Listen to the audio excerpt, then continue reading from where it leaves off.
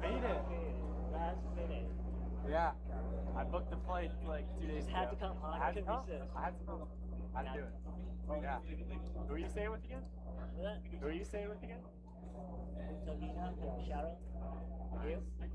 I'm in Dina too. They have a pool table?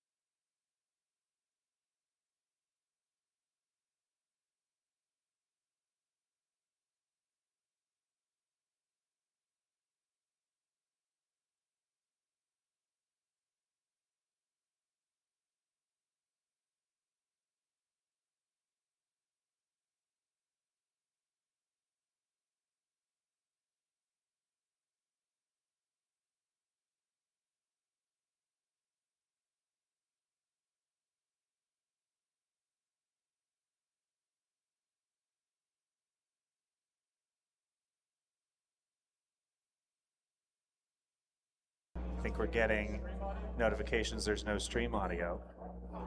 we Shout good? outs to Hazel. All right, and I think we are finally live on Classic Tetris for the final qualifying session. My name is David, aka Game Scout, and I am joined by the head CTWC stats and spreadsheet wizard, Heinz Scoodley, aka Lucy. Actually, maybe it's the other way around, but yes, she is the head stats person. I am very excited for this qual session. We've got 4 great players, and really the best who haven't qualified yet. Yeah, looks like our judges are doing our final check. They have given us the thumbs up, and I think we're gonna throw it over to our MC. Take it away. Pasadena, California, how you doing this morning? Are you as excited for this as I am here on this Saturday for CTWC? All right, we got one final qualifying session going right here before we start the main tournament in a couple hours. I gotta tell you all, this system here has been an absolute smash success. Creating this system a couple years ago and seeing it in action here with the amazing energy all these players have brought, and most importantly, you, the fans, have all brought, has made this an absolute dream come true. I gotta tell you guys right now, I'm feeling it, I know you're all feeling it, this is gonna be our best tournament ever. History is going to be made this weekend. All right, so I got one question for you guys, and I want to hear 2 words out of everybody's mouths. Are you ready? All right, without further ado, let's kick this final qualifying session off. Let's do it right now. Count with me in 3, 2, 1. Tetris! Hell yeah! And we are underway just like that. Thank you, GD, for that incredibly hype introduction and for creating this qual system at all. This qual system, the point system, if you're not familiar, let's take the time to explain it. So you'll see on the right side of your screen, the players will have a points counter in addition to a top score. So their qualifier is based on how many points they get, with the tiebreaker being their top score. You get points by getting to 1 million points or above. That's called a max out. Every 100,000 points beyond a max out is an extra point, with the max out itself being 2 points. And if we see a 2 million score, which would be close to the world record, it's going to be an extra bonus point for 2 million and above. But this qual session, or this qual format, is extremely hype. Every 100,000 matters once you get past that max out barrier. And with players like these, we're going to be seeing a lot of max outs. Yeah. So the qual system, for those wondering why the point system exists, it is to balance out consistency and high scores, specifically high scores that can be attained on level 29. The old system of max outs actually wasn't even originally designed for number of max outs. It was just, what is your highest score? Back in the era where even getting a max out in quals was considered the equivalent of like getting a 2 million now. It's like, oh my gosh, you're automatically #1 seed. Once people started to be able to get multiple max outs, then quals slowly turned into, instead of going for high scores, just, can you get a max out every single game? And what that didn't measure is what you can get after level 29, which is the biggest differentiating factor between top players today. So this new system, it does reward consistency by giving you a bonus point for a max out. That's kind of the threshold for anything to be worth anything. But every point you get beyond that, you can accumulate bonus points and really catch up for other players who are more consistent if you can score higher some of the time. Yeah, so we've got 4 great players here. So let's start in the top left. We've got Sam Z. You might have seen him at the Genesis Regional this year.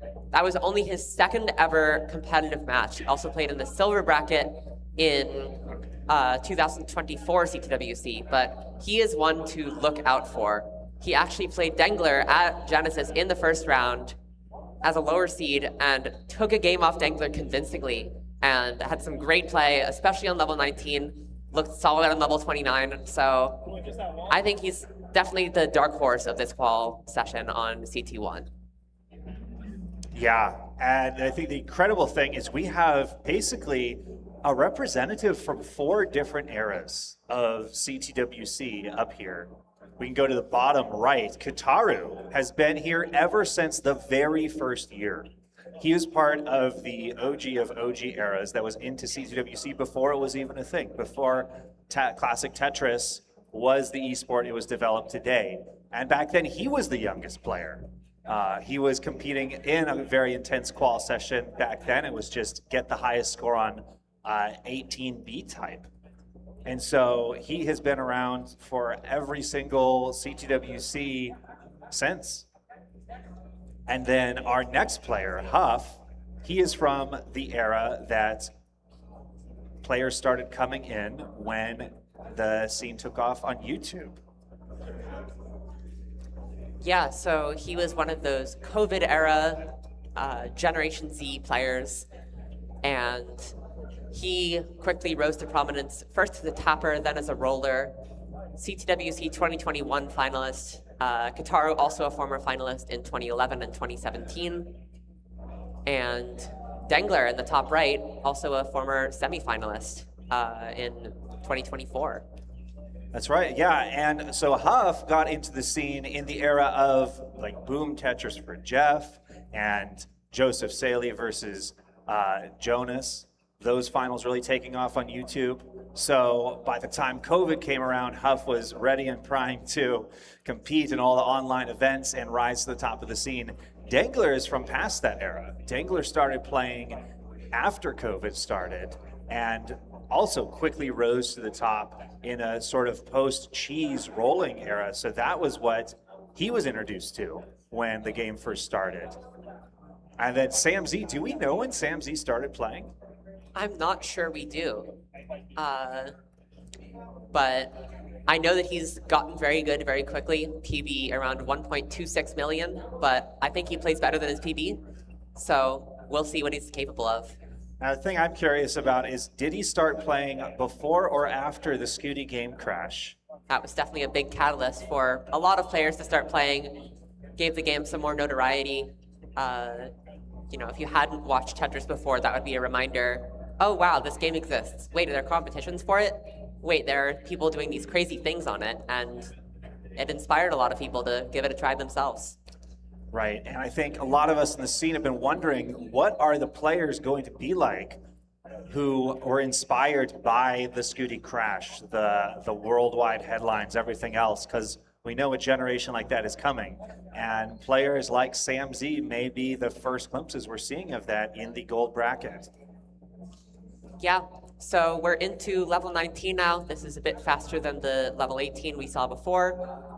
There's been a strategy with some players in the qualifying sessions using level 19 start because it can give them another game, but all of these players preferring to play on level 18 can give them higher paces, better scores. Even if they get fewer games, the games they'll have will be good enough that it'll make a difference. As Kataru, first one to submit a score, 459,000 early on those level 19 speeds. Sam Z also topping out at 690,000. But Huff and Dengler, the two favorites out of this set of four, still going. You would expect them to max out a lot of their games. Yeah. And Dengler specifically, we might see a lot of quick max outs from him because he is known in the stats world as the CEO of pace. He has the highest into 19 and into 29 median transition scores in the Classic Tetris monthly history, and is not particularly close. However, that is also accompanied by a lower consistency score, so he trades pace for consistency. And that's worked to his advantage in getting several world records. He was the first ever to get a perfect max out, but we'll see how he calibrates his aggression, his pace here when there's a reward also for scoring high consistently, in addition to getting those quick max outs. Yeah, he's definitely been known historically as a pre-kill screen player, where he can put up those crazy scores into a kill screen, consistent almost 1.2 at times when he's really playing his A game. But what he's looking for now is the ability to show off some consistency beyond that. He was definitely rewarded by the old qual system for his high paces before kill screen, since that one was a lot about the speed of the max outs that he was getting. But now he's going to need to show us what he's got afterwards. He certainly has the ability to play some very strong kill screen. Former world record holder for the earliest max out on 29 start. So he has those abilities in flashes, but it needs to show off that consistency some more. Yeah, so we're seeing it in this game. He got a very early max out. It was on the beginning of level 26. But now the goal will be, can he turn this game into more points? Because these games cost a lot of time. You want to maximize some additional points if you can. So Dangler is only, he's not that far away from some more points if he can get them, but he's about to go into the kill screen with a very messy board. And we'll see if he, oh no, it does not get the square over.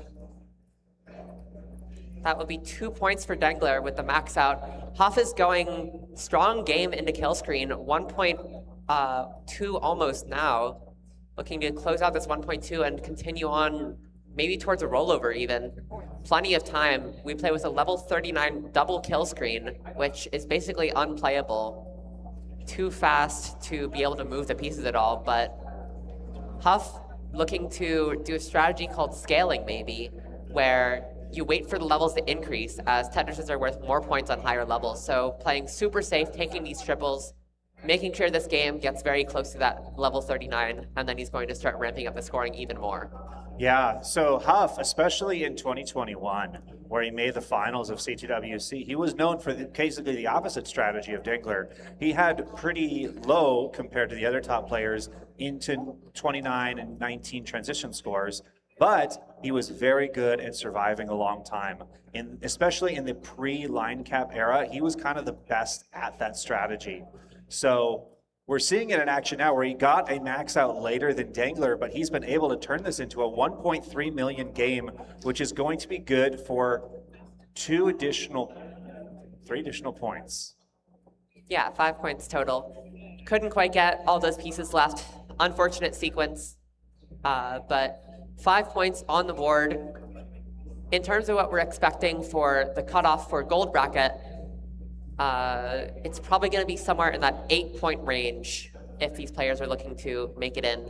But Huff and Dangler certainly going to be setting their sights well above, and Sam Z will definitely have the opportunity to.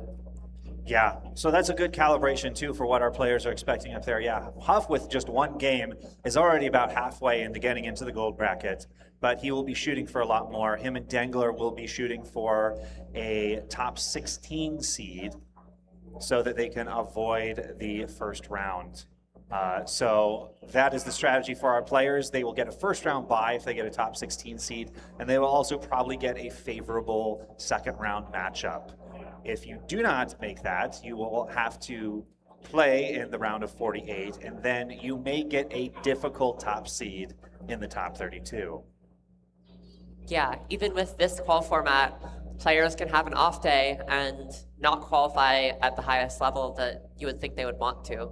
So if you're anywhere outside that top 16, you can run into a scary matchup right away. Then Kitaru, what he's looking for is a solid score. He has a max out potential. He's gotten max outs before.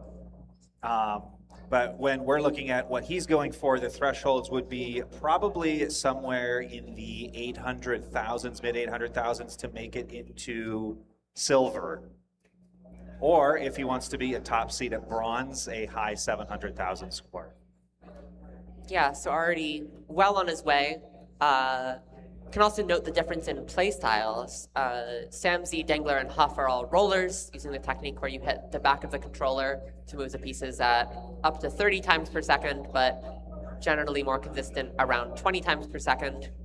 While Kitaru is a DAS player using the old school way of holding down the controller, just holding down the buttons, and the game will automatically move them at 10 times per second. So he's not able to move these pieces over to the side quite as far. Makes playing on the level 19 speeds much more difficult, but it's certainly doable. Not able to get that long bar over there. I believe that's a frame perfect quick tap with DAS. So very difficult mechanic to hit.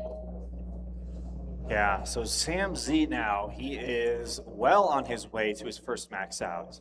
And we saw in Genesis, he's capable of putting up max outs, but we don't quite know too much about his level 29 consistency. So getting these max outs will be crucial for him in his journey to get into gold bracket. He will be wanting around 4 of them at least to be safely into gold. Yeah, he's maybe also going to look to play some kill screen. He's able to roll. He has the capability to play kill screen. When I was watching him warm up, he seemed to be getting around 100,000 a decent amount of the time on kill screen. So it's possible for him to score those extra points. And of course, there's always a potential of a pop-off game with combination of great mechanics, great bar timings, able to score those Tetrises super consistently and put up a huge score and make it so he needs fewer max outs or just get an even higher seed. Right, so a 1.2 million score is worth 2 max outs. So if he can have just one good game here, that'll really, really help his chances and help take off the pressure for the rest of the qual. Of course, that would be close to his personal best, but he's got plenty of time. In terms of the pace that we're looking at before kill screen, when, of course, it gets much more difficult, we're looking at around a 60% Tetris rate to get a max out, so Sam Z a bit ahead of that at the moment. Yeah. Running into a little drought, a bit of a scary board, but takes a safety triple, and as long as his bar shows up, he should be just fine. But sometimes the bar does not show up. Oh my goodness, this drought just keeps going and going, and this is the sign of a pro Tetris player. Always has burn options available and perfectly manages a 43-piece drought. Sam laughing to himself at the ridiculousness of that, but because he was ahead of pace, he still is in line to get the max out before level 29. 2 Tetrises away, a lot of burns to give, and he's gonna look to finish this out. Got some great action over on the other Classic Tetris channels as well. Just, no. 1.1 on CP2, but Sam Z up high here. And he's so close, but does not get the max out. And that is the thing. The max out is never guaranteed. Even when you're 2 Tetrises, 1 Tetris away. You could run into a drought, you could run into a bad sequence, a misdrop. It's never guaranteed until it happens. Yeah, this is a similarity of both the old format and the new format. If you get a 900,000 score, it's just really annoying because you're so close to that max out, but you don't get anything out of that game if you've already maxed out. So, great score to submit for Sam for now, but he's going to be looking to make that score irrelevant. Unlike previous years, we don't have a kicker, which would be the highest non-max out score. The tiebreaker will be the top score overall, rather than the top non-max out. But we've got Huff and Dangler back into those 19 speeds. Dangler ahead of pace, looking for 1.1, maybe even 1.2 in the kill screen if he can keep this up. And playing incredibly clean. Huff also clean, a little bit further behind in the game and in the pace, but definitely very possible to get a high score in the kill screen and keep going beyond.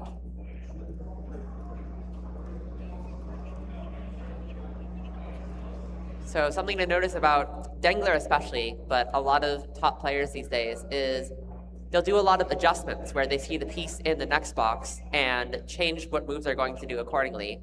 Dangler especially known for this. Let's see if he can give us an example anytime soon. I'm sure there are going to be a lot of adjustments out there, but maybe he's feeling the pressure. There's an adjustment. That one we call Koryon thing, named after the great Japanese player. Adjusting where you want to put an S or a Z piece for another S or Z piece in that specific shape. But he's on the max out on level 26 already, looking at a 1.2 in a kill screen. So Dangler, yeah, we will see. Can he get more points on the board this time? Because this is the easiest time to do it. He's just 1 Tetris away. He'll get this point. But again, it's never guaranteed until it happens. There it is. Now it's guaranteed. He's got the extra point. Now can he get an extra 2 points? Yeah, gonna look to take a much better board into level 29 this time. Last time, his board into 29 just got some unfortunate pieces coupled with some badly timed misdrops, and looking for a better level 28 here. Into 29, board is all right. Looking for some pieces to fill in that middle, and gets the right side well back open. Just gonna burn it down, play it safe. He's got a lot of time to score, into the 1.2 range now. And gonna start setting up for Tetris now. We'll see if he's gonna get rewarded. Already on a bit of a drought, but doesn't matter too much. Yep, it's another point in the bank for him. The psychological thing about this new qual format is it makes any score right above a 100,000 point threshold feels very good. Feels like you maximize potential. Anything in the 90s, it feels awful. And Huff cashing in another 2 points here with a max out. It's also looking to get a 1.1 before level 29. Get those points while they're easiest. Dangler above 1.3 now, continuing to set up. A bit aggressive on this right side, just gonna take the triple. And Kataru down here, he's got 500,000 into level 20. He'll be looking, if he wants a seed in silver, to get, a high 800,000 score, which could be in play this game. Bit of a double flip from Dangler there. Definitely survivable, but bar misdrop will not help. Still able to get pieces over pretty comfortably. He's about halfway to another point here, 1,356,000, but it is in peril. He's got to get out of this. Looking for a J piece, finds a solve with the Z and the S instead. Oh no, it misses the 5 tap, so that still is 5 points for Dangler, an excellent second game. Yeah, and Huff on 1.2 now in level 31. We'll see the maybe safer play from Huff here. See if that'll pay off. Gets Tetris. One more would give him the 1.3. But Kataru here going, one piece away from the perfect clear. Does get the Tetris though. The road to 900K is still in sight.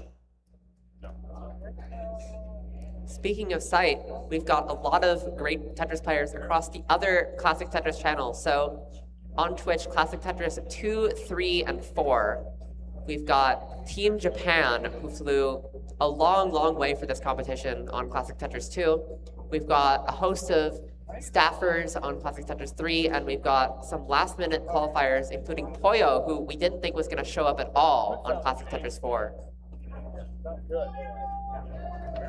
Sam Z fighting at the top here again, navigating a bit of a drought, shaking his head, and he keeps coming. Oh my goodness, these droughts for Sam Z, and he does get out of it right before the transition. And that couldn't have come a moment too soon with that misdrop. He's going to be able to navigate out of this, but that was a bit of a scare there. Well handled by him. Tetris for Huff up to the 1.4. 1.5 is in play, 1.6, maybe not quite. He's got 2 Tetrises available. That wouldn't be enough to get him the 1.6. Oh, and Kataru misses the Tetris over there. I don't know if a quick tap can get anything over. 769. That is a great score for Kataru. That will get him into a tournament for sure. Huff with the 1.5 as well. Just didn't quite have the runway in terms of how many Tetrises were left, but that's going to be another 7 points. Huff up to 12 already, so he is definitely going to be playing in the gold bracket.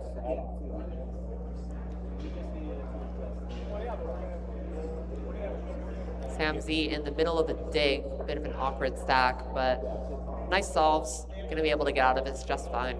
Yeah, although he is now significantly below pace to get a max out before level 29, so he would love to get a Tetris here, if it'll come. There it is, Tetris, high up. He's going for another one. And this is how it feels when you're in the middle of a dig. You got a big mess. It just feels good to get some Tetrises in there. So you feel like you're not wasting the entire time while you're burning down. Yeah, just gonna take the burns and clean all this up now. Very clean solves, maybe another 3 burns if he gets the pieces. Oh no, and what happened to our leaderboard? It just flew down the page. I'm sure our tech people will get it solved. Meanwhile, Sam Z, yeah, fighting up here. Oh no, and Dangler! Can he get out of this? He cannot! Does not get the right pieces. Would have liked an L or maybe even 2 or 3 there to just clean everything up, but and that maybe is not what he wanted. That is the danger of Dangler's playstyle. The Icarus flying close to the sun gets all the way up there and has to restart the game. Better early than late, though. Didn't spend that much time on that game, but now we're going to be behind Huff in terms of the number of games, while he's already behind on points. What a burn by Sam Z. Yeah, that was a nice burn, but he is going to have to do something here if he wants a max. He's again running into a drought. Oh no, and that's a really bad misdrop. And he's just going to give up on that game. Dangler switching to the 19 starts here. He is certainly known for being able to pace on level 19. And there's obviously the mental aspect of Tetris as well, of if you feel like level 18 isn't going your way, you switch over to level 19, and that can help you play better. Everyone else very early in their games.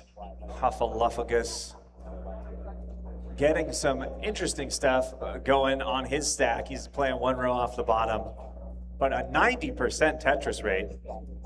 Now 86 as he navigates this drought. It's worked out for him so far. Playing off the bottom is always such an interesting question to me, because there's really a debate of, you know, do you want to take your stack all the way down? Do you want to burn it out? Do you want to try to get a well transfer? Huff's just going to take the 4 or 5 burns here and solve this stack. But there really is a question of how aggressive do you want to go for this dirty Tetris? And now on a center well, Tetris ready. Gets the bar, but some holes in the stack, and this is going to take a little bit longer to clean up.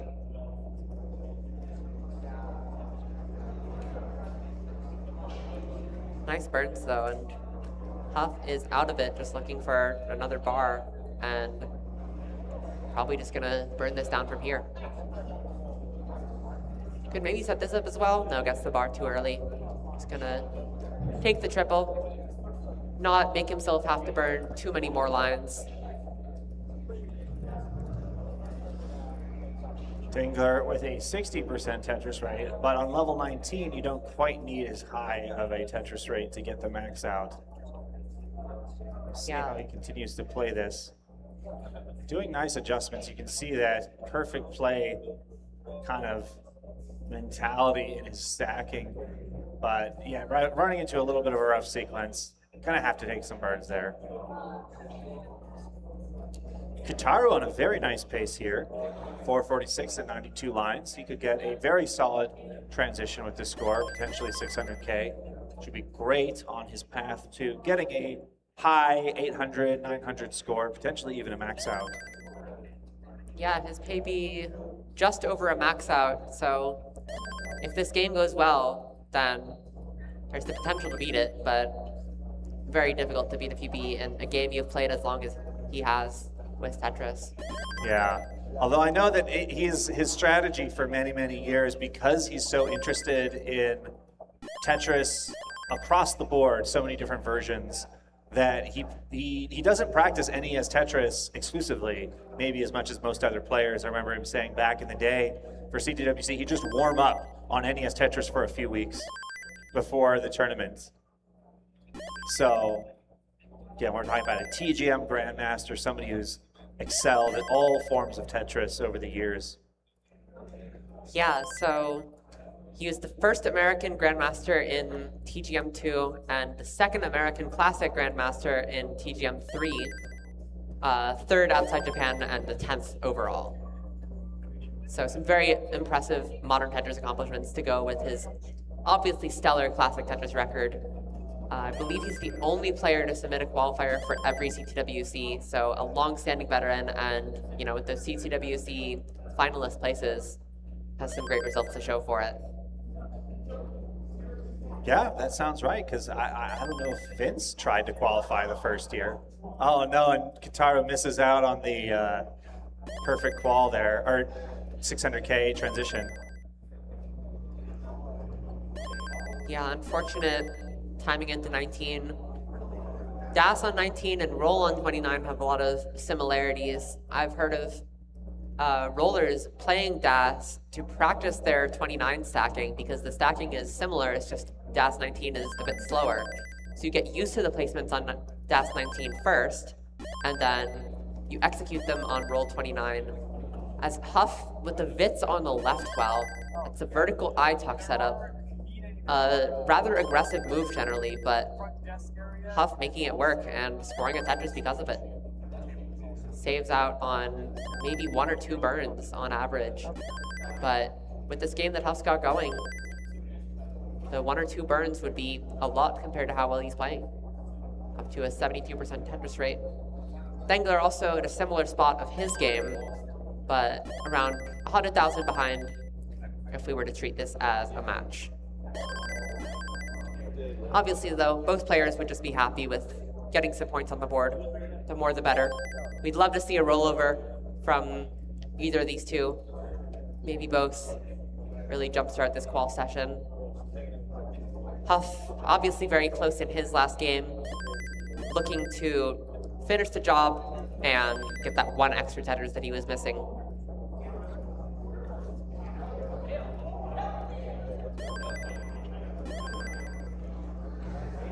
But Huff and Dengler, both briefly J-dependent, now bar-dependent, getting the bars though, and their stacks are going to be just fine.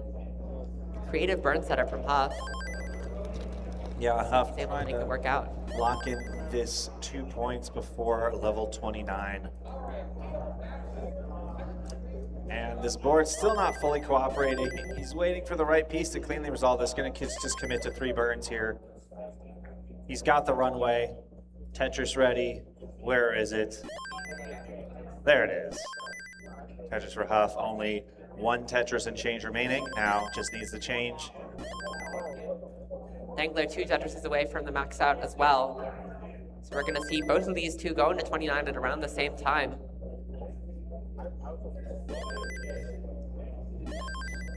Not the best board for Dengler unless he gets an L piece. Covers the L dependency right as the L piece showed. Not much you can do there. It was maybe possible to adjust, but extremely difficult. And he's into 29, scores a Tetris. 1 more gives him the max out. He's Tetris ready. Off already at the 1.1, but the stack is spiraling. Dengler stack spiraling as well. Gets the max out though. Oh, that was a hair-raising moment for Dengler. Almost had that game go to waste there if he didn't get that Tetris. Huff will get 3 points out of this game. Solid performance from him. And Dengler, again, just trying to survive this. This is really difficult. Not able to get that square all the way over, and that 5 tap to the left, almost impossible. So not able to hit it, but able to score those 2 points.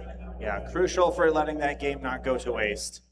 And now SamZ here on an early good pace. We're now under the 1 hour mark, so SamZ, he will definitely make it into the bronze bracket at bare minimum. He will most certainly likely get into silver, but the goal with being gold, if that is the goal, the max outs do need to start coming at some point. Yeah, this would be a good game to get the max out, but as we saw in the 19 speeds earlier, an untimely drought can spell disaster. He did so well to survive that first drought, but just unfortunate sequence coupled with the second drought, and there isn't necessarily that much you can do when the game starts throwing bad pieces at you.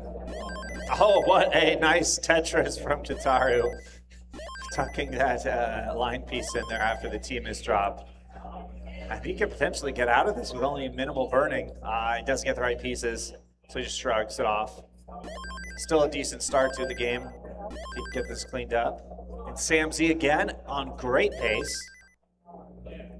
You know, he'll want to try and maximize the potential of this game has plenty of runway to burn and take things safe to get that max out before level 29. And he's going to need it as he runs into this drought. Trying to get things open again. It's open. Where's the Tetris for Sam Z? There it is. He's been dealing with these droughts all day.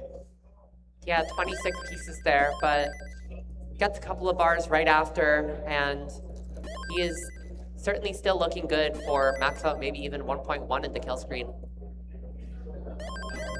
Potentially even 1.2 if he's able to keep up this pace on 19, and he's certainly capable. Nice adjustment there as well of the J piece to make room for the S. Nice adjustment by Kitaru to make room for the square. See if he sets up an elevated Tetris here. He's just going to take the triple, play things safe. He's got 200,000 by 50 lines. That is the general check mark for when you're trying to just do a soft max out pace. Every 25 lines, if you can get 100,000 before the transition, and he just barely gets that line piece over. And then after the transition, you want to get around 100,000 points every 2 levels. So that's what we'll be looking for Sam Z here. He's already at 600,000. And navigating another drought, 29-piece, 30-piece drought to open up the level 19 spot. I mean, he's not Tetris ready, so it's not fully going to waste here. He's just getting this cleaned up. Very nice burns. That bar will solve just about everything, and that bar will score a Tetris. So Sam Z doing a little bit of burning, still well ahead of pace. Yeah, and another Tetris for Sam Z is a Tetris rate up to 74%. He's doing very well. Usually on a safe max out pace, you want at least 600,000 by level 21. He's at 700,000. So he's 100,000 points ahead of the pace benchmarks. Dangler with the classic stack when you're going for perfection. Just a giant spire in the center, but he's going to get it down. Yeah, so Dangler and Huff started their games at about the same time, and they're at about the same Tetris rate, so they have about the same score. It's really close between them. Sort of this head-to-head battle. Both already in the bracket, looking to advance their seeding, looking for that top 16 spot. Currently the 16 seed is Fractal at 31, who, before the tournament, many people thought Fractal wasn't going to have a great showing this year. I was certainly part of those people until he told me in person that he was making this new tool to help him improve. And 16 seed is certainly better than many would have predicted from him, but he will never settle for only 16 seed. He wants to be the world champion again. Yeah, he uploaded a great video 2 days ago about how he will win CTWC 2026. And in the credits, he credits you as helping in his campaign by spreading misinformation. Yeah, so he talked to me in person and said, it would be really funny if everyone thought I was bad going into CTWC. So I went in people's Twitch chats and I was like, do you guys think Fractal's gonna make the bracket this year? I don't know. Maybe he's just gonna play DAS. I'm not sure if he can roll anymore. But the misinformation is resolved, so yeah, everyone knows.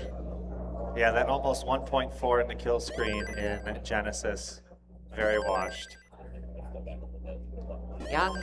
Oh my goodness. Looking for his first max. Oh, he's so close. Again, it's never guaranteed until it happens. 991. And there he goes. Max out for Sam Z, but now he wants more. He can make this game worth so much more with just a few more Tetrises. Yeah, 2 Tetrises available in the kill screen would let him get to that 1.1. Beautiful resolution there. Taking those 2 burns, exactly what he would have wanted to do. No more burns before level 29. A Tetris would get him exactly there, but just gonna take the skim into the triple. Yeah, he's gonna play it safe, trying to single and double his way there. Oh, he's set up, and there it is! The 1.1 for Sam Z. He's not done yet, though. Some misdrops. This is gonna be difficult to survive. Gets a good J piece. Looking for one more J piece in the middle. Not able to get anything left, though. But that's 3 points on the board for Sam Z. And 2 more max outs would put him right near that border for the gold bracket cutoff. Yeah, crucial game for Sam Z there. Gets him back into contention for gold. 3 more max outs would be golden for him. Yeah, definitely. And Dangler, 84% Tetris rate, 800,000 into level 22.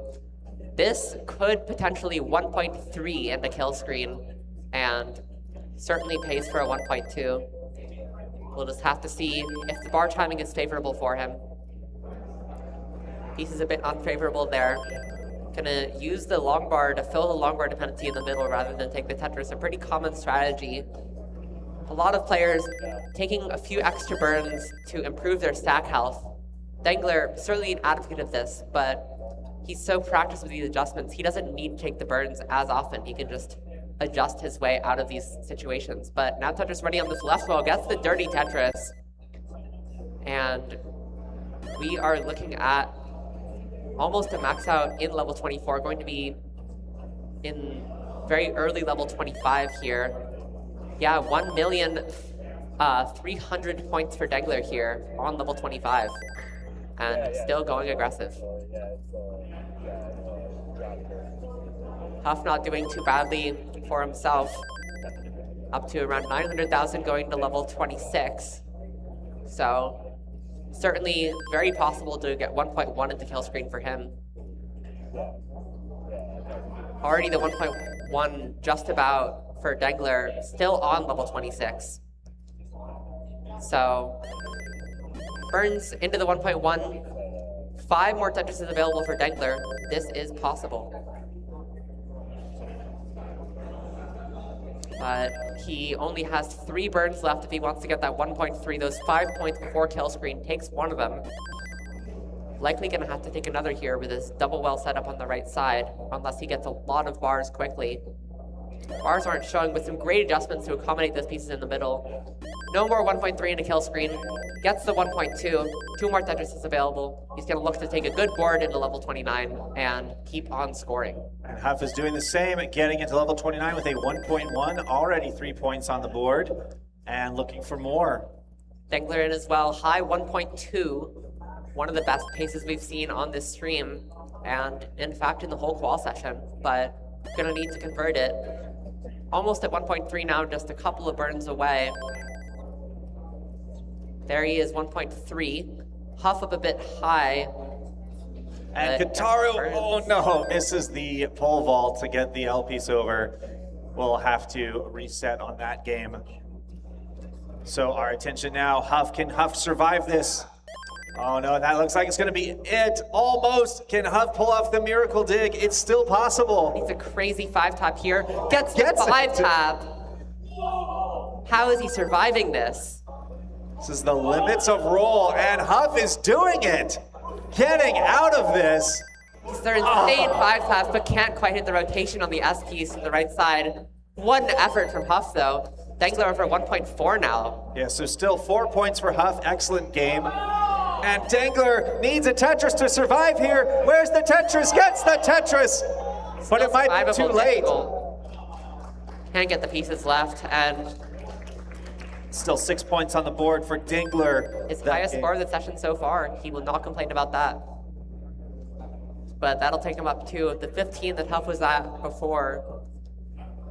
And Huff will take himself up to 19 with those points. We'll see the standings update shortly. When I was doing the data entry yesterday, I used a stopwatch to see how long it would take to get the scores from on-stream top out into the spreadsheet, and it was about a minute. So, not too bad. A lot of moving parts. We've got to get our qual judge, shout out Ronkley for judging CT1, and all our other qual judges for helping out, and all our volunteers in general, of course. But we got to get Ronkley to write down the score on his scorecard, then pass it to our runner Joe, and then Joe brings it over to the stats table, who need to type all of that in. But early days on all of our games here. Sam the furthest along, right at that 60% Tetris rate. Max out pace, very possible, but not much pace for anything beyond unless he can really crank it up on those level 19 speeds. Dangler going very aggressive as he always does. Of course, first ever perfect max out, level 18 start, Also, so many other pace accomplishments. There's a community spreadsheet that keeps track of the highest pace at every line. And for a long time, Dangler had the world record for almost everything before kill screen. Until recently, when Blue Scooty ended up taking some of those world records, over 100 records for individual lines in a single game. Samsy up high though, this might be a top out for him. Yeah, it's gonna top out.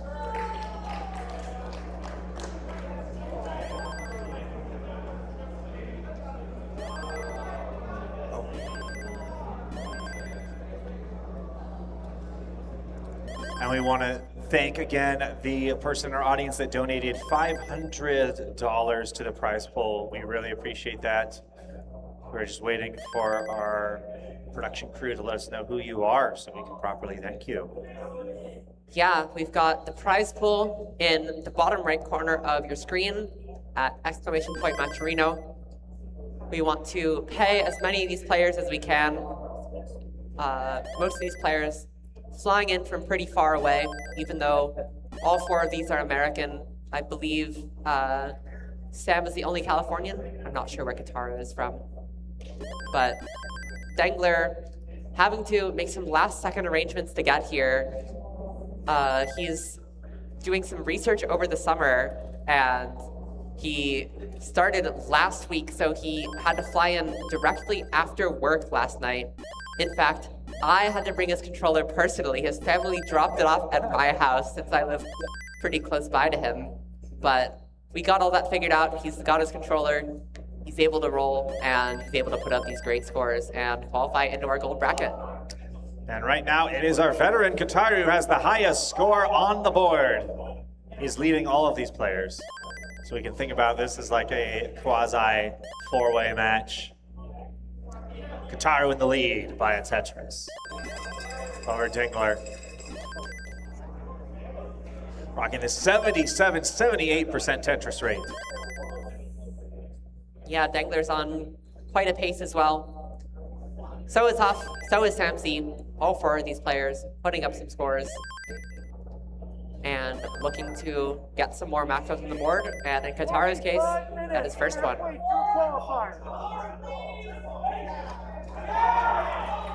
But yeah, we are about halfway through our qual session. Once the timer expires, players will be able to finish out their last game, and that will be it. So they get to finish whatever game they're on, and then they will be done. What a save by Kataru there. Waiting for one more Tetris. He's not going to take it. It looks like he's just going to get this down, get this safe. Yeah, definitely wanted to take these safe burns with level 19 fast approaching.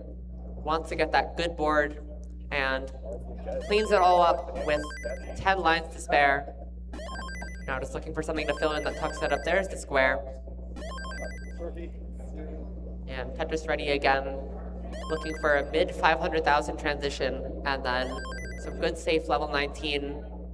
Maybe some safe Tetrises to do as much as he can to score those points. Finally gets that line piece to resolve the center of the board. A Sanzel $25 contribution. Really appreciate the donation to the Pines Pool. Dangler, 90% Tetris rate here, has 3 Tetrises available, will not quite be able to get a 700,000 transition, which would be insane. I'm not sure we've seen any of those in our qualifying thus far. One of the highest transitions you would get, it's the highest 100,000 barrier. The highest possible transition, if you consider the transition to be 130 lines, as we generally do, would be a perfect transition from level 19 start plus a triple, which would be just below 800,000. So you'd need a lot of pushdown points, which may be theoretically possible, but likely not. But 675,000 for Dangler in a transition, almost over the 700,000 mark already. And pops into 19 as well at 636 in level 20. Nice Tetris for Kataru, recovering after a very perilous transition board. Managed to escape and burn down. And now he is looking to go for a big score to get him into silver. Cleaning all of this up. Looking for something to fill in that middle. The L into the J will be great. Tetris ready for Kitaru. Where is the bar? Good pieces to get the well back open, but a misdrop into a tuck. Oh no, where's the bar? Tetris? Gets the bar, and he's going to be able to survive this. Just triples it down with the next bar.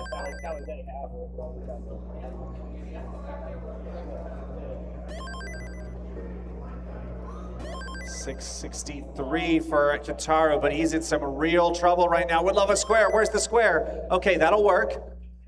Oh my gosh, perfect pieces. Great L piece.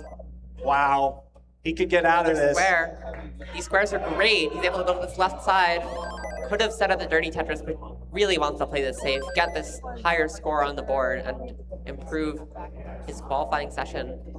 All right, so Kitaru has survived another day, but now will need some Tetrises here in these final levels in order to improve his score. We will see when he'll take the opportunity to go for it. He's going to go for it. Where's the Tetris? 26-piece drought. There's the Tetris for Kitaru. Up to 714. He's looking to improve on a 769,000. Just trying to get into a stable board here, running out of time. Great L piece. 2.5 levels to go. 900K still is in play if he gets a bunch of Tetrises here, but he's running out of runway. And now, while Huff and Dengler both approaching that max out, only one Tetris away for Dengler, two for Huff, who's waiting on a bar. But Kitaru, another Tetris for him, 794,000. yeah, this is the moment for the full send. He's not going to take those $2. He's trying to go for the Tetris, but he needs a line piece. Oh no! And this is the Tetris. I'll double check it. Just make sure. Oh, and that is that an improvement over his current score? Yes, it is. About 25,000 points.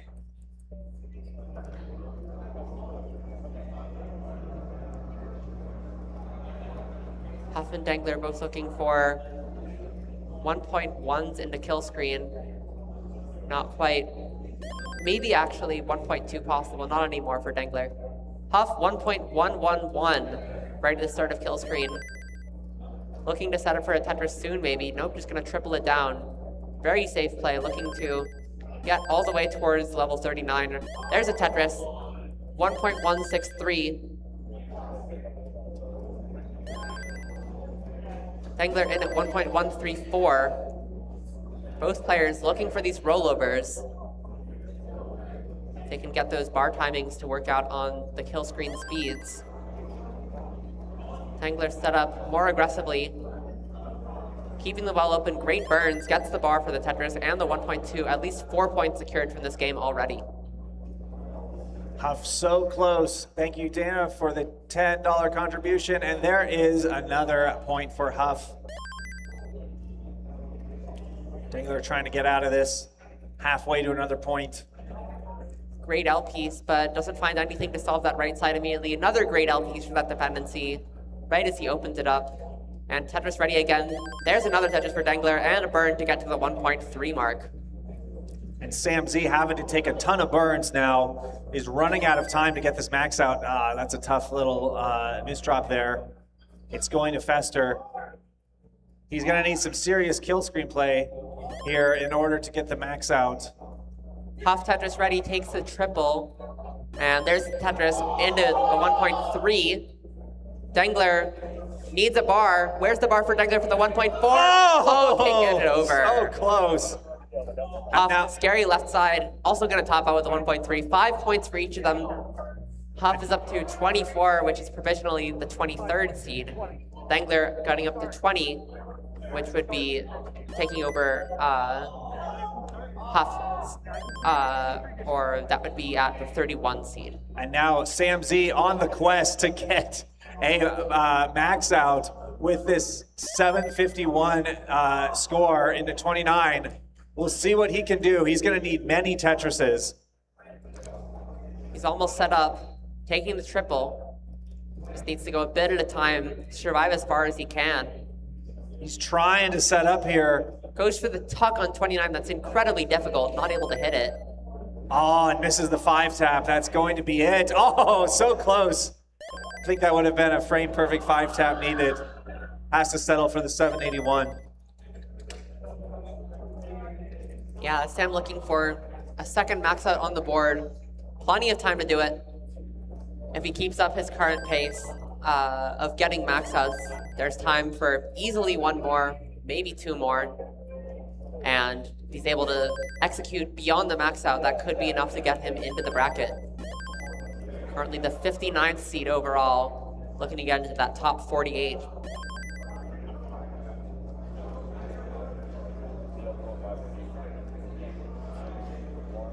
Dangler taking a bit of a break to reset.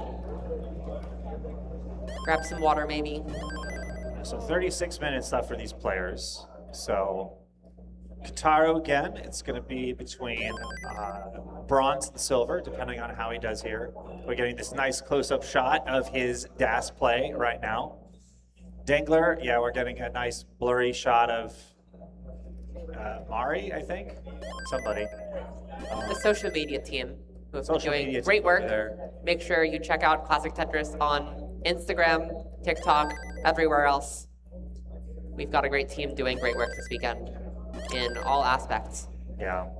But yes, Huff and Dangler safe in the gold bracket, just going for, again, we'll see what the threshold is for a top 16 spot. It is, yeah, 31 points and a 1.5 top score. So 32 points is the target to safely get into the 16 seed.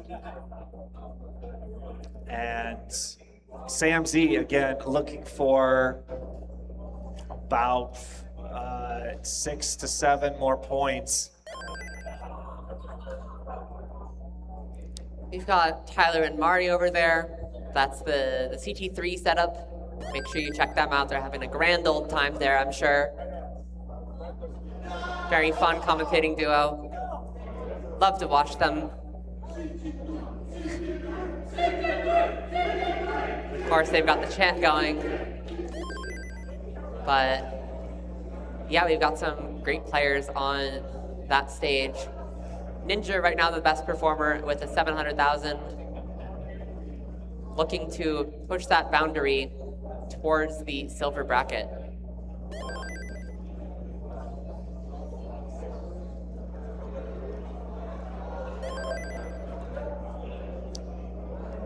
So Kotaro a bit behind that max out pace, but he doesn't have a max out, so he's just looking to improve on this high 700,000 with some great level 19 play, which he's certainly capable of. He'll be able to push beyond this score, even in this game that is not his best pace of the day. Huff, solid pace for him, and Dangler and Sam, both very early days.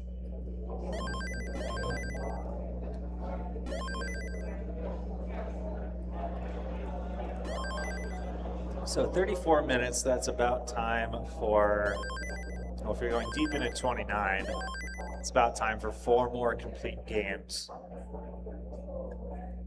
So lots of point potential, because 4 complete games you can get like 25, 30 points if you're getting really high scores every single time. Yeah, I think what we're expecting from a lot of players in terms of total number of games is about 10 games if they're doing level 19 start, maybe 11, and somewhere in that 9 to 10 range if they're doing level 18 start. Thank you so much, Abby Normal, for the $50 in the contribution. Yeah, there's that trade-off of, do you want that one extra game or do you want that extra pace that playing on level 18 could give you? Level 19 has the higher scoring potential, it's worth more per Tetris, but it's more difficult to see adjustments at the same rate. As you can see that T-spin adjustment from Dangler there. Very nice placement. Keeps the middle of the stack a bit cleaner. And those adjustments, you just have less time to react on those level 19 speeds. So Kotaro about to transition here. 1 more Tetris to go. Does have a little bit of a messy board. Should be able to get it cleaned up. But 4:15 transition, he's going to need a lot of Tetrises on 19 to improve his score. Misses the spin there. But they'll be cleaning this up in short order. Huff transitions with 544,000. Solid max out potential. Sam Z on a good pace early. Looking to get back on the board scoring points. Nice job from Kotaro in the middle here. Survivable, that L piece will help a lot. able to dig this down, but we'll see how aggressive he starts going if he wants to push past this top score. Maybe gonna set up here. Gets the L piece to the left. Yeah, definitely going aggressive. Has to take the triple just before he would have gotten Tetris ready, but I like the decision. It was a difficult board, and just getting the Tetris was helpful. Oh no, hangs the S piece. Oh, and misses the tuck.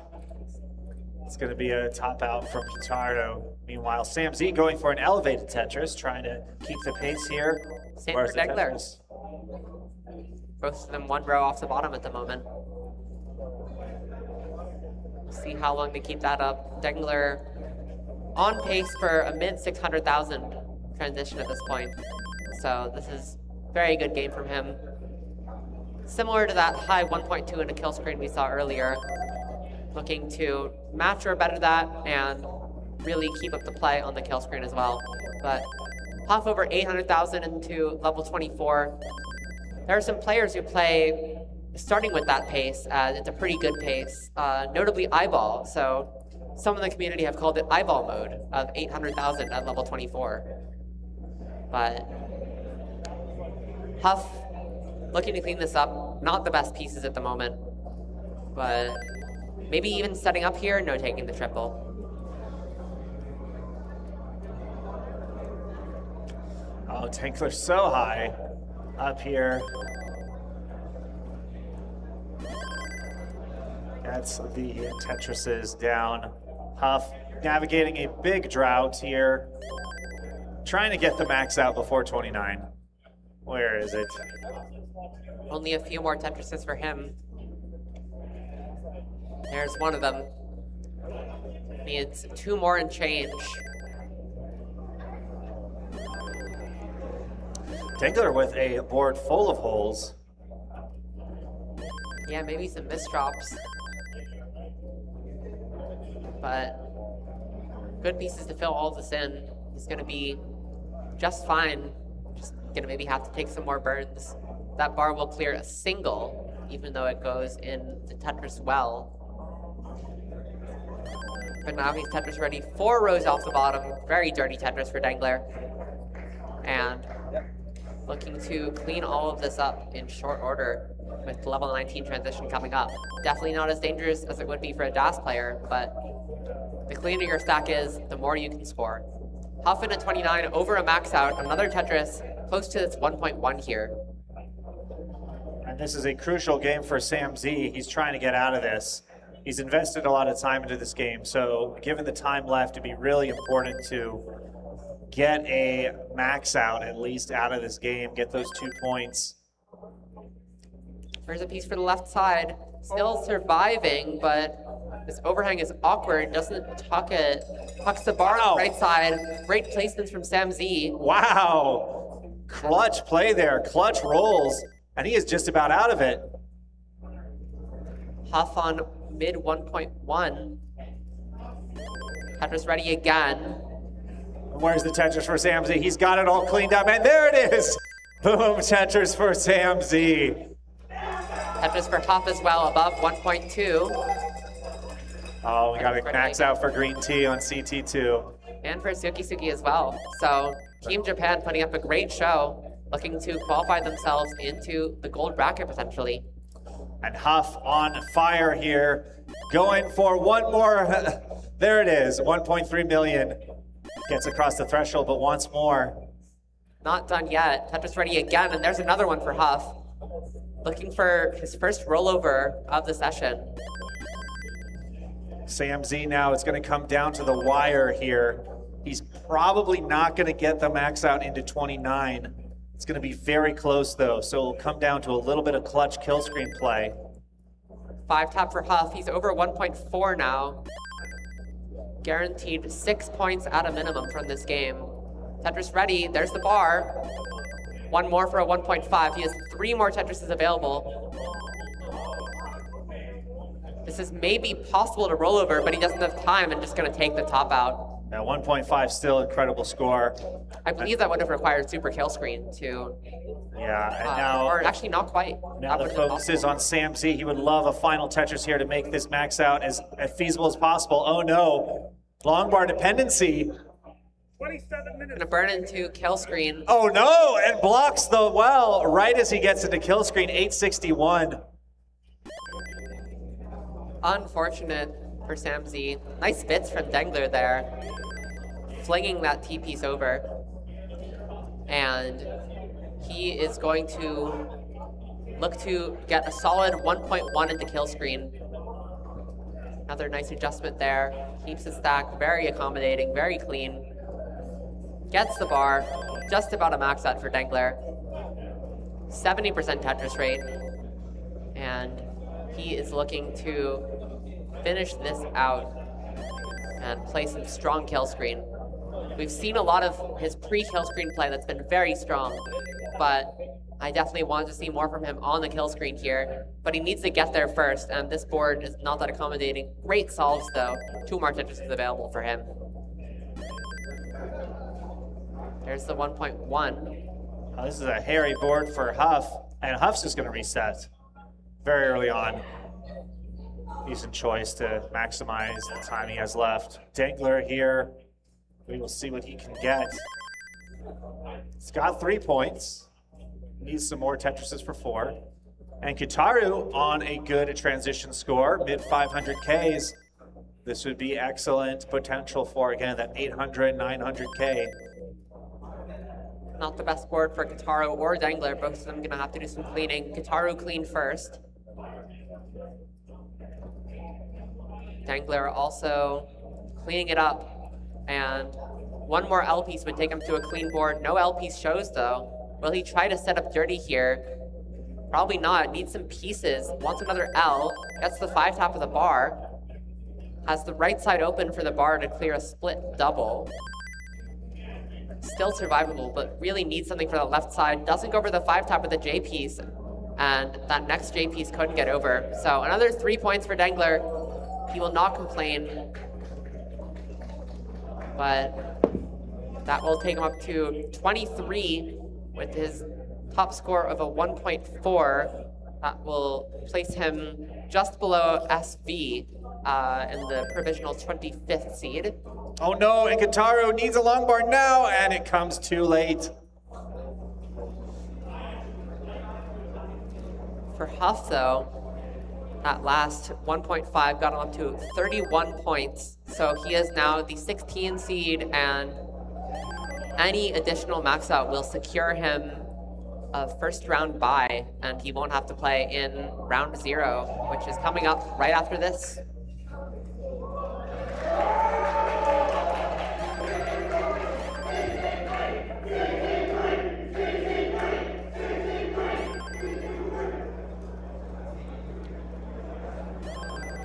But early days, Huff opting for a level 19 start, maybe realizing that time is somewhat of the essence, definitely not the most necessary thing immediately. As time gets even closer to running out, these players will consider doing level 19 starts to maximize their number of games if they think it will get them an extra game. It's definitely worth the risk this late into the qual session. But just under 24 minutes to go still. There's ample time for some more games.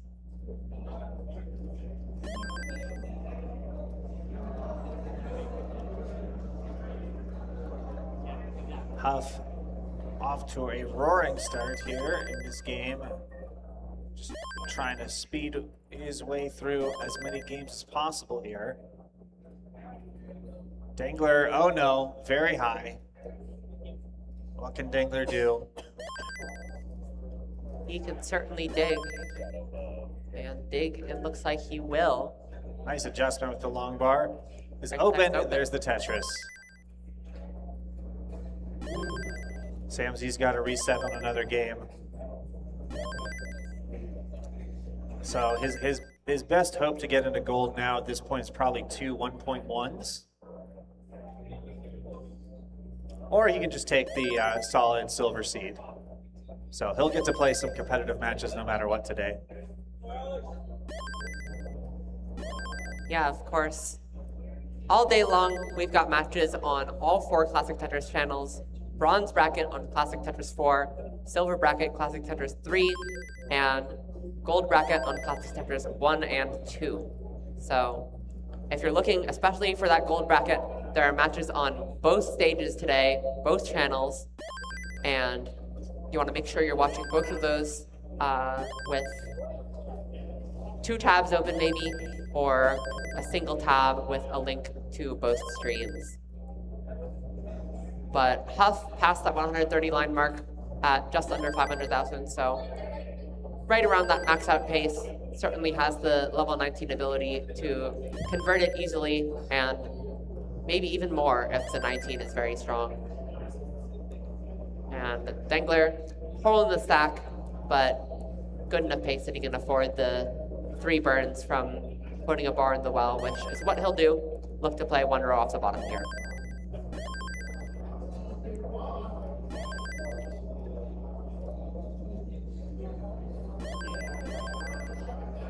Huff, Pieces a few, for Huff. yeah, a few misdrops there. Still a very manageable board for Huff. Yeah, those pieces were very awkward. It felt like there was not an obvious move, and he might have gotten stumped on what to do, caught in 2 minds.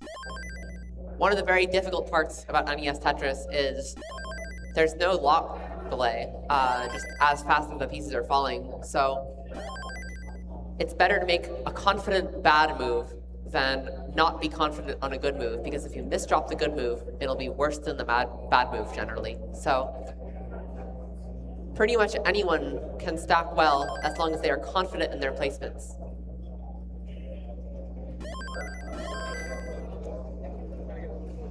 And Huff still getting another Tetris. Sam Z has a great pace so far.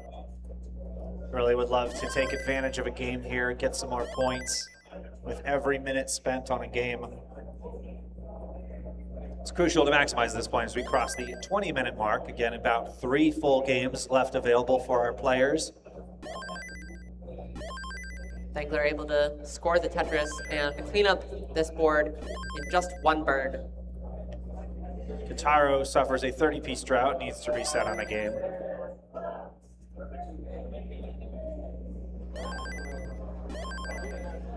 Dangler looking for the 600,000 transition, just 1 Tetris away. 2 Tetris is available. There's the 1 Tetris. Almost the 640 possible. Doesn't take the burn, it's just the 639.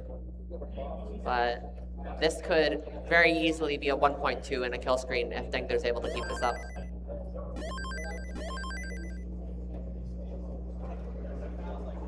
Huff, bit of an awkward board, but able to accommodate those pieces nicely. And opens up the well. 3 Tetrises for a max out for Huff. Where's the bar for Huff? Has 3 burns available for a max out in the kill screen.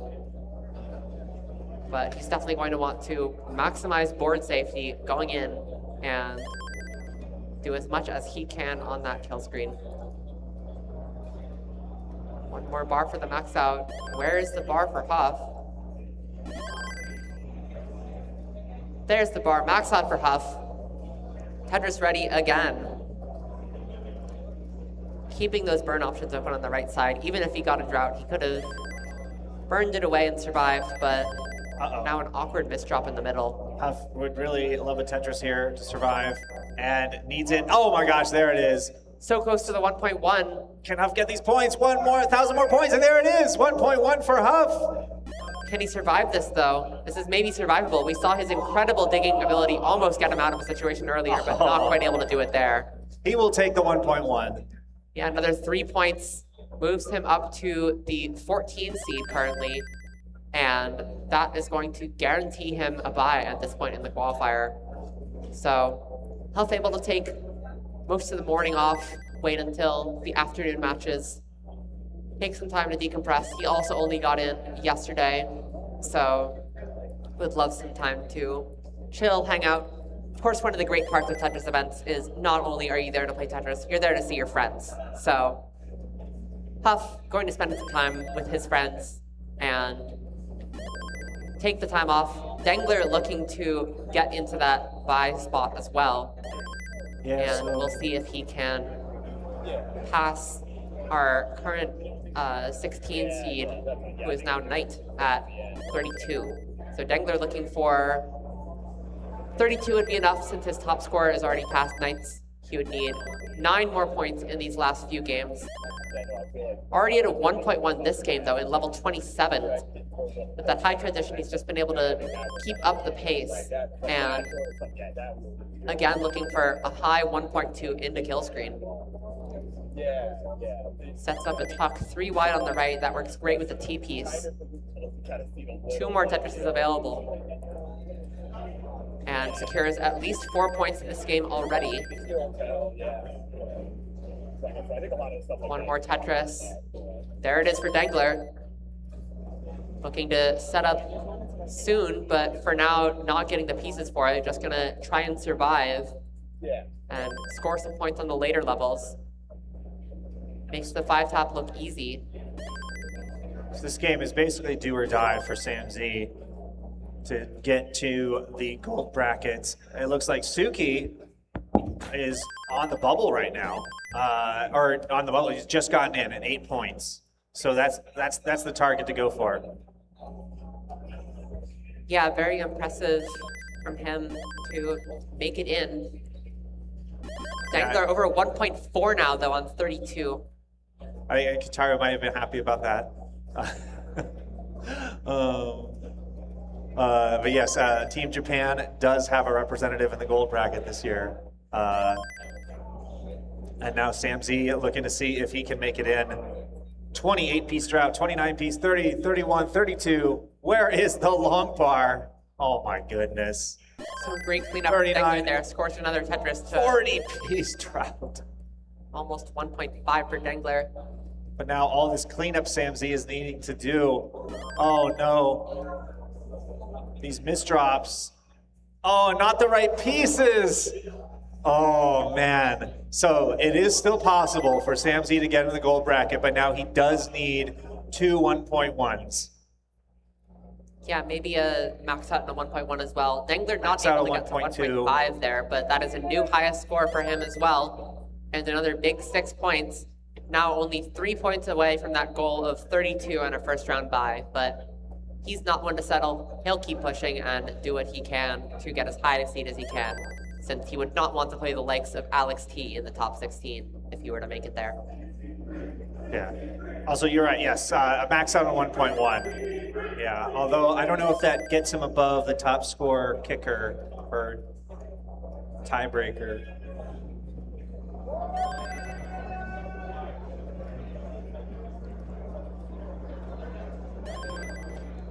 Taru on level 19 with mid 400,000. Dangler and Huff both doing 19 starts. They have time for about 2 games each. Huff, though, this is really high. Can he survive? Where's the bar? Not able to get it over. Dangler still early on. Kataru, 514,000. Looking to improve his overall score here. Potential for an 800 and 900 here. Gets another Tetris. Yeah, so the cutoff right now is Doodle at 7 points and a 1.103. So if we're able to see, it depends on whether we're going to see someone from another stream able to pass that up. Zempro got a 1.2 over on CT3, which impressive score. His PB is only 1.29. So if he's able to get another good score, he could sneak into the gold bracket. But yeah, Doodle is currently the cutoff with 7. So if no one else makes it in, Sam would need 4 more points.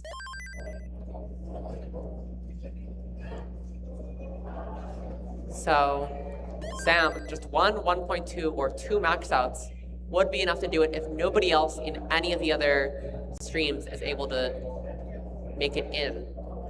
But Zampro has the potential. Green Tea maybe has the potential. He's on an exciting game over on CT2 right now. Looks like maybe not quite max out possible unless he gets something in kill screen, but make sure you guys are checking out the other streams as well. A lot of excitement all over.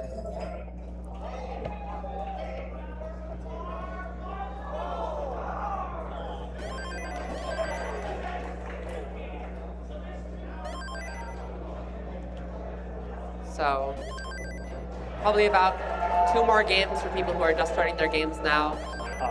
Kataro with a VIT setup. You don't usually see the VIT setup here. Will he get it? Oh, he doesn't get. Oh, it's still technically there. I mean, it wouldn't help him very much at this point, but yeah, just gonna have to clean up the board and reset the game. Yeah, Dengler and Huff both on 19 starts, maybe trying to squeeze out 1 extra game. It's going to be very close. If they can make it all the way through, they could maybe get that 3rd game. But Dengler up high, not going to be able to dig this. 11 minutes remaining.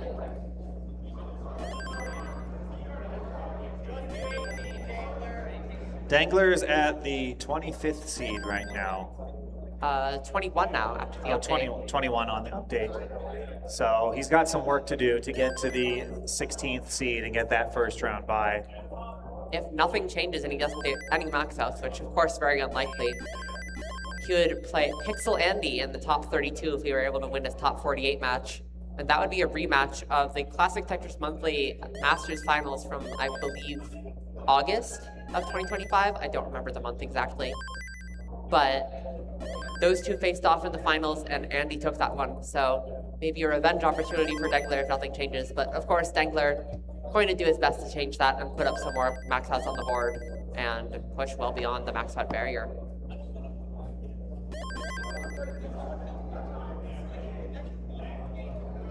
So Huff nearing the transition around that max out pace. Actually a little bit ahead since it's level 19 rather than 18. But going to see how far he can take this game with the time left. A game to level 29 takes about 7 minutes on level 19 start and around 10 minutes on level 18 start. So with the extra time of kill screen, at about 1 or 2 more minutes, depending on how far players are able to play in the kill screen. Since we're not quite at the point yet where everyone is reaching level 39 very consistently. We've got a few players who are able to do that reasonably often, but we're not seeing any insane numbers for how often people get to that level 38, 39 mark where they're really going to start going incredibly aggressive for any remaining Tetrises they have left. But Huff in the mid 500s opens up the well for another Tetris. Dengler, awkward board state from him. Sam Z fighting through this transition board. Almost out of it with Love a Long Bar right now. Just gonna have to plug it with something else, but getting out of it. Good solves for Sam Z. And Sam Z is out of it, gets the Tetris on a max out mission. Kataro, solid game midway through 18. Dengler, also solid game, but a bit earlier. We'll see if he resets this to look for a better pace, since he's got basically 8 minutes to look for the best game he can. And if he wants to just play this one out, or if he wants to reset and go for something even crazier.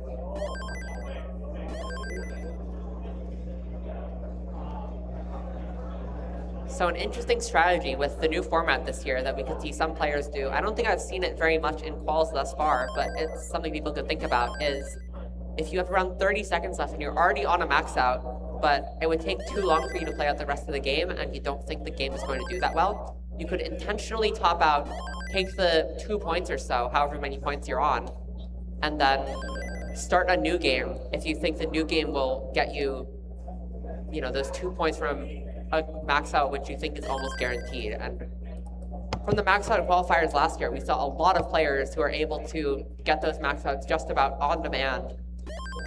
Blue Scooty, definitely one of those players who is known for maxing out frequently, and he was the 12th seed last year. So many qualifiers approaching perfect. Yeah, that's a Almost no fascinating early top half. strategy with the bonus points you get for the max out. Now Sam Z in a bit of a dig here at an inopportune time. Huff as well. Oh, but Sam Z's going to get it cleaned up. Now, can he get a quick Tetris? Not getting the ideal pieces. Going to extend this dig. Okay, he gets the right pieces to get out of this. Tetris for Sam Z. These are some great taps for Huff, but that misdrop of the S piece is going to do him in. But he's got a lot of time to start another game. Just unfortunate because that more or less makes him end up missing out on a game from not being able to play that one out. So Sam Z needs every last Tetris he can get here to maximize his chances of getting this max out on 29. He's going to get in with probably around 50 to 100,000 points to go. Or yeah, he's looking for a mid 800K into 29, which means his work is going to be cut out for him. He's got one more Tetris available, and there it is, 845 into 29. Needs to do a bit of cleanup at the start of 29, but nicely burned out. What's he gonna throw to the left? Throws the T to the left. Almost set up for a Tetris. Back to clean board again, but not getting the pieces for it. You're gonna need something left. Doesn't get that J all the way over. Oh, it doesn't get the bar over. The 5-tap. I don't know if the 5 that's possible. Yeah. So hard to get those taps, and a great effort, but not able to get those max outs into 29, and his 29, definitely there's potential there, but not as consistent as players like Dengler and Huff. So to get into gold, Sam Z, again, this is the fun part about this format. It is still technically possible up until the final game, but now he will need a 1.2 or more likely 1.3 in this final game. So go for a PB. Yeah, a lot of time to reset for the pace, and we'll see what he ends up doing with it. Dengler maybe going to look to get this max out before the timer and maybe do that resetting strategy I mentioned earlier. We'll see what he ends up going for. Kataru trying to maximize the potential of this game. He's got 600,000, mid 19. It's a good opportunity to go all out here when he knows he's got time in hand. Needs the J. Gets the J. Great quick tap of that T to keep this board manageable. Where's the bar for Kataru? Oh, he's going all in on this Tetris, and it just comes too late. Maybe still survivable, but it's extremely difficult. He has no skims available. He'll need an L piece now and just gives up on it. 5 minutes. Just as we cross the 5-minute mark, Huff with a funny hang piece hanging up there. Yeah, sort of that diving board hang. We'll see how he tries to resolve it. He's got a lot of pieces to fill in the middle before he can access it. Yeah, we'll see how high of a score Huff can get here before the clock runs out. Dengler should very easily be able to play out this game to get a max out, probably something higher.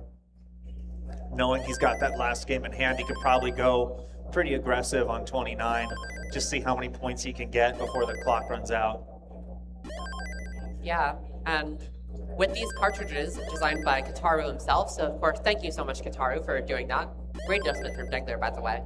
But these cartridges do still have the rocket screen from the original Tetris game, and that means resetting takes much longer than it normally would on a cartridge that wouldn't have the rocket screen on it. So we've got that rocket screen, we've got that extra reset time, but Dengler already almost on a max out on level 26. He's really been pushing it on these 19 speeds. One bar would do it for Dengler. And there's the max out. We'll see how much he can get before time runs out. Still 3 minutes. Maybe has time to play this out all the way. Yeah, Huff is in a race to get a max out here before the time runs out. We'll see what both of these players can do. Dengler just going to Tetris in 1.082 in the kill screen. And setting up aggressive here, maybe going to try and maximize these points as much as possible. takes the triple, almost at a 1.1 now. Yeah, getting the 1 point would 3 be points. crucial. Those 3 points are what he would need to secure a first round bye. So now Dangler just going for another point. Uh-oh, very messy board. He's got 2.5 minutes, which I think is enough time to play out the rest of this until 29, just barely. Yeah, tough. Good pace for him on level 20. But we'll see if Huff is able to get this max out in time. Really just gonna have to go crazy on the pace. Unfortunate misflip though, and this will take a little bit of cleaning, but Dangler, the one to watch right now, as he's on kill screen and going to do his best to score points before the time hits 0 so he can play another game. And Dangler now close to another point. Yeah, that center well Tetris doing wonders. And one more line. There it is. 1.2 for Dangler. Those 4 points take him not actually up any seeds, but level with DMJ, just a little bit behind the kicker, but he's still got a lot of runway before the level 39 super kill screen to keep moving on this score. Aggressive bar in column 9, but pays off, gets the Tetris. One more Tetris for the 1.3. Going to take some time to set this up first. And Sam's Huff is going to reset again. racing for this Tetris, or this max out. Was playing very aggressive high up. He should have just enough time to get the max out and reset if he wants. No talk for Dangler, was able to get a Tetris and another one. So one more Tetris gives him the 1.4. T-piece does not get to the left side. This board is kind of scary now. But under 1 minute to play. Dangler should be fine on time. He's on level 38 already. How is he gonna set this up? A triple should just about do it, but can he get the triple? That would be a double with a long bar on the right side.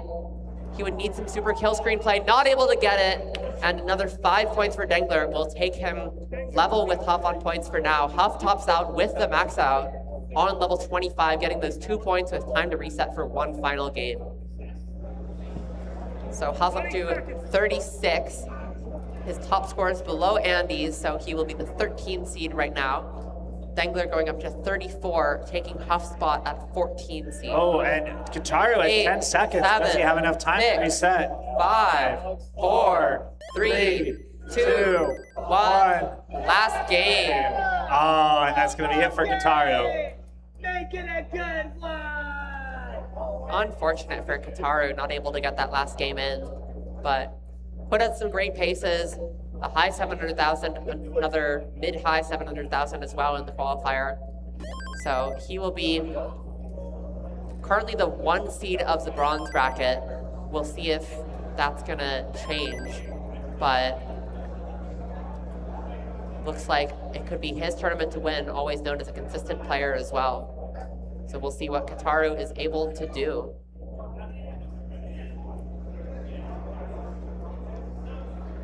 Thank you very much for the $48 contribution, Kanzi. So now let's review what's at stake here. So Both Dangler and Huff securing first round buys already, just looking to push their seeds further up and avoid an unfavorable top 16 match with any of really the top 4 seeds, or top 5 even, would be the players who are really on fire at the moment. Cobra also a very strong qualifier, but you see a bit of a drop-off sort of between Cobra and Tetris time in the qualifying score. So looking to get up in those seeds, get as high of a qualifier as they can for both Dangler and Huff. Samzy, he knows what he needs to do. What he needs to do is get at least a 1.2, maybe a 1.3. And then the 1.2, he's not confirmed in. With a 1.3, he should be confirmed in. That would be a very high kicker for, or a very high top score for that amount of points. But all 3 of these players pushing for seeding. Samzy, as it stands, would be a middle seed of the silver bracket. So definitely time for him to improve. Noah with an adjustment that we like to call Sharky Bruh. because Sharky did it and we all thought it was a bra moment, but it actually does have its uses. So having some fun in his final game, now that he's secured his spot in the qualifier. Could have set up for a dirty Tetris there if he saw it in time, but very difficult to react to that up as high as he was. And solid paces for Dengler and Huff. Samsey definitely behind where he would want to be, stuck in some burning situations on this level 18, and gonna look to really push this game on 19 and 29.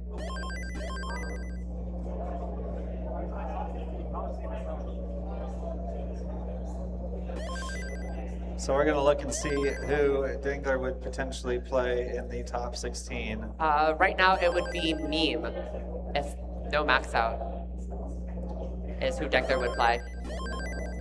Huff currently would be playing Sidnab in top 16 if nothing changes, but both Dengler and Huff, plenty of time to get one final max out. Dengler, a bit of an awkward board, gonna take some burns to resolve it. Misses the spin, but should only cost him a couple of burns to clean this up. Maybe even a dirty Tetris. This could be a well transfer. Doesn't get the pieces for it, but gets the Tetris.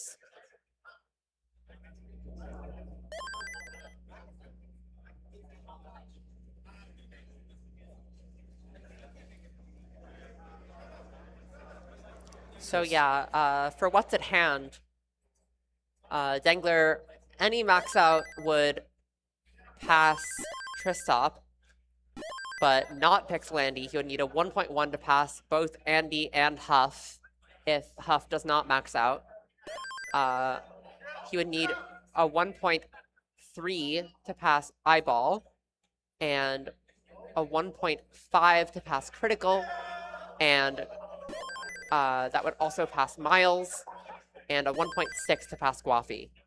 If he is able to match his PB score into 39 of 2 million, then he would pass Tetris time for the 7th seed. And that's really as high as he can go. The maximum amount of points you can get before level 39 is 2.5 million. For Huff, any max out would pass Andy and Eyeball. Huff has a higher top score. The next jump would be above Critical, which would require a 1.3. That would also put him ahead of Miles. And he would need a 1.4 to pass Guapi. And to pass Tetris time, Huff would need a 1.9, which I believe is around where his into 39 PB is. He does not have one submitted to the leaderboard at the moment. But the highest I remember him getting is somewhere in that 1.8 to 1.9 range. Dengler misses that spin there going into the transition. He's still well on pace for a max out here, but would love to get this board cleaned up. Uh-oh. Uh-oh, this board is not good for Dengler.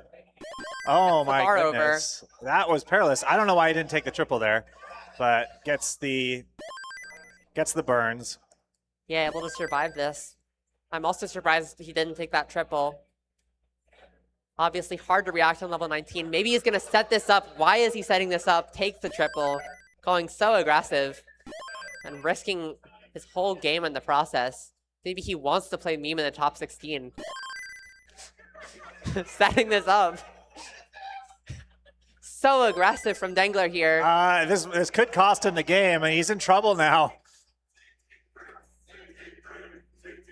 Still surviving. Tetris ready for Dengler. Not taking the double with the S piece. And he gets the Tetris. My goodness. Oh, man. Dengler, what the heck? Hits what is this stack? Oh, my goodness. He's still alive somehow, but... this cannot last much longer. And that's going to be it. Dengler is going to top out.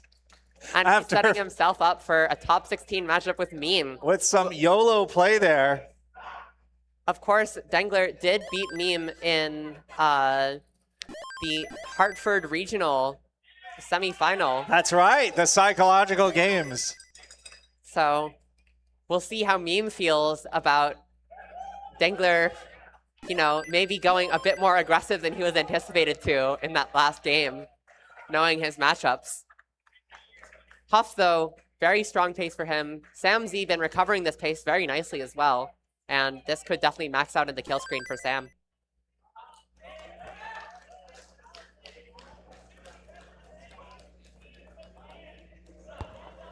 And now Sam Z's quest. It's in his hands. Gold still is on the table. You need a lot of kill screen to go with this, but it is possible. He's going to need to rise to a level we've never seen before, but he is capable.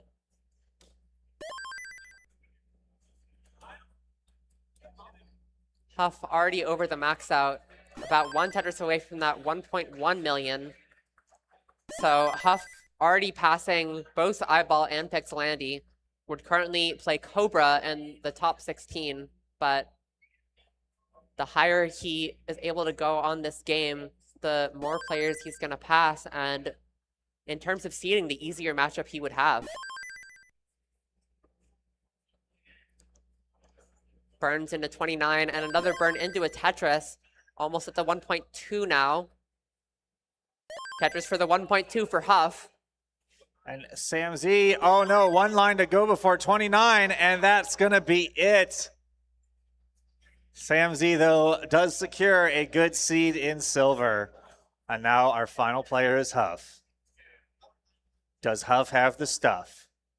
We know he does. He's been showing it all qual sessions so far. Set up here, one row off the bottom, takes the triple and a double. A 1.3 would pass both Critical and Miles.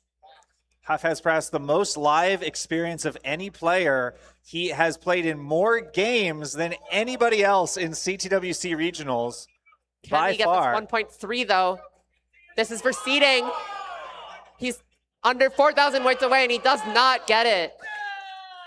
And that's going to be the end of our qualifying period. And so momentarily we will have bracket matchups finalized. This will be exciting. Just have to get the final quals checked, but great qual session for both Huff and Dengler, getting those first round buys. And for everyone else in this qualifying session, great job. Suki over on Classic Tetris 2, representing that Japan team and making it into the gold bracket with a 12-point qualifier, I believe.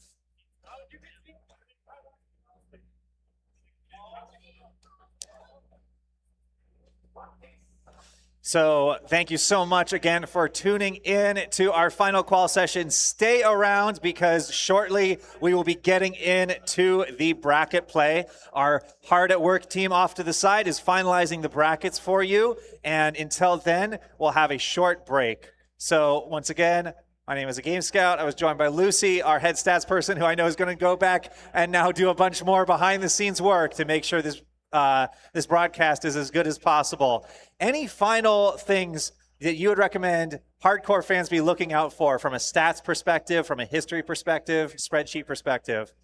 I think the potential for Alex to three-peat is definitely a big one. We've seen a couple of back-to-back winners recently.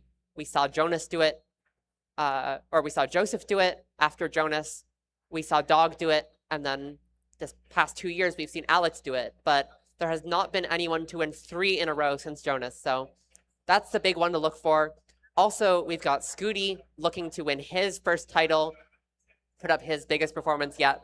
He's put up some great results in the year. Of course, we've had these preview videos going before our qualifying sessions. Make sure you check those out, and he's definitely been one to watch out for. So I would say those two are, you know, the two biggest. Meme ended up passing Scooty for that second seed. So we've got the same top 2 seeds as last year with Alex T and Meme, who did end up going all the way to the finals. So could potentially see a rematch of that as well. So much to look out for. And we will see you on Classic Tetris, Classic Tetris 2, Classic Tetris 3, and Classic Tetris 4 for bracket play soon. It's going to be a historic year, and I can't wait. So we'll see you after the break.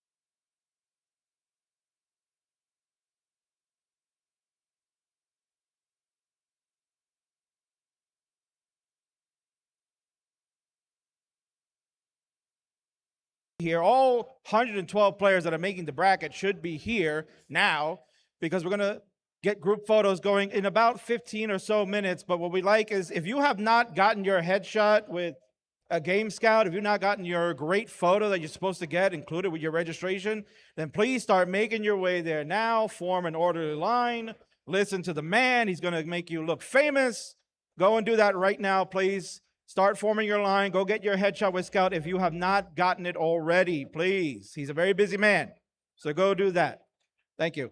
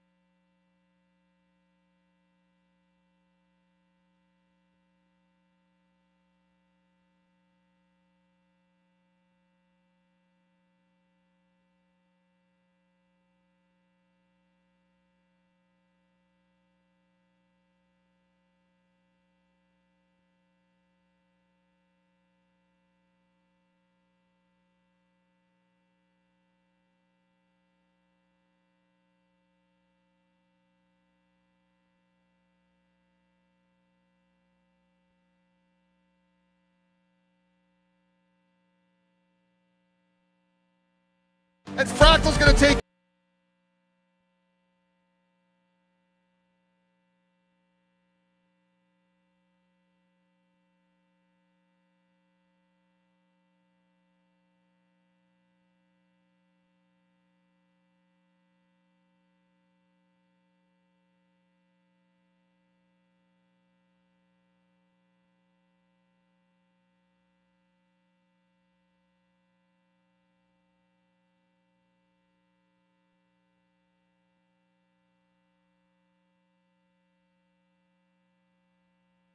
Paging Mari. Paging Mari. Please come to the OBS tech area for CT1. Paging Mari.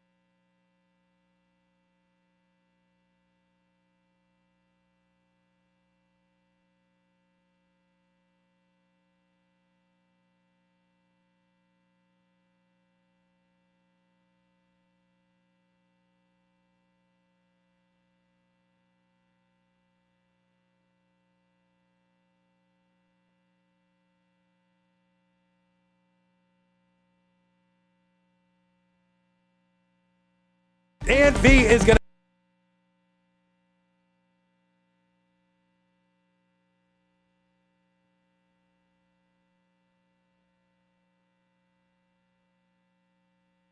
to. All right, folks, we're going to be starting very, very soon. I promise. I promise. We're trying to get everything nice and pretty for you all to enjoy. So sit tight. We'll have some announcements and good stuff coming.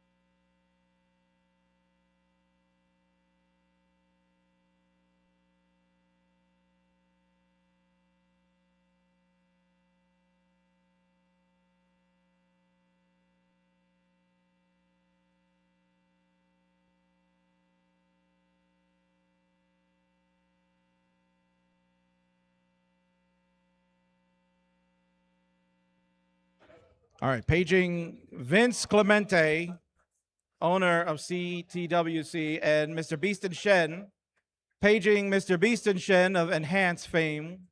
Please come to commentator area 1.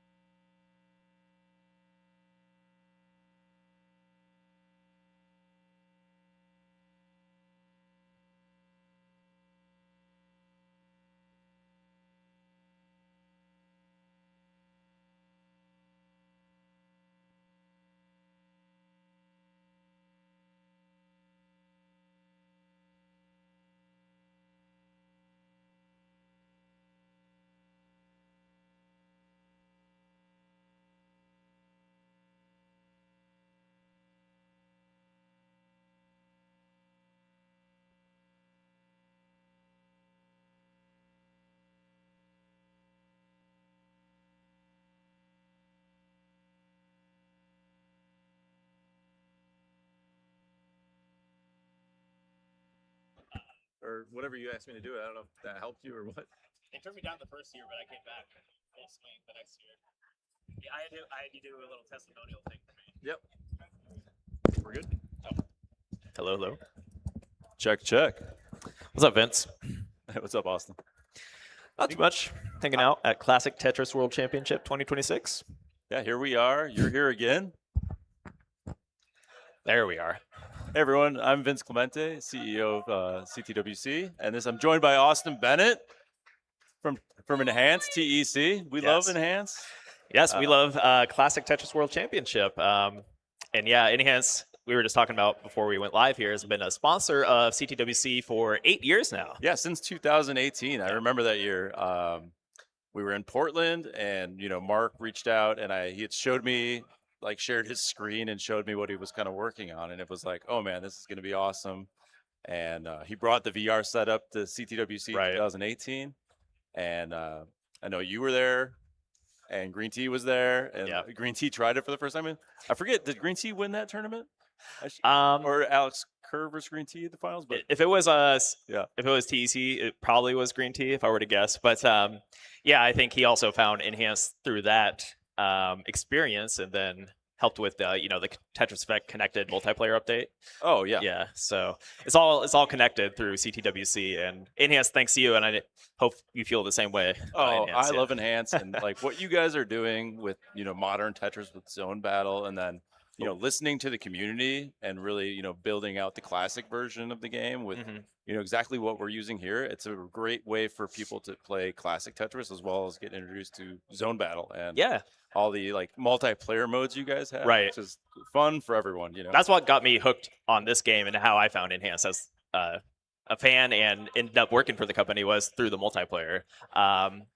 Yeah, so if you're new to the classic Tetris experience, if you've been watching CTWC and want to play on a more casual level, definitely become a part of the Enhanced community, the Tetris Effect Connected community, and you can play classic Score Tech. Pretty much what you're watching here on any of your consoles. Tetris Effect Connected is on any gaming console at this point. And so you don't have to come in person, right? You could play at home and play against somebody at your own skill level, right? That's right. And climb up the leaderboards. Yep. And isn't there also you guys host a lot of tournaments, and we are hosting a lot of tournaments upcoming for you. Right. So with 2026, we plan to work closely with you guys with monthly tournaments and showcases. Just kind of a living, breathing experience. I think we tend to, in the past, not a bad thing, but we had yearly tournaments, right? And we lopside it into this jam-packed 1 month of TEC, right, on the CTWC channels. But I think going forward, we're trying to do more of a monthly thing and consistent.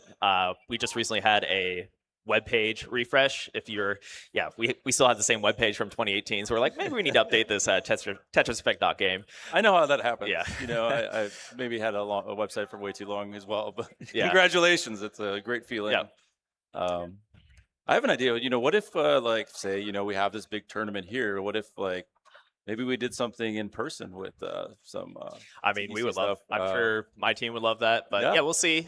We do have our booth over here with some tournaments at 3 p.m. if anyone is interested. With Tetris Effect Connected and Luminous Arise, our recent game from. Oh yeah, that's the last fall that came out on PS5 and Steam. If you do not know what Luminous is, come by, check it out. It's an awesome falling block game, just like Tetris. You can get into that flow state. It's a little different. It's kind of play with the music a bit more with how the timeline works and how the mechanics of that game works.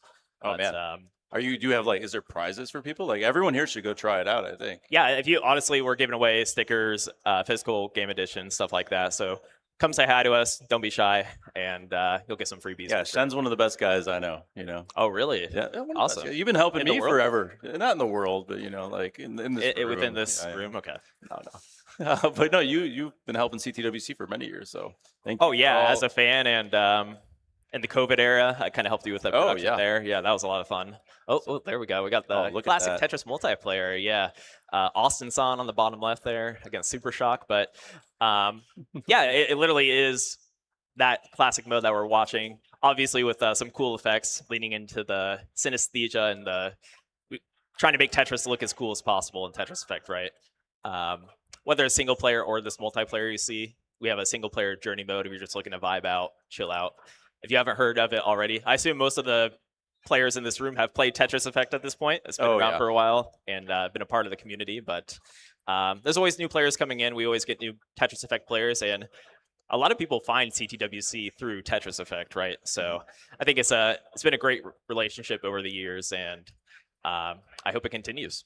Yeah, I remember you guys reaching out, and a lot of our players and staff and everyone and experts really helped give feedback on that game. And you guys listened, which is incredible for a gaming company to listen to the players and the super fans to like make it right so that it's enjoyable to everyone. So I love Tetris Effect Connected and Enhanced. So I'm going to play some Luminous and get really good at it. And maybe we'll have a championship for it. That'd be sick.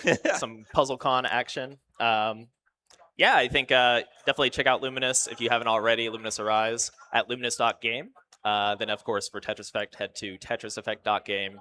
And we even have a new community page and an events and tournaments page that we'll be probably sharing more often to your socials and Discord as well for our monthly tournaments. But if you're following CTWC, if you're following Enhance, it'll be hard to miss our upcoming events. So be sure to participate, win some prizes, meet fellow-minded players, and players of all skill levels, especially. We want to get it. The more people that play, the better experience you're going to have, so that you're not playing against the fractals and green teas of the world. So, that's not fun. Yeah. I mean, so if you want to find out more information, we'll share some information on our Discord as well as your Discord in the chat. If you're watching at home right now, we have a command for TEC. So put that in, join the Discord, see how you can play. Well, thank you, Austin. Yeah, thanks, Vince. Thanks for being a sponsor. And thanks, Green Tea's here, so root for Green Tea. Let's our Enhanced rep. Our Enhanced rep. Oh, wait. Oh my God! Oh, there he is. All right, well, we're going to get this tournament started. Let's throw it over to Kingsman here on stage, and stay tuned. Bye, everybody. Bye, guys. All right, thank you, Vince and Shen. Appreciate it. Great partnership we have with Enhance. Ladies and gentlemen, we are getting there. We're getting there. We're almost there. It's almost bracket time. We got a few other things that we got to take care of. But I guess the biggest thing we got to take care of is who's playing in the bracket. So everything is now finalized. All the names are locked in. Ladies and gentlemen, this is your CTWC 2026 Top 48 Gold Bracket.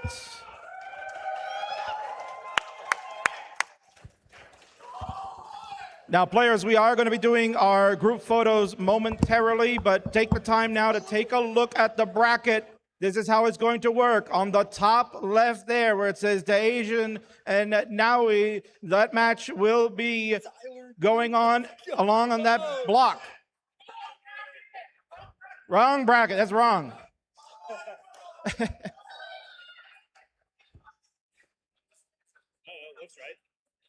All right, we'll get that fixed. Don't you worry. We'll get that fixed. But bottom line is on the top left, that'll be the first block. That is A0 is the block. And we move on down to B0 will be the other block. On the right side will be C0 all the way down to D0. So please make sure you're looking at your quadrants to know when you are scheduled to play. And then later this afternoon, we will do the same thing going with A1, B1, and so on in the next quadrants for our round one matches. So please take the time now, look over your brackets, know when you're scheduled to play to be here at the appropriate times, and we will get matches underway very shortly. Thanks again to all of you competing. 112 players will play in a gold, silver, and bronze bracket. So stay tuned, all the action to come, and we'll have the group photos in moments. Thank you.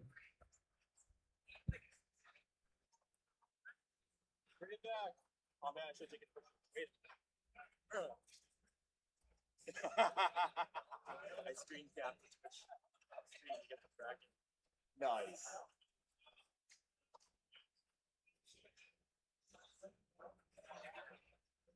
Oh wait, I have it here actually. Oh yeah, here. Yeah, Chris, I got it. Okay. Yeah. Oh wait, this might be outdated. Hang on, Still outdated.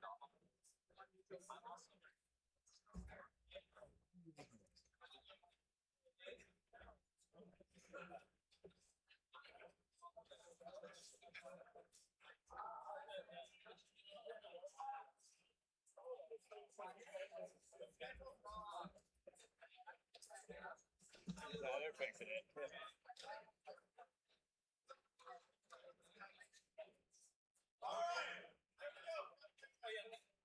There we go, folks. That's the right bracket now, okay?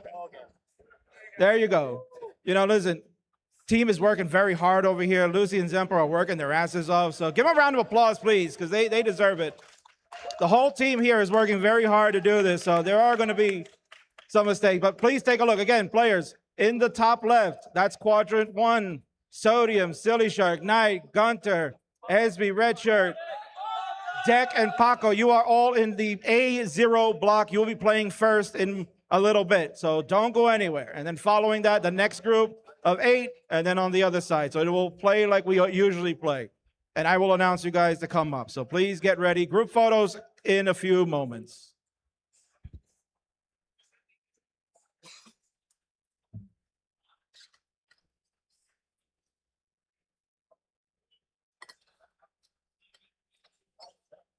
Okay, Scooty, just stop.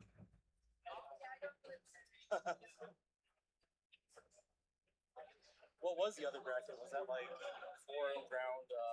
Last I don't know. Like I think somebody like dropped out or something. I don't know exactly, but.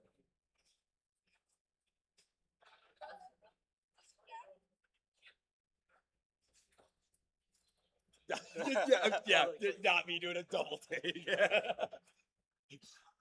Joseph.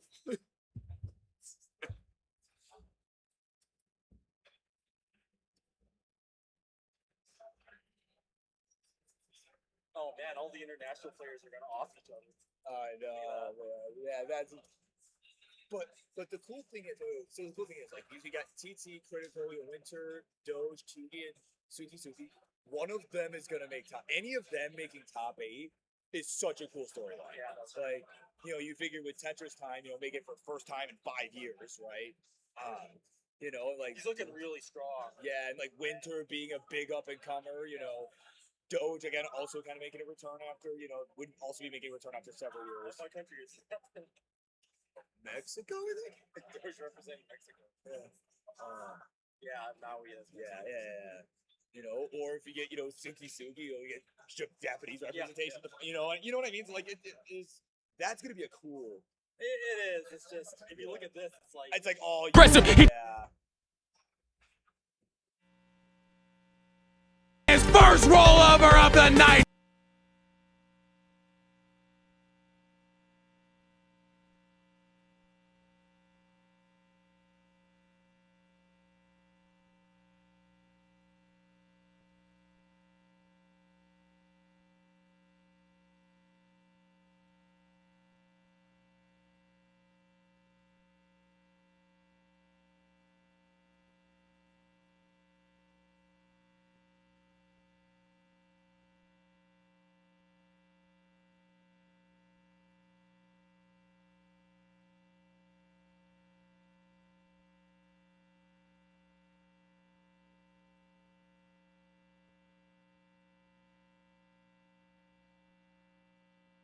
Show you. Wow. Okay. So it uses like the main camera.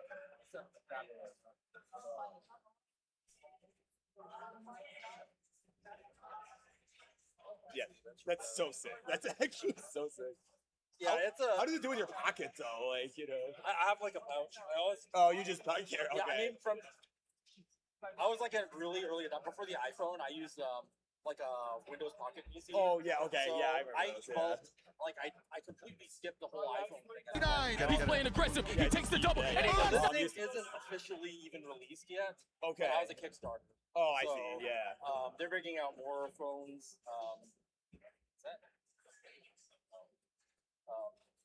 They're bringing out like another version of it, but I'm skipping that one. I'm gonna get a different brand next time. But yeah, I mean, I really like physical keyboards. And then this thing just has, like the new one they're bringing out doesn't have the back screen. I really like the back screen. But yeah, no, that's really useful. The selfie cam is like, yeah. So, so that's super useful. Now I know I'm gonna keep this for a while. Yeah, because I like that back screen. Check it out. for the next one. Oh, I know. It's kind of like when they took out all the freaking the headphone jack on all the new phones. Oh, I know. They were supposed to put a headphone jack on the drone before this, and then this one didn't have it. There's another one coming out called the Quick Communicator. That's my next phone. Okay. That one has a headphone jack. Oh, okay. So, yeah, this company had like 3 or 4 chances to give me a headphone jack, and they didn't. I want the headphone jack. Yeah, seriously. Because I have a credit card reader that runs on the headphone jack. Oh, really? Oh, Yeah. okay. I didn't know that was a thing. That and headphones. Yeah, exactly. All my favorite headphones. Just use that. Yeah. Right, yeah, or like the aux cable in my car, right? I don't have to use the adapter and all that stuff. I mean, it's just like the big electronics companies are just trying to save a buck, and Yeah, and make a buck. You know. oh yeah, and sell their AirPods and stuff. Yeah. It's just, I don't want to use those. People lose those, and that's part of the scam. Yeah, If people lose their headphones, and they have to buy They gotta buy a new one, yeah. So. Are they on? Okay. Well, luckily I didn't say anything first, so you know. At least not too cursed.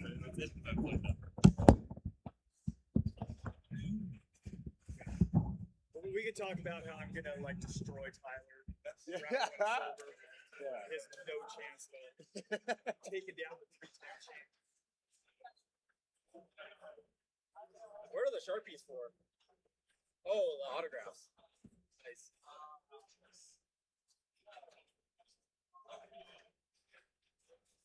We really should do the Sharpie. The 1.6, he's going to go to level 39. He's playing aggressive. He takes the double, and he knocks down a Tetris. Now he's only down by 1 and a fraction. And there it is, first rollover of the night. Hell yeah! Last year's CTWC was an event where I came to play in the tournament, obviously, but I also had other priorities. I wanted to work on commentary for some of the qualifiers. I wanted to interview both Alex Kerr and Green Tea, 2 people who I don't normally get the chance to talk to in person. Ask them questions about the newly released TGM4. I wanted to watch TGM4. I wanted to watch Super Mario Bros., who had their own World Championships going on in the other half of the room. There's just a lot to explore. The room is massive, and we spend most of our time in this like really small portion of it. The center. Oh, this is trouble for Fractal. He's waiting for a bar. Where's the bar? It's not coming. He's done. And Scotty has overtaken. Wow. At the beginning, I kind of felt sorry for him that like he was gonna have another early exit in a World Championships, and then I started losing rather badly, and then that kind of changed. And at that moment, I've experienced all 7 stages of grief so many times that I've learned how to effectively speedrun through them. So I was able to get through them all within the 3rd game. I told myself that I would sign up for every Tetris tournament possible, make up for all the ones that I didn't go to throughout the entire time I was in college. I was getting on a plane, flying over to someplace for a week, and then flying all the way back.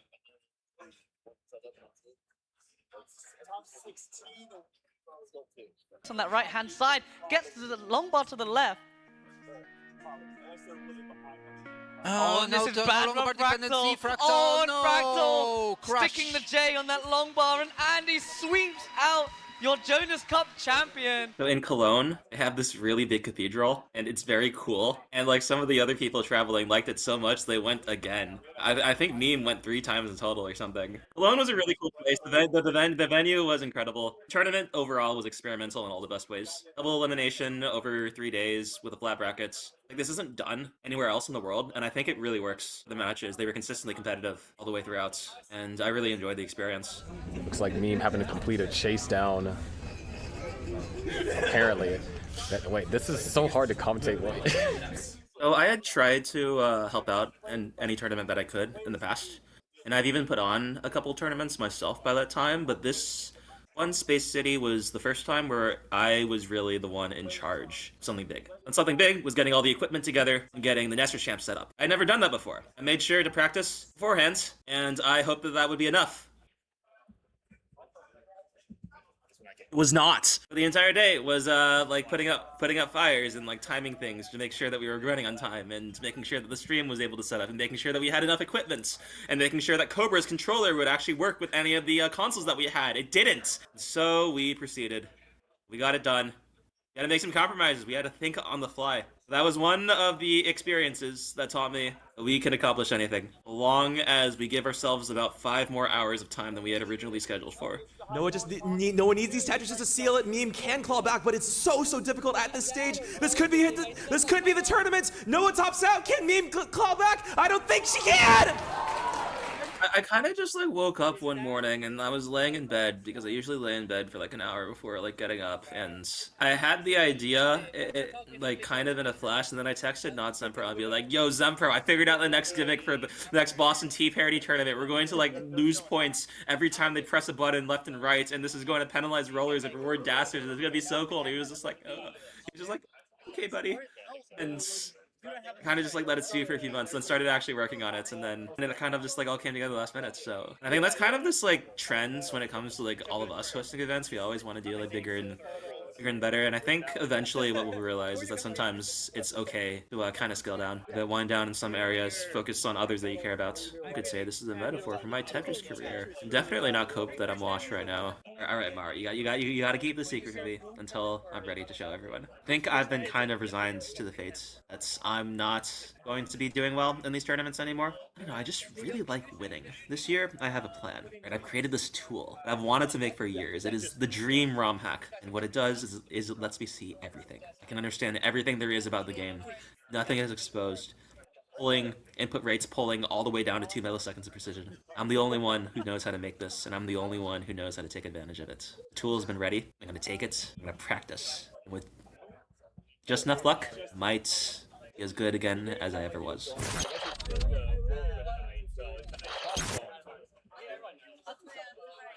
Oh, dude, yeah, this is like half the time. Yeah.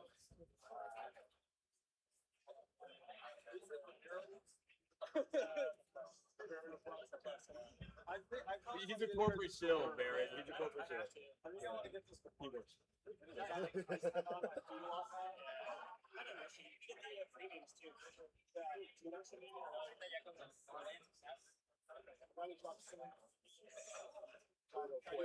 He's the corporate shill, but meanwhile, I was so sad. It's like yesterday, I had CTWC, CTWC, what I'm talking about? It was like a light mood, it had like a pink, like yeah, the neon pink. Yes. So I had this pink band. And like I had like the you look radioactive. I had dude, I'm like, All right, folks, here we go. It is getting to that point. I've been saying it all day, but we're really getting there. Now it's time to introduce all the players that have made the bracket. We're going to have our group photos before we get bracket play started. I'm going to ask for the bronze bracket players to come up first this time. Bronze! You 32 bronze members, make your way to the stage for your group photo. And then once your photo is complete, we're going to ask you to come to the left side of the stage and sign the posters that we have for CTWC. Barrett has the Sharpies. He will give them to you. And please sign our banner. Thank you. Again, bronze players, please make your way to the stage for your group photo.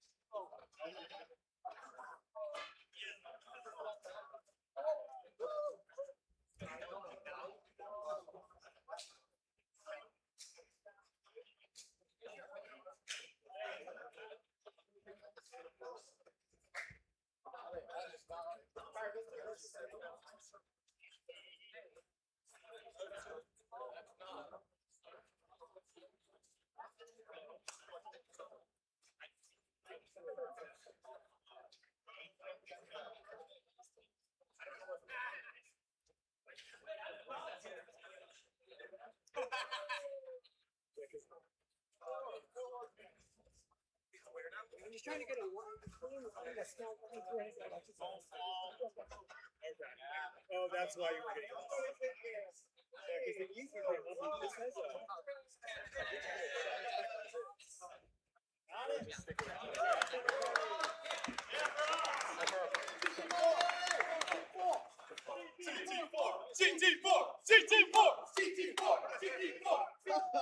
Software average in this game.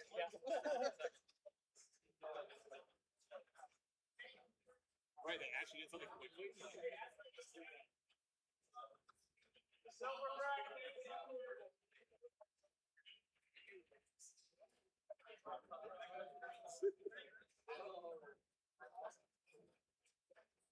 Like they're up there like 5 seconds. I was like, wait a minute, too fast.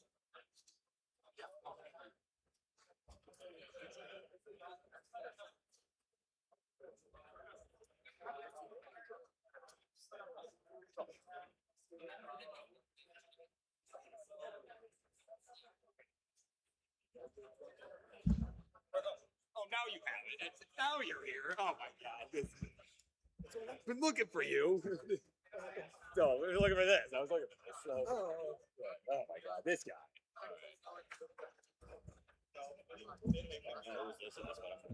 Hey guys, here we go. Wimbledon.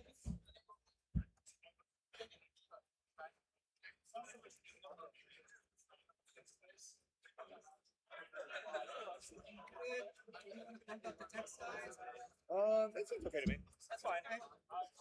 Yeah. Thanks, John.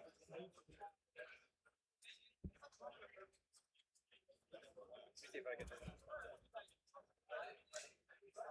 Lights are bright. Yeah.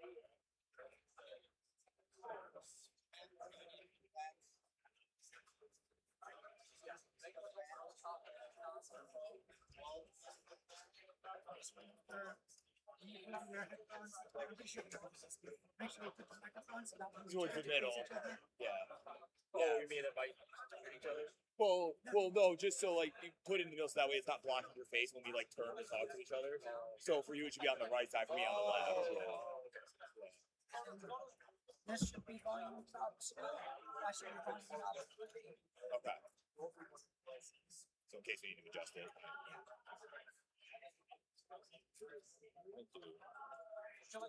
Myself here.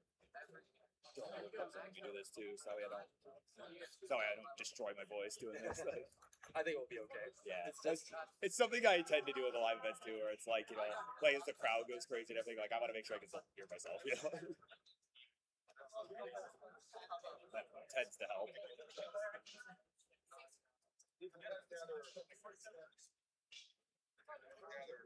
All right, now coming up, we're going to ask our silver bracket players to start making your way to the stage for your group photo.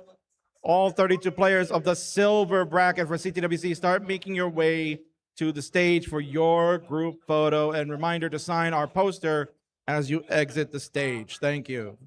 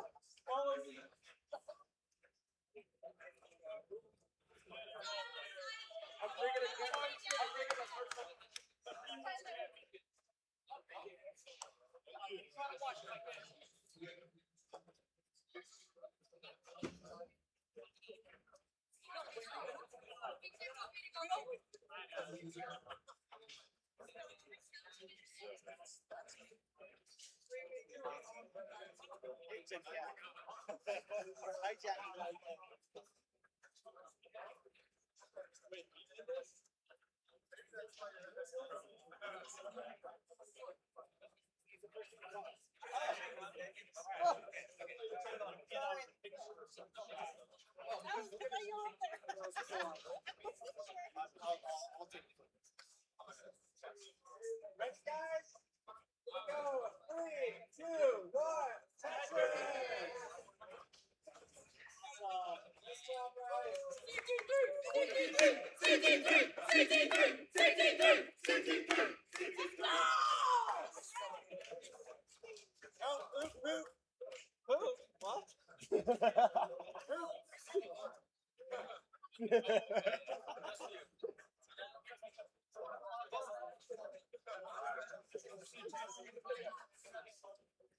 Okay. Yeah, it was up. I mean, it was probably. I hope it wasn't. I'm like, all right. So make sure to tune in, stay watching, watch. I told Kingsman I'm beating it. He's like, no, you're not.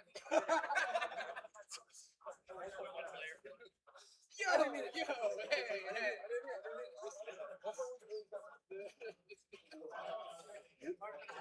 I want to want to jump off? Oh, I gotta grab my back. Yeah, there's. Oh, yeah. Okay. Yeah.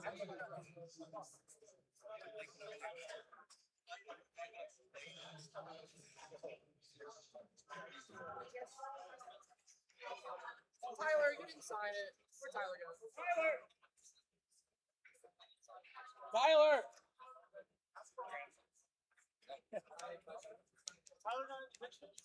No, he was. He just like jumped away.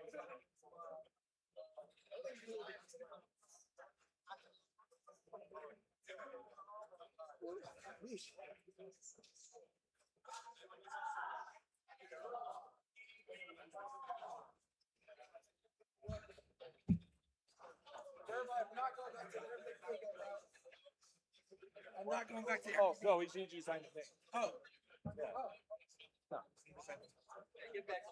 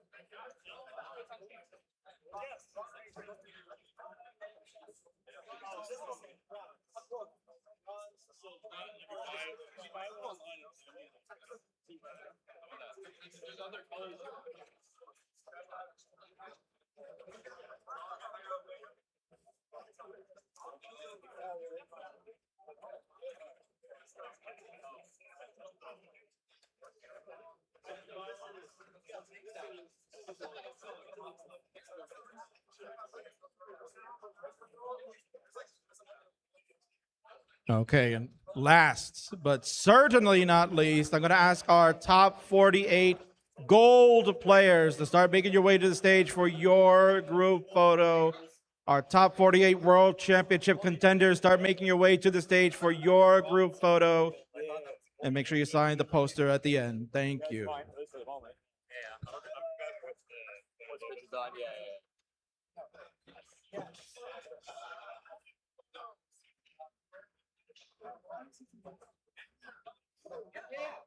Wait, actually, yeah.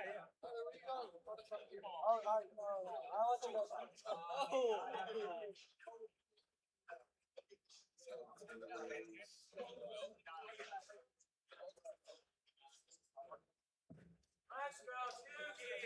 Toogie sucks.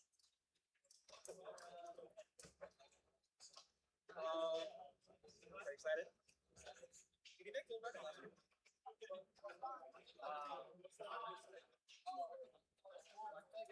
We can actually get the post to get rolling. Actually get the picture now. Yeah.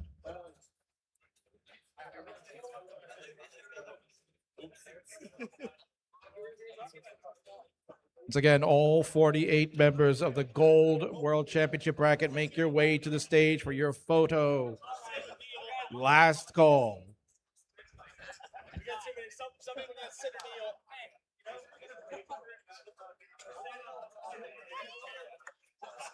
Next. Yeah.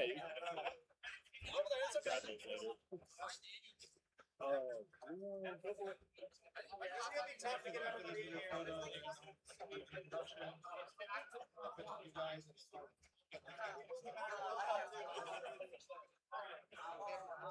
Middle row, squat a little bit. Here you see the back.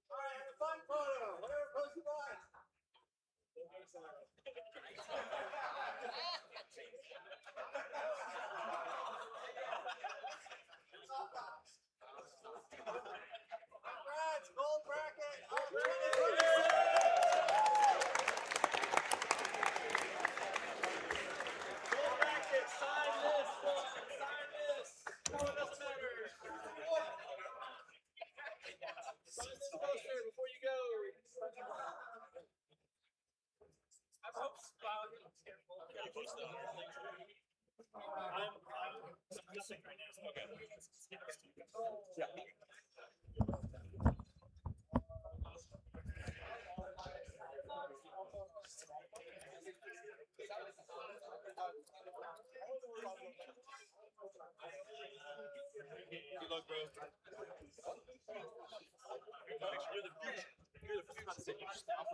No, I'm just sneaking up backstage.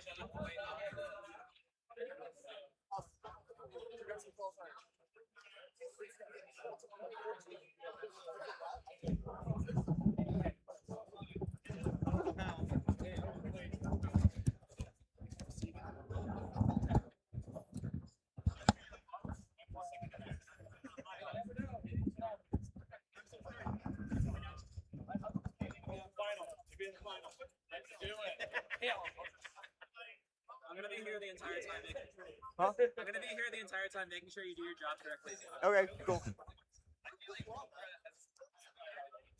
A little bit, yes. Oop. I always feel like somebody's watching me. And I got cool cracks. I had to. You left it open. I had to. I'm just in a good mood. I'm going to ask that all referees for this opening round start making your way to your positions, please, for the gold, silver, and bronze. All referees start making your way to your specific area so we can get started. Thank you.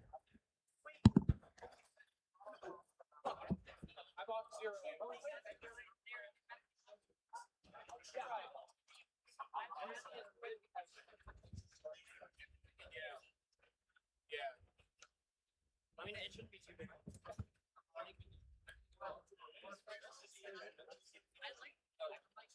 Oh, yeah, definitely. Thanks, man.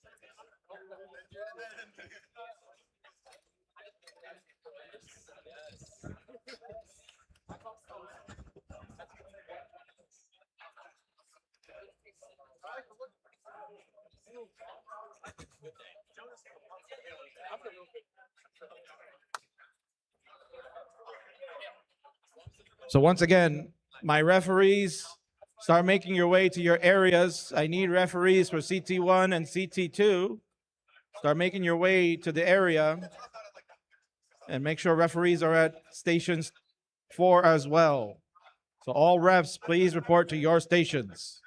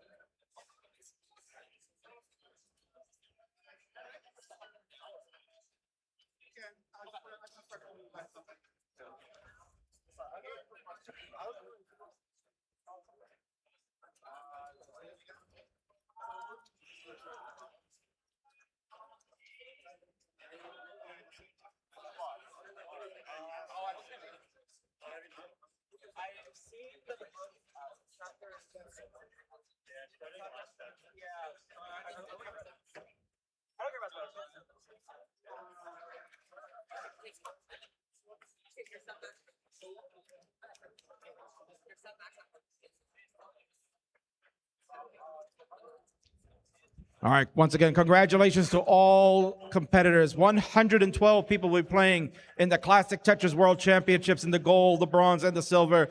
Give yourselves a round of applause. Congratulations to all 112. All right, it's time to get things kicked off. This is CTWC 2026, the World Championship of Classic Tetris. I am your host with the most. It is the MC of CTWC, the king of the restreams, the King's Man, and we're going to get things going. I'm going to call up our first group of competitors. We're going to have over here on my right for CT1, it's Sodium versus Silly Shark, and Sam Vaughn versus Red Shirt. Meanwhile, on CT2 to my left over here, we're going to have ourselves Knight versus the Lone Das Wolf Gunter, and Deck versus Paco. So once again, with these Sodium, Silly Shark, Sam, and Red Shirt on my right, Knight, Gunter, Deck, and Paco to my it over to the great commentary duo that have brought you so many great moments. It's the Burb Wizard and Lifetime Achievement Award winner, Chris Tang. All right. Hello. Hey, welcome back. We are about to start brackets here at CTWC 2026. Get ready. Oh, yeah, Chris, this is going to be an absolute banger of a start, man. You know, as mentioned, SV and Red Shirt and Silly Shark and all them, all high-level players, all players that could advance very far into this tournament. And I have no idea what's going to happen. Yeah, seeing the performance in quals, I hadn't seen Silly Shark play before, but just, yeah, the performance and up there with those Titans in that same round, able to hang with him and get into gold bracket, that's amazing. Yeah, no, it's just fantastic. And honestly, you know, the cutoff, right, the cutoff for the gold bracket was actually, I think, a little bit lower than a lot of people were predicting. I know a lot of people were kind of predicting it'd be kind of somewhere in the, 10 to 15 range in terms of points. Turns out it ended up being closer, I believe it was 6 that Gunter had got. Okay, 6, okay. So I mean, it's kind of like everyone's like, oh my God, like I got to go crazy to make it in the bracket. But no, it turns out you didn't at all, right? And these guys did just, they did what they had to do, and here they are. That's Yeah, and some of the stories coming out are amazing. I mean, there's going to be like a representative from Japan elsewhere in the bracket. I'm not sure where it's going to land in our commentary, but that should be exciting too. But yeah, we've got some great players up, just to start off with. Red Shirt, who, rose to prominence in the online era, is back, vying to get back into top 8, hopefully. Yeah. No, I mean, seriously, that's what everybody's vying for, right? Yeah, top 8, make it into tomorrow's program, Championship Sunday. And SV, super aggressive SV's back. So, yeah, we're kicking it off hard here in CTWC 2026. And, man, and later on in the brackets, it's just going to get amazing. I mean, we've got, Scooty and Alex T, they're going to be fighting their way through all the way and maybe have a showdown at the end. Oh, yeah, that rivalry is heating up. Oh my God, yeah, just absolutely crazy, and as you mentioned, right, some players looking to make their way back to the top 8. Of course, we have Sidnev that came in. Oh yes, the Netherlands, after her finals appearance in 2023, right? She kind of took the last year or so off. I want to say just last year, and she's back in action. Back stronger than ever with such a strong seed coming out of quals. Yeah, so I think she's going to be one to watch as we get into the later rounds. Obviously, she got the bye, so we'll be seeing her probably in a few hours, right? Once we're done with round 0. So yeah. I'm excited. So again, they're kind of getting our players all squared away here. Yeah, as we, it's a first round. I'm seeing a Yoshi on top of the monitor there. Right, yeah, maybe inspired a little bit, right? Maybe inspired by Blue Scooty and Cole, right? Who are pretty well known for that the last couple of years as they've had their rivalry going on, their friendly rivalry. That's right. Of course, and speaking of which, I mean, this is, not even a plug. I just figured I'd bring it up. A documentary came out recently. That's right. Which, it's the Tetris Crasher, right? All goes into all the story about how Blue Scooty crashed the game and has his run at the 2024 World Championship. You can check that out on Amazon Prime. They didn't ask me to say this. I genuinely just wanted to bring it up. It's big news for our community, though, and it came out right around the time that we're doing this. So, if you like what you see here, or, if you're joining us for the first time, or you've been following us for a while, Blue Scooty Tetris Crasher is out on Amazon Prime Video. You have to get the Wonder Project sub channel. If you have, here's a little, I don't know, life hack maybe. If you've been ordering stuff from Amazon and you do the no rush shipping thing, they give you like free credits for that, like digital purchases. You can get a discount on it. So I should know. if you have enough, you might be able to get it for free. Yeah, But you just have to try it. I didn't know. Like, I actually looked it up to see if that would work. Google told me no, but then I tried it and it actually worked. Yeah, so Google was wrong. Yeah, no rush delivery credits don't do believe work Google, for right? Scooty. Don't believe everything you read on the internet. That's right. Abe Lincoln, probably. AI lies. Oh man, but we never lie, right? We never lie, about what's going on here at the World Championship. So yeah, like I said, I definitely recommend that documentary. It was a big boost for our community. It really was. Even having Blue Scooty, crash the game, the news, heard all over the world, really brought a new crowd to watch and enjoy, what we have here in the CTWC. So to support what we do, it's great to have that out there. Yeah, you know what? I think it really supported some of our other players too. Like Dog and Andy, and among others that were in it as well, that were interviewed. I don't think right. Nev was in it. Yeah, it was really cool to see. Right, it was just cool to see that. My voice oh my is God, all over it. My friends are movie stars. Yeah, it's so cool. But, even Sharky as a commentator got a good spotlight there. My voice is like all over it. Right, yeah, my voice is in there a little bit. Yep. Yeah, so I think I was wearing this shirt too, even. So, that goes to, I mean, what does that tell you about my wardrobe? No, anyway, so, but speaking of stars though, like I said, Sodium, Silly Shark, SV, and Red Shirt, man, they're all on stage now, right? We didn't have to wait around or anything, which is great. I think they're going to be absolute studs in their own right. Yeah, and the level of play that I've seen in quals, just what people are able to survive now, like things that we didn't think were possible, people have to do in a routine now. If you want to hit like 1.6 or even a consistent like 1.2 or 1.4 to really hang in there now, players are adapting, and we're seeing a level of skill like we haven't seen before. Right. Yeah. It's just insane. Like right when you think, every time you think like, okay, this is as good as it's going to get, somebody figures something else out, just when you think you've got it all figured out. I mean, but that's life, right? I think you got to figure it out, and then, you kind of get some curveballs. But of course, looking at our players right now up at the top here, we've got, as mentioned, Silly Shark representing Canada here for this one. He had a lot to say for his player bio. He wrote a novel, but of course, he's a student at the University of Toronto. He was the number one modern Tetris player in Canada since 2022. Yeah, you guessed yourself correctly, Silly Shark. And it was of course the first player to break 7 and 8 pieces per second in the 40-line sprint. I've seen him do that. Crazy stuff, right? We saw him at the Toronto regional event. I had the pleasure of hanging with him. Yeah, he's cracked. He's pretty cracked. Yeah, and actually, it's kind of like a modern Tetris Master showdown up on top. It is, yeah, because conversely, Sodium, right, has a 15-second 40-line sprint.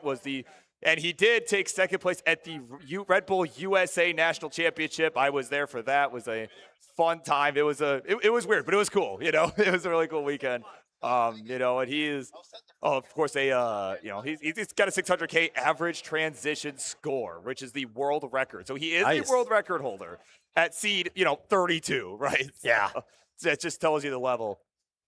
And on the bottom, Chris, right, we've got Red Shirt representing Oregon here, right? He's the right. And the big achievement here, Chris, he beat Jonas back in 2020. That's right. The last person to, I think, was he? No, not the last. He was he was the one to knock him down in the losers bracket. That's right. Okay. He ended up getting eliminated by Huff later on. Oh, that's right. Okay. Yeah, Huff was. I do remember that was the last year, and players like Red Shirt, coming out and really making their mark on our scene. Oh, absolutely. Yeah, Red Shirt really making a big mark, too. Of course, his biggest, maybe not his biggest achievement, but a big achievement, too, CTL Summit champ. But his opponent, Sam Vaughn, SV, representing UK, he's got some UK fans here, was the first European player to get the rollover, to roll it over the 1.6 million point score. Right. Was a CTM Masters winner back in January and has over 7 million points on the PAL version. He was grinding that out for quite some time, and he's really he got a lot out of it. And also performing really well in live events. Yeah. Last year at CTWC, I remember how aggressive SV always was in every match. So we'll see more of that as we go into this. How will that serve to advance SV here in the tournament in 2026? Yeah, this is going to be really fun to see how it goes as they are getting their final warm-ups in. Oh, man. So, Chris, I mean, seriously, like, what are we about to see here, man? I think we're going to see better Tetris play. You know, the players are evolving with their format. Our format is evolving with the players. Yeah. You know, our new qual format seems to be a fan favorite. I'm really glad that happened. And a lot of people don't know how hard it was to do that because there's things on the hardware side that, you know, logistical things where we have to have setups that accommodate for those scores. We have to have our scorekeepers take not just the score, but how many points they get and make sure there are no errors. We got a lot better at getting our leaderboard updated a lot faster this year. But everything went smoothly. The new qual format is a hit and better than we could have hoped for. So I'm glad to see that, you know, in 2026, we're having a revolution like back when we did in 2016 with the last, you know, big rule change with same piece sets. And now we're doing that again 10 years later. Yeah, I know, it's crazy. Like you'd think, right? Like again, for a 40-year-old, right? How old is this game at this point? Like a decades-old game, right? You would think, Too old. You know, again, you think we've got it figured out, but man, we're still finding ways to innovate here. Yeah. In year 2026, year 17 of the Classic Tetris World Championship, it's insane. Sounds like our other channels are starting up, so we should be starting up soon. Shortly. Yeah, I'm like, are they starting over there? Yeah, we see our judges kind of like going around and checking in on our players, which is kind of cool. Yeah. Okay. Yeah. No, I started counting. I'm like, what is happening? Like, nobody gave me a signal. Like, no one gave me a signal. What? So. Yeah. Oh my God. Yeah. So yeah, and of course, I'm just hearing that we've got the players mic'd up to here on stage. I know Crazy you can hear, right? These players talking about they're geeking out about modern Tetris stuff up there. You know, and that's pretty cool. It's just it is cool to be able to hear them though. Like sometimes it can lead to pretty comical results, you know. And I think certainly even with like Red Shirt up there too. I mean, I know he's pretty fun to listen to when he kind of gets in his situations for sure. So yeah, we have a little bit of different player format too. Now they're facing. The matches are facing each other, and the players that are versus are side side. So we get a side view of them. Yeah, and that should. We'll see how that works for presentation. Yeah, we'll see what happens. I mean, I think I'm a fan. So far, at least, I'm a fan. I mean, this is the first time I've seen it from here where we're sitting now. You know, it's my first CT1 block of the weekend. But you know what? Yeah, I think it'll be interesting. You know, I think I do like it though. I think I like you know, it just I don't know, just give us more room in the middle. I feel like of the stage. You know. Yeah, that's true. Yeah, you get a better view of, you know, when you're actually here at the live event, you get a better view of like both CT1 and CT2. Yeah, we got CT3 and CT4 over there. Right, just kind of off to the side. Yeah, you know. Yeah. You know, I'm sure you'll hear the CT3 chants all night long. We've been hearing them all morning. Yeah. So oh, yeah. But of course, I do want to mention as well, you know, while we're just kind of sitting here waiting for our players ready to go here, I do want to remind folks we do have our Matcherino. That's right. You can see the number. Wait, it's there, down there. wait, I got to face her. So that number down there, we want to see that go up, right? These players are putting on a show. That 3,000 number, pretty good, but, you know, I think we're in for a good show. And if you like what you're seeing, right, you like the show that they're putting on, definitely, you ! Matcherino in chat on Twitch or YouTube or wherever you're watching from. You could also do ! M for shorthand if you're too lazy or just don't know how to spell Matcherino, which is totally fair, to be honest. So, you know, yeah, you can do that. You could contribute to the prize pool. We appreciate every little bit that we get. No pressure, of course.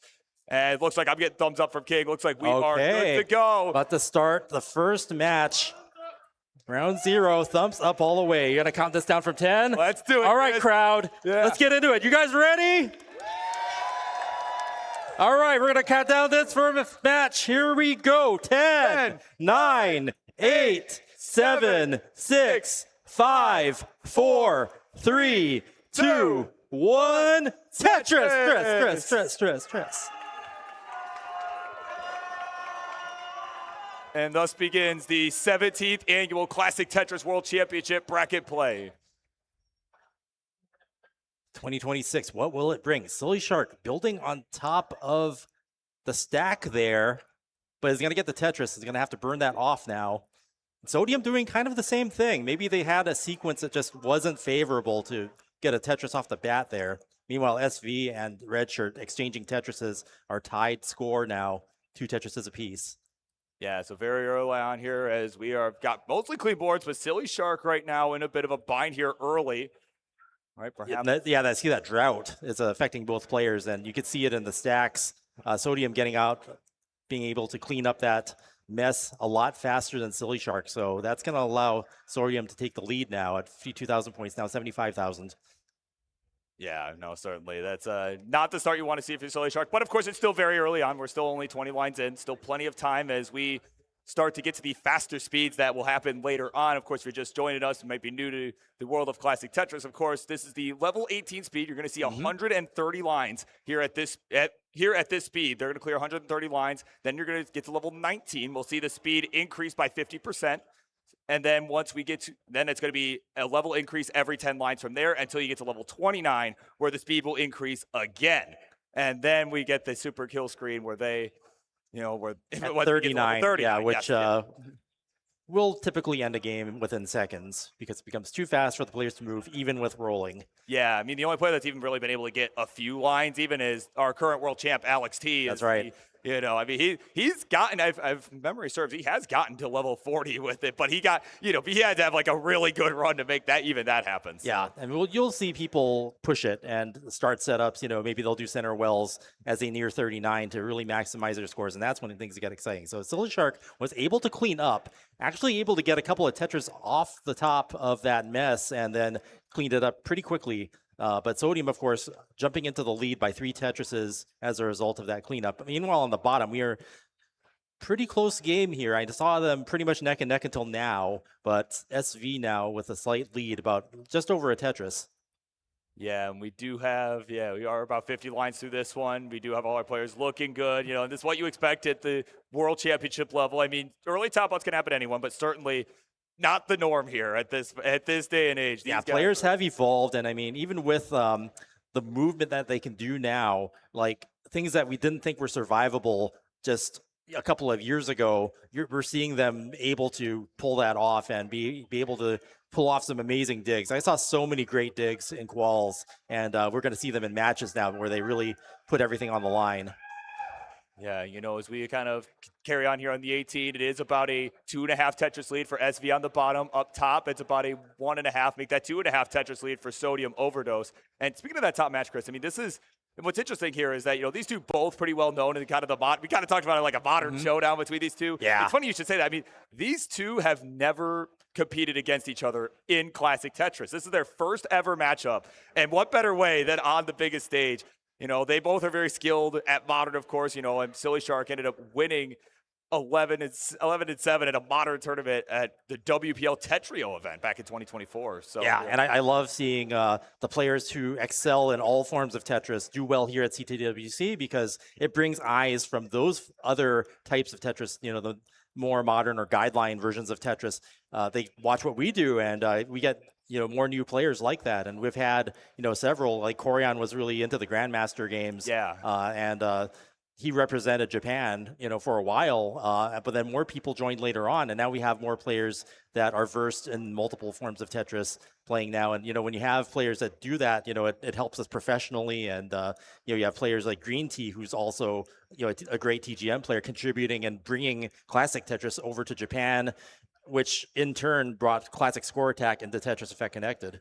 Yeah, and it's very interesting to see too how much the skill of different Tetris games. It's still, even though I always describe this game as pretty different from other Tetris games. But absolutely. But the thing is, like at its core, it's still the same 7 pieces. So it's pretty interesting how well the skills from other games translate to this, even though, like the DAS is different. Obviously these guys are rolling, but you know what I mean? Like, the way the pieces move is different, even the randomization, a lot of people don't realize that, the bag system, you actually have a completely different style of play where you're trying to optimize to use a piece that is going to come to make different formations. You can't do that in NES Tetris. No. And you could get droughted, and it could lead to an early top or a top out at all.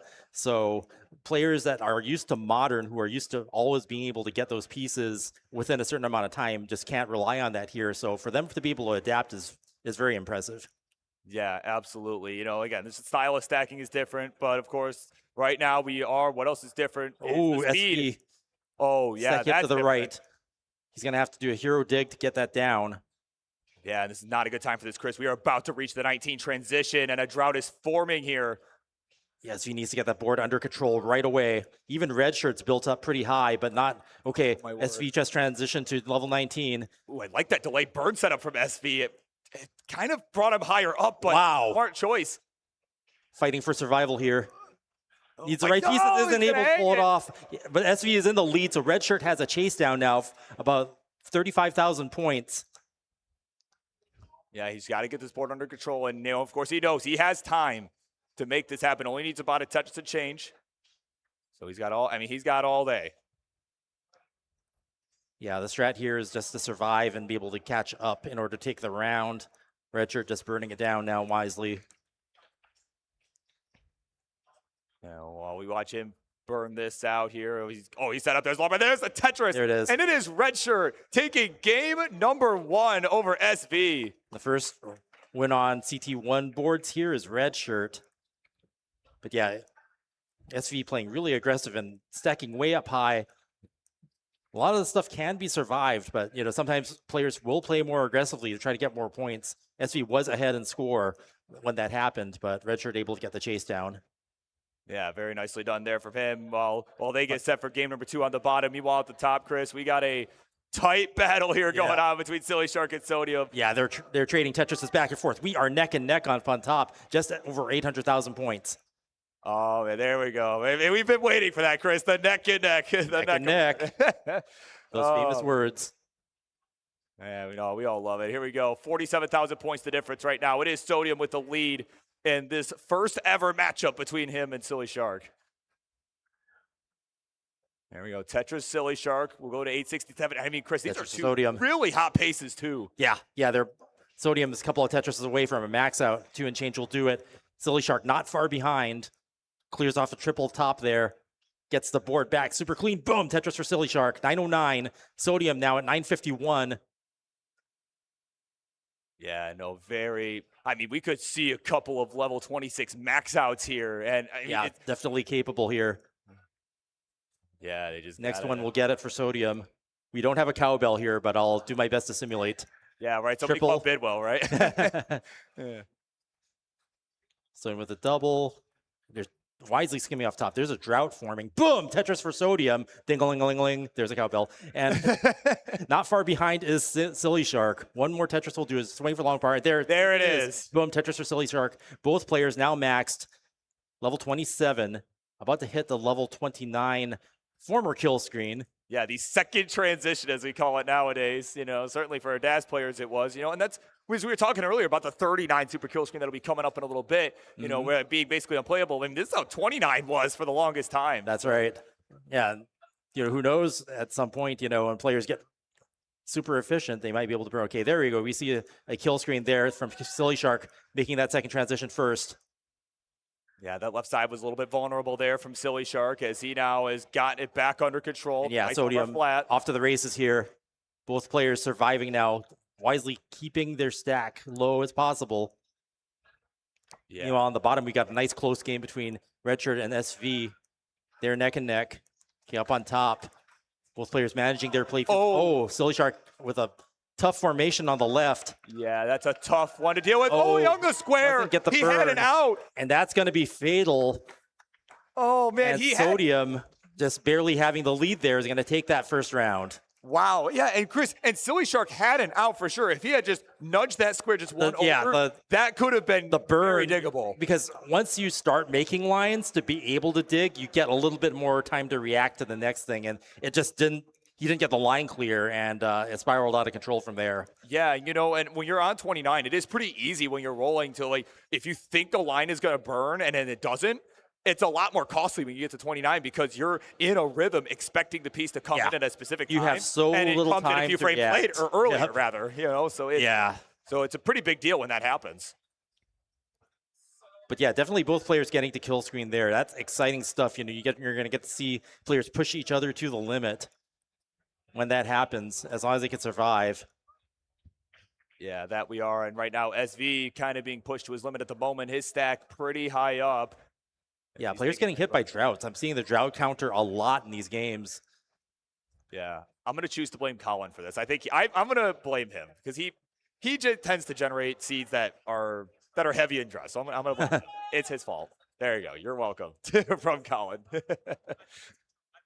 Oh, man, 276 for SV, 316 for Redshirt. It is about a 2 Tetris lead. SV getting that back under control. Both players now Tetris ready. SV with a Tetris into the lead now. So we're neck and neck. this game.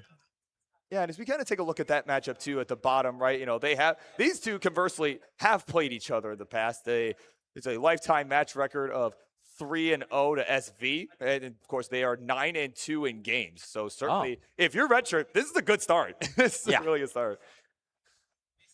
You know, but of course they played a couple times back in Tetris Gauntlet, the event that Sharky runs, 3 years apart, and then of course they have played in CTM, the Challenger Circuit, a couple years back. So it's been a little while since they've played, right? It's been, you know, a few years in the making. Although nowadays I'm seeing, you know, just like a few months when I see like the difference between players playing last year and this year, you know, you don't know how far people have progressed in their next live event, especially. Right. Yeah, certainly. I mean, that's the thing. Like you never know what you're going to get. And you know that players are going to be better, but you just have to hope that you're also, you know, better enough, right, to be able to compete. Yeah. No, the field is so tough and so deep right now. SV did some amazing dirty Tetris skills there, able to eke out a Tetris in the middle of the playfield within a mess, and is, I guess it's going to burn back down to the bottom now. Meanwhile, Redshirt's able to score as now a 2.5 Tetris lead. Silly Shark up on top, also 1.5 Tetris is ahead, 2.5 now. Yeah, and we are approaching the level 19 transition at the bottom. It is about 10 lines away. It is Redshirt with the lead, so certainly SV, if you're SV, I mean, certainly keeping this board under control. I mean, it looks good right now, right? So just, you know, try to just play it a bit safe, right? Don't get much more, favorable than the last round, so definitely going to have a different outcome this time. Yeah, there we go. I like that 5 below adjustment right there for the square piece that was coming in. I'm sure all the other young players like that too. Nice adjustment by SV there. Yeah. Seeing the piece come in your next box and then being able to change where you position your current piece on the playfield. Okay, we've hit level 19. The game speeds up here, and you want to have your board in good shape, and this time SV does. Yeah, he's in much better shape this time around. So, I mean, he's got a shot here. He's down by about 3.5 Tetrises here, 513 to 608. Meanwhile, at the top, Chris, Silly Shark just took his first burn of the game. Wow. I just had to point that out. That's a 93% Tetris rate. Yeah. That is, and if you're James Chen, you're excited right now. Oh, yeah. He's like, what is happening? Exactly. Yeah, we've started to see high Tetris rates. I mean, players are getting better with efficiency and just keeping the burns to a minimum. Sometimes that's what you need to do to make your score. Basically, you have to, your opponent has to be more aggressive to be able to catch up. So, oh, Redshirt's in trouble. Oh, Redshirt, man, the right he's gonna side hang the L piece. Overcome. Okay, SV now has a chance to catch up here with a chase down. Yeah, but Chris, this board is not in great shape right now. He's got a center wheel going. Needs some long bars. Gets one. Boom, Tetris for SV. 2 Tetrises behind now. Yeah, will he stay on the gas or will he start burning down? He's going to start chipping away at this middle of the stack. He's playing aggressive. He's waiting for the long bar because he could have knocked that stack down if he wanted to, but he's waiting for the Tetris. And the thing you have to realize here is that, you know, when a drought hits one player and it kills one player, it could be coming for you next. Yeah. Well, it most definitely is. We are on the same piece sets, right? So, yep. I mean, but that long bar could come, and SV still got the center well set up. Oh, my goodness. Come on. There we go. There it is. Boom. Tetris for SV taking the second round. We are 1-1. There we go. They'll exchange chase downs at the bottom there. We are now 1-1. People at the top. It is still about a 3.5 Tetris difference. It is Silly Shark with the lead, having a pretty strong comeback here after that game 1. Yeah, both our players, you know, in both matches now having a comeback round. And that's what you want to see if they want to take it to a decider and see these players play at their very best, pushing each other to the limit.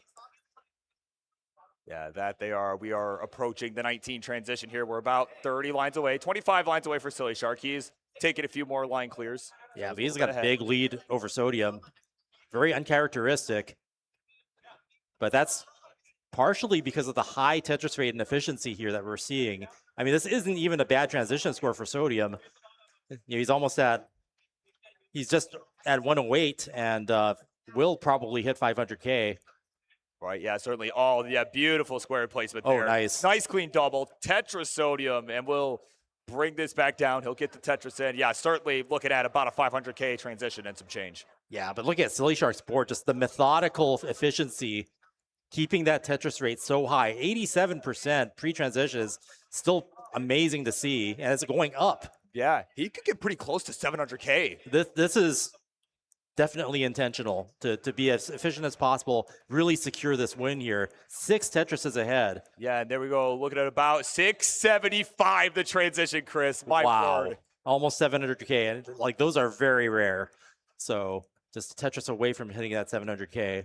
Yeah, it's not often you see that. Certainly not in competition. I mean, we did see a 700K transition in the qualifying yesterday over on CT2. It was actually, my brain has already forgotten who it was, but we did see a 700K transition. Right? It's more Tetris than I can handle. Yeah, right? and Sodium, transitioning around mid 500s is not bad at all, but just Silly Shark really turning on the heat here, forcing Sodium to play more aggressively to be able to catch up here. But as Tetrises are worth more, anything can happen. So will Silly Shark keep up the aggression?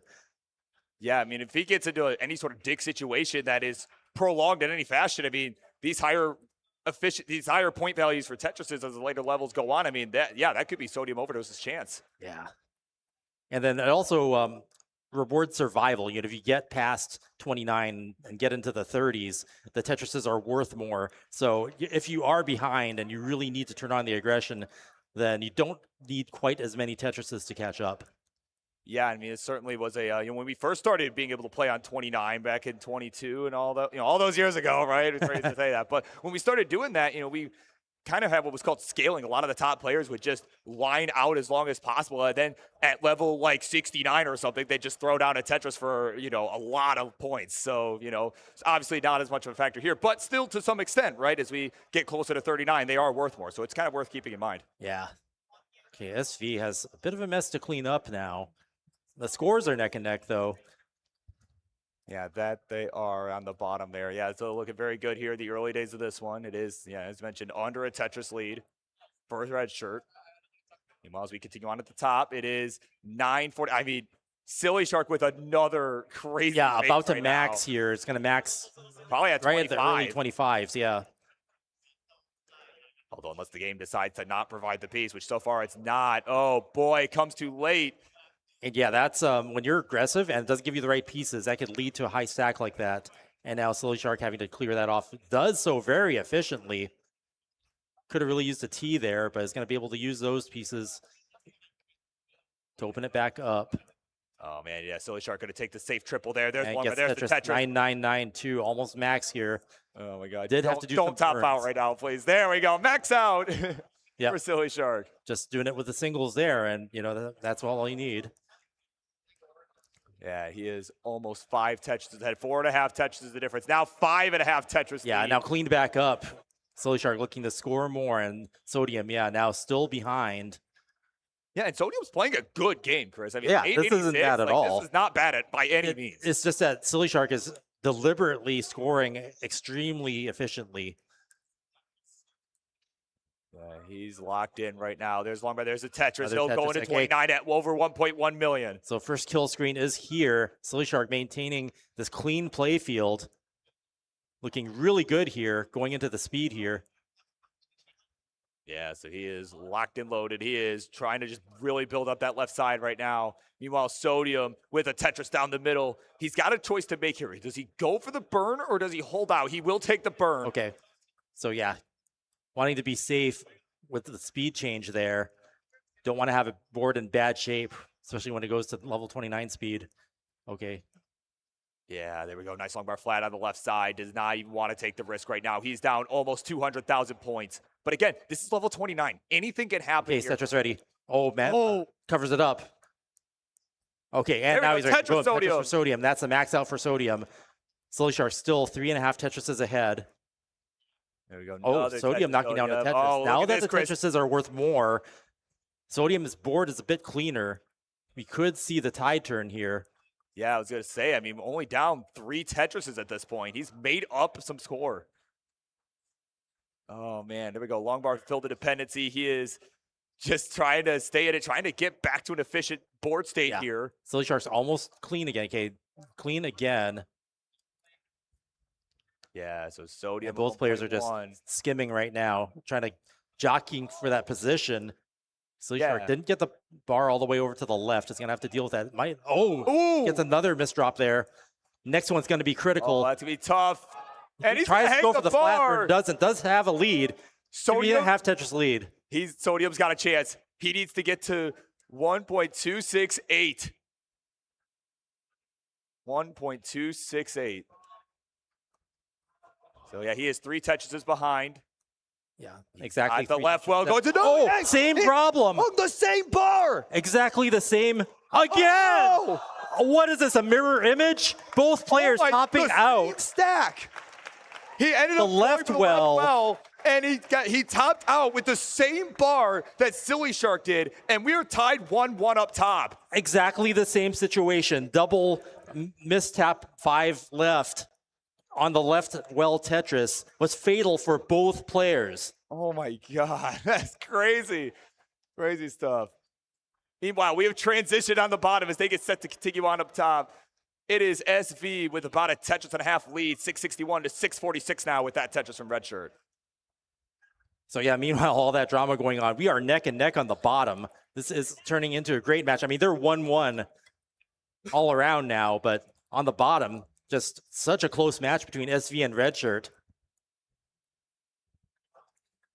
Yeah, so here we go. They are locked and loaded at the bottom. They're locked in, Chris. They have gotten their warm-ups through. I mean, I think we're at 29. Yeah, I mean, we love seeing close matches, and yeah, this is a great one to start it off.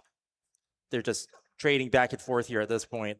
Yeah, you know, and I almost feel like in a lot of ways at this point, particularly for the lower parts of the bracket, I feel like the seeding almost doesn't even matter as much. I feel like just the skill level is just so close. Like, just everybody's at such a high level at this point. You know, like, certainly, like, if Redshirt were to win, it'd be a seed upset. But, I mean, honestly, I don't know that it'd be that much of an upset just in terms of both of their level of skill. Like, I think they're fairly close in skill, just in general. Yeah. I mean, yeah, 40-25, it's still such a close match. I mean, I would have expected the numbers to be closer.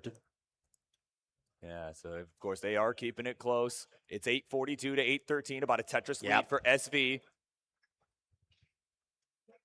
As he is a little bit ahead in the line count. Actually, yeah, worth noting, he's ahead in the line count. I just realized how many lines. He's on level 25 already. So really the pace lead, provided Redshirt can maintain a certain level of efficiency, he actually has the better pace going into 29 and maybe even 39. But of course, he has to be able to keep up the pace. Yeah.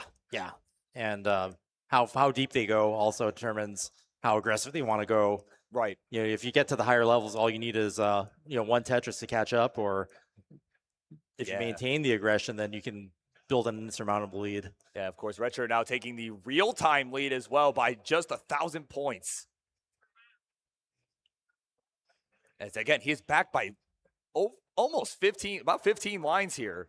So, I mean, again, as we get to level 29, we'll kind of want to keep an eye on what the transition score is for SV, right? Kind of, that's going to be kind of how Redshirt paces himself as we get there, knowing like, okay, he had X score going in. If I'm ahead of that, I can kind of gauge my level of play.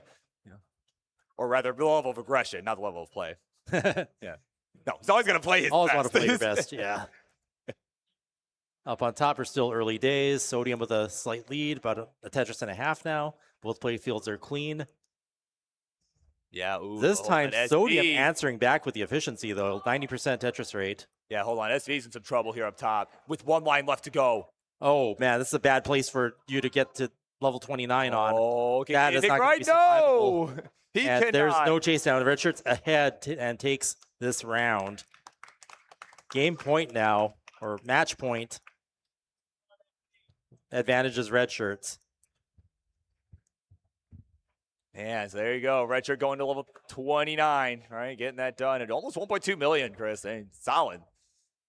Yeah, in that situation, you definitely want to have your play field in a better place. And I think a couple of times now we've seen SV fly really close to the sun right when the speed change happens. And, you know, as good as SV is and moving the pieces, sometimes you just can't survive it. Yeah, you know, and that happens. I mean, that's really like the name of the game, right? Just having your board. It's not so much can you handle the speed, it's can you handle the transition to the speed. Right. That's really what it's about. And right now, these two players up top, Sodium and Silly Shark, they're tied 1-1. They're on game 3 here. Yep. They are about halfway to the 19 transition, and it is about a Tetris and a half lead for Sodium. Make that about 3/4 of a Tetris. Yeah, both players are being really efficient here. I mean, Sodium's really answering back, though, now. Over 90%, 93% Tetris rate for Sodium. I'll be pinch hitting for James Chen here on that. And Silly Shark building on top of row 1 there to try to get a dirty Tetris.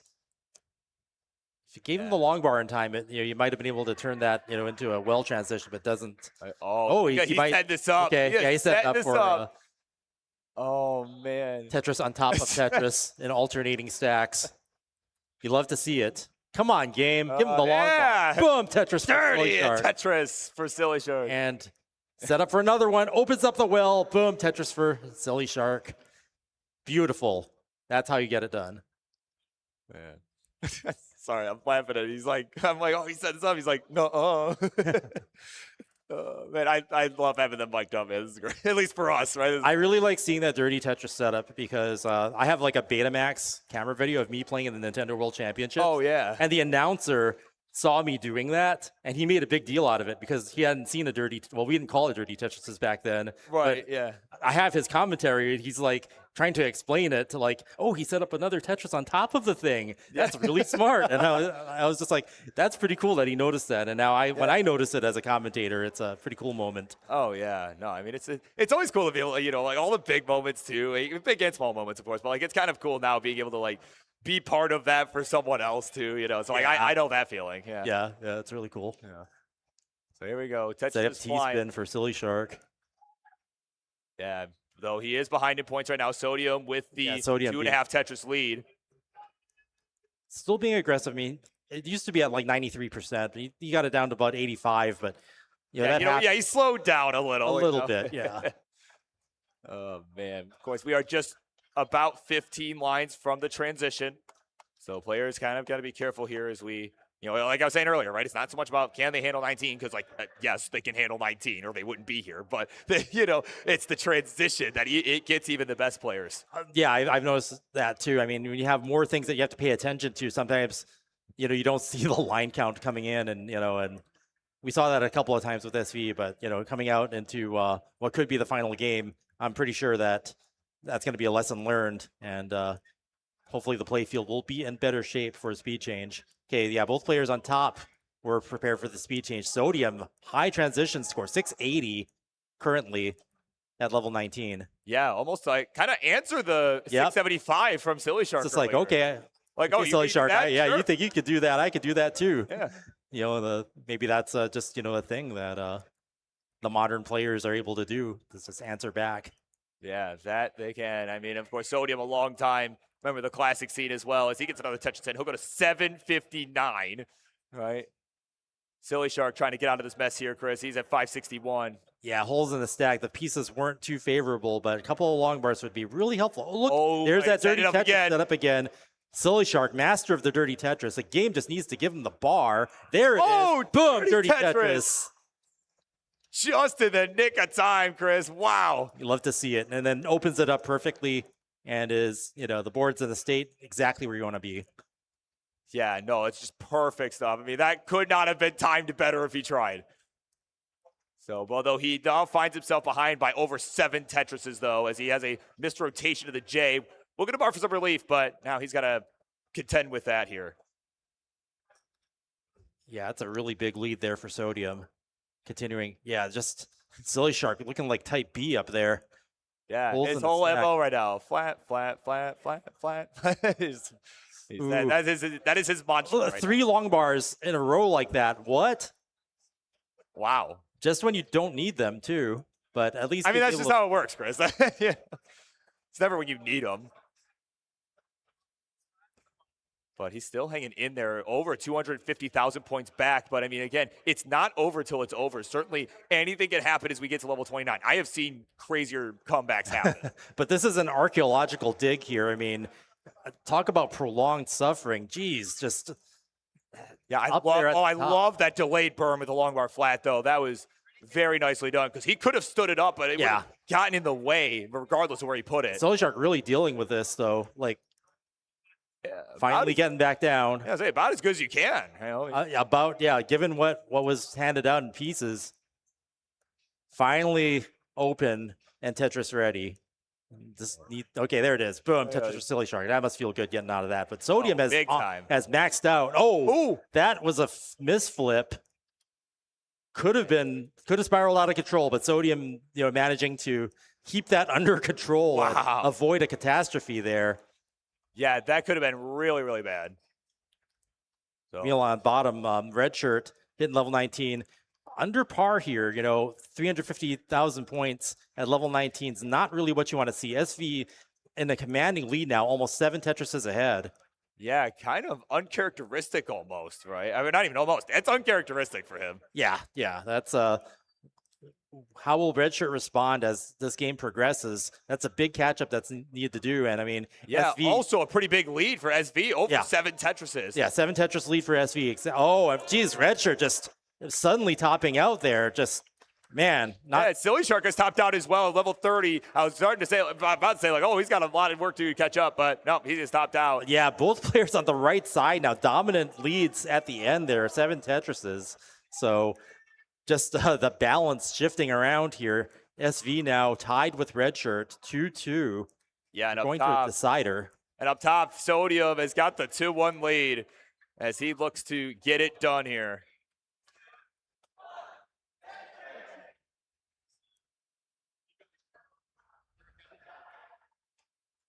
Well, now that our games are reset, we could probably count them down together if they want. If we want to, yeah.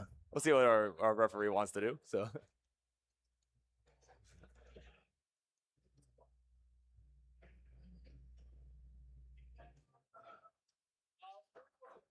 Okay, they're getting that seed put in up top. They're trying to get that all squared away. But yeah, we'll definitely have a simul start for this game. Nice opportunity to do that. Yeah.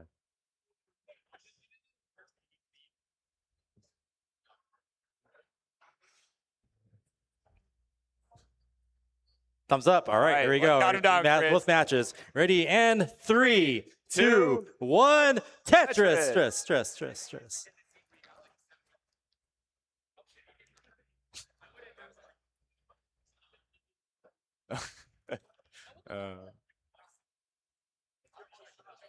Oh my word! I just love the camaraderie up top, Chris. Just I mean, the audience can't hear it, but I can hear them. Right? It's talking all about. It's like sounds like they're what if having they just fun. re-rolled the scene where you got the 700 transition?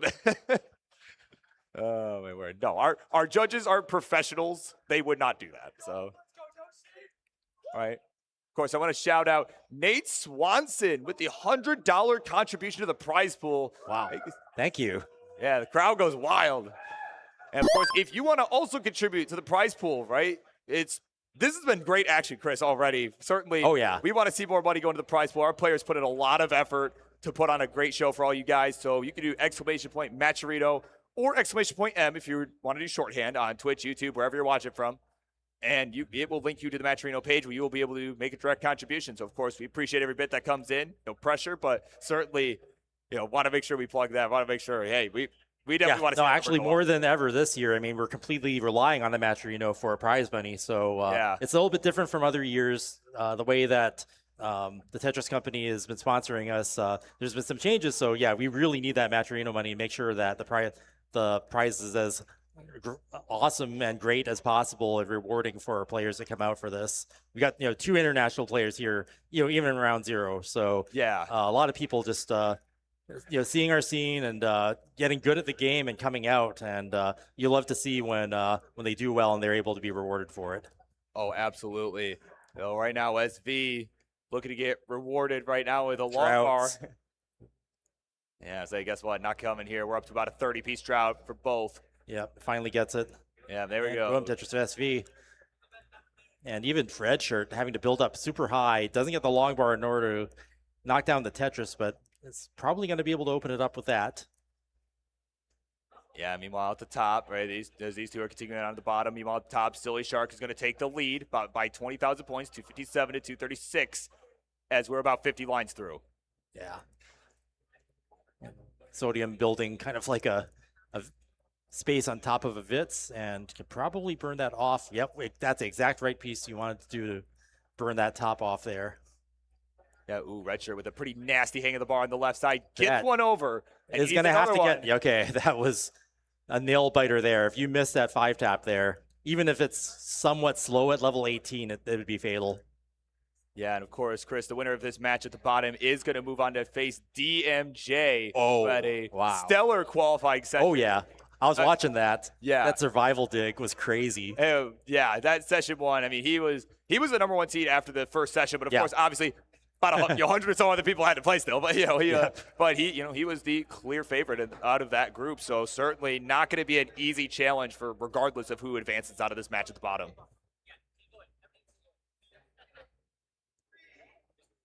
Meanwhile, at the top, we got a dig going on from Sodium. He needs just another burn and gets it just in time. There's a long bar. There's the Tetris. He's back by about 3.5 Tetris. Make that 2.5 with another one right there. Yeah, I mean, they've been trading their aggression now. Silly Shark now almost was at 90% Tetris rate, now dropped down back to 82. But yeah, Silly Shark being super aggressive, super efficient this round.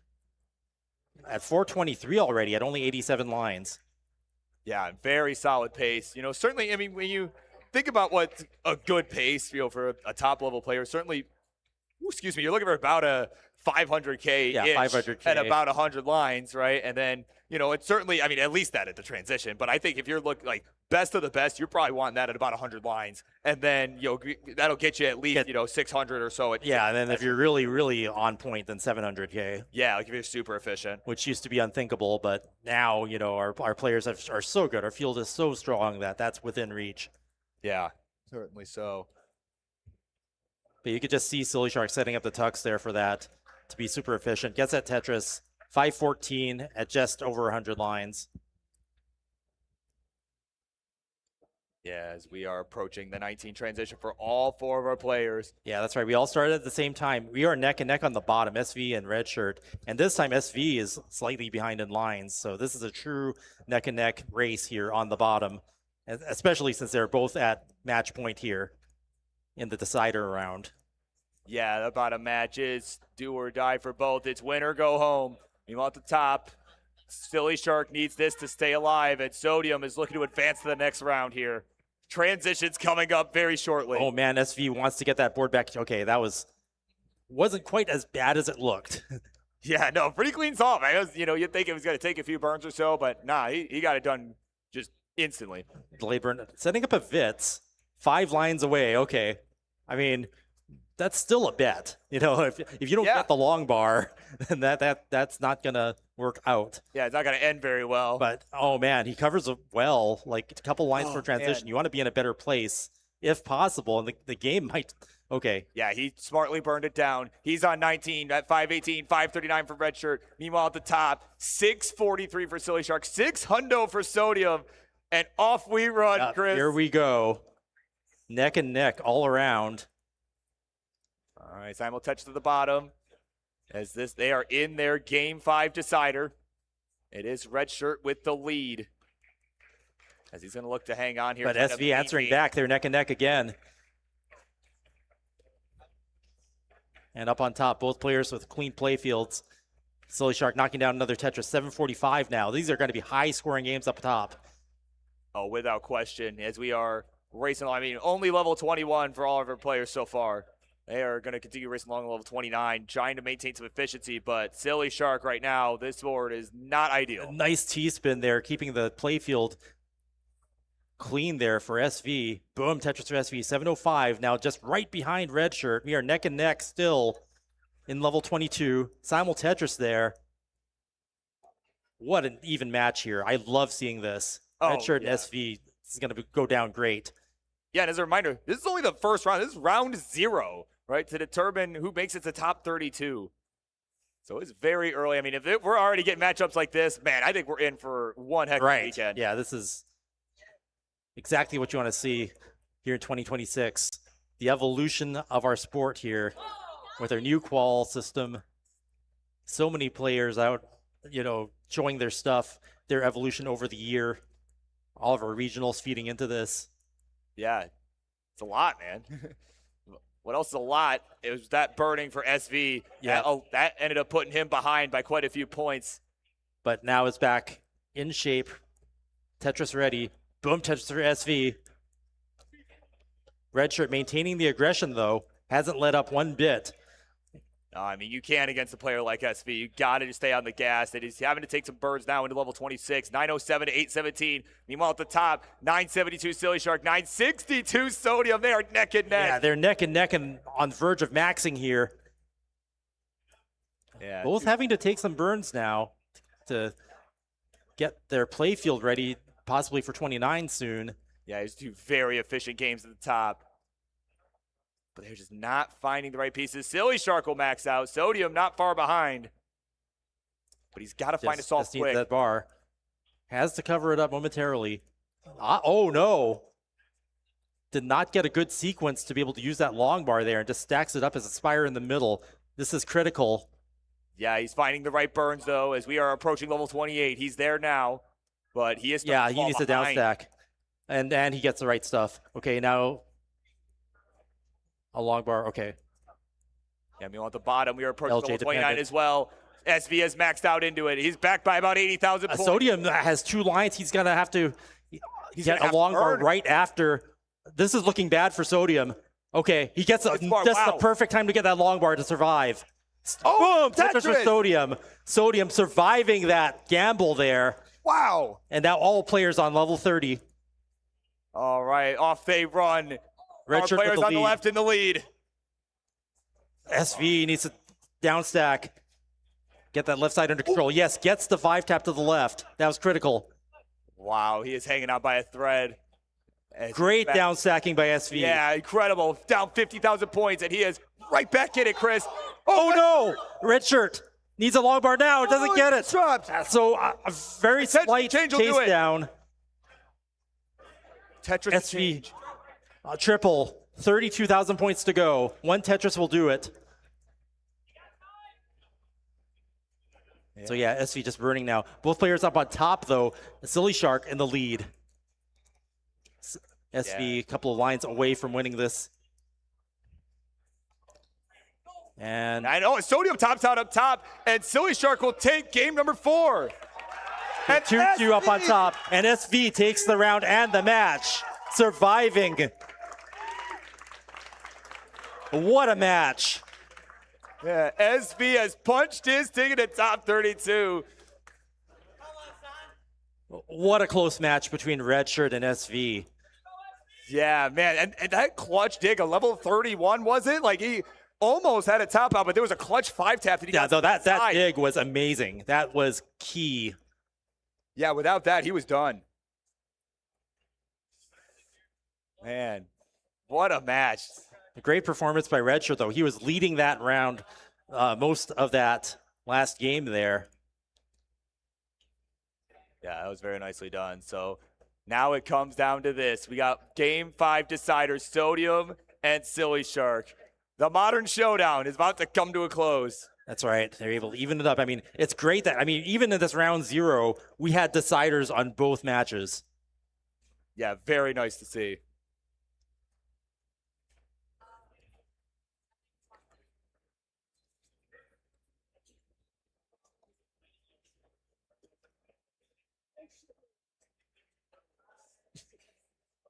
All right, our players getting squared away here. Yep. As I am told, not ready. Oh, man. Oh, man, yeah. Definitely want to take a breather Yeah. after that match. Stay hydrated, man. That's what you got to do.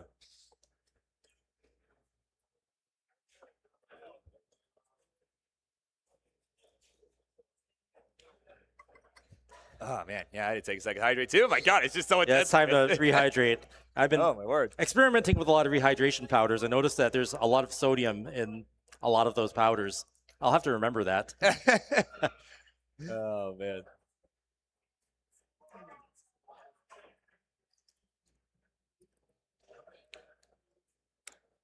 All right. So getting that hydration in. He is taking heed to burp semi-hourly reminder.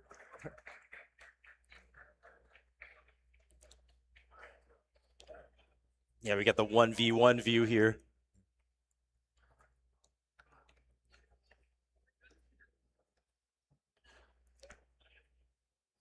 Yeah, no, that counts. Yeah, you're done. No. He's like, that doesn't count, does it? Is this the first 1v1 view we've had on CT1? I think so, yeah. I think a lot of the qualifying, like, they've all kind of ended at the same time, right? Yeah, Or it's yeah. been so close So, that yeah, it's, like, this not is- even worth it. This is the first for the channel, maybe even the event. Yeah. Got a 1v1 decider view. What a way to start off round 0. Yeah, so all right. Right away, the GLHFs. are good. So, all right, Chris, let's count them down. Game All 5 right. decider in 3, 2, 1. Tetris. Tris.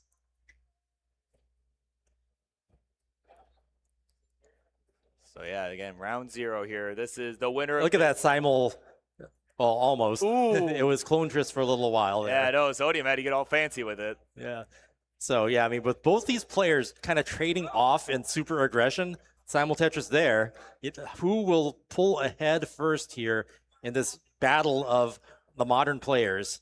Or I guess they're well-rounded players if they play both modern and classic. Yeah. I mean, they, they're very skilled in all versions that I've seen either of them play, But, of course, as mentioned, winner of this is going to the round of 32, and they will be playing none other than the defending world champion, Alex. Oh, T. wow. What a fate to be rewarded with. Yeah, they'll have a big opportunity, right? I think either of these two could compete, right? Whether they beat him is another story, right? That's another question that I don't really have an answer to. But they'll put on either one of these two. I think will put on. Yeah, they'll put on a good show. And looks like Silly Shark is going to stay clean while Sodium has a couple of lines to burn at the bottom there. Yeah, Sodium with a little bit cleanup here. That S piece and the J, perfect to fill that in. Yeah, and he could set up for the left wheel here if he wants, but he is going to go ahead and take Got to do the well transfer with a double, yeah. Yeah, very nicely done. And Silly Shark burning off a double there. Yeah, so of course, kind of taking a look at these two players, right? Some things I think worth pointing out too. With Silly Shark, we kind of mentioned, is like kind of more well known for his modern play, but obviously pretty skilled at classic too if he's putting on this kind of show. But he was recently promoted to the Classic Tetris League. He was recently promoted to Division 1, and he's been putting on a show there, and has really been. I mean, the gameplay I'm seeing here. I mean, yeah, that's I would expect that to be the default. Yeah. Oh, certainly. I mean, so two very skilled players, and of course, Sodium, a one-time regional winner. It was back in 2024 at the Boston Tea Parody event, hosted by Fractal. It was, I believe, was the first iteration of that tournament. That's right. So, it certainly hasn't really let off the gas since then. Triple off the top there, dealing with a drought. And I'm seeing Silly Shark, set up the delayed tuck there to keep it clean. And misses the tuck there. Oh man, he is not pleased with this this situation here that he has found himself. Yeah, I heard some interesting sounds from Silly Shark over on the comm. I don't think I've heard that sound before in my life. No, not made by a human anyway. Right, maybe by my PC as it crashes, but no. Actually, no, probably more like what King hears when his PC crashes. Like mine's pretty reliable. No, anyways, all kidding aside, right? That's he was not pleased. That bottom line, he was not pleased with what just happened. But he's cleaned it up. Back into action now. Clean play field on both sides. Sodium setting up a tuck, gets the tuck, keeps it clean. Are we gonna see another drought? I mean, the game's just been really uncooperative. Boom Tetris for Sodium, boom Tetris for Silly Shark. Finally cashing that in. Yeah. And even with that mistake, I mean, Silly Shark up by a Tetris and a half still. So this is a close game. Yeah, I was just gonna say, still a close game, Chris. And this kind of you almost don't want to have, like, as a player, you definitely don't want to have a decider. Like, as exciting as they are, right? It's fun to play in deciders, but certainly this is kind of that situation. It's when it's win or go home, it almost kind of puts that pressure on, right? Where I mean, the players have to throttle, their. You have to play aggressively enough to make sure that you win, and sometimes it's better to stay even with your opponent and then win in the end than take too many risks and then not have the decider. So yeah, and it's why you'll notice here, I mean, these scores going into about 100 lines here are considerably lower than what we've seen throughout the series, right? Or even in quals. Yeah. So it really does feel like you want to make sure you have a strong game, and in this case, the players are so good they can actually do all the maneuvers that they can post 29. You really want to at least get there, right? To have that chance to use those skills and use the scaling to make those Tetrises worth every bit that they can. Yeah, it's always a balancing act, right? Just trying to just balance out, like, all right, how aggressive do I go here? And pretty much any situation it will be, but it looks a little bit different depending. Like this, it looks a bit different than games 1 through 4 in this case. They kind of tend to lean towards the safer side of things. Yeah. I mean, when we get further in the brackets, when you have players that are always capable of 1.6ing, then all the players that, have to challenge those players are going to have to keep up with that. And they're probably going to play way more aggressive than we see them playing now. Oh, without question here, as we are fast approaching the 19 transition one last time in this series. 5:08 for Silly Shark, 4:18 for Sodium Overdose, as he is trying to lock in, trying to make the comeback. Yeah, Silly Shark being on the winning end of the trades here as we approach the first transition at level 19. All right, Tetris, Silly Shark. We got just a couple lines to go. Okay, Sodium will transition at 487. So Silly Shark will be ahead regardless of when he ends up getting this Tetris or if he does. Yeah. This is kind of the transition score that we're used to seeing, which is, right around the 500K mark. And Sodium and Silly Shark, both level 19 speed now. Yeah, so okay, Sodium didn't get that box all the way to the left. He's going to have to deal with a burn or a tuck. Yeah, it was Gets a the good T-tuck. tuck. A good J-tuck, too. Yeah, Yep. be able to Perfect. throw in a T. The Z probably would have been better, but you'll take it with the T. That's how you fix your mistakes and make it not look like a mistake. Yeah, right. He did that on purpose, right? He definitely did that on purpose. And, Look at that what an adjustment. Yeah. Wow. That's just that setup. You see the next piece coming. It's like, okay, I can fit that in, make that clean. There we go. Tetris Sodium. He is back by just 30,000 points now. He was down by 10,000. Sodium really executing on that sequence there. And this one looking like it might come down to the wire. We're on level 22 for Sodium. He's a few lines ahead of Silly Shark because he reached the 19 transition first. Both players dealing with a bit of burns. Okay, now finally, yeah, Silly Shark having to deal with that. Sodium can catch up, get that Tetris built up.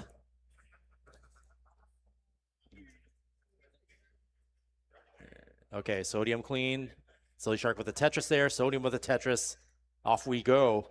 Yeah, we're on level 23, so a few levels left to go before we reach level 29 when the speed increases again. Silly Love Shark that with- bird from yeah, Silly Shark. delayed There's burn. a Tetris as a reward. Yeah, Silly Shark's got some great setups there with the delayed burns. Could just be, that modern Tetris influence. Uh-oh. Right. I mean, would you call that modern Tetris influence? No, I'm of course kidding. We're seeing a few cracks forming in Silly Shark's tucking game here. Yeah, Sodium looking to play catch up here as he has got himself a perfect opportunity, but guess what? No bars in sight, Chris. Yeah, that drought's starting to hit again. And now Sodium had to cover it up, but gets the log bar right in time. Boom, Tetris for Sodium. 822, we are neck and neck. Oh, man, Silly Shark's board. This is not the board state you want to see right now as you're getting close to 29. Yeah, that's got some Swiss cheese there. Is burning it down, but yeah, the alternating burn shelves there, not favorable. You definitely don't want to be in a situation where you have to stack pieces on top of the holes in order to open them back up. Yeah, but that was already efficient as you could get. And look at that dirty Tetris setup. We saw some great dirty Tetris setups before, and we've got one again here. Just not giving them the bar, though. Another drought, 17, 18. Come on, there it we is. go. Boom. Dirty Tetris for Silly Shark now. 879. Sodium taking the lead. 1.5 Tetrises, but the max. Yeah, Tetris Silly Shark again. It is only a Tetris and a half the difference. Silly Shark falling behind as a result of all that burning that was required. And that board needs to get in better shape now here on level 28. Level 29 is coming. Kill screen is coming. It is still a kill screen if you're in bad shape. Yeah, he was really looking for that T-piece. Did not show up. Sodium's on 29 at 977. Yeah, and Sodium, has to burn down a bit, too. This isn't ideal. Yeah, there was some good burns with the T-pieces there as he is now trying to drill his way back down to the Really bottom. needs He the long bar. bar. Gets it. Got it. Gets a triple there. Silly Shark desperately burning back down as well. Ooh, Gets and some misdrops. It's getting hesitation. crazy. Oh, It's looking man. bad. That's not going to be survivable. And Sodium is going to take that round and the match. What a match. Wow. So close. Both of our round zero games starting off. Deciders and so close at the end. Wow. Yeah, very well done there. That was very well played. Sodium will advance to top 32. But what a awesome debut by Silly Shark there. What a joy to watch, just the piece maneuverability. Yeah, so now he will move on to the round of 32 where he will face the defending world champion, two-time defending world champion, Alex T. But coming up next, Chris, we are going to get some fun matchups here. We're going to get Oh my goodness. Are we Floxer. really going to get that next match? And I believe, and then we're going to get Zero, the young prodigies. Wow. Shadow Knight, we're going to see in just a little bit here. We're going to get treated by the Zero. Man, and in that round kid, 0. man, he is. Yeah, that. When I saw Zero get 1.7, I could not believe my eyes. Oh I am my so proud of Zero and his family. Just that level of advancement to see a kid get a 1.7.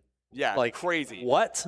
Yeah, but he's like, oh yeah, I've been playing since I was like 5, and I'm like, what? It's just unreal. So nothing like, we'll be seeing that in just a little bit here. Who's Yoshi is that? Oh, thought it was Silly Sharks, but Oh, okay. yeah, might not be. So so they're just getting off stage here. So this is gonna be, like I said, lots of fun left to be had here. I can do my thing here. So of course, we will be probably taking a quick break here. So again, we will be seeing those 4 players that's mentioned, Zerobot and Shadow and Cole and Floxe coming up next. We'll be seeing that in just a little bit here. So yeah, like I said, I believe, right, we're going to break. Is that what's happening? Reached out to my producer. Are we going to break? Yes or no? Let's look at my run of show. I'm just checking, make sure Oh. Okay. Yeah. So. All right. So, anyways, that's those matchups concluded, right? Yeah. As we will. Yeah. We are gonna go to a quick break, right?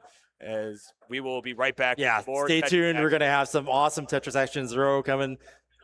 Shadow Knight and Cole and what is it? Yeah. Cole and Philox. Yeah. Yeah. Of course, was the Phenoms champ in Tetris Friendly's universe. So certainly very, very strong player. Goal. All right. BRB. All right.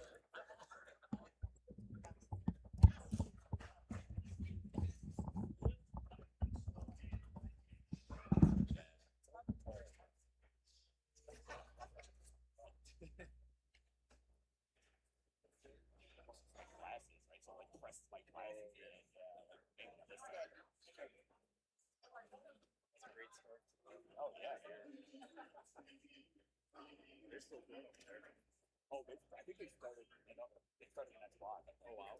Yeah. Who was there first? Gunter and Knight, and then I forget who else.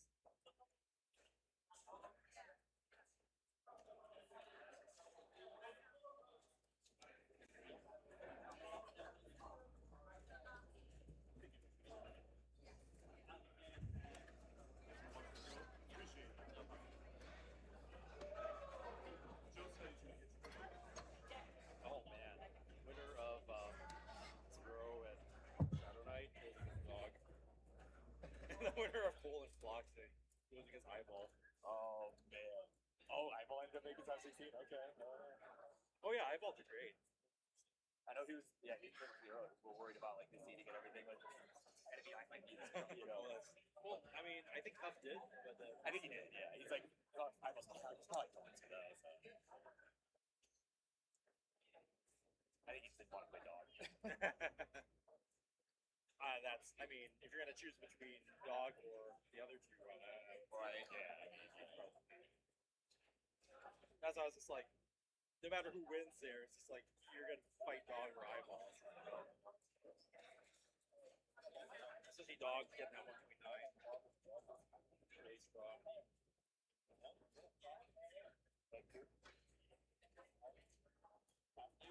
Those are 10. That's fucking true too, yeah.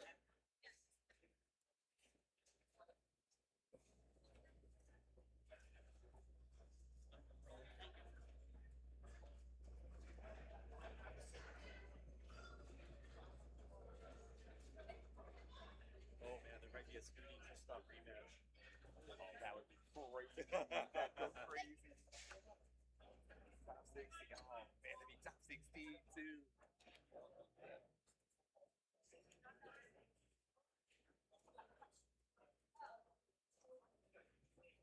Yeah, we're not gonna get to complicate that, unfortunately. Right. Well, I might tomorrow. Oh, that's good. Yeah, I might tomorrow. If you're on early tomorrow, you'll get to. Yeah. Darn. It's just that I was there for the first one. So it's right, yeah. Thank you, bro. Good luck. You can. I'll live vicariously through you. For me, King, yeah.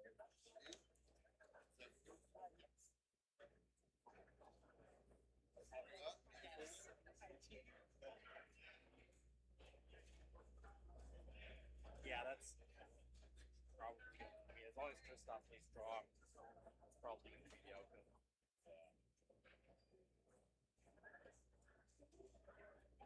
Yeah, no, he really his ball. He kind of started out rough, and he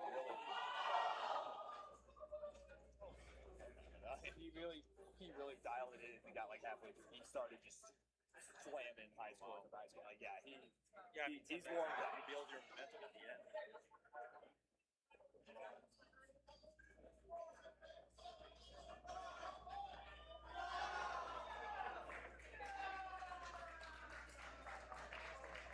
Someone dropped off fancy glasses around. That was Barry. Imitating. One? Sure. Two? Sure. Chris? Nah, that's okay. Okay, I got bottles.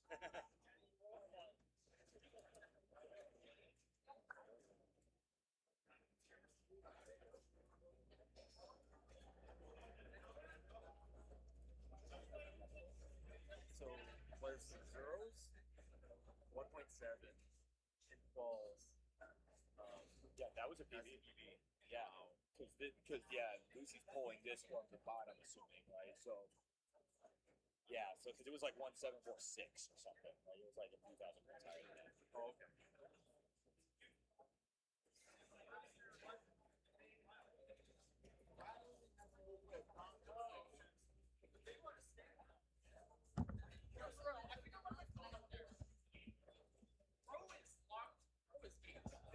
Duke.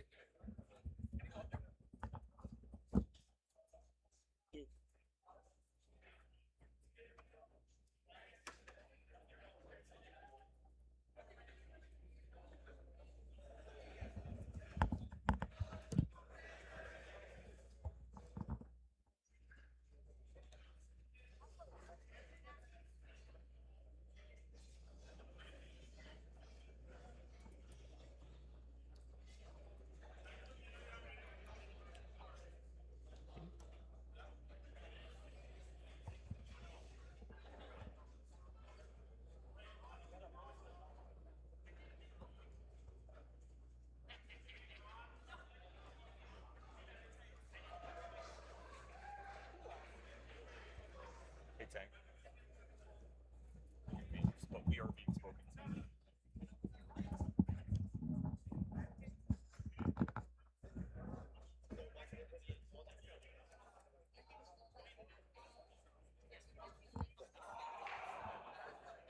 All right, welcome back. 17th Annual Classic Tetris World Championship, Round 0. We just had some pretty crazy matchups that happened. Already. Yeah, and we're about to see some more. And oh my word, Chris, I'm excited, man. I just cannot contain it this whole week. I've just been so amped up, and I still can't contain it. So. Yeah, we're on a whole new level now. Our players are just advancing with us, evolving with us, and we have to evolve right back. And 2026 is one of those turning points. Yeah, absolutely.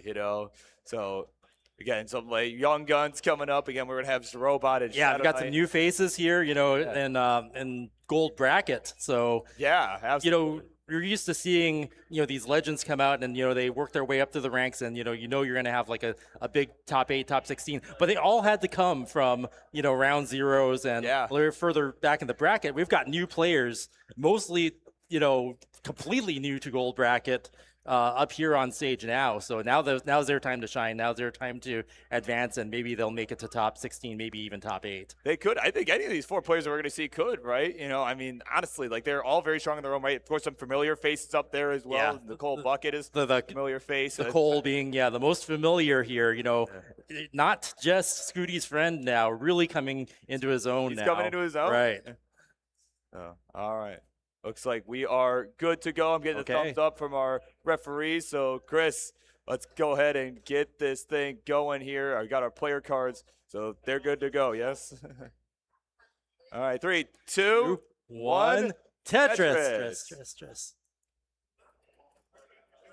You didn't get to see those cards for very long. They are rearing and ready to go. I know, yeah. But we know. Amped up. You know? Yeah. But the good news is, Chris, we know these 4 players. Yes, It's all good. We can Zero, talk about yeah, definitely, yeah. The prodigy up and coming here.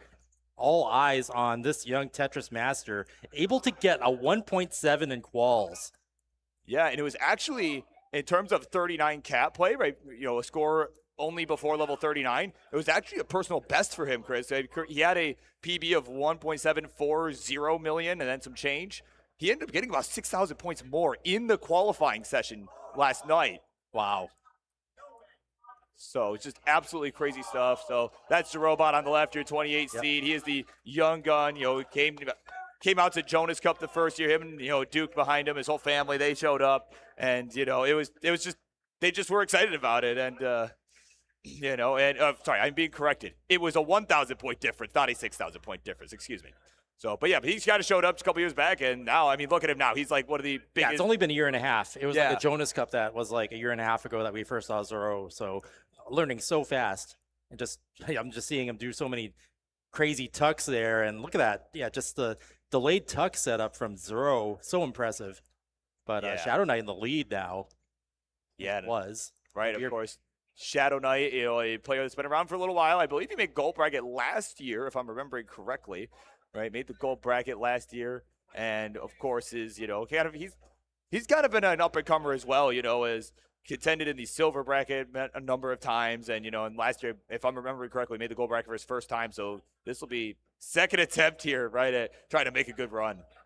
Yeah, it says here close to upsetting Cole at Boston 2026, and you know, Cole also on stage now, not in the match, but you know, maybe just the presence there, you know, get some extra strength from that, right?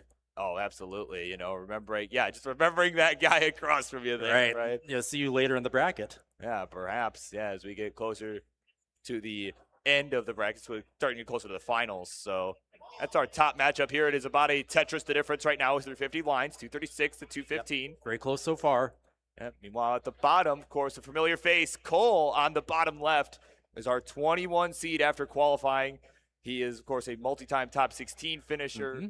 As well, or at least, yeah, the last 2 years he made top 16, and of course he's gonna be looking to make it to Championship Sunday once again. I mean, what more can you say, right? I mean, he's cracked. He's cracked, Chris. Yeah, and this match has happened before. Cole versus Veloxy. It has happened. Match history is 1-0 favor of Cole, and it was a sweep. Yeah. CTM Masters March 2025. So just about a year ago. Let's see what happens here. Yeah, and Veloxy in the lead. Yeah, and I was going to say, and since then, Chris, I mean, she's had a really solid performance just in general. I mean, I say as if it was one performance. Yeah, just in general, they've been playing very well. As, you know, as Foxy was the Phenoms champion in the Tetris Friendlies world, right? Very, you know, it's kind of out of nowhere almost, right? They just kind of challenged, you know, hey, I want to challenge this person. And then, you know, whoever, I forget who the champ was at the time, I'm going to be honest. But they were just like, yeah, let's do it for the title. And she's like, okay, sure. And she ended up winning and proved throughout, you know, the several months afterwards that she deserved the title, defended the title a number of times against some pretty high-profile players. Yeah, too, and that's how you get the experience. Them, And then, you know, when you go against a superstar like Cole, that's what she needs to, you know, if you could get that win here in, what do you call, round 0, well, looking on further in the bracket, you know, both of these matches are going to have to fight either Dog or I think it was Eyeball, right? Eyeball. Dog or Eyeball is your reward for advancing here. So, yeah, for the Cole versus Veloxy match, it's going to be Eyeball, which will be your... waiting for the winner. Your boss awaiting you. And for Zero versus Shadow Knight, it's going to be Dog. So, it is crazy coming out of your round 0. It's going to be crazy. That's what I think we missed the top out on top, Chris. It's game number 2 at the top. Wow. I didn't even see that. Yeah, I didn't see that. Wow. Zero takes we were the first round. We were in a zone, man. Yeah, no, we're trying to catch up on those cards, and it's just that's how fast things go here. Yeah, so Zero with a 1-0 lead. Yeah, just not, you know, it's one of the things, like, you're just not expecting an early top out, right? But it could happen to anyone. No, I was not expecting that. But yeah, like you said, anything can happen. And yeah, Zero up to an advantage now. 1 round closer to having a match with Dog. Yeah, I know if yours right, I'm sure he wants it so That's gonna bad. be fun, right? Yeah. It's gonna be fun for everybody. And he's very much like, bring me anyone, I will win. From what I've gathered from Jerome, that's his MO. Yeah, Just bring me anyone, exactly I'll win. how he operates. Yeah. And I've seen him do some crazy things. Of course, back when he was first starting out, was a DAS player, and he even when he first met the community, he had like a 900K or something like that. Fluxy waiting for that long bar for the Vits is gonna need another one for a Tetris. And there it is, boom! Ow! Tetris for Fluxy. There we go. As Cole is transition at the bottom, he is at 528, backed by a couple Tetrises. And Fluxy will join at 639. I mean, again, these have been some very hot That's a paces. nice transition score. Very strong showing here by Fluxy early on. Cole, good board there.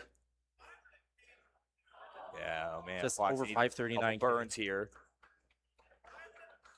Burn with the T's, filling that left side. That long bar dependency less than ideal. Yeah. Oh, boy, it gets the piece. Okay. Wow, the LP's getting all the way over there. Crazy.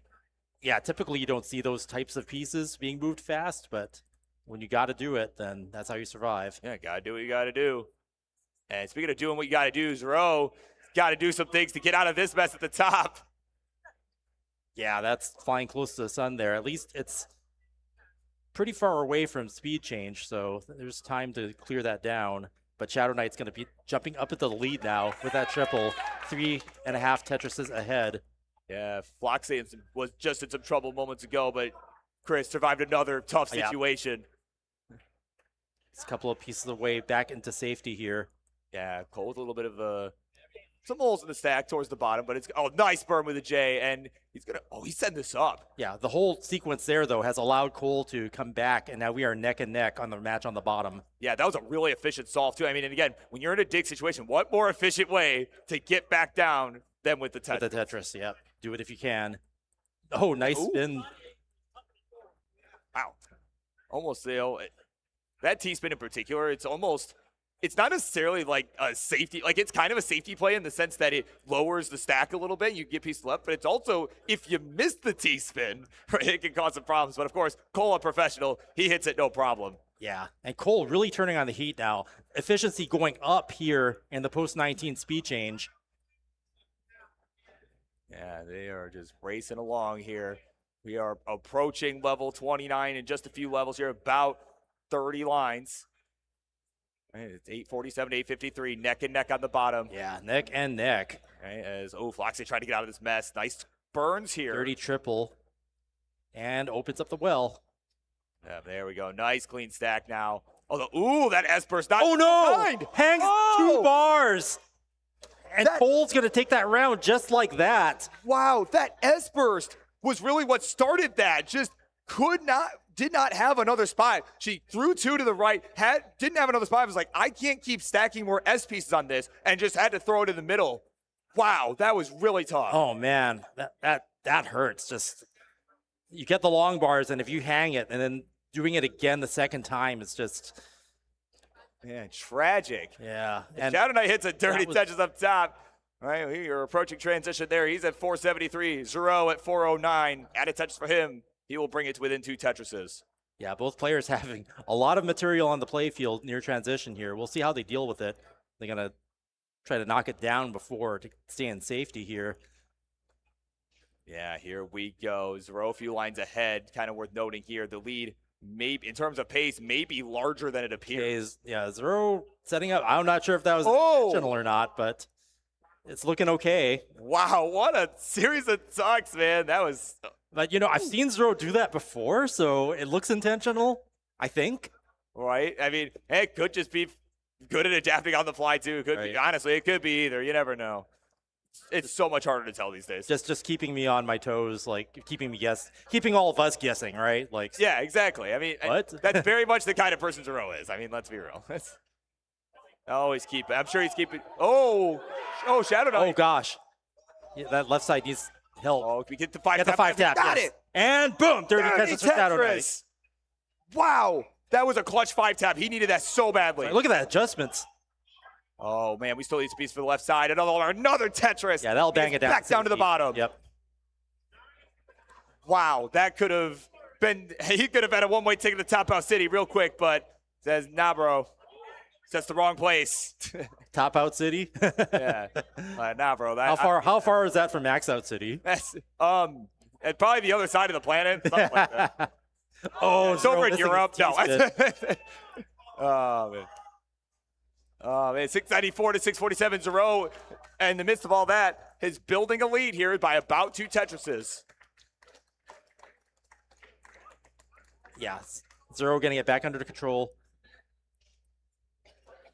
Yeah, Shadow Knight right now is just trying to keep this under control. He's got a couple options here. Looks like he's going to build on top of this. 3 rows off the bottom. Yeah, Dirty Tetris set up there. And boom, Dirty Tetris for Shadow Knight. We are neck and neck up on top. This is a very close game. Yeah, you love to see it. But he's just trying to figure out right now, Shadow Knight is trying to figure out how he's going to get this Z out of the way to be able to start burning this down. If he could just get a lengthy piece there to fill that dependency, but unfortunately did not get it. And it's just going to be stuck burning even more here. Yeah. And I guess that's the difference between the two players. I'm seeing Zero, stacking on top, making these delayed burns, like really smart things that I don't see other players doing. Oh, yeah, missed rotation there from Shadow Knight. I mean, yeah, Zero just balls to the wall at all times, man. But meanwhile, Shadow Knight has just been, in spite of the fact he's just been mired by all these digs, it's impressive that he's not that far behind. He's been so efficient with his solves. Keeping the dirty Tetrises coming sometimes, like that dirty triple there, it could have been a single or a double, but maximizing what you can along the way, even if you're digging. Yeah, so he's trying to drill this back down to the bottom here as we are starting to approach level 29. Just about 15 lines left for our players till we get there. Yeah, definitely want to get those boards back in order. I mean, no matter what you're doing, it's lights out if you don't get your board back under control for the former kill screen. Still a kill screen for many players. Yeah, there we go. Okay, nice Zero back open. In the middle of a drought, though. Yeah, that bar's not showing up right now. Finally, it does. Don't want to play YOLO with one line to transition here. Okay, kill screen speed now, level 29. Zero wisely finally getting this stuff burned back down to the bottom. There we go. Tetris Shadow Knight. He's into 29 now at 9:23. Yeah, Zero getting ready to back. Oh my God! It's a long bar now. Isn't able to skim. Doesn't get it in time. And Zero's going to top out 978. We have a chase down. About 38,000 points to go for Shadow Knight. Yeah, it's not a gimme, Chris. Certainly not on level 29. Yeah, it's a matter of survival here, first and foremost, and getting those points along the way. Definitely line outable. Yeah, but he's just got to hang in there. He's got until level 39 to get it done. But certainly, I mean, as you said, you can certainly line this out. But you got to be able to do it, though. You do have to get the survival. points. Definitely looking like Type B on the bottom with those even like single holes. And that's not what you want to see. That's not going to be survivable. And Zero's going to take the second round. We're at match point here. And like you said, just not a gimme. You have to survive in order to get those points, even if you can line out. Just one misdrop, turns into a spire, and you just can't get past making any burns after that point. Man, it was so tragic. So close. But it's almost like, kind of like what Jonas would say back in the day, right? How the most distracting thing an opponent can do is top out early, right? And perhaps even distracted by that, like looking over like, oh, I need to chase this down, right? And not fully, hook somebody's doing, and I mean, not necessarily I'm saying that was the case, but it's a possibility, and that does happen. Yeah, just to survive, is definitely the priority. And now Shadow Knight one away, needs to win this round to stay in the match and the tournament. That he does. He's got to just kind of take this one game at a time. But meanwhile, speaking of one game at a time, at the bottom, Floxay looking to do the same here. She's back 1 game to nothing here. Yeah, looking to even it up, though. Now in the lead by 3 Tetrises. Getting a bit of traffic on the board here, and we are getting close to transition at just past 110 lines. And another drought forming. Oh, yeah, that left side for Floxay not looking so hot right now. Yeah, both players having a lot of material on the playfield, just a result of being droughted like that. Yeah, but I mean, that right side's getting a lot cleaner now. Oh, there we go. Comes a bit too early, but she's finding the burns. Yep. I like that delay there of moving that L piece over to accommodate piece that came after that. It was Okay, very ready tough. for that Tetris? Oh, was that misshift? Okay, boom, Tetris for Schloxy. Wow. That, yeah, could have been a misdrop there, getting that long bar not quite over to the right. And having that happen so close to transition like that is a good thing that the next long bar came right away and did drop in for the Tetris. Yeah, man, and she had the lead momentarily after getting it, too. So, I mean, she is right there with Cole right now. Yeah. Definitely would like to even this up. That first match just, ending in such a tragic fashion, getting that bar over to the right.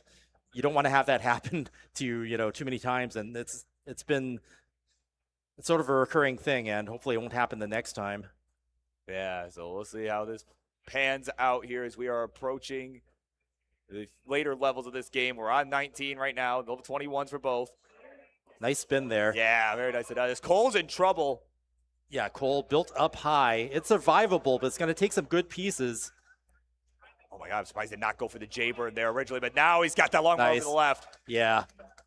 Sometimes when you see those LJ dependencies and they don't give it to you, then it could be fatal. But this time, Cole able to use it and get out of that.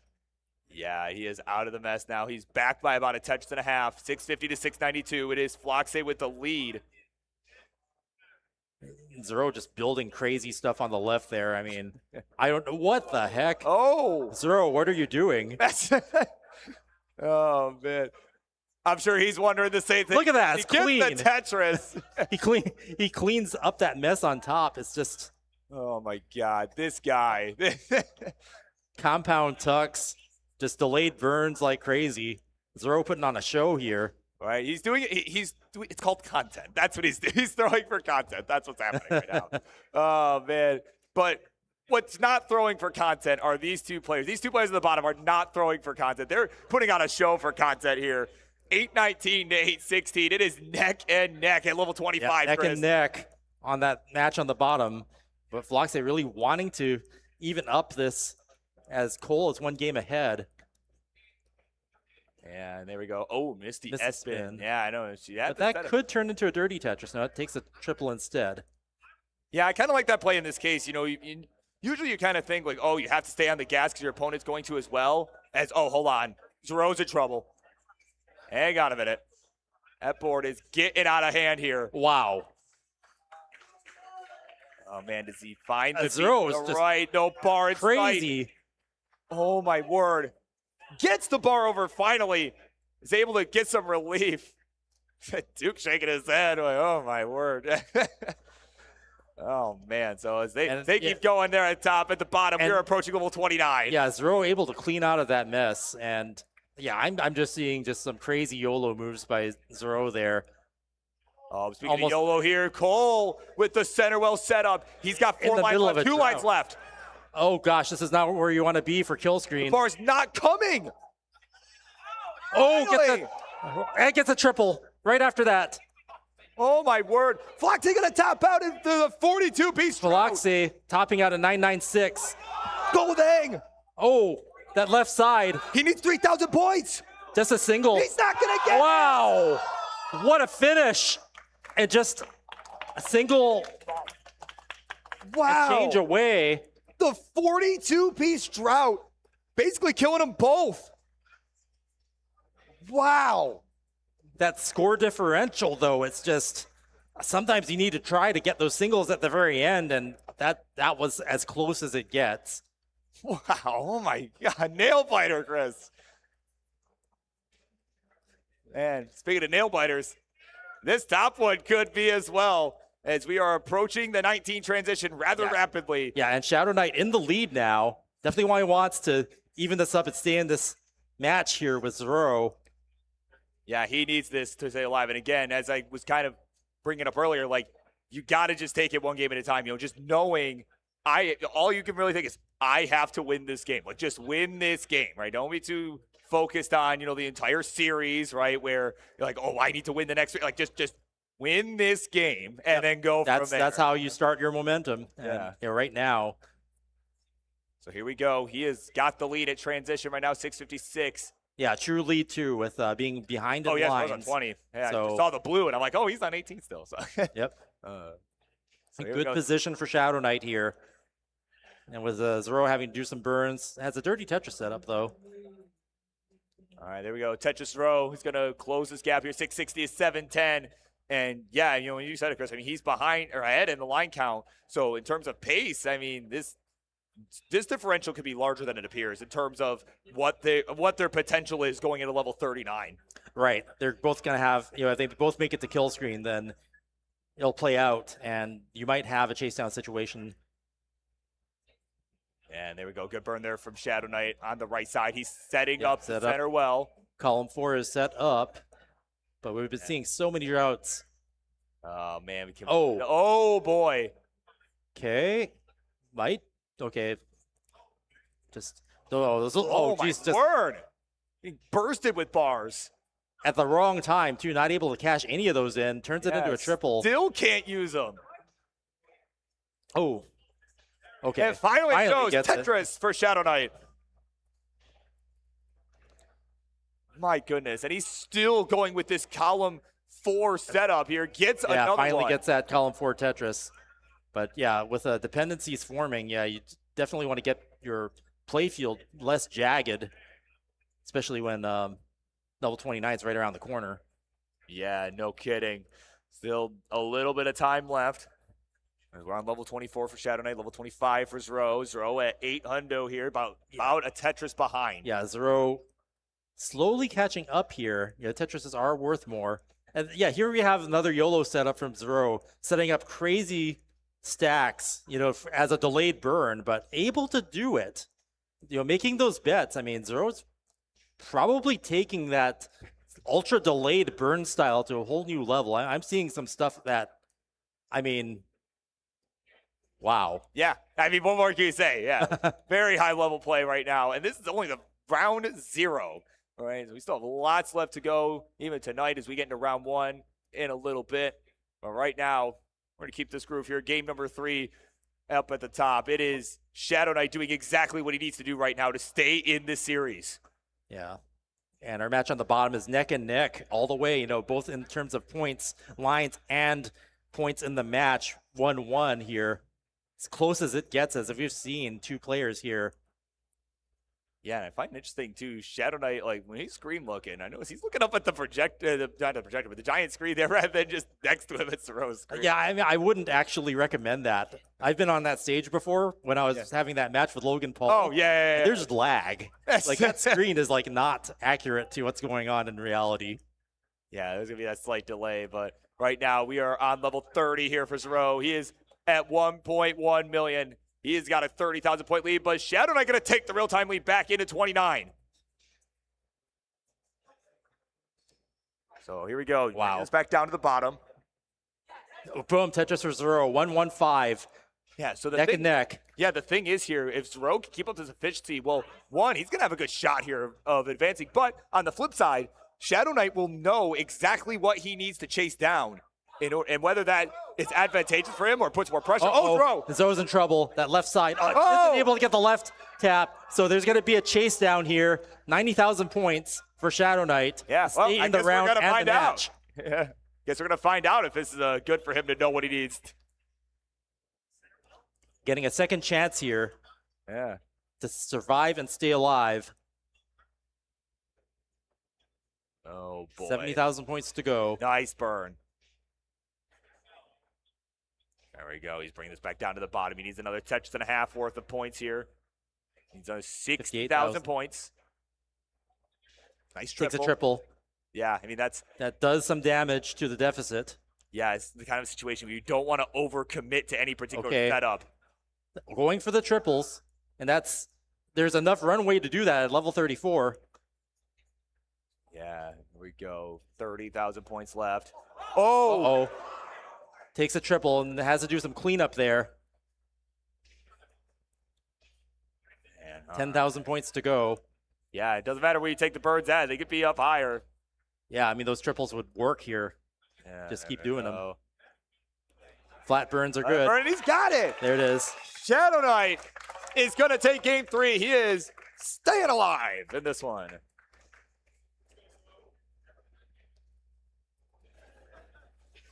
Yeah, just having the chance to stay alive, you know, definitely don't want to throw that away. Getting the flat burns done, playing it safe, taking the triples where you have to. Shadow Knight getting the job done, staying in this match. Yeah, without question. So that is huge game, and this again, momentum shift could come into play as we progress in this matchup. Yeah, Shadow Knight will have to reverse sweep in order to advance here. So yeah, another like I said, drama-filled match. Yeah. Meanwhile, on the bottom, Floxy up to a commanding lead now. 2.5 Tetrises. Yeah, as we are approaching the 19 transition there, it is 1-1. They're only in game 3. Yeah. So this is going to be Tied kind up of there. speaking of momentum shift, right? This is going to be a huge game right. for that. Right, whoever wins this, I think, is really going to have the momentum going into game 4. So here we go. 585 to 554 is the score at transition. It's Floxy with the lead. Good stack there. Yeah, so I mean, already for Floxy, it's already going better than their last meeting. But man, those droughts. Yeah, no kidding. It's still playing aggressive. I mean, yeah, when you can't burn efficiently, then yeah, you're going to end up with a dependency. Now it has to get a bar to the left. Yeah, and there we go. Now it's got it cleaned up. Cole trying to stay in here. 587. He's got the clean stack right now. I mean, both these players do. So, I mean, really what he could do is just try Looking to answer back here. Yeah, finally with a clean board. It was had a lot of burns to do before, but looking good now. Yeah, he's just got to maintain the efficiency and just assume that Floxy is going to as well. Just all those boxes stacked up to the left on Cole's screen there. 7:30 to 6:45. Floxy with a nice couple of skims here. And, you know, like I said, I mean, this is definitely going better for her already than their last matchup where she got swept by Cole. So, certainly, I mean, that's got to be a confidence booster to some extent, too. So, as they continue on here on 19 at the bottom, meanwhile at the top, they have begun game number 4 as Shadow Knight is on his quest to potentially reverse sweep the young prodigy in Zero. And it is neck and neck up there. It is a 1,000-point difference. Well, up on top, Floxy needing to fill in that left side. Didn't have ideal pieces there, so that's going to allow Cole to catch up. Now 1 Tetris ahead. Floxy's still 1 Tetris ahead. But with this, we are neck and neck again on the bottom. Yeah, and Floxy right now is just trying to get out of this quickly here. Could have maybe decided to try and set up a center well, but found a efficient solution to transfer the well back over to the right side. Yeah, stack's looking good again as we approach level 29. All right, I want to shout out some Matcherino contributions. Well, of course, Jason Labyrinth with a $5 contribution. And, of course, Maxwell earlier on with a $10 contribution. And Troy Dan, the big one here, with a $200 contribution. Thank you so, so much. So glad you guys are liking what you're seeing here. We want to reward our players with the prize, with the biggest prize that we've ever had in Classic Tetris history. Yeah, and the more we get, the more players will get prizes. So it's not just the quantity, but how many players are able to have a benefit from. Yeah, benefit from the prize pools. Yes. Okay, max out for Cole. Yeah, these two looking to benefit from the prize pools. We have a double max out here. Remember when that was news in 2019? 2019, still a great watch. Oh, yeah. But yeah, we are neck and neck on the. Floxy with Mistral. Needs a long bar to the right now. There's no bar. No long bar. And Cole will take the 2-1 lead. Just like that. Yeah, Floxy was in the lead for most of that game, but Cole able to eke it out. And yeah, as we approach level 29, there just the board spiraling out of control out of nowhere. All right, as they get set for a big game 4 at the bottom, Floxy is on the ropes. Meanwhile, at the top, Shadow Knight still on the ropes here. Did get some momentum, I would say, the last game, being able to win it, get the chase down on level, on the level 29 play. Yeah, and this game has been close the whole way. We're still early days. I mean, we're hitting about the 100 line mark. Sort of not the most aggressive play from either player here, but they are, still right in there with each other. Yeah, we go. Not quite 500,000 even going into transition here. Well, I mean, as we're approaching 100 lines, 100 lines, 500. See, if we could see the 500 transition, certainly, but yeah, there's some time. Yeah, I thought we're a little bit further ahead, but we're at 100. We're good. We got there. That's. Oh man. It's just more Tetris than we can handle, Chris. That's all. That's all that happened. That's, Always more Tetris than we can handle. yeah. You have to rise to the occasion. This year has just been incredible so far. Yeah, no, it's already been one of my favorites. Just it's always good being here with you, man. And every time we have a year like this, with some great clips and great footage and inspiring moments, we talk about like players like Zero being inspired by our prior generation. Imagine all the players that Zero is inspiring right now by playing like this. Real young ones. Like wait, or even some older folks like, wait, this kid's like this young and can still, it is wow. It just has a completely different play style than we've ever seen before. Yeah. I mean, I used to say Jeff Moore was YOLO, but look at this. What an interesting T-spin there. Man, he is trying to hang on there. That square just zipping over to the left. He's got 4 lines left to the transition. I mean, it seems as though if you're good at getting yourself into trouble, you're good at getting yourself out of trouble. And Zero really just, not just flying close to the sun, but just like zooming straight at it. Yeah, I mean, wow. But he got out. It's almost like early Tetris time, right? Where he was doing all these Tetris time, doing Tetris time things. Yeah. Zero doing Zero things. Yeah, so he's back by a few Tetris here, 6:14 to 5:25. It is Shadow Knight with the lead. He's definitely got that confidence boost after that last game. He's really getting into rhythm here. Yeah, so Shadow Knight in good position here to stay in this and bring this to a decider. Yeah, he wants the decider. Zero looking to finish off what he started. He has got a bit of an awkward stack, needs a couple J's, gets one, and gets the other. Very nice. Meanwhile, game on the bottom. Floxy again in the lead starting out here. Looking to even things up with Cole to stay in this. Must win this round to stay in the match. Yeah, she just took her first bird of the game at 36 lines. 95% Tetris rate. James Chen's in the room somewhere. I'm sure he's happy. Yeah. Oh, I'm sure. Yeah, we'll be seeing him in a little bit here at CT1. He'll be in the booth here for round 1 play. I'm excited to be here for that. Be here to listen to that, of course. Also excited to see how this top matchup concludes or continues, depending on the outcome. Zero playing way high. Oh man, yeah, long bar gonna fill in very nicely right there. Oh man, but he needs a piece for the left. That Z gonna have to work. And gets the bar just in time. Wow. Just so daring. Just the look of disgust on his face at that situation.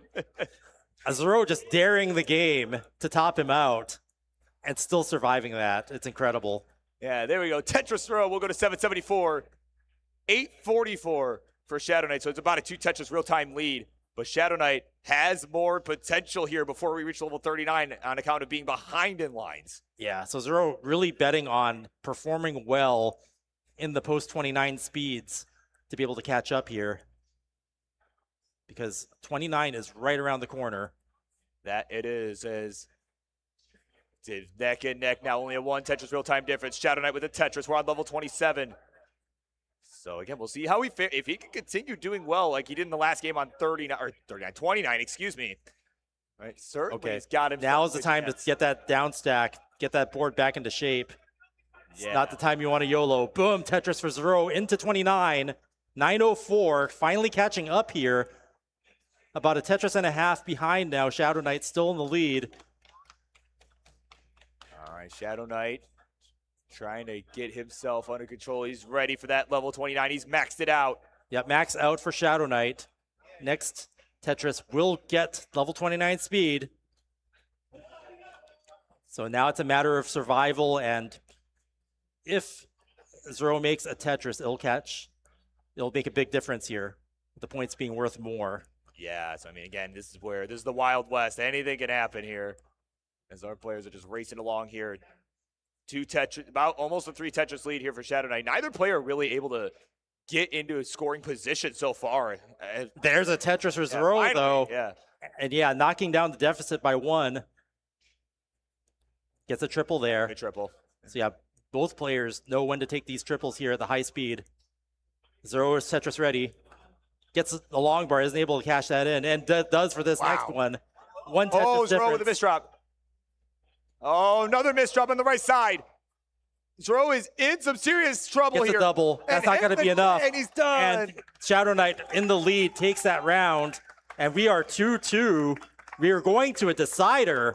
Wow, was on the ropes, had that early top out game 1, and has come all the way back.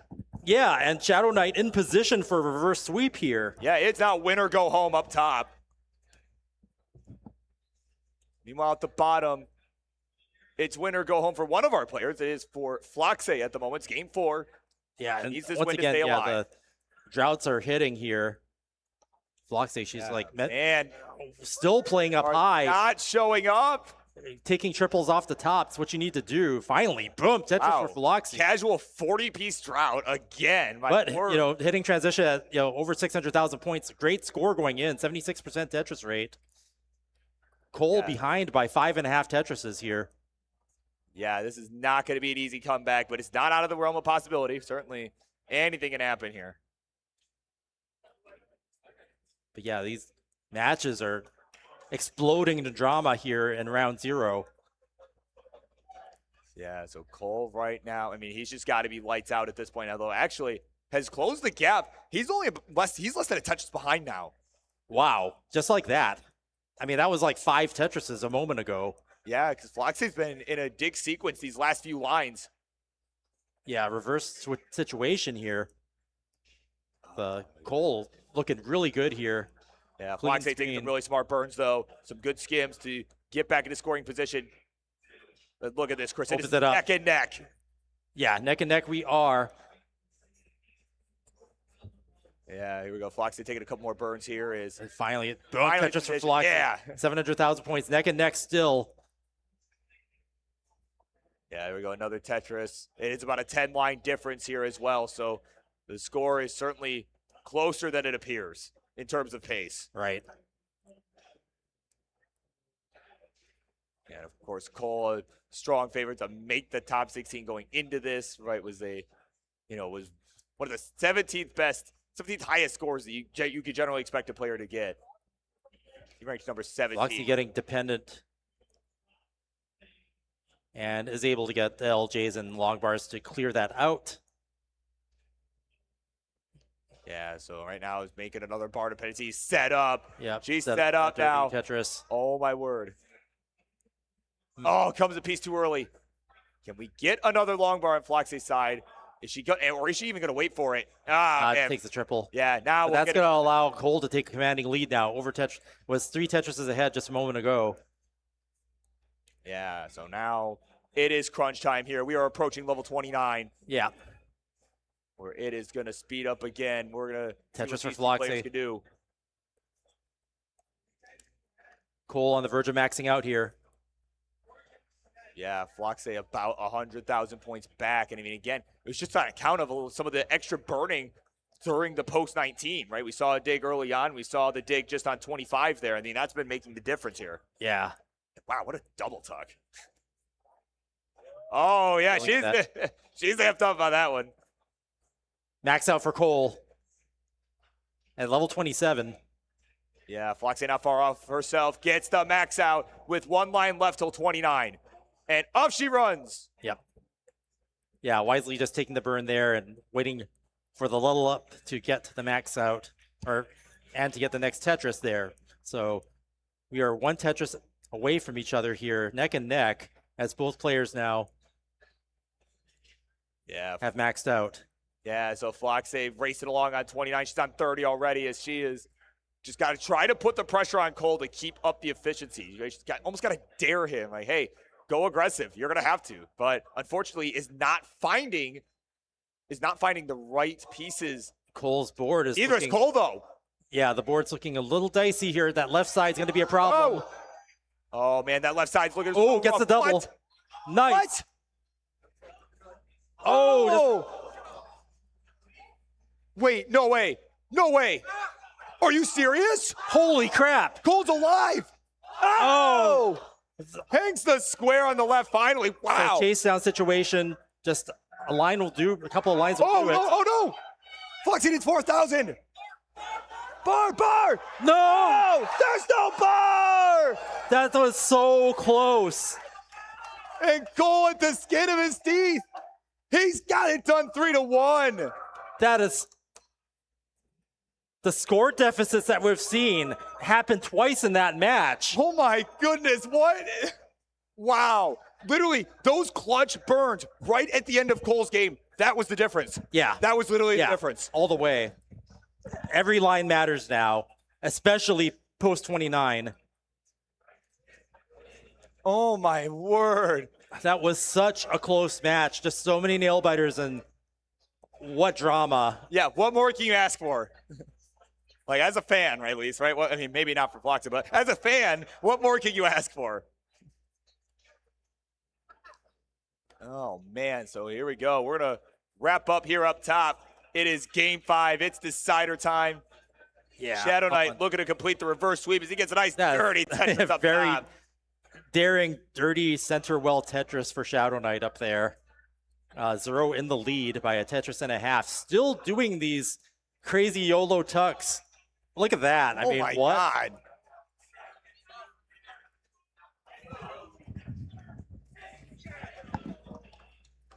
Oh, man. Zero. I'm just in awe watching Zero's board right now. Like, how on earth do you even come up with solutions? This is the decider, Zero. This, everything's hanging in the balance. I'm not sure if you want to show off your tucks right now, but okay, whatever works. Yeah, right. I think saying goes weird flex, but okay.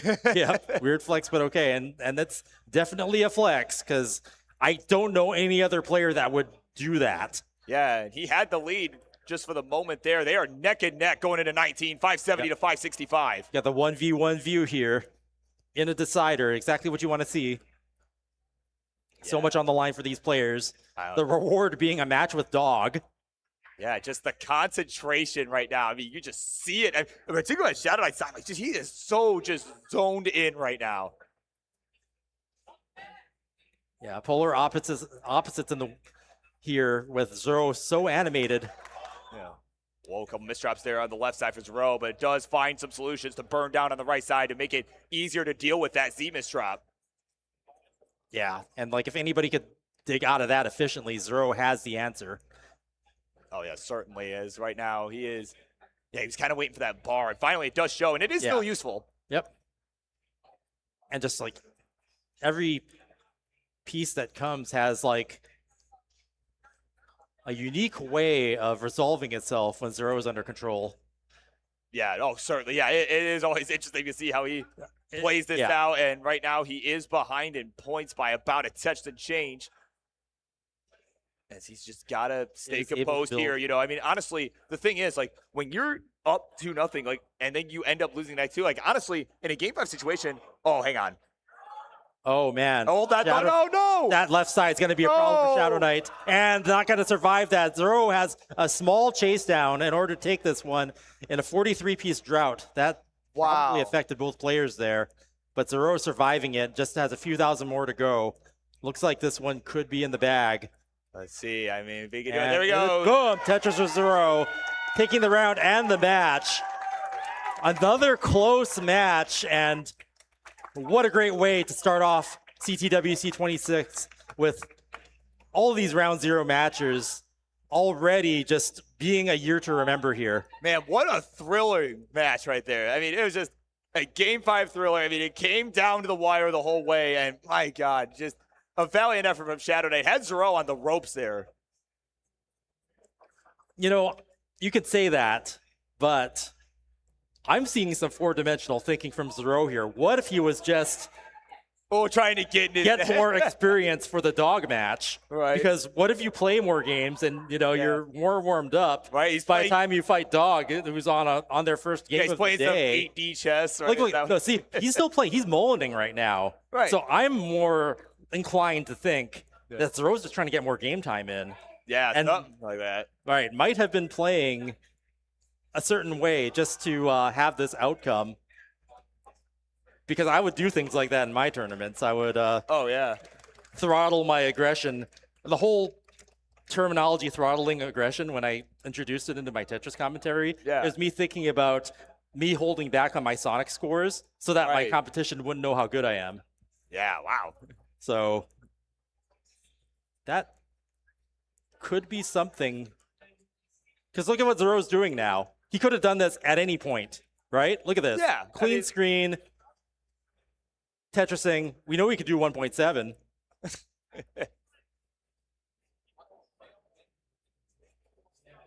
Oh, my word. The 4D thinking of Zero on display here, able to survive unthinkable things, but maybe not this. Yeah, maybe not that. 1.2. Oh, my word. Oh, man. So that's our second group for round 0. We got a few more matches left. We got a couple more blocks here for our round 0 matchup. We're going to be getting started with that in a moment here. We're going to have some big ones here. Crab Rangoon and De Asian. And then, of course, we are going to get, I believe the other one was, Fractal and Sake's 2, right? If I'm pronouncing that correctly. I don't know if I'm pronouncing that right. Apologies. Sakes, thank you. Thanks, buddy. So there you go. Those matchups are going to come up next. We're going to be right back. We're We're going to take a quick break. And we're going to have, and we will BRB. All right. Boom, Tetris for you. Yeah.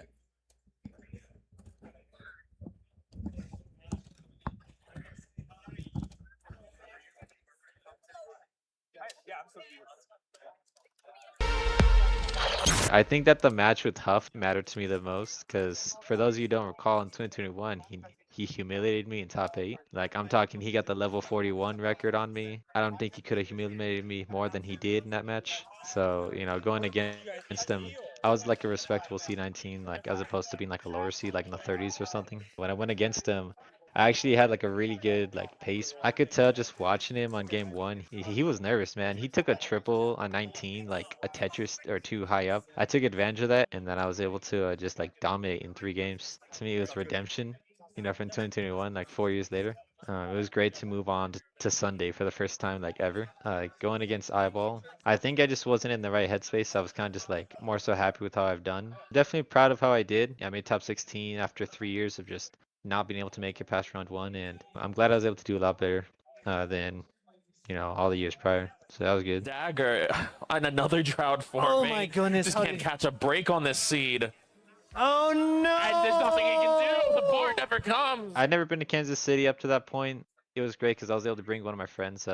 His name's Retros. He's been playing in Classic Tetris for a while. But I kind of just wanted to keep going to regionals, and if it wasn't like too expensive, because that regional wasn't that bad, you know. And I want to say shout out to Jonesy. He was such a great guy. He helped me and Romeo stay at his house for the weekend. You know, it was me, Romeo, DMJ, Matt Martin, and then Jonesy, and I guess that's kind of what sparked it, is just to hang out with all my friends there. I really think it's just how I perform in the match, because at that time I really need to work on how to keep composure and play as well during, you know, like going against Scooty or like a top seed of some sort. I think that's what I was struggling with at the time. I was getting like a really high Tetris rate on 19 speeds during the warm-up, and when I actually went against him, you know, I did some pretty cool stuff. You know, even Kingston was like, whoa, you know, I was doing some crazy quick taps and spins and tucks and survivability, you know, but I just wasn't there in the headspace. I think efficiency wise, I just wasn't there. I hope that's something that's already conquered by the time Pasadena comes around. I thought Phoenix was pretty fun. You know, I got to travel with my buddy Romeo again. We drove all the way from Vegas to Phoenix. You know, we had a nice Airbnb with all the players. You know, going into that, I knew I wanted to win. I wanted to try to get clean sweeps on everybody and a great qualifying. And I played, I think, probably some of my best Tetris there. I got a 1.8 in quals, which that was pretty cool. It was a different qual format, not max outs, and I was happy to get that, especially, you know, during quals. After I beat Big Dave in the semis, I was watching DMJ and Oscar. I really wanted to go against DMJ, but go against Oscar was also fun too, because he knocked me out in Vegas, and he knocked me out in the 2021 CTWC qualifiers when it was online. So, you know, to go against him again, that was really fun. I knew that as long as I was just consistent and made it and got efficiency in 29 with Tetrises, I knew I would take it. Game number 4, I had a very efficient 29, and he hung a square on the right going into 29, and I was the back-to-back regional Phoenix champion. I had a great time spending time with everybody. I'm really happy to go back to Phoenix to try to go for the 3P in January. Going into this year, I just want to prove I'm not a mid player. You know, I can get those scores I just want to show that I can get it when it matters the most, and I want to show that I can recreate what I I've don't done in know. the past in the World Championships. If I can make top 8 again, or even beyond, I think that would be the most proving of my whole Tetris career, if you ask me.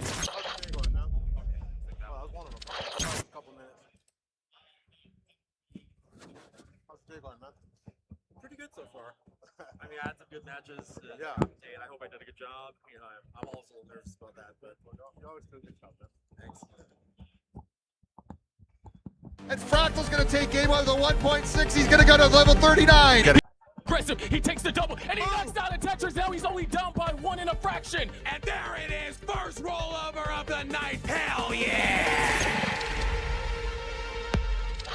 Last year's CTWC was an event where I came to play in the tournament, obviously, but I also had other priorities. I wanted to work on commentary or some of the qualifiers. I wanted to interview both Alex Kerr and Green Tea, two people who I don't normally get the chance to talk to in person. Ask them questions about the newly released TGM4. I wanted to watch TGM4. I wanted to watch Super Mario Bros., who had their own World Championships going on in the other half of the room. There's just a lot to explore. The room is massive, and we spend most of our time in this like really small portion of it. The center. Oh, this is trouble for Fractal. He's waiting for a bar. Where's the bar? It's not coming. He's done. And Scotty has overtaken. Wow. At the beginning, I kind of felt sorry for him that like he was gonna have another early exit in a World Championships, and then I started losing rather badly, and then that kind of changed. And at that moment, I've experienced all 7 stages of grief so many times that I've learned how to effectively speedrun through them. So I was able to get through them all within the 3rd game. I told myself that I would sign up for every Tetris tournament possible, make up for all the ones that I didn't go to throughout the entire time I was in college. I was getting on a plane, flying over to some place for a week, and then flying all the way back. After all that time, I discovered that I actually didn't like flying. I didn't know that until before. Oh, and a Fractal, a nasty S-piece on that right-hand side, gets the long bar to the left. Oh, this is bad from Fractal. Oh, and Fractal sticking the J on that long bar, and Andy sweeps out your Jonas Cup champion. So in Cologne, they have this really big cathedral, and it's very cool. And like some of the other people traveling liked it so much, they went again. I think Meme went 3 times in total or something. Cologne was a really cool place. The venue was incredible. The tournament overall was experimental in all the best ways. Double elimination over 3 days with a flat bracket. Like, this isn't done anywhere else in the world, and I think it really works. The matches, they were consistently competitive all the way throughout, and I really enjoyed the experience. Looks like Meme having to complete a chase down. Apparently. Wait, this is so hard to commentate. So I had tried to help out in any tournament that I could in the past, and I've even put on a couple tournaments myself by that time, but this one, Space City, was the first time where I was really the one in charge of something big. And something big was getting all the equipment together and getting the Nestor Champ set up. I'd never done that before. I made sure to practice beforehand, and I hoped that that would be enough. Was not. The entire day was like putting up fires and like timing things to make sure that we were running on time, and making sure that the stream was able to set up, and making sure that we had enough equipment, and making sure that Cobra's controller would actually work with any of the consoles that we had. It didn't. So we proceeded. We got it done.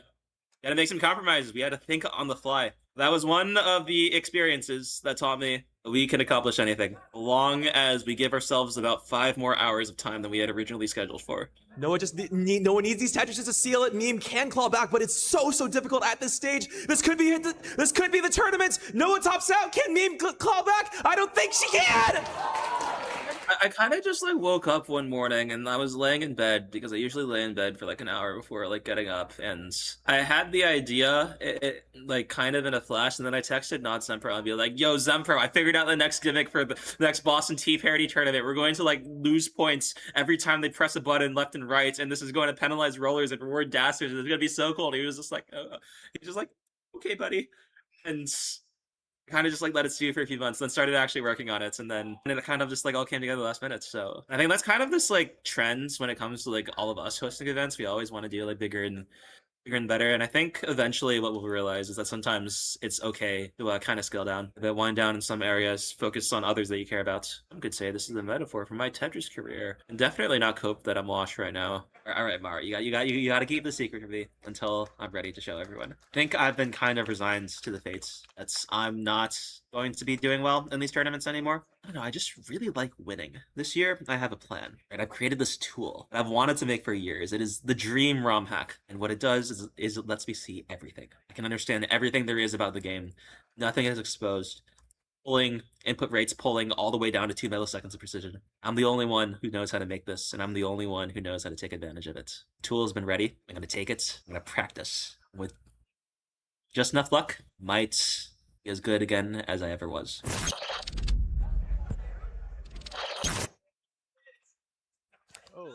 And we are back. I am joined here by Hector Rodriguez, Flyheck, whose name is always spoken of. You know, when we talk about rolling and the technique that Cheese developed, your technique on the fingers on other games like Track and Field are usually referenced in that. So I'm here today to talk to you about that and some other things. Welcome. Well, thanks for having me. I mean, it's probably one of the first times I get to talk about it in front of a lot of people, but I get questions about it all the time. So go ahead. So explain, I guess, to our audience what you did with your fingers on, say, Track and Field or other games to rapidly press buttons. I guess there's certain mechanics to it. What's your perspective on that? Well, I play a lot of mashing arcade games and mashing console games, and so I came up with a number of different techniques. But the one that Cheese used was what they ended up calling it rolling technique. At first, they started calling it fly hecking, and it sounded a little bit weird. I was like, let's try to come up with something different.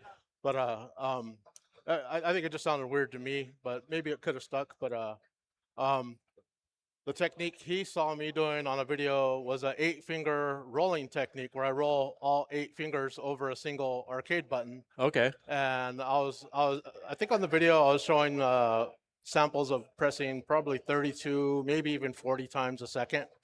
Can you show the camera? Like, yeah, I had an arcade fight. I mean, stick. the camera right there. Oh yeah. Got to show. Yeah, I had an arcade fight stick on my video, and let me see if it shows. It shows over on this side. Yeah, and I was showing like how to hit 1, 2, 3, 4, 1, 2, 3, 4, and I was rolling. Yeah, like that, and I can go pretty fast. The faster I go, the more sloppy it gets and stuff like that. But I could maintain a pretty decent, 30 plus hertz, pretty easily. Sounds like it'd be faster than 30 hertz, but yeah. Any faster than that, it gets a little sloppy. But right. But yeah, that's the technique he took and made. Well, you guys know what he did on the back of the NES. We know the rest of the story. Yeah. So was Track and Field the only game that you used that on, or were there any other games that you needed fast fingers for? I had a number of other mashing techniques that I used on other games. Double finger tap, which I'm pretty fast at. That's probably 16 to 18 hertz. Nice. Single finger mash, just my jitter is probably 12 to 14 on a good day. And there's another one where I do on the NES controller, which is a claw technique where if this was the button, I go back and forth. Yeah, over back the and forth. button like that. I've seen that yeah, too. And so it's basically double my jitter. So it was 13 times 2, or on a good day it was maybe worth 28 hertz. Yeah. So it depended on the game, depended on whether I was playing arcade or console or what I was playing. Yeah, the games that I played that needed fast fingers, I played a lot of Track and Field 2 on Nintendo. Yeah. That was one of them. And in the arcade, Joust, I was really good at it. And that's what got me. I would do one hand with 3 fingers, and I still do that. Yeah, I remember back in the day. A lot of for people Street did. Fighter 2, when Chun-Li or E Honda, with their the rapid kick or the hands, it would come out really fast. Or Blanca, the electricity. Yeah, it was really useful we've for that. played each other a little bit on Street Fighter, and you probably know why I use E Honda. Right. Because it's pretty much like I touch that fierce button and the fierce 100 hands. Yeah, I mean, if you have a physical advantage of Street Fighter 2, you're just going to dominate if you're good with those characters. Because a lot of people aren't used to fighting those characters either. Yeah, that's the other thing. When people aren't accustomed to fighting them, they shouldn't be able to beat top tier characters that often. But that was the only character I used, so it was I had a little bit of an advantage sometimes.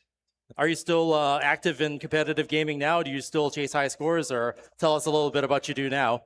Well, I did used to play competitive Tony Hawk Pro Skater. I have pretty much all the world records on Uniracers, which I still play a little bit. I did, Street Fighter, did some competitive Street Fighter, but in recent years I've actually taken a step back. I've actually wanted to get back to playing games casually. Competitive kind of like took over for too long, and I kind of forgot how to sit back and play an RPG and stuff like that. Yeah, no, that's. I mean, I still game too. I play what people normally play in non-competitive games and things like that. And I still enjoy playing gaming. But if there's a tournament on a game that I'm good at, like just a year ago they had a Mortal Kombat at Portland Retro Gaming Expo, and I won that. Like they just happened to have the tournament in between my commentary shifts. I entered it and I destroyed everybody. And it was a really tough field too. They had like a Sunnyvale Golfland player there, and I'm like in Portland. I'm like, okay, I'm game with that. So it's something that we're both like cross-generation players. Like we played in the 80s and we played the games back then, and we're still playing now. So I'm really happy. From the 80s to now, I don't think there's a decade that I haven't been competitive. It's only like the last couple of years took a little step back. But I did go back a little bit to my roots, and a few months back I was doing a lot of mashing on Mario Party, on different mashing games on Mario Party. So I did get back to mashing, and I did do some faster stuff than I had ever done before. Yeah, that's really cool. And like I said, I like knowing that there's other players that kind of had this journey, playing games from back then and, followed us up, but we still have like a place and an impact, and you had an impact on, with your fingers and how rolling developed. You're part of our story now, so. Yeah, I'm always super grateful that Cheese took my technique and he found my videos. And I looked around the internet. I never saw another video of anybody doing the rolling technique. There were a handful of people that did it back in the day, but not a lot. So, it's nice that he found my video, and, it originated from my technique and stuff like that. And especially for a game that I love, like Tetris. I do have a small history in Tetris. And it's kind of amazing because we never thought that the game would get pushed to the limit that it has now, and it just keeps going. And even before the finger techniques, it was just like, okay, people play this game and we have an audience, and people get interested and they're playing it. And then you have things like finger techniques and different ways of playing it. And I think that mythos and that lore that there is for all of that stuff makes our competitive sport that much more interesting. So it's nice to be able to talk about that and see the origins and see like where it fits into the bigger picture in terms of people have been playing games for a very long time, like us. Yeah, for us, a lot of it goes. It was a very different thing back in the day. You had to be very involved. You had to go to a lot of different arcades, a lot of different places to pick up on techniques and styles and all that stuff. And now it's like everything's like. Yeah, we don't get too much. We don't get a chance to show that off, because I remember when I was in my Sonic tournaments, I would do that on the controller. I would use the joust. I called it like the joust flapping method at the time, because your bird flaps. But then I was using that on a Genesis controller for playing Sonic. And when people saw that, they freaked out, because then most people hold the controller like this, but I held it like this, and I did that. So I'm just happy we both did that. And we understand that mechanic, and the new generation is taking that to a whole new level on a game like Tetris. Yeah. Yeah, I was just telling somebody earlier, I was like, me and you actually have a little bit of a, we go way back. We played in a few tournaments. You mail in your score, kind of. You mail in your pictures. Like we both. I was also in that Sonic thing, but I didn't get past my regional. Oh, right. Yeah, and then I played in the Nintendo World Championships. Yeah, we're both NWC veterans, and the NWC is kind of like the spiritual predecessor to the CTWC. Yeah, we love carrying on that tradition, and the games that we played as kids, we get to see the new generations enjoy them now, and we get to help with that, and it's an honor being part of it. Cool. Well, you got anything else to say to the audience? I enjoy coming to watch the Tetris all the time. Keep pushing it, keep playing, and keep impressing me. I'm enjoying it. I'm having the time of my life watching you guys take it way beyond what I ever thought was possible. I wanted to see something more, and you guys are showing it. Do you have any new favorite games that you play now that? I don't know. I play the same old games over and over. Okay. I play Helldivers 2 every day. That's kind of like a new thing. I like blowing things up, so I do that for fun. A little back to my casual roots in gaming.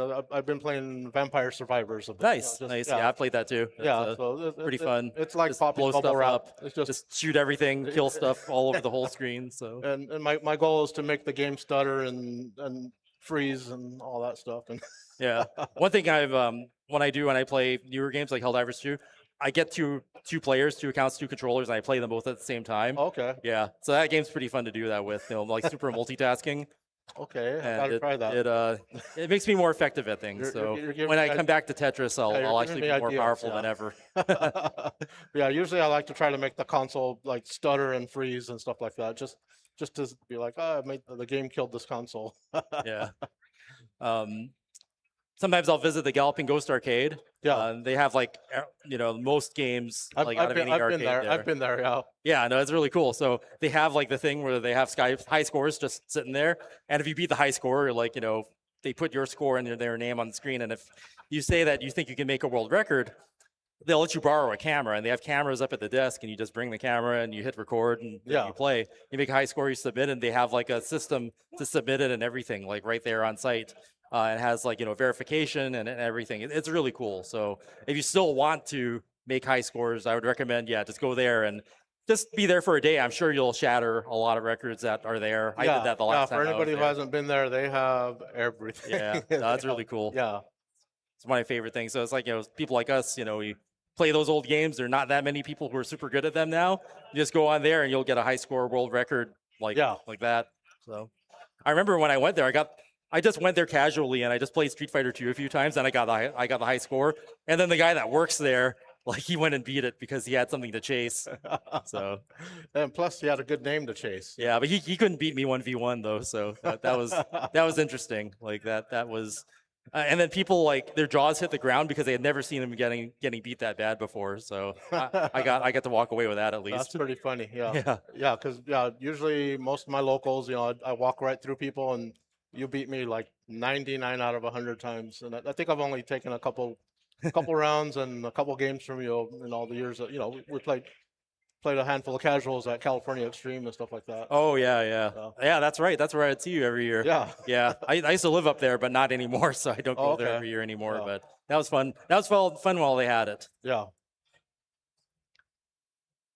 Cool. Well, that's all I got for now. I don't know if how long it hit 0, so I don't know how much longer we're going to be up here. Oh, I see our players up there. They're getting it ready. So they're waiting for us. I think they're gonna start up here at some point. How are you enjoying the convention and this CTWC so far? Oh yeah. This is on my annual list all the time now. It's gonna keep coming back. It's always a great event. Cool. Well, enjoy the rest of the show, and we're going to send it over to the players as we start this round. We've got Fractal and Sakes 2 up on top, and the Asian versus Crab Rangoon on the bottom.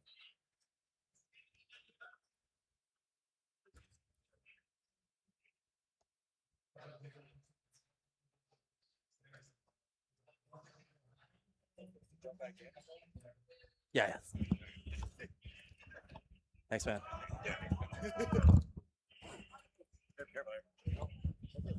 Yeah. Oh man. Thank you, Flyhack, keeping the headset warm for me. Oh man. So yeah, welcome back. This is round 0 of the 17th annual Classic Tetris World Championship.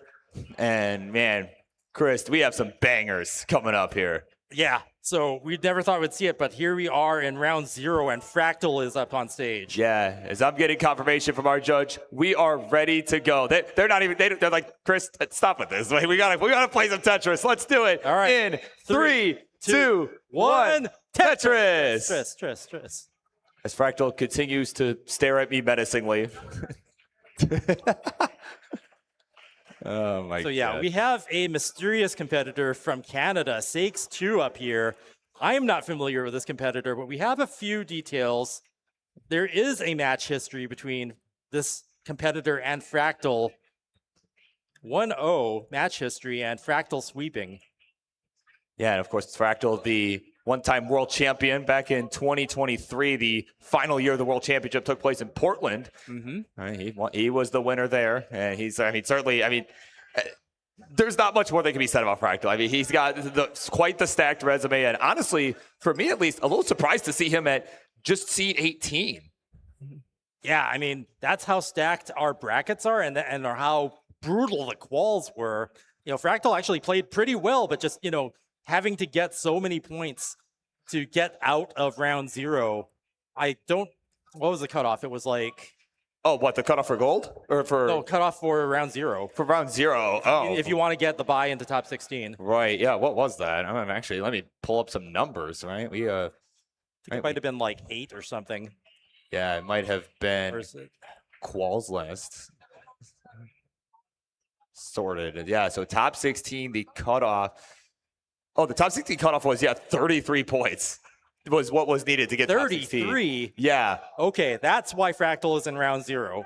Yeah, see, get a measly 31, right? Right. That is like you need to be able to get consistently like 1.2, 1.4, and not waste any time, and not have any early top outs, that sort of thing, wasting time in quals. So yeah, Fractal here. But definitely a player that we know can perform, especially in comp. And definitely. The player, if you talk about Blue Scooty and how all eyes are on us, with the Game Crasher, Fractal was the original player to really go for Game Crash. Right, yeah, like I said, a very extensive history, right, from Fractal. Also sitting next to him is Sakes, too. No, anyway, certainly a respectable player in their own right. Certainly making it seed 47. That is not anything. That's not easy to do in this day and age. A PB for Sakes 2 being 2.53, that is, that's huge. Yeah, that's not nothing. Right. Sakes with a top out, though. Top out, though, for Sakes 2. So maybe experience coming into play here. Fractal taking the gift. Yeah, he'd take those. Meanwhile, at the bottom, as they get set to continue with game 2 at the top, at the bottom, we are witnessing our first ever matchup between Crab Rangoon and DeAsian. And of course, DeAsian really, out of the two, DeAsian, the familiar face, right? We've seen him. DeAsian is an honorary CTWC champion of, what was it, is either 2023 or 2024? I say 22. Yeah, he won the silver station, bracket. Yeah, the news station, though, basically said he won the whole thing. Yeah, he's the world champion. Official world champion. So I'll never forget that. But yeah, it's something to take silver. So it's kind of cool that kind of happened by accident. Oh, yeah, without question, and hey, it got him in local news, too. People are like, ooh, Tetris, what's that, right? So there's a tournament for this? Yeah. So, but yeah, like I said, or like you said, this is the first time that these two players have met in Tetris combat. But Crab Rangoon's PB also in the 2.6 million. Nothing to sneeze at there. Yeah, and even seeding-wise, certainly this would be a close matchup. And for DeAsian, of course, so yeah, it turns out, actually, I don't know what the most recent PB is. I am told that the one that we had listed in front of us is old. So the old PB of 1.3 something or 1.316, but that's certainly old, certainly outdated, right? I'm sure. So yeah, a few mysteries yet to be unlocked here in this matchup.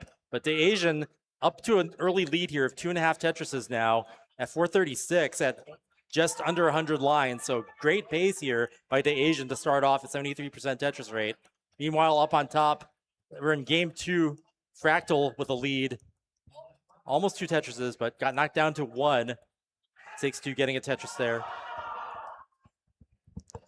Yeah, so we are approaching the level 19 transition, Chris. This is going to be a banger. This is, these two are really giving it their all already, and this is kind of going to be the game where you kind of feel each other out, right?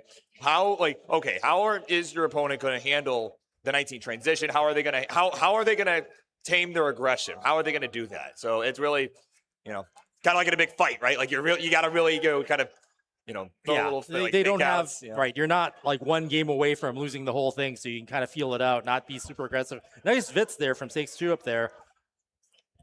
And another like a double Vits setup. Let's see how this resolves. Doesn't go for the double Vits. Maybe is going to opt to burn that off the top, and does with the double there. It does get the double Vits. Wow. Oh, is he getting another Vits from 6-2? There we go. And then gets the long bar in there. So, 3 long bars stacked right in a row for that Tetris. Don't see that too often. Another Vits. Oh, my word. I'm going to have to talk to the Milking up Tetris every company. moment here, Chris. Going to have to talk to the Tetris company and start awarding points for that. And touch the Asian here at the bottom. We have transition 607 to 538. It is the Asian with the lead. Yeah, 6-10 transition. Very good pace here set up by the Asian. But then Crab Rangoon not far behind at all. We are pretty much neck and neck here. Yeah, that we are. Tetris, Crab Rangoon. We'll go to 618. Yeah, like we said, this is the kind of the game to feel things out, right? Really just find your rhythm. Just, feel out like, okay, is my rhythm going to be enough, or am I going to have to up the pace? How am I going to have to continue playing the rest of the series? So. Yeah, we've seen Dejan, making silver bracket before, but all of our players have improved so much over the past year or two. Silver bracket, a distant memory here. The Asian making gold. Yeah, and I'm trying to think. Surely we've seen him make gold in the past. I'm trying to remember if we've seen him make gold before. Yeah. Oh, there we go. I'm getting live information. In the online years, he did make the gold bracket. So. Some compound tucks by the Asian there, really impressive.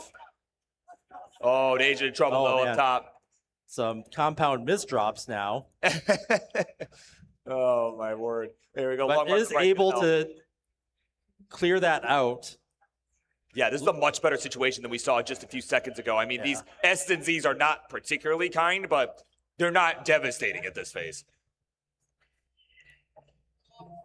So a couple more burns. Oh, good one for the double. Did not take the double there with the J in the middle of the stack. So it cost a few more burns there on the right side. And that's allowed. Clean. Yeah, Crab Rangoon now in a slight lead now. We're neck and neck. Okay, Dejan clean now. Drought forming. Ooh, Crab Rangoon in a bit of trouble. That left side is pretty high up, but we'll get the double with the J piece on the right. Yeah, those holes are close to each other, so it's a little harder to clean up. It gets the right pieces to resolve. Yeah, he's trying to find the solves. He's got the right side open, back by 45,000 points. Can he find the beast? Oh. It's not coming. Oh my word, the long bar is not coming. Gosh, it still will not show up. He is done his 1079. First round. Man, just was trying to hold out. The bar did not come in time. That 26-piece drought and counting that Dejan trying to feel out now. Right? Like, could I have survived this? Dejan's trying to mull in this dig, I guess, just to end. How long was it? It was a 34-piece drought.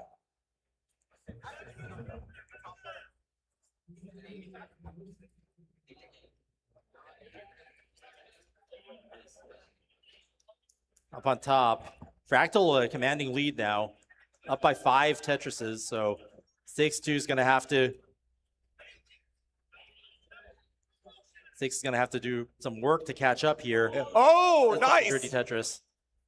Yeah, very clutch long bar right there, and he is right back in it here. Misses a spin. So yeah, Fractal looking really good here. Misshift by Fractal. That did not look intentional. Yeah, 6 long bar, 6 to the Tetris, and it's just. But looks like able to get that clean back up. Oh my God! Look at this, Chris. Another. Oh, what a double tuck from 6 too. It still goes for the Vits. And that's gonna end it. Not gonna be enough. 624. 6-2 with the Vits showcase. Yeah. Now down no 2 fear. games. Down 2 games to Fractal.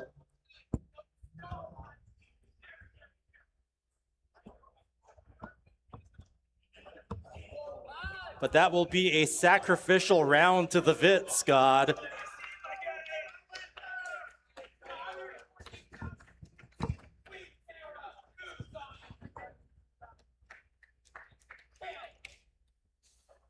But it looks like we can have a simul start for our next round. Yeah, that we can, because they ended around the same time. All right, it's like we're GDs from the other end of the room. Oh, my word. So, yeah, and as a reminder for folks, we have lots of Tetris going on this weekend, right? Not just here at the main Classic Tetris channel. We do have some gold action happening on CT2 as well, twitch.tv/Classic Tetris 2, which I believe is also simul-streaming to the YouTube archives. And we have silver and bronze brackets going on at Classic Tetris 3 and 4, respectively, on Twitch. as we are ready to count this one down, Chris. Here we go. 3, 2, 1. Tetris. Tris. So yeah, easy rounds for Fractal there. One away from advancing. You know, we talk about Fractal being in silver, or not silver, but round 0, right? It might even be a non-issue at this point. Yeah, I mean, certainly so far so good, but again, you don't need to buy when you just buy it yourself. Yeah. Right, exactly. We'll hopefully see some better resistance here from Sakes too. I mean, we know you can Vitz, but let's see some Tetris. Can he win the game? Yeah.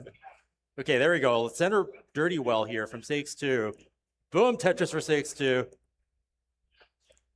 Yeah, so let's see. That LP is probably be as good as he's going to get for the solve there. Just in terms of what the game was giving him. And now has to find a solution for this little T-hole at the bottom that he's now fixing up. There's a long bar for some relief. As he is down about 50,000 points. Fractal with the early lead in this one. Yeah. Meanwhile, on the bottom, we are neck and neck early on. Both players have high stacks and are banging down the Tetrises, as is necessary at this stage in the game. Yeah, and I do want to give another plug here, another reminder for the Matcherino, which you see on the bottom right-hand corner of your screen. That prize pool's been going up. We're up above $4,000 overall, but certainly we can get that number higher for the World Championship here. If you like what you're seeing, you exclamation point Matcherino or exclamation point M in chat wherever you're watching from, and it will take you right to the Matcherino page where you can make a contribution to the prize pool. We appreciate every bit that we can get, and I know our players do too. Yeah. I've got some interesting formations for Sakes 2's board. Gonna have to do some burns to solve that, but underneath that junk, there is a Tetris waiting. So let's see how Sakes 2 can resolve this. Yeah, ooh, that T barely getting over to the right side there. There we go. Perfectly timed. That's exactly what you want to see. Boom, Tetris for Sakes 2. Yeah, it's only a 1 Tetris difference right now. We're 50 lines through up top. Meanwhile, at the bottom, it's neck and neck as well. Only a 13,000 point difference. Both of our players are clean. Yeah. So yeah, clean all around. And both matches are fairly close. Yeah, and you know, we were kind of talking earlier, you know, like in our bottom matchup, you know, Dejin, the familiar face, Crab Rangoon, kind of the new face. Well, so new, in fact, that his first tournament appearance was at Space City 2025 out in Texas as a 1.3 million player. Now has basically literally doubled his PB and is on the biggest stage in all of Tetris. Right. So yeah, the newer players coming on the scene, learning so fast. You know, we have so many more resources and so much more inspiration to draw from, you know, especially with the Blue Scooty movie coming out, or it came out. And, you know, the eyes on our scene now. We've got players here in gold bracket we've never, you know, seen in the live events here at the main event here, whether it be in Pasadena or in Portland. So great seeing these players rise to the challenge. And, you know, some of them might even advance, you know, top 16, top 8. We could see some new superstars in the making here. Yeah, absolutely. I mean, we saw some earlier, right? And Zero, certainly a rising star, right? As someone who made the bronze bracket last year and made it all the way back up to gold. It was like, you know what? Forget about silver. Nah, I want gold, and he got it. So it was a very fun match we saw from him earlier. I definitely implore you, go back and check that out after we're done today, right? Go back and watch that, because that was a fun match between him and Shadow Knight earlier. And you know, these stars do have to rise to the challenge, because whoever wins these, well, the Crab Rangoon versus the Asian match will have to face Meme, our runner-up from last year.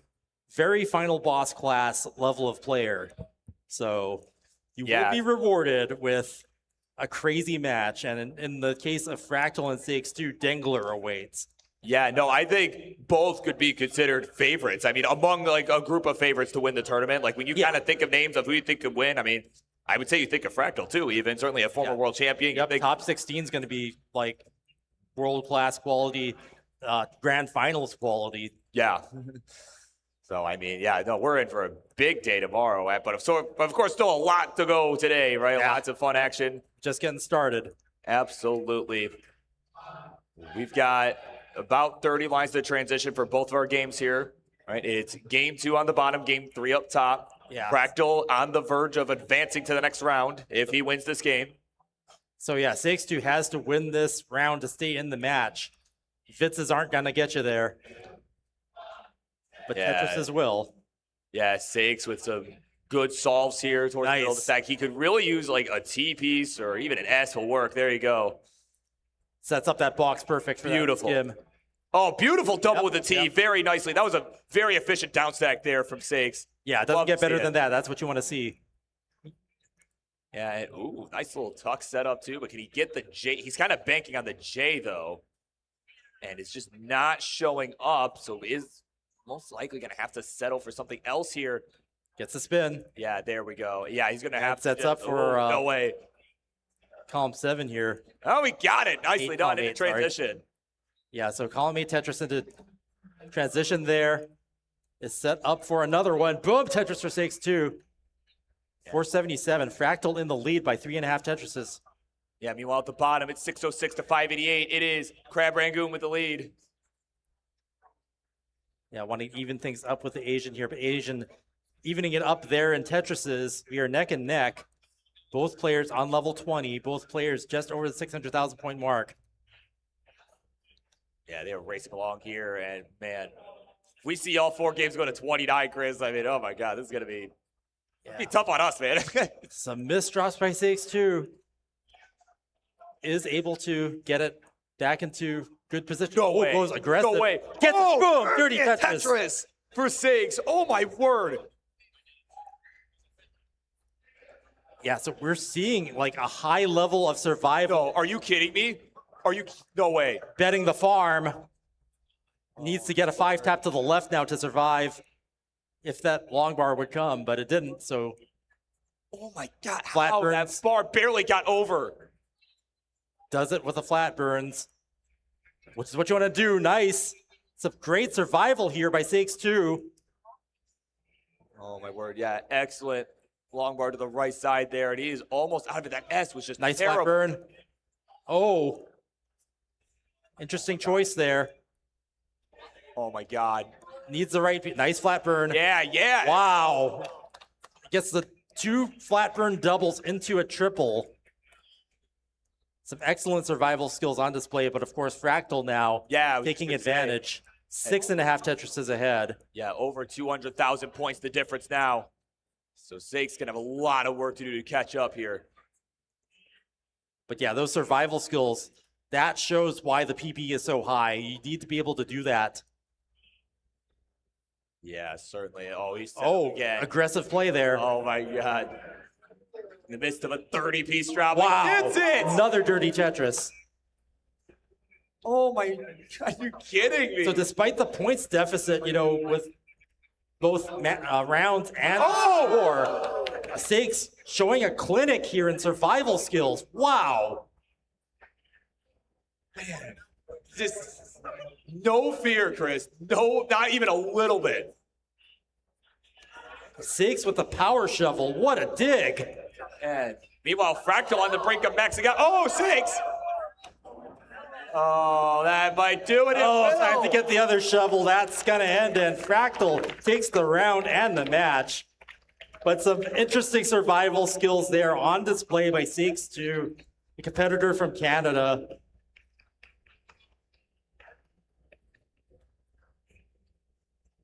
Very fun to watch. Yeah, that was a good one up top, man. Wow. Yeah, if you're going to go out to Fractal, why not put on a showcase? And that was some great dig skills there. Yeah, but in the meantime, there's no time to waste. We got it. 2 at level 29 at the bottom.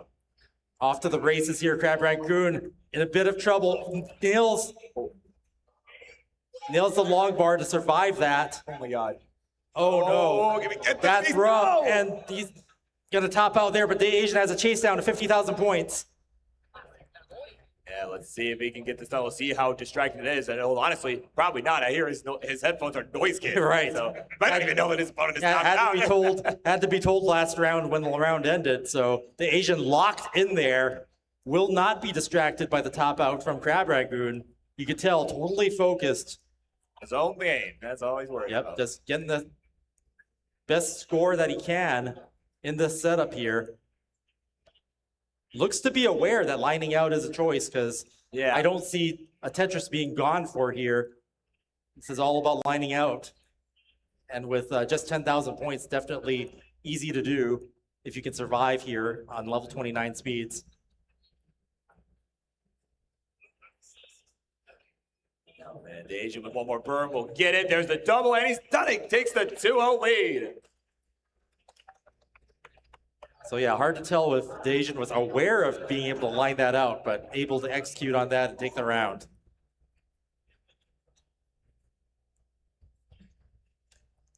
All right, so here we go. We get set for game number 3 on the bottom. As of course our top match has concluded. It is Fractal advancing to the round of 32. We'll see him back here in just a little bit. Round 0, no problem for Fractal. And we're going to get the 1v1 view. Yeah. Oh, no, we're getting us. Oh, there's us view. Yeah. Oh, with the Matcherino down at the bottom there. right there. There's like a little bit of lag. There we go. All right.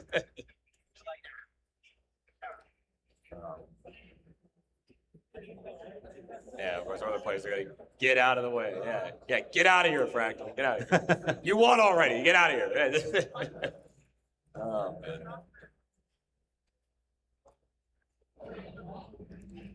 All right, judges getting our players squared away for game number 3, but man, good 29 battle here that we've seen in game 2.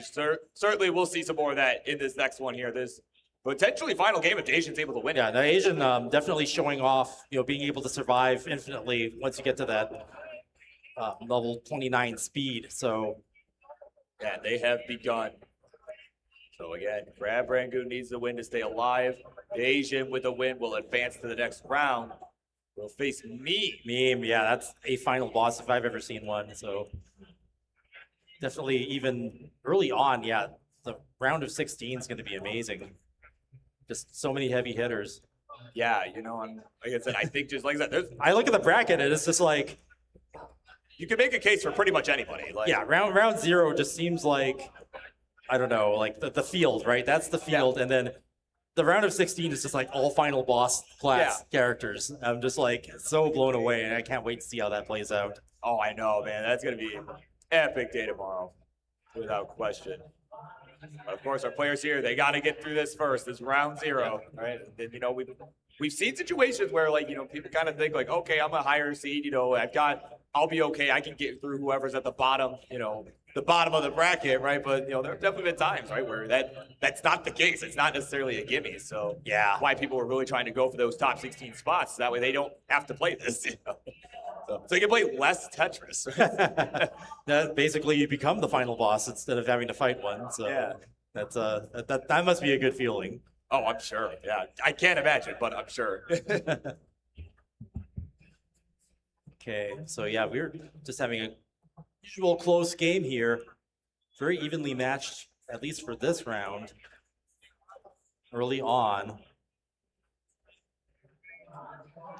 No trouble on the board for either player.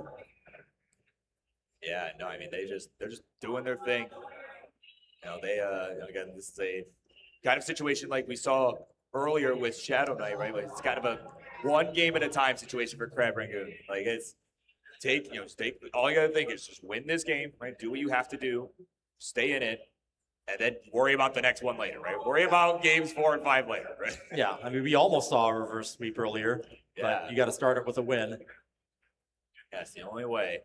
Here we go. Tetris Crab, he'll go to 253, 256 to score for the Asian. So just neck and neck through 50 lines.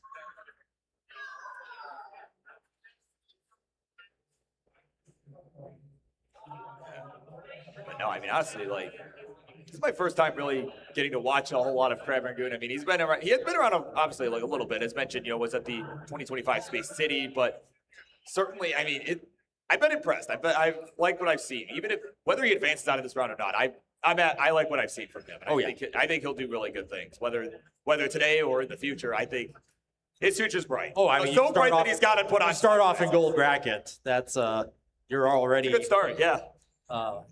Proven yourself. Yeah, proven quantity beyond a shadow of a doubt that you belong among the best. And yeah, our field just so strong, and I'm happy seeing new competitors rise to the challenge. Every year, for a while, when we started, we'd see the same people over and over again, but that's just how much we've grown. We don't see that anymore. Now we see a lot of new players able to compete at the top level. Yeah, it's like one of those things you kind of worry about as like an organizer, right? You worry like, man, am I just going to see the same thing every year? Like, it's just get boring. I mean, I'm still used to saying, Jonas Neubauer, your Tetris world champion again. Yeah, done it again. There's a part of my soul that still screams that. But we've come so far since then, and he'd be very proud of us. I really think that, the legacy that has been left behind by our former champions and our new champions are our current Tetris heroes that new generations aspire to and look up to. So absolutely. Being a part of this, you get to see that whole picture, and I couldn't be prouder of our community. Good Tetris for Asian, 469, almost at 500,000 points going into going into 100 lines here. Yeah, of course, the 19 transition coming up, about 30 lines away. As our players are getting squared away here, it's a neck-and-neck game. Neck and neck. Yeah, Crab looking to break Set this up a down. 30 He set up Tetris. 30, set up 30 right now. We'll go burns it ahead down. and triple. Yeah. Fortunately, the bar Double did set end up out. showing, but probably still the right call to take the burn. You do not. Yeah, there's you're a down Tetris on the 2-0. way. Like, don't even chance it. Like, that's, at least give yourself the best chance. Yeah. To make the comeback, even if it's a pretty nasty comeback. I mean, at least you have to be alive to be able to do it. Well, the Asian did have to work to win that round last. Yeah.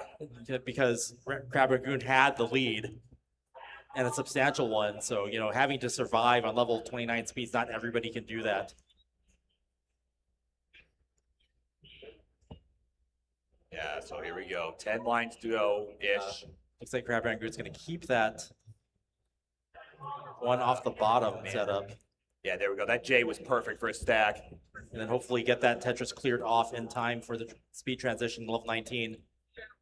Yeah, he's got Triple off the top. Yeah, he's playing one off the bottom right now. Yeah, the droughts are just coming at bad times. Look at this. It's been crazy today, Chris. Like another 40-piece drought. You know your transition's coming, so we're not going to give you a long bar. Oh yeah, it knows. The game absolutely knows. And yeah, it's going to be a little awkward here. Built up high. Still wants to cash in that Tetris. Look at that Z burst there. ZS. Word. Okay, manages to get the split triple there. Oh man, just not the right pieces to get that resolved. LJ dependent, not good. And now DeAsian having a little bit of some drops there too. So both players are going to slow down pace here. Yeah, Crab Ragoon. No way. No way. Crab Ragoon going for the really bend the farm on this. Okay, yeah, it's going to start burning. Nice long hard survival flat. skills. Boy, the S piece is not helpful. Okay, get the flat burn. Left side barely got that. Oh no! And that's going to end the run for Crab Ragoon there. Just unfortunate ZS burst leading to a high stack and a top out. The Asian taking that round, sweeping Crab Ragoon. Man. Yeah, they're reminiscing on the drought right now. Oh my word, that was crazy matchup. Yeah, just the drought. I could just see the game was just being evil, like it usually is, right? Just It's ZS always, burst, no long bar when you need it. It's always and right before transition. Top out right by transition. Yeah. Too bad. So sad. Happens to the best players. I mean, we're in round 0, this gold bracket. Yeah. And we're having top outs like that happen. So it happens. I gotta say, it can happen to anyone. Yes. I mean that is. Fractal's going to take the game on the Asian is gonna 1.6. advance He's going to and go to fight level Meme in the 39. Yeah, we'll see how that one 15. goes. I think certainly he'll put on a good show, whether he wins or loses. I mean, it's going to be tough, I think. I mean, Meme's certainly a tournament favorite here. Memes, final boss class character. Yeah, former runner-up. Runner-up. Yeah. With how it played out too last year. I mean, fighting through has so much tournament, so much experience in live events. So that's going to be one to remember. Yeah, absolutely. Of course, if we want to, while we're getting set for our next matchups here, I do want to shout out one of our event sponsors here for making this event happen. Of course, Hyperkin, who has supported CTWC since the very beginning, right? They've been helping Tetris communities around the world kind of start, sending them consoles, their NES consoles, controllers, right? They lead the way with all the retro consoles. Like, you go to hyperkin.com, check them out. We've got the Retrons available. They're like $20. They get the job done. They play the games the exact same way. They're just a little bit higher pitched, a little bit brighter in color, but otherwise it's the exact same way. So yeah, but they've been supporting us for years and years. Giving us our consoles for our qualification stations and some of our other hardware. They've been great. So Hyperkin's just always been a name in retro, and even when retro becomes older and older, they're still here. So yeah, thanks to Hyperkin for helping us out with controllers and hardware and being one of our sponsors for so long.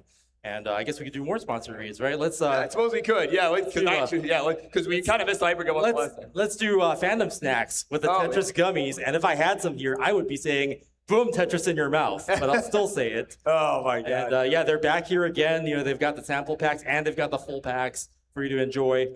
They're in Tetris shapes, and I think now with their rebrand, they don't have anything extra. It's all Tetris. It's all Tetris pieces. That's all it is. Yeah, come get the new fandom snacks, Tetris gummies. Boom, Tetris in your mouth. All right. So with that, yeah, again, thank you, of course. We got one more block of round zero coming up in just a little bit here. So stay tuned. We're going to take a quick break, and then we will be right back with some more. Be right back for some Boom Tetris for you.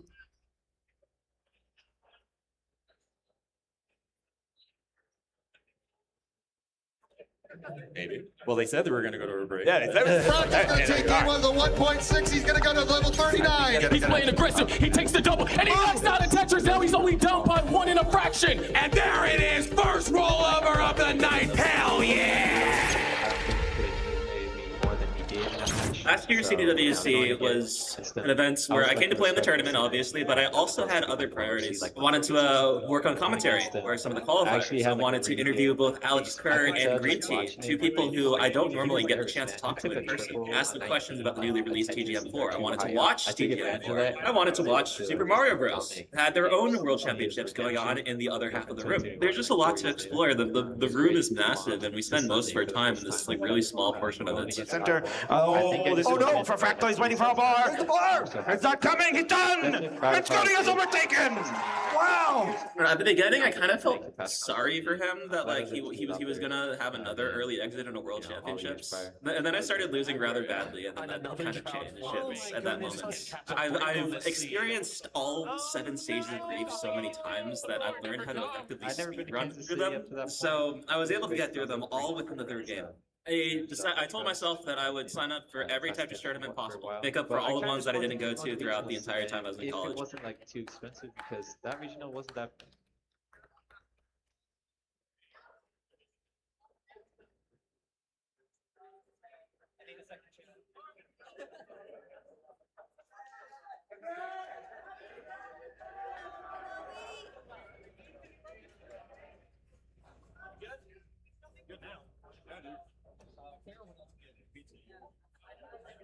Swap shots. Swap shots.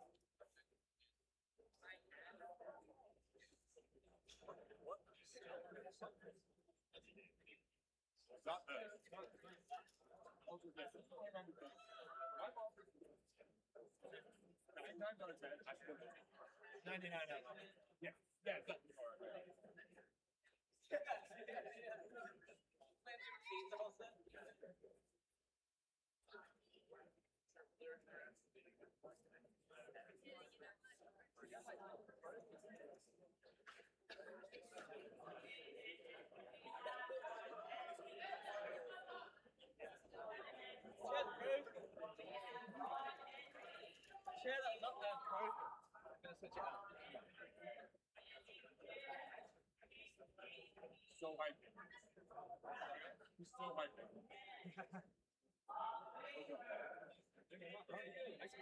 Thank you. Yeah, her lights are good, man.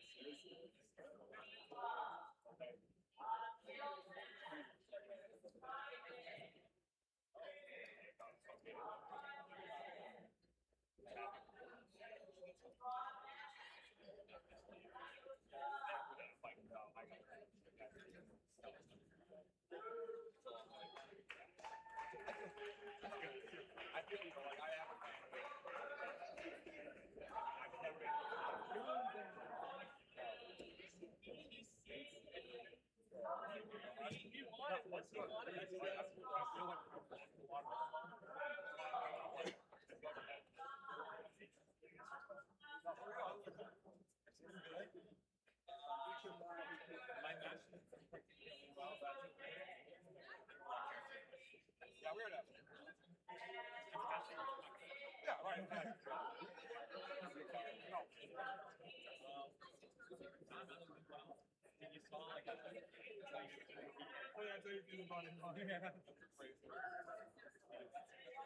was really shooting these guys before I like I didn't have to feel for it.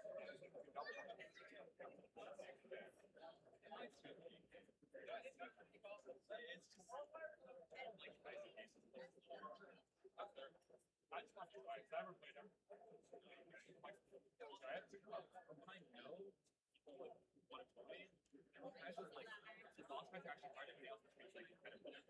Yeah, I just would.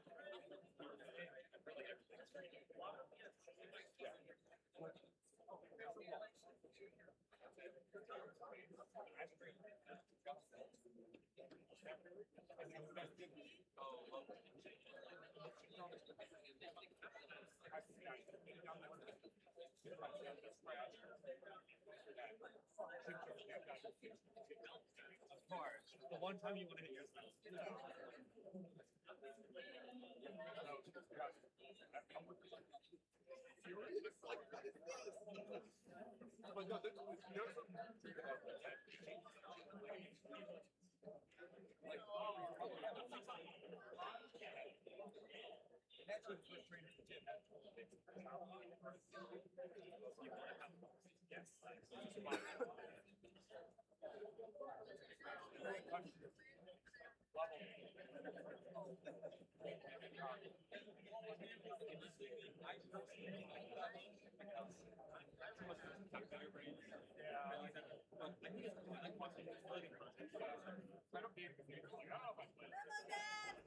Let's go, Dad!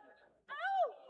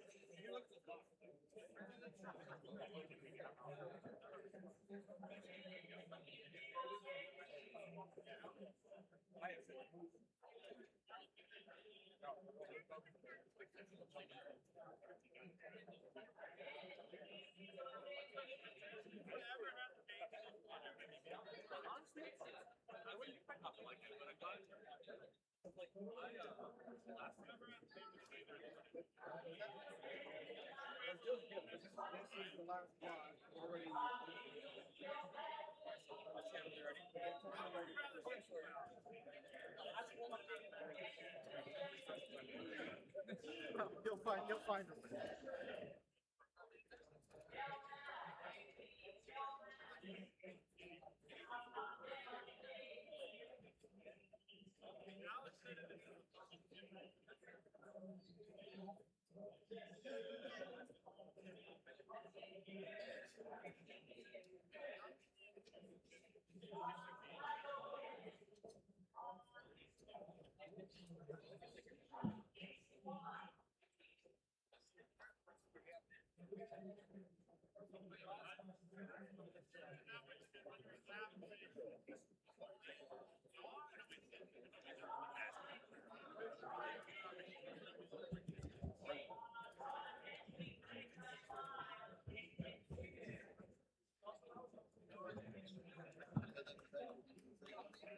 Sure. All right, check. All right, folks.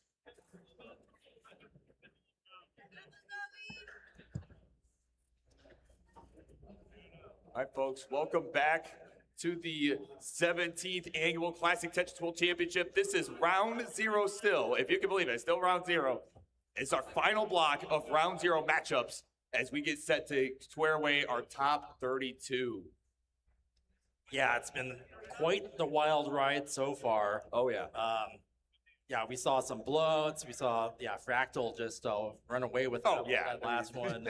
But out of everything coming out of this round, like I said, final boss class opponents coming soon. Yeah. And, here we have 4 more familiar faces, actually. We've got Hydrant, and we've got Broden and Dan V, Walbont, crowd favorites all around. So this is gonna be fun. This is gonna be absolutely fun. These are like the rising superstars that we've seen some of them before, and we'll be seeing them again.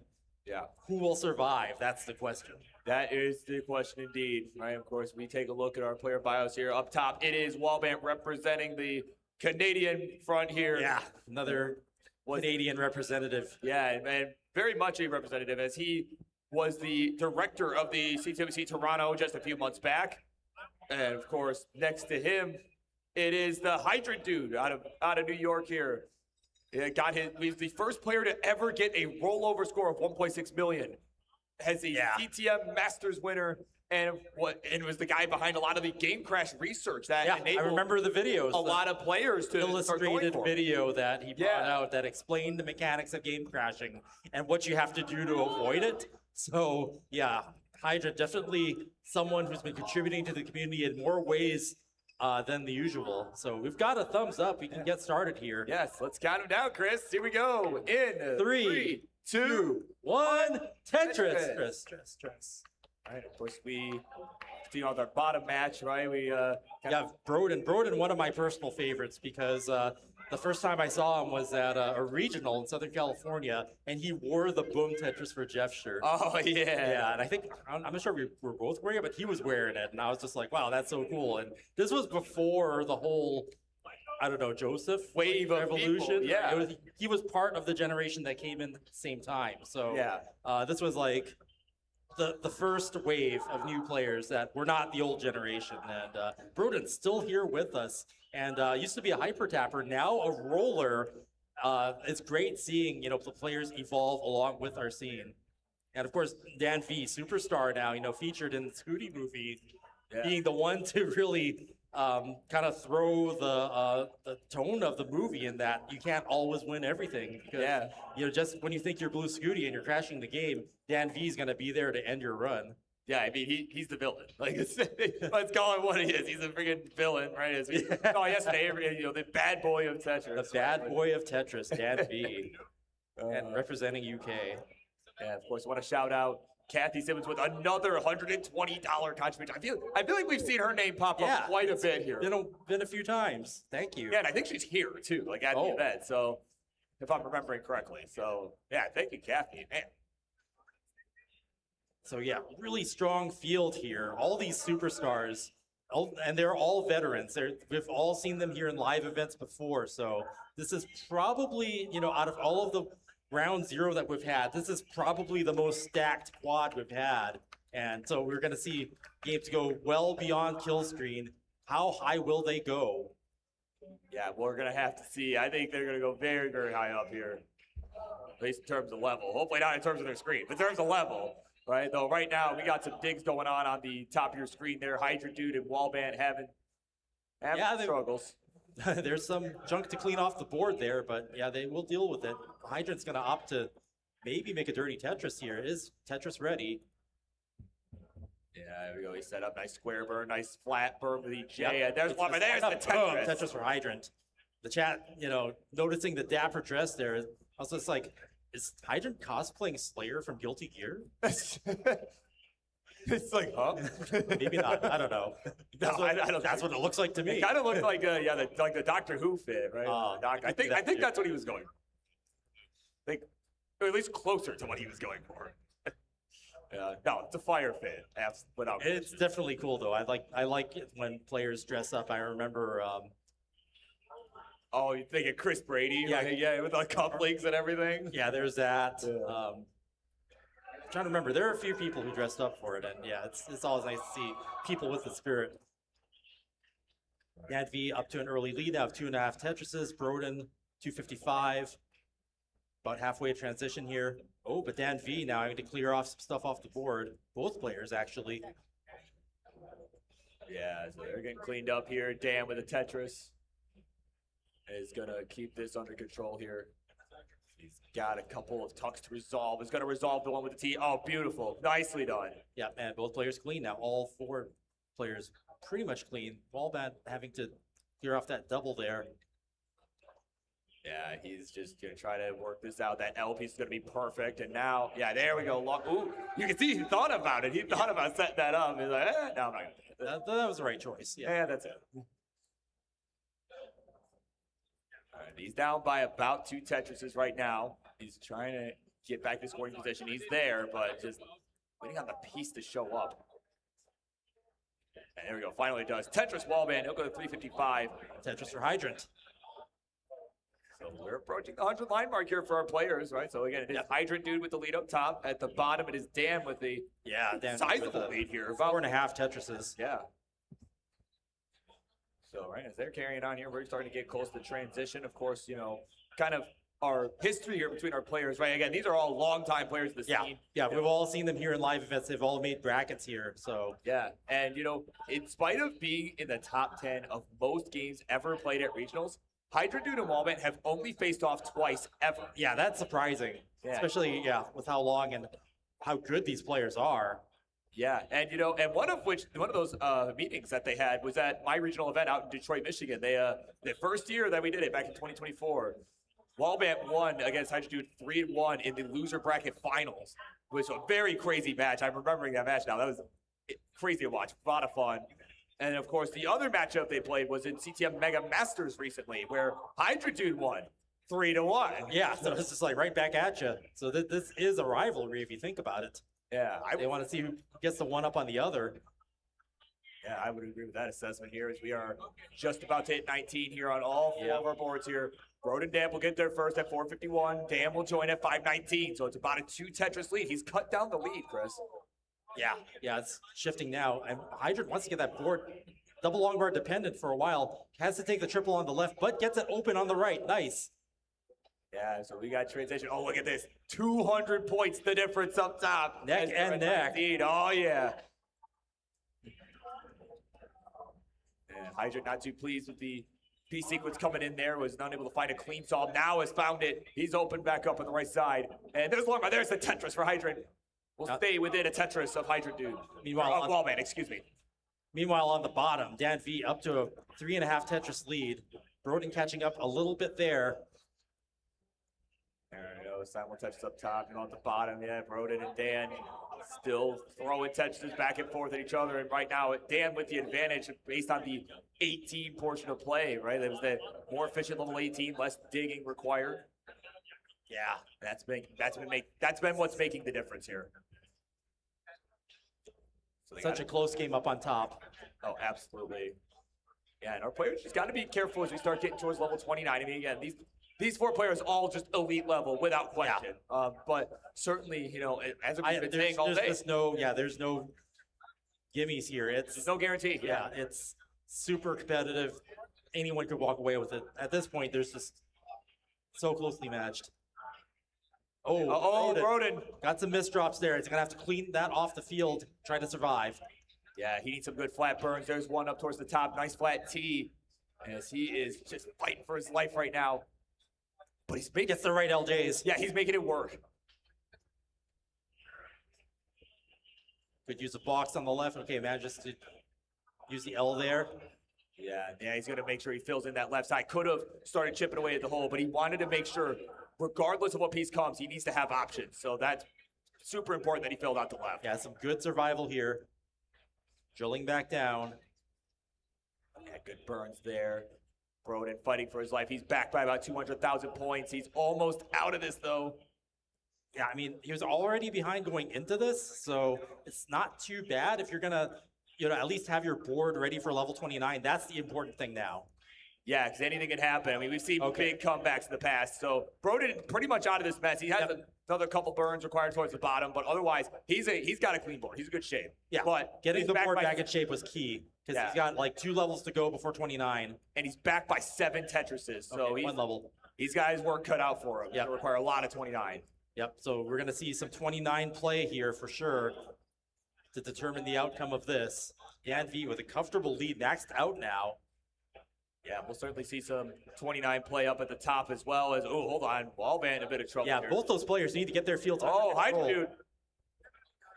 Oh, my word. We need something from the right side. We need something from the right. The pieces are not coming. Oh, man. He's going to be done. Hydro's going to top out. Wallband takes the first round. I spoke too soon. That's game number 1 going to Wallband. And on the bottom, game number 1 going to Dan V. Had a quick tap out post 29 for Broden. So yeah, Wallband already had the lead, but yeah, they're close the whole way there. So will Hydrant be able to keep that up and come back this next round? And Broden had a heroic dig there. Got the survival, but you need to be sharp on 29 to be able to survive long enough to be able to have a chance to get the score back. Yeah, unfortunately, I just could not get it done on 29. So we'll see how he fares in game 2. Certainly, has got a chance of redemption here. Yep. They can kind of feel things out here, see how aggressive they need to be in this next round. Yeah, our judge getting our players squared away.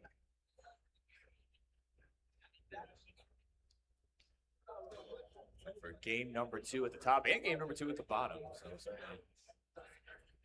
And we get to have a simul start again, which is nice. That we do.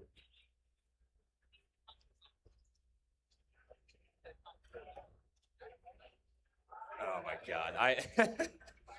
Just hear them on stage. Yeah, apparently the seat is 6'7". Apparently, I'm sure I'm up to the players' delight. Oh man, I really am an old man. My God. All right, we got the thumbs up. We're going to count this down. Let's go. 3, 2, 1. Tetris. Tris.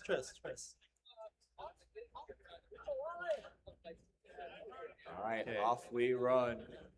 Nice shapes there for the game up on top. Yeah, of course, we are getting underway here, right? We kind of talk about kind of our matchup here between Hydrodude and Wallband. They're 1-1 lifetime, right? They both games were 3-1. Their records are evenly matched, and whoever takes this one, in that rivalry will have the advantage. So yeah, certainly. And of course, meanwhile, Dan V and Broden, and the meanwhile, right? They have only played one time, and it was actually in this round of the tournament of CTWC 2 years back when we moved here to Pasadena. It was a 3-2 victory for Dan V. Barely, but scraped by, and was able to get it done. So certainly this will be. So yeah, it's evenly matched historically for all these players, really. Yeah. Oh, absolutely.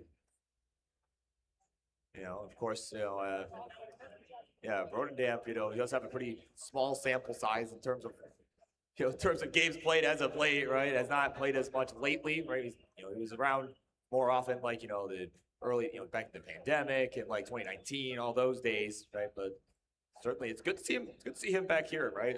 As we have the last couple of years. Yeah, and I think relatively new as a roller compared to some of the others in the field, because like I was one of the few people cheering for him as a hyper tapper, so the rolling version of Broden is really cool. Yeah, and I'm kind of glancing over. You can almost see, he was like doing maybe a little bit of dancing or tapping for a little bit, and he's now switched to roll. Hybrid, for a while, and then now full roll. So we got an awkward board here up on top for Wallband. He is not pleased. I mean, this is a rough pace right now. Chris, he's suffering big time. Yeah, but this is what Hydrant needs to even things up, to have this kind of lead. I mean, 5.5 Tetris lead now, halfway through level 18. Yeah, so Wally finally with the Tetris. I mean, look, there's only a 25% rate. Certainly tough to deal with. He's, of course, sighing at that, right? Sorry, buddy. I'm just speaking objective truth. It's right in front of my face. Okay, but Broden, Dan V down at the bottom. Broden with the advantage in this game. Bringing it back, like now ahead by 3 Tetrises, and Dan V having to clean up a bit. So, what Broden wants, like our players that were having a rough game last game, they've reversed the situation. Yeah, so right now, Dan is in a bit of a bind here. This middle of the stack is just really building on top of that column 10 there. Oh, man. But has a dirty Tetris set up. Gets a nice touch. Oh, we burned it too early. He did not get the adjustment in time. And still gets and there we go. Now he'll get it. Dan V.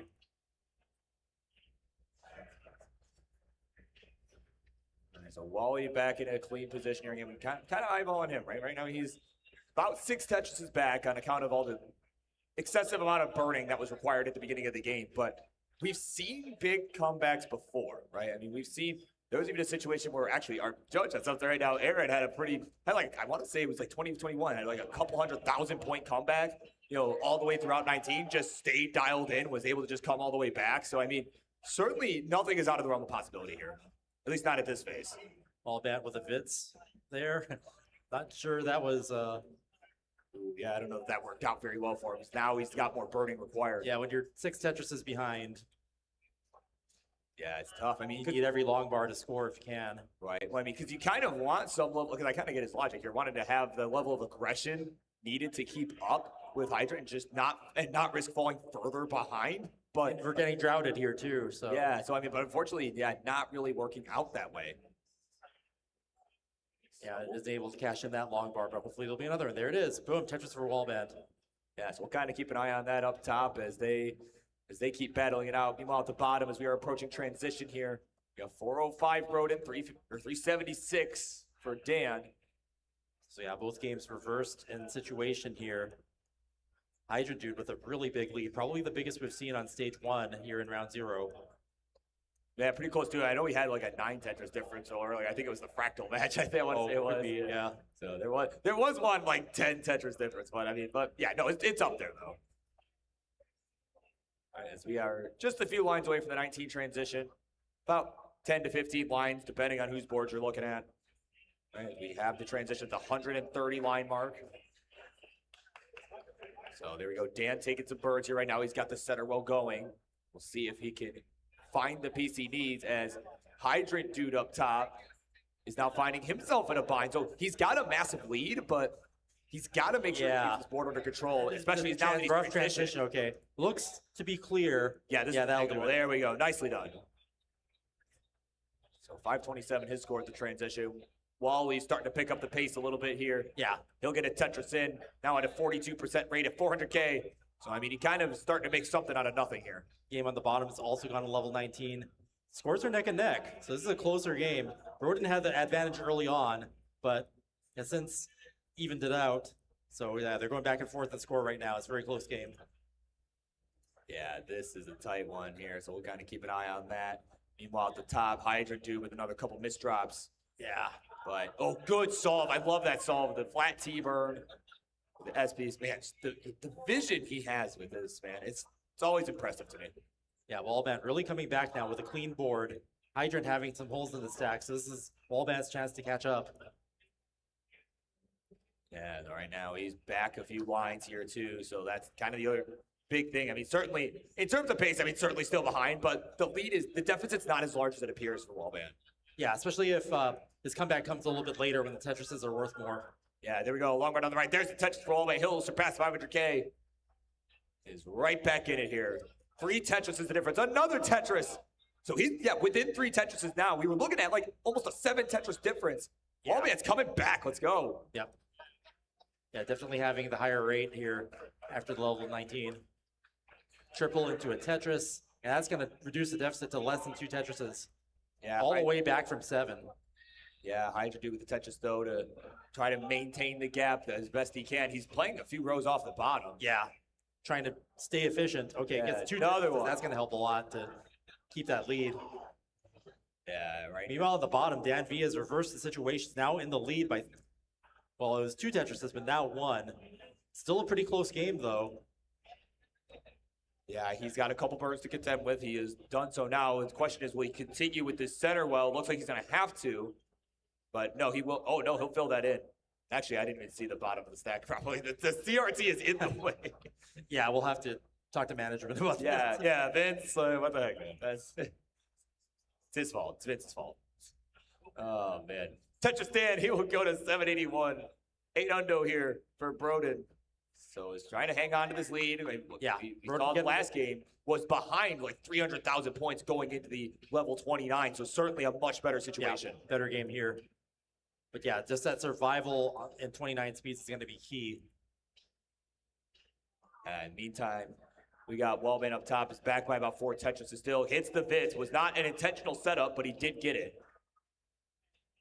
Yeah, it looked like a mischief, but turned it into a Vitz. I mean, that.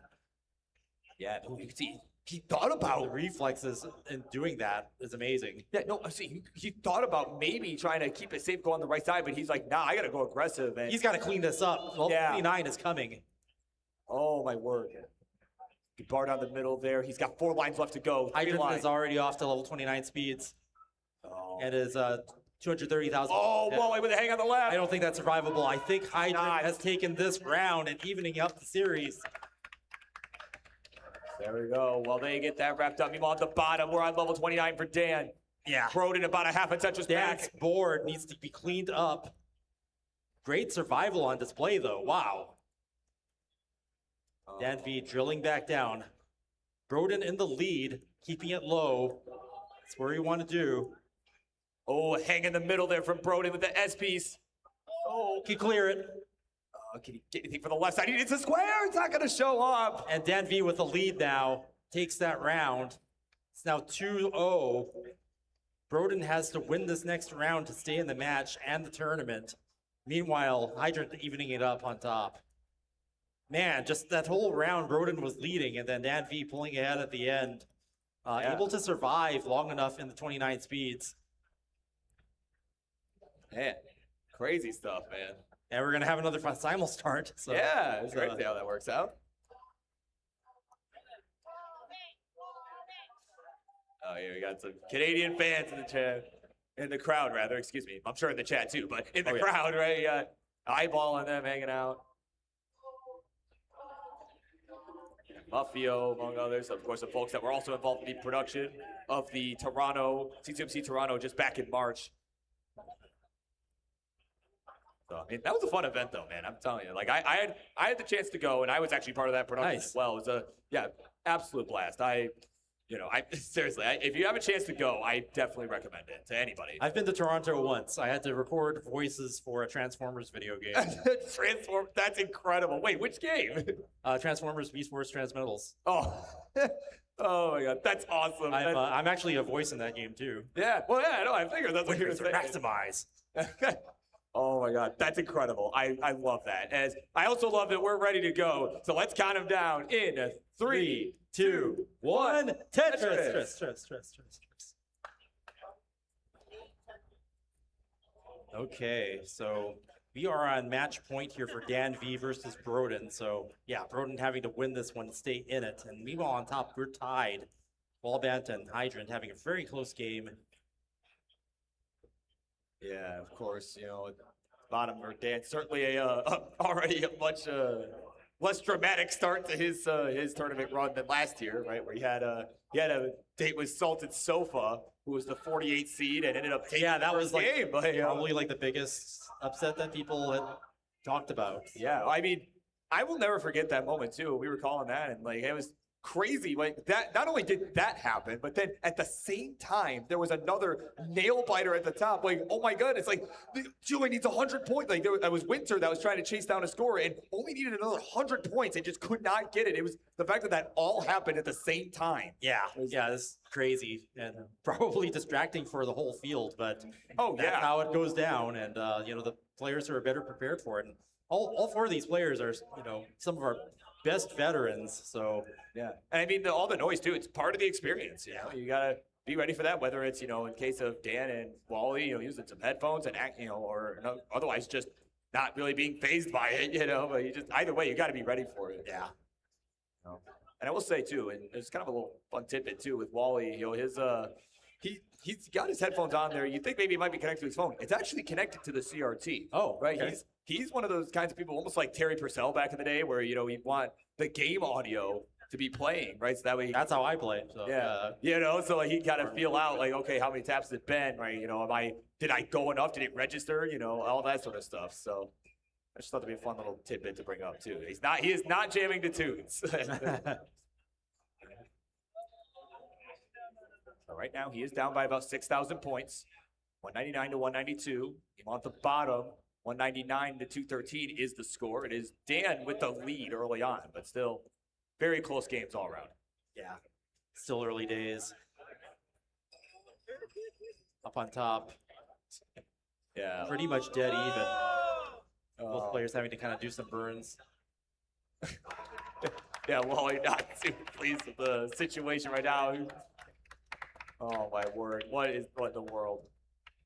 Finally some bars show up, can't use any of them. Yeah. All right. Even Hydrant having to stack. Geez, just that Oh my god, yeah. S bursted like crazy there. Yeah, he stacked one more of those, might have been in some trouble. But nonetheless, found a solution. Yep. And a nice burn with the J, and he is back to clean state. Yeah, great solve there. Yeah, especially when SZ bursts you like that. It's no kidding. Knowing the way to fight that. All right, yeah, so Wally's still staying in it within a Tetris, 265 to 281. On the bottom, 295 Broden, 331 Dan. So kind of within about a Tetris, maybe two Tetrises, both of our matches. Yeah, Broden looking good though. I mean, I think just the Tetris efficiency of Dan here really causing the deficit more than anything, because Broden's been playing clean.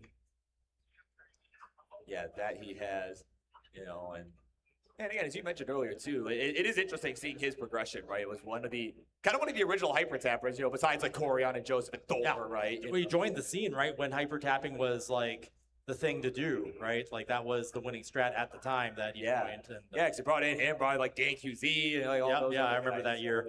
Yeah. Being in that the field of new players, fresh faces that we had. The young up-and-coming players in 2019 are now storied veterans. Yeah, it's just crazy to see, man. They grow up so fast. Yeah, now we've got, new generations coming in, and, in the round zero, I think I mentioned it before, this is the veteran class here, the players that have been around the longest combined, I think, for the four players being in a round zero stage bracket match. Yeah, right now, Hydrogen's been playing kind of close to the sun for a bit here. To play Drought. above Xbox hype, but I mean, he's kept it clean the entire way. Oh, yeah.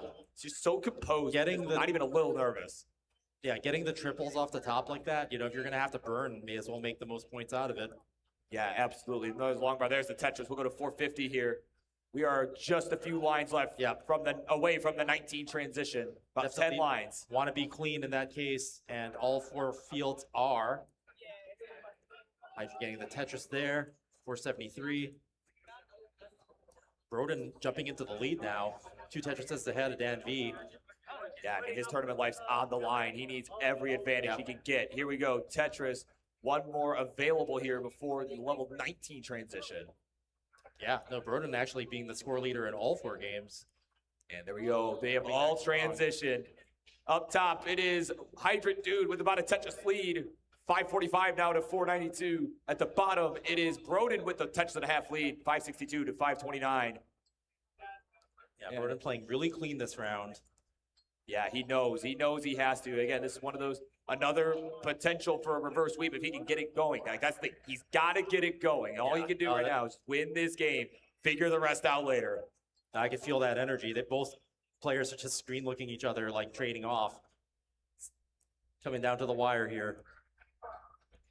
Yeah, here we go. Hydra Dude with the Tetris run, level 21 for him. All about with a Tetris, we are neck and neck. Oh, man, I'm already feeling it, Chris. I think we might be seeing a couple nail biters coming. Yeah, definitely. Wally. Oh, no, that left side. Oh! Is that going to be enough to bring it down? Oh, so far so good. Look at that survival. Oh, no, that's fatal. He overshot it. Oh, that's going to do it. He's done it. Hydrant's gonna 606. take the round and starts turning the tide here, taking 2 in a row, coming back after that first round. Wow, that was just brutal. Like, he had the solve, right? Like, he was able to burn down. He had the spot for the long bar, just bumped it. Yeah. A little bit too far. So, I mean, there you go. That's now 2-1 Hydra Dude. I think it's looking good for Broden now, up by 2 Tetrises. Yeah, we continue on here with this game number 3 at the bottom. Dan looking to send us to the next round. Broden looking to keep the party going here. Yeah, the winner of Dan V and Broden get to face another final boss class character in Huff. Oh boy, that'll be fun. So, all right. Also coming in, like, not long after that Broden generation. Yeah, I know he just came in last night, and he showed up ready to play today. I mean, I got to watch his qual. Oh my god. Yeah, the quals happened for him today, not when the rest of the field did. So everybody was watching that game because it would actually shuffle, who would end up in what bracket, right, depending on how he performed. Yeah, no, there were definitely some players that were worried about that for sure. So here we go. But the players that hopefully are not worried about Huff, right? They're worried about each other. Are Dan and Broden right now as they are approaching level 29. Got 20 they are lines left neck to and go. neck now. Although Broden behind in a few lines, well, he was. So yeah, there's about a 1 Tetris deficit here. There we go. So Dan having to take a couple burns, was not able to utilize the long bar, but is able to use the next one. Tetris will bring us 851. Man, it's just so tense right now, Chris. Just, again, when your tournament life is on the line like this. Yeah, no, Broden's playing out of his mind right now. This is the best game he's played out of all this. That's what he needs going into this to survive and to have a chance to get a reverse sweep going here. Yeah, he's on the brink of elimination. So here we go. It's going to come down to the level 29. He's going to burn in at 992. He's got about a 2 Tetris lead. Off they run. Yeah, off they go. Level 29 speeds. On the verge of maxing out is Broden. Yeah, he'll get it there with that burn. Oh, he's setting up down the middle. Tetris Boom, for Broden. Tetris for Broden. Very nicely done. He's just letting these wells form wherever, and he's putting that pressure on Dan, too. Like, hey. Dan. Dan V has to vault that. Oh, Boom. Tetris for Dan V is able to get that long bar over despite the misdrop. Oh, my God. How did he get that? Uh-oh. Oh, but then he missed the easier one. Oh, boy. Oh, that left side is going to be a problem for Dan V. And it looks like Broden's going to take the round and survive. It is 2-1 on the bottom.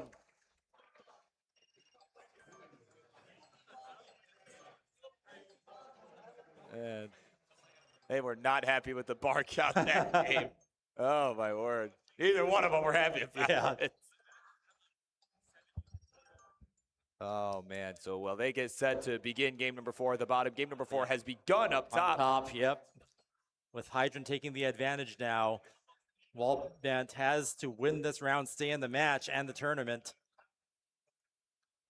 Yeah, and Hydrant Dude, of course, a former top 8 finisher at the World Championship back in 2022, I believe. All right, so certainly could see him try to make that run here. Certainly, I mean, this is the beginning of it if he's going to do it. He's always been a very consistent player. Again, was the first player to ever get the 1.6 million score, the rollover, right? Roll the score back over, past all the hexadecimal stuff. To Once 0. upon a time, back when that was so uncommon, and that Yeah, right. educated all of us with the game crash stuff. So yeah, super influential on our scene. And the winner of that match, Wallband versus Hydrant, gets to face Cobra in the next round. Yeah, that'll be an interesting matchup, I think, regardless how this goes. Yeah.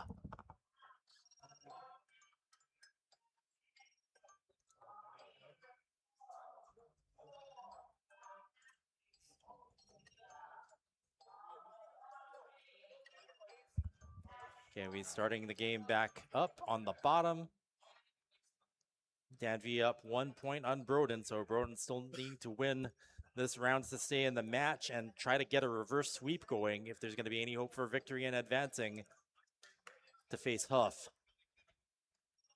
Yeah, certainly. So here we go. Up top right now, Wallband is fighting for his tournament life. He is on the brink of elimination here as we are approaching the 19, or rather, we're about halfway to the 19 transition. 280 for him, 365 for Hydrant Dude. As he's got that well going on the left side, or rather the line dependency. So far, no bar in sight. Yeah. And there it is. Long bar going to fill that in. Oh, misses the spin. And there we go. Good burns there. There's long bar. There's the Tetris. So, I mean, if you're Wallband, certainly, I mean, I actually just noticed he is no longer using the game audio. He's taking the headphones out. He's like, you know what?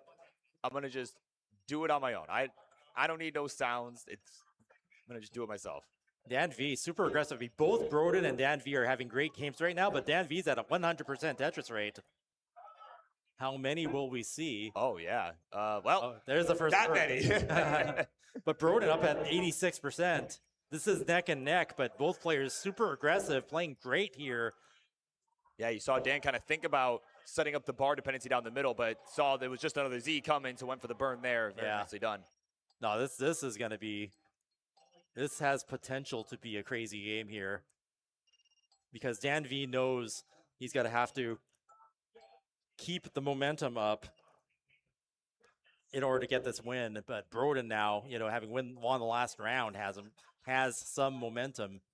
Isn't gone yet, is still a threat. Yeah, I was going to say, I'd say a lot of momentum there after that game. I mean, like I said, they're neck and neck right now, but obviously very early in the game. But it's usually a pretty big deal when you can start turning the tides in your favor. I mean, we've almost seen some reverse sweeps today, and who knows? Maybe this could be the first. Yeah, no, this one's looking really good. I mean, look at that Tetris rate. Like, it was at 80-something before, and now it's, they're both in line with each other.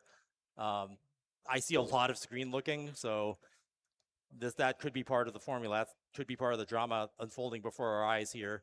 Oh, Hydrant playing up high, like, for a while now. Yeah, he's been taking some really smart burns to get out of this. Oh, with 19 coming off. Yeah, 19 here, and having to burn off. That left side. Oh, that is going to be a fast top out. Wallband evening it back up just like that. Bad place to be in for transition is Hydrant, and that's going to allow Wallband to get the momentum back. We are 2-2. Yeah, so look at that. Who would have thunk it? Even matchup where they're 3-1 and 3-1, so 4-4 in total games. I mean, who'd have thought that they would go to a decider? Yeah, I never would have imagined. Crazy trading back and forth up top. I mean, just when you think it's shifted one way, it just turns back the other way. What a ride.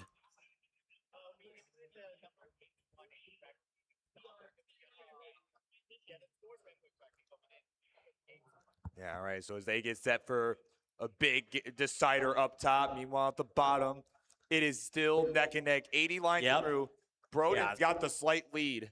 No, they are at each other's throats. I mean, I hate to say it, but it's just like, this is so close. They are, look at that. It's just zero Tetris. It is neck and neck as it gets. Yeah, there was a 1 point difference for a second. There was a push down. The push down points once again. We don't see that too often anymore, but when you see it, you know. So where's Harry? Where's Harry? Just that razor thin line. They are not giving each other an inch. No, not even a little bit. Transitions are coming up here. 30 lines to go. Yeah, you can just see it. Broden's face right now. Yeah, man. no, they're locked in. Yeah. There's something special going on here. I just I feel that electricity. Yeah, no, this has been a really good match, regardless of what happens here in this game 4, as Broden, for the rest of the series, is going to be on the brink of elimination, right? Yeah, that's how you start a reverse sweep. You got to start it with a win, and that's what he did. Yeah, really locked in now. Yeah, I say as long as you're not eliminated, you're still, you have a chance, right? Boom, Tetris for Broden. Got to never say die. That's kind of got to be the mentality here. The whole MO, which is never say die. Okay, 112 lines. Make sure to keep those play fields in good shape going into 19. We're seeing so many top outs. Like, it's uncharacteristic with the level of players and how good they've gotten. I feel it's kind of strange seeing so many level 19 transition deaths. Like, yeah, I mean, it's just, but again, it can happen to anyone, right? Yeah. Like, it's, when you're kind of in a bit of a mess, when it just happens at the wrong time. I mean, that it can happen to anybody. It's just same thing with 29, right? I mean, always a threat. Yeah. Just when you think that everybody's, got so much maneuverability now and so much good stacking, it's so. Yeah, speaking of good stacking, I love that J placement for the T-Tug. Oh my God. Boom, Tetris or Broden into level 19 now. Both scores just around the 600,000 point mark. We are neck and neck, both at 135 lines. Yeah, Dan with the miss an S-spin there. He's going to build on top. There's a Tetris. Nice adjustment there for Dan V to get that Tetris. And yeah, it's just so close here. Neck and neck into level 20. Yeah, it is so tense down there right now at the bottom match. Tetris for both here. It's just, not you, dude. You cannot let up even a little bit or you're done, man. Yeah, this look at this. This is just, they know what they got to do. Yeah. Oh my goodness. 7:08 playing 7:27 at attention for Dan. He will take the real-time lead, but Broden will answer back as we are racing our way towards level 29. We're going to see the speed increase again here. So still some time left. We're going to see how this plays out as we start getting there. So they'll continue their battle at the bottom. Meanwhile, fields are, both clean. Oh, Broden having to cover the well just when that long bar came. Oh, man, that is not ideal. Okay, there's the... Good dig, yeah. Yeah, good birds there. Boom, Tetris for Broden. 8-18. Slight lead now. 1.5 Tetrises. Dan V set up. Double long bar dependent. Has suspended on the left. Yeah, Dan's doing what he has to do to just stay in it here, Chris. He is. Oh, he's doing some great playfield management, though. Trying to keep that board even. That left side, was looking rough, but able to maneuver the pieces to make that happen. Yeah, he's just trying to stay Tetris ready, and he gets the Tetris as a reward, as does Broden. So it's a one Tetris difference. They are just trading it back and forth here. Yeah, they're really, really turning on the heat here. Really economizing. It's amazing. Boom, Tetris for Broden. Boom, Tetris for Dan V. Yeah, we're on level 26 now. We are fast approaching level 29. Neither player letting up even in the slightest. Yeah, and their Tetris rates are still high for where they are. It's like at 70%. Hydrant, so much garbage on the board there. Is going to have to dig out. I mean, Wallband, 40,000 points ahead. Hydrant's got to get this into shape. I mean, we're under 100 lines, but still. Yeah, he doesn't have a ton of time to get out of this mess here. Okay, max out for Broden. I don't have the cowbell, but I'd ring it if I did. Yeah, right. Somebody called Bidwell. Oh, man. 998 here. Waiting for the long bar with a big drought. Boom, Tetris for Dan V. Max out. Double max out here. Okay, but here we are in level 28. You definitely want to get your playfield in shape. Yeah, Dan has done that. There's a touch on 29. He's taken the lead. Broden now at 29. Here we go. Dan V taking the lead. Ooh, some hangs from Broden. He's really in big trouble. Whoa, no, wait, hold on. He can live this. Oh, no, that hangs right the side. bar. Dan V is going to take that round and the match, but what a valiant effort from Broden there. Leading most of that round. Wow, yeah. Even though it was pretty much even.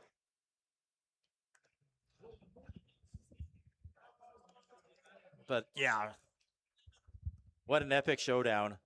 Didn't go to a decider, but still just seeing the energy there was amazing. Yeah, very well done for both of our players there. That was a fun matchup. So it is Dan moving on to the round of 32. We'll see him back in a bit. But we do have a decider still in progress here. Wallbant versus Hydrant. Super close here. Here we go into level 19 speed with Hydrant going first. And Wallbant not far behind. Having the score lead and slightly behind in lines, so. Yeah, it is about a touch and a half lead for Wallband as we are racing along now. Tetris for Wallband. He'll go to 606, 539 for Hydra Dude. Yeah, Wallbant was behind in games, was completely reversed the situation, has the momentum now. Yeah, that he does. He is. Yeah, he kind of had that rough top out the last game, or the game before, whichever game it was. He had a pretty rough top out, and, you know, yeah, he's definitely had to bounce back, and he's doing that beautifully right now. Yeah, and I mean, even in this game, Hydrant had a lot of stuff to clean up and managed to do that. Is clean now and is starting to score again. So definitely getting closer back. You know, this is a decider, but definitely one that is going to end in a climax. Yeah, with both players now hurtling towards level 29 and clean, scoring consistently here. It's exactly where you want to be. Yeah, so Hydra Dude has taken the lead real time. Wallman suffering through that drought. He gets the long bar, gets the Tetris. So he's about 10-ish lines back. So, I mean, this is still neck and neck. Yeah, no, it's finally evened up here. Setting up the Vits now is Hydrant. And gets rewarded with the next long bar. And it's just so tense. They're locked in, Chris. Yeah, here we go. So if he Hydrant Dude getting a lot of momentum back now. Yeah. After the digs early on, you know, level 18 speeds, turning on the aggression here at level 19. Sometimes that's what it takes. That's what we see with some players. You know, they might not have the best 18, then they really turn it on in 19. That's what we're seeing here with Hydrant.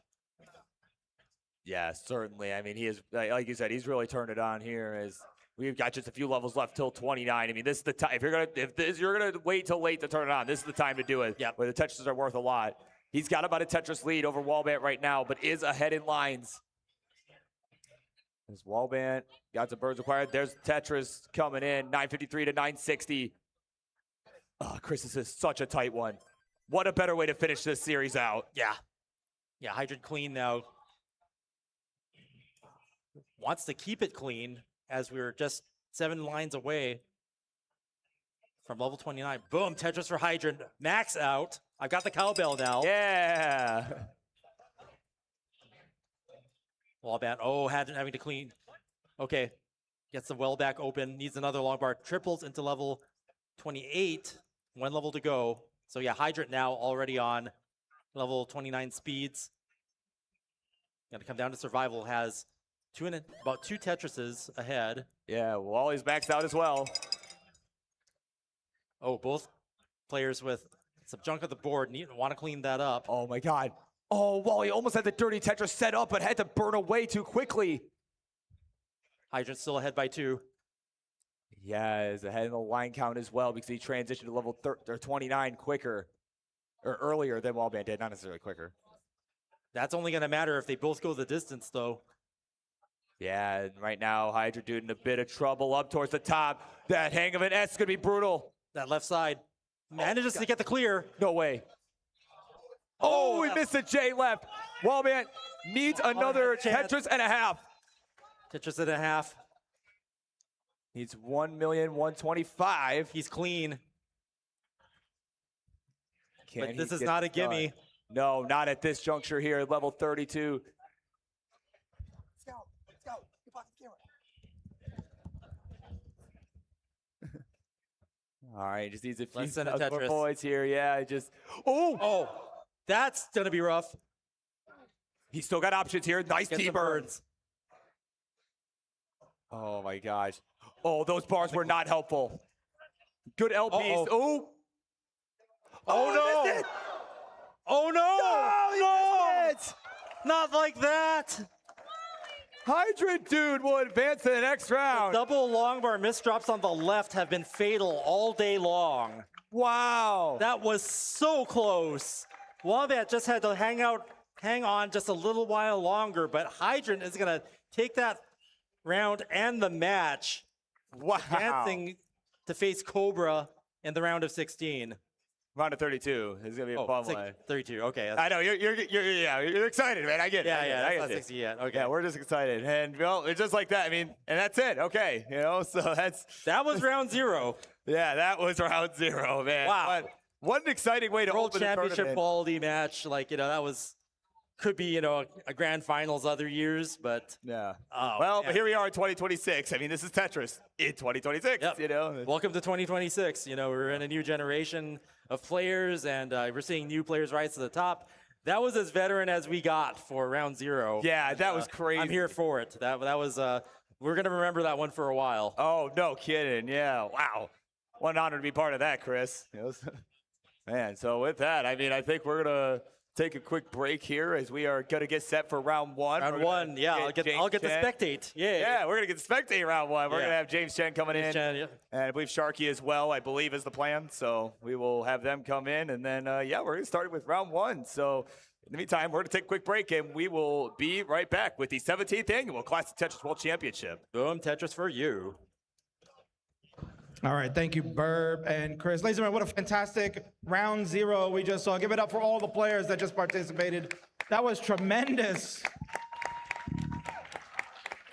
More action is still to come. Round 1 is going to be getting underway shortly, but first, we wanted to take a few moments here to thank one of our great partners, one of our great sponsors that we work with here. I have my friend Andy Steeg from Stand Up to Cancer, ladies and gentlemen. We do have our campaign going again for the 3rd year in a row. We're looking to get our $2,500 goal, and Andy's here to kind of talk about Stand Up to Cancer, what they do, what they mean for the support to get the research to fight against this horrible disease. So Andy, please. Thanks, George, and thanks everyone. This is our 3rd year as your charity partner, and it's really cool that you guys are doing this awesome tournament, but at the same time, you're supporting cancer research. And if a lot of you haven't heard of Stand Up to Cancer, we're a full-on cancer research scientific organization funneling our dollars and our donations to find early detection, fund clinical trials, researchers, scientists, so that we can eliminate this unpredictable disease. And we're not just one cancer type. We support breast cancer, thyroid cancer, glioblastoma, which is brain cancer. But most importantly, it's trying to keep our survivors, long-term survivors, and eradicate this disease and find a cure. And it is so cool that we could do it while playing Tetris. Shout out to Vince and George for always supporting us and the whole community, live and in person. We have this awesome console. If we hit our goal, this is gonna unlock a giveaway. Alex, do you want to talk about it a little bit? Yeah, sure. So this is the 2nd year that we've run with Stand Up to Cancer, the signed CTWC custom, one of only very, very few consoles, which has been so generously signed by so many members of the community. Of course, multiple world champions here. It is the ultimate collector's item, and we love, on behalf of CTWC, to offer it up when the goal of $2,500 to Stand Up to Cancer is reached. And the best way to give the chance of you taking home this console is to donate to the Stand Up to Cancer cause. You'll find the QR code just at the front there, or for those following along at home, !SU2C. Big shout out also to Game Shop downstairs in San Jose for their generous contribution of the console each and every year. Love those guys. And thank you very much once again to Stand Up to Cancer. Yes, and go Tetris. Let's go. Let's go. Thanks, George. No, thank you, Andy. Always great to have you guys around here. Thank you. So folks, yes, make sure you're using !SU2C in our global chats to get to our Tiltify link, and let's go. Let's get it done. More matches still to come. We're going to take a short break. We got James Chen and Sharky calling the CT1 matches. Stick around. We'll be right back. My first match with knuckling IRL ever was against Winter.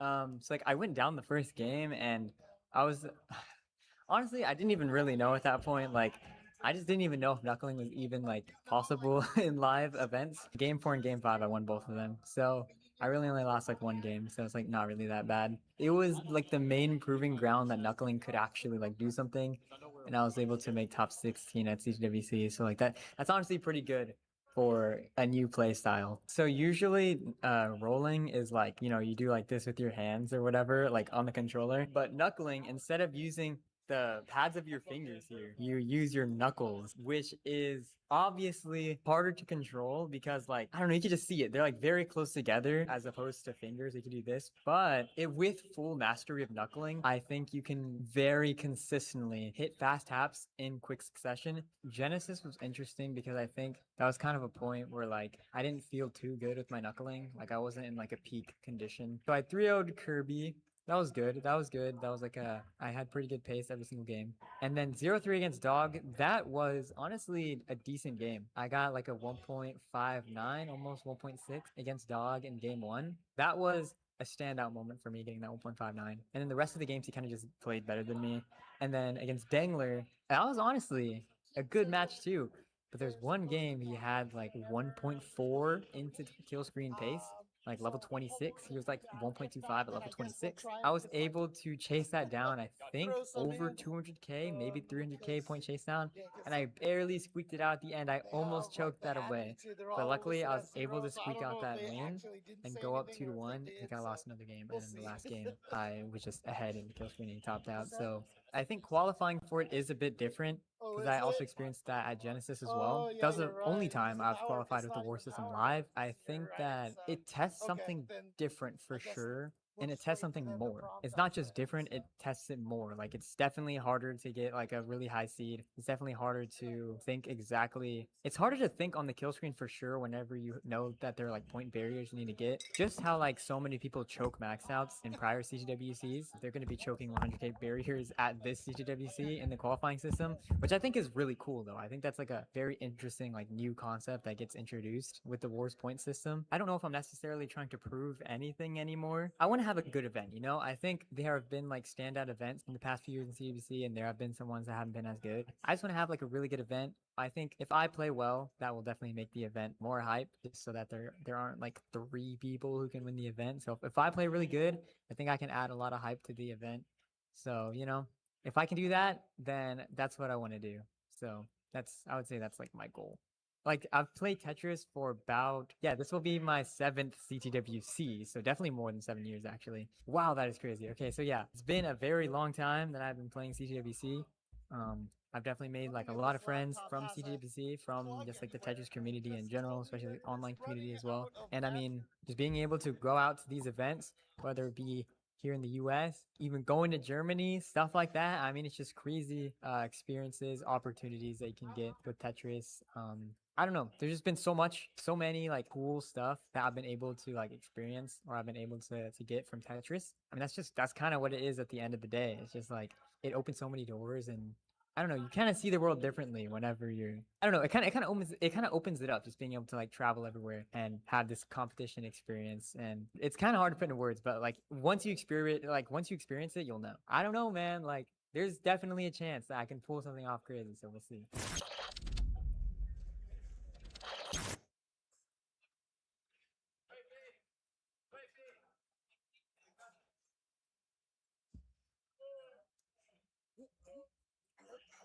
If he gets the bar, look at the double speed. Look how fast it is. Can he get? Yeah! With a flawless tournament, not a single game dropped.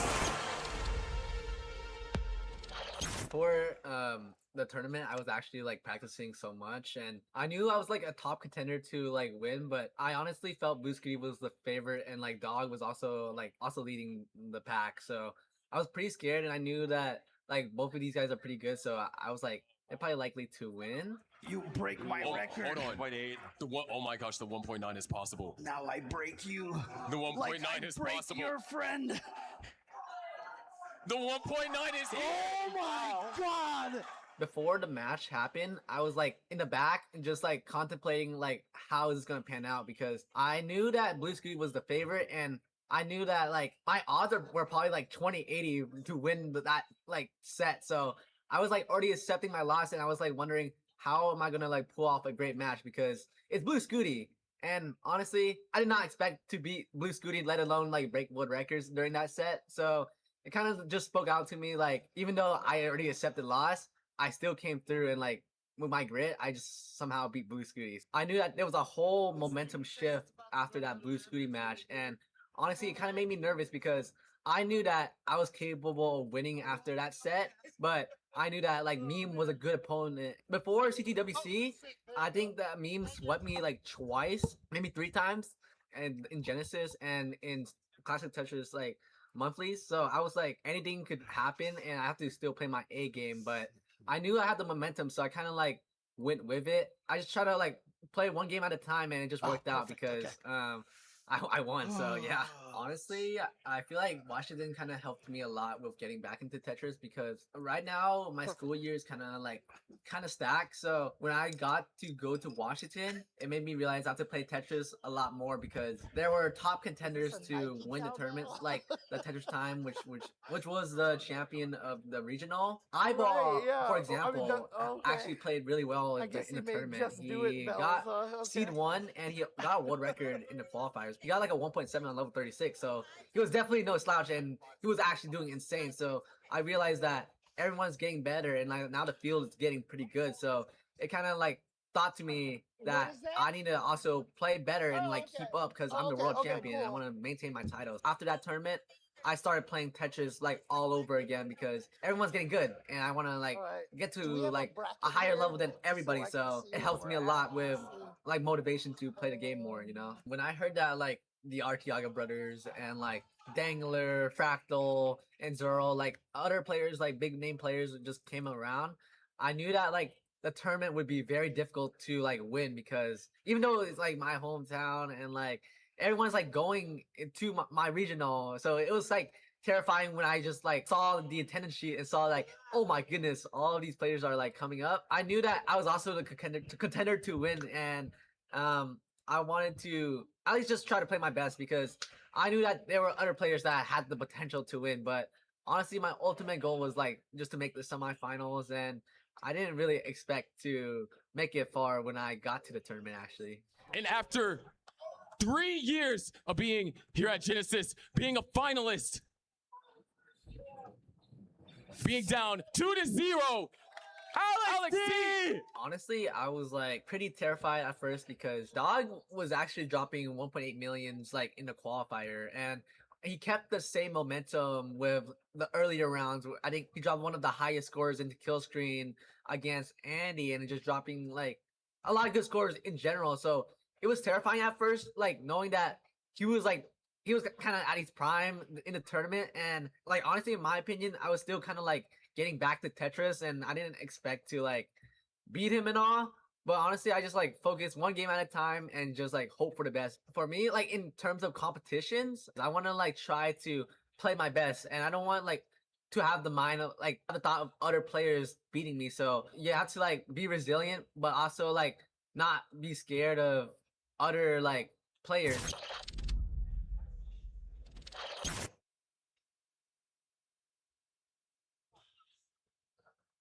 Oh, sick.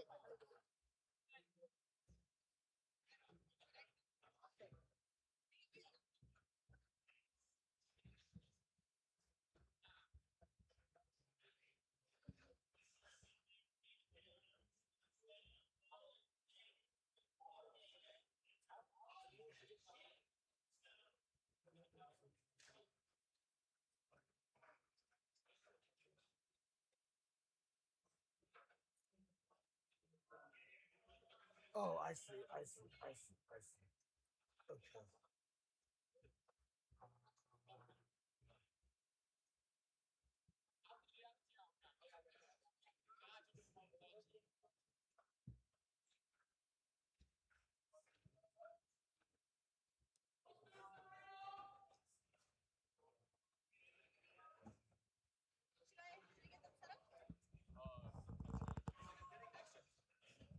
Do we know?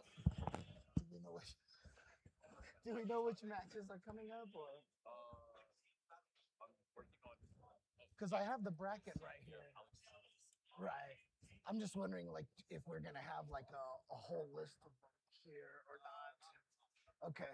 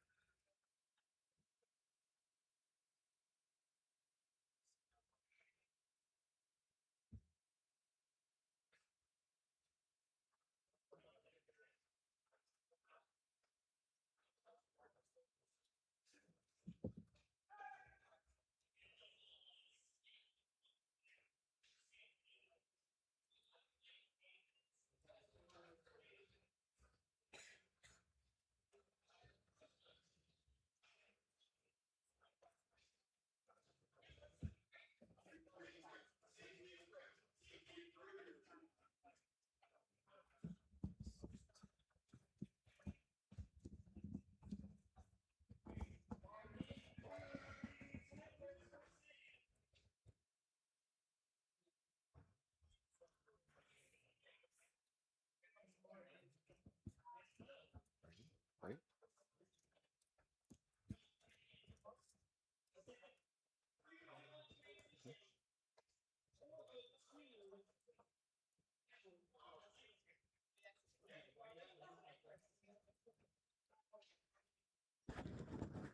All right.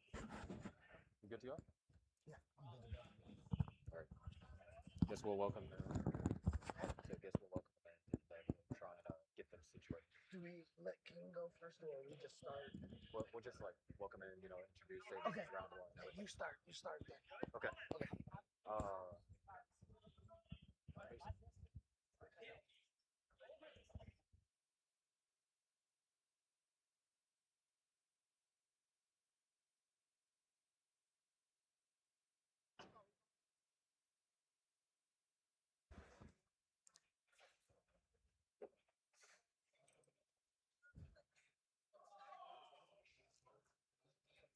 All right, ladies and gentlemen, welcome back. We are now at round one of CTWC 2026. I am your favorite underwater host, Sharky, and I'm joined by... Mr. James Chen, how you doing right now, Sharky? I'm doing fantastic, and man, round zero was insane. We saw so many deciders and a lot of close matches all together. Just want to make sure that this is on display here. Got Tetris the Tetris Grandmaster for the Absolute Eye, available right now on the Switch too, and Switch as well. But yes, we are playing the NES Tetris here, obviously. And yeah, these matches have been crazy so far. Yeah, of course, we have our two-time defending world champion that's going to be playing up next, Alex T versus Sodium, a player that has been around CTWC for years now. And then we also have SV, a player from the UK, going up against Guafi, a player who made it to top 16 last year and is looking to have another strong run this year. Yeah, it's really cool to see so many players from so many different regions all coming over here and playing in the actual, oh, I see, there we go, yeah.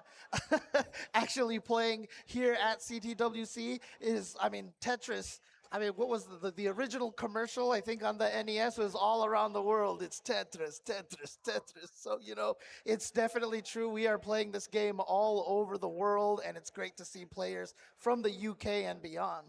Yeah, but it looks like our players are ready to get right into the action. So, okay. Alex C having to get a little bit of, shake things out. Yeah. All right, now he's ready. Okay. So we're good to count them down. Let's count them down from 5. Here we go. All right. In 5, 4, 3, 2, 1. Tetris. Yes. All right. So as you can see on the top here, we have Alex T going up against Sodium. Or wait, hang on a second. I think the top one's going to restart because I don't think Sodium was ready just yet. But Guafi and SV. Oh no, it looks like they might actually. Yeah, SV and Guafi are fine, but okay, yeah, getting things situated up top. Our judges are on it. Of course, we have Guafi versus SV. Yeah, you can see right there, seed number 8 going up against seed 25. All right, and now we just counted in Alex T and Sodium as well. And of course, Alex T, as he is ranked at #1, that means Sodium did qualify basically at the last spot here, as first seed always goes up against the last seed in the top bracket here in round 1. Well, yes, but we also did have a round 0 in order to whittle it down. True, So you're Sodium right, is right. 32 seed. Okay. And Alex T is first. And of course, Guafi is 8 and SB is 25. But of course, as we saw with round 0, despite the seed disparity, a lot of matches were really close. And even with Wallband and just the most recent match, just came down to a failed chase down in game 5. So anything can happen.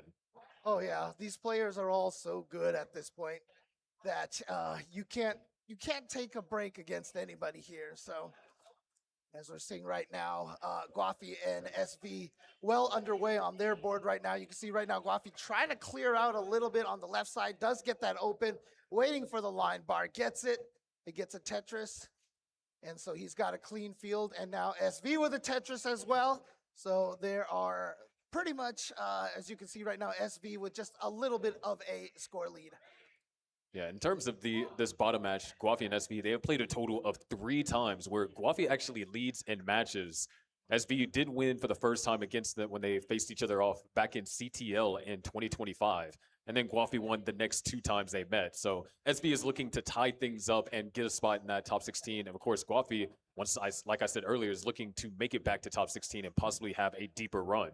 Yeah, but right now, unfortunately for SV, having a little bit unfortunate RNG right there, but perfect timing for that clear and the long bar. And look at this, suddenly the playfield immediately looking so much more manageable. Meanwhile, Sodium and Alex T going up against each other. I mean, look at these Tetris rates right now, 95 to 100. So both players starting up as clean as possible here. Yeah, there is a dirty Tetris setup for SV, and SV in the online play is known to be a player that tends to play very aggressive. Stack up very high to try and squeeze every line of efficiency, and he has the mechanics to do so. But that small misdrop is going to cost him a little bit. Yeah, we saw SV. He wanted to put that piece right into the well over there, but as soon as the line piece showed up, he tried to change his mind at the last second. Was just a little too slow. And so had that unfortunate stack that he is still trying to clean out right now. A couple of last second mind changes for SV right now, causing some problems for him. Nothing going to be unsurmountable, but still annoying to get through and going to be slowing down his score. But as you can see, the Tetris rates right now, pretty neck and neck for Guafi and SV. Speaking about neck and neck, we are tied up top, 368,600 exactly. And it was to the point to where both of them they almost had a flawless start. I think they had to take a couple of burns. And to your point down at the bottom, Guafi wasn't able to really build up much of a lead. He just now got the board clean into that Tetris scoring position and is still waiting on the eyepiece. Right. Interesting enough. I mean, obviously, screen watching is something that a lot of these players do. They'll glance at their opponent's screen. I noticed that Alex T is literally just glancing at the big screen.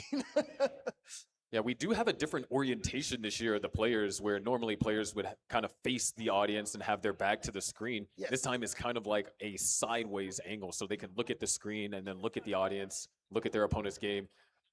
All right, So look at this. SV with a beautiful dirty Tetris there. Let's see if he can build on that. Yeah, and double T pieces is beautiful right there for that. And here we go. Boom. Tetris for SV. And let's see if he's going to try to transition. No, he's going to keep maintaining it right here. Trying to keep that Tetris rate as high as possible. Yeah, trails currently by just under 2 Tetrises and is waiting patiently as column 4 is looking dangerous. Eyepiece comes just a little bit too late. Still has ways to keep this open, and that's the aggressive play I was talking about. There it is, Tetris for SV. And if he can get another eyepiece just now like this, he can transition himself right back to the column 10 beautifully. Well done by SV. But Guafi's board has been pretty clean for most of this game here. Yeah, we are about to reach our transitions down at the bottom, but up top, 574,000 for Alex T at 107 lines. And Sodium behind by less than a Tetris. So it's been keeping it pretty close all throughout. So we're looking at a pair of some pretty high 600K transition scores. maybe Alex T might be able to get a 700K transition. It's going to be tough, especially with that overhang. Yeah, but you can see on the bottom match over there, both players have transitioned into level 19 and a little bit of a misdrop, creating a double eye dependency. Or that could have been intentional. There are times when players do intentionally set up that Vitz. And right now, it's still separated by 20,000 points. Alex T with 2 Tetrises left possible here. Is Tetris ready, just waiting on the eyepiece. So is Sodium. I mean, they're both going through the exact same drought right now. And look at that, both of them transitioning at the same time on the same piece. And scoring Tetrises almost in sync. 716 on level 19 for Alex T. 702 for Sodium going into level 19. And down at the bottom, it looks like SV has managed to take the lead. Guafi had to do some burns, so it's going to set him back. And he's also slightly ahead of SV in terms of where they are in the game. And some beautiful pieces right there for Sodium. Was able to manage a little bit of the awkward RNG. Has a clean board still, while Alex trying to clean up there. But look at that. Not even a problem right there. Oh my goodness. And just needs one more piece to clear that line, and the well is open. Sodium does take the lead with that Tetris, but Alex T takes it right back. Yeah, but barely a lead right there. Definitely neck and neck. Down at the bottom, there is a Tetris over there for Guafi, going to lead by just under a Tetris and a half as SV trying to get the board reopened. There is one more line to clear. Yeah, but those eyepieces are coming just a little too early. Now he's waiting for that eyepiece. Are we going to run into a drought here? No, there it is. Boom, Tetris for SV. 755 for SV, 762 for Guafi, 878 for Alex T, 861 for Sodium. However, up top, Sodium going to have to do some burning. There are holes that are generated in the stack. However, the pieces come. That L piece is actually going to be great. If he finds another L piece, that will get access to that hole. Tetris is for both players. We're looking at a potential level 24 max for Alex T. A Tetris and a single, I believe, will get us that score. But down at the bottom, 805 for SV, down by just under a Tetris. 832 for Guafi. Another Tetris for SV. Gets Tetris ready. Guafi waiting patiently, but has to cover up the well. Yeah, but look at that. Only 1,000 point was separating them. There's the Tetris for Guafi. Alex T has maxed in level 24, 186 lines. Sodium down by just under 3 Tetrises as both players up top walk into a drought. There's a Tetris for SV and a beautiful burn right there, but that's only going to be a triple. We are closing in on the level 29 transition at the bottom, and we're a little bit of ways away for our players up top. However, Sodium trying to downstack now. Yeah, and SV and Guafi so close right now. Also neck and neck in their matches over here. And Guafi now in a little bit of trouble. We only have 11 lines left into the post-transition, and we are in a massive drought. We're talking about over 30 pieces, but he finds the dirty Tetris, and so does SV. Yeah, but as you said, about to hit that super kill screen. And SV goes into 29, and so does Guafi. But regular kill screen here. Guafi is up incredibly high. There's still a chance he can survive, but he needs to be really precise. Good singles right here. Another single that's going to try and, oh my gosh, gets the piece over to left, but misdrops Cascade, and Guafi tops out, giving SV game 1. But up top, there is Alex T with a 138,000 point lead, but the board is in absolute shambles, and we're closing in on that kill screen, that level 29 speed. He has to get this under control and needs to get it under control now. Yeah, as you can see right now, Sodium's board so clean right now, and he's managing it perfectly fine. If Alex T transitions with this board like this. Oh, he was saving it for the... He was looking for an ideal set of burns, but now that column 3, he needs this eyepiece, finds it. There's a double, gets the eyepiece all the way over to the left. What a tap over there from Alex T, but that's going to be it. Helping him at all. And we've got a chase down here for Sodium, but he really doesn't have to play too aggressive here. He's barely down in points right now. If he just keeps up these singles, he has plenty of time, not even anywhere near the super kill screen, so he can just kind of manage it little by little here. 1,210,000 is the score that Sodium needs. Yep, down to 19,000 points here, and you can see Alex T trying to shake off a little bit of those the muscles right there, relax the muscles a little bit.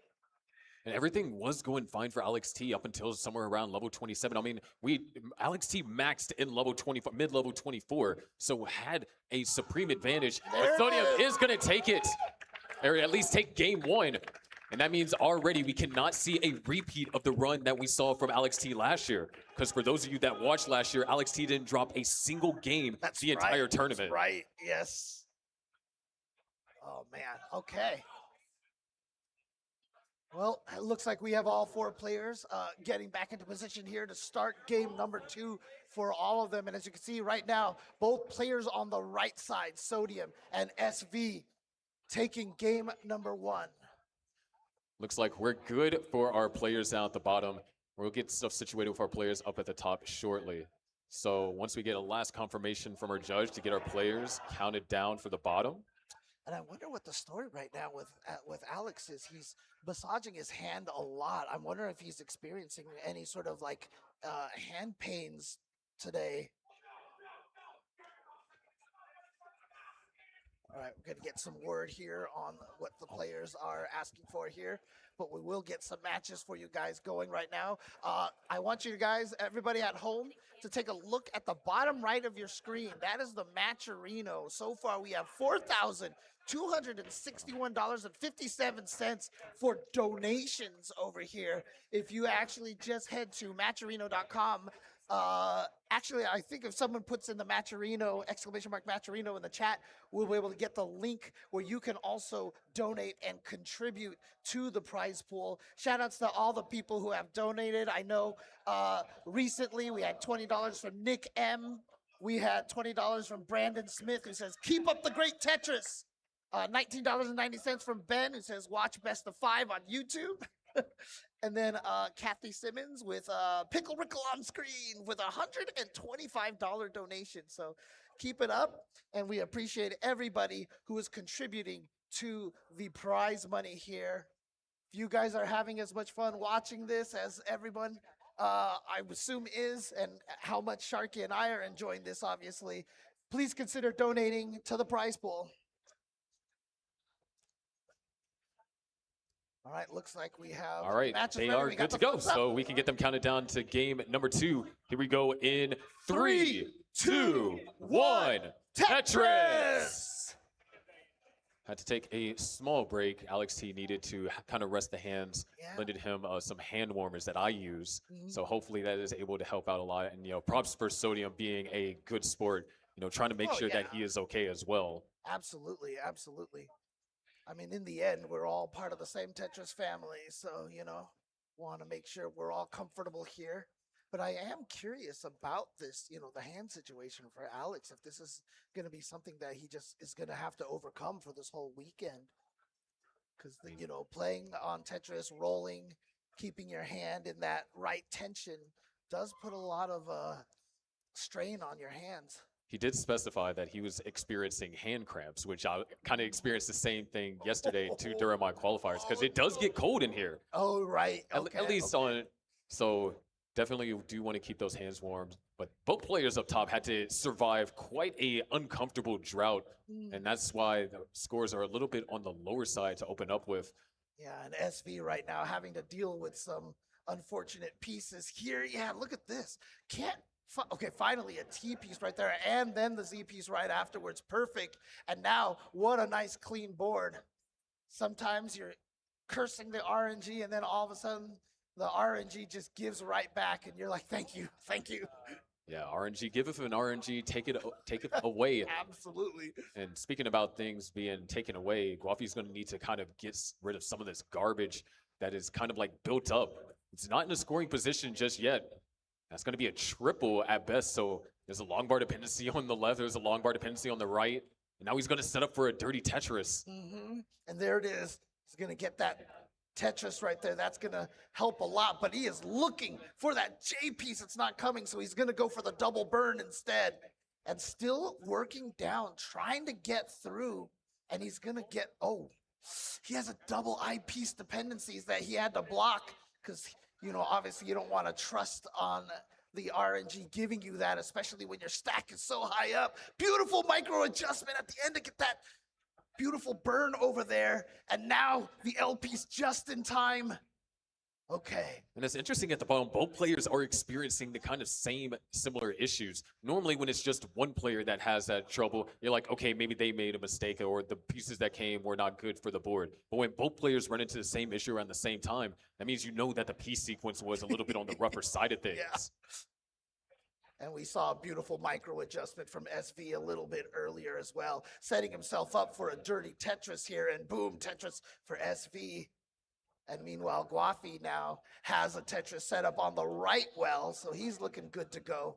Meanwhile, a very bizarre looking board here for Alex T. He's got two hangs that he's trying to get through, but they are not giving him the pieces that he needs. Finally, there's the J piece, and suddenly the board looks beautiful. A beautiful burn, and then Tetris. Boom, Tetris for Alex T. Yeah, that was a great S flat. All right, Sodium going to have a small advantage here. 356 for Sodium, 332 for Alex T. Down at the bottom, Guafi able to score regularly for the past couple of Tetrises is now at 315, and SV is at 264, going for the dirty Tetrises. And finds one right there. Yeah, at first I was like, wait, he's not going for the burn? And it's because he wanted those extra points right there, which in these matches here, every point counts, especially right now as SV is behind Guafi right now. So you can see right now, Guafi with a 58% Tetris rate and SV with a 50% Tetris rate. So 60 to 50 right now. And looks like SV knows that he has to play a little aggressive, sets up another dirty Tetris and gets it. And he's going to go ahead and burn now. But he wants to set up. Oh, he's not going to burn. He's going for another one. And if he finds the eyepiece soon enough, it looks like he's not going to find it. So going to still go aggressive. And this is exactly what I alluded to. SV is that aggressive kind of player. And because of him playing at this aggression, he's only down by a Tetris and a half. Now 2.5 Tetrises following that Tetris from Guafi. Yeah, despite, there's the classic situation where you go for the quick burn and then the eyepiece shows up. But it doesn't matter.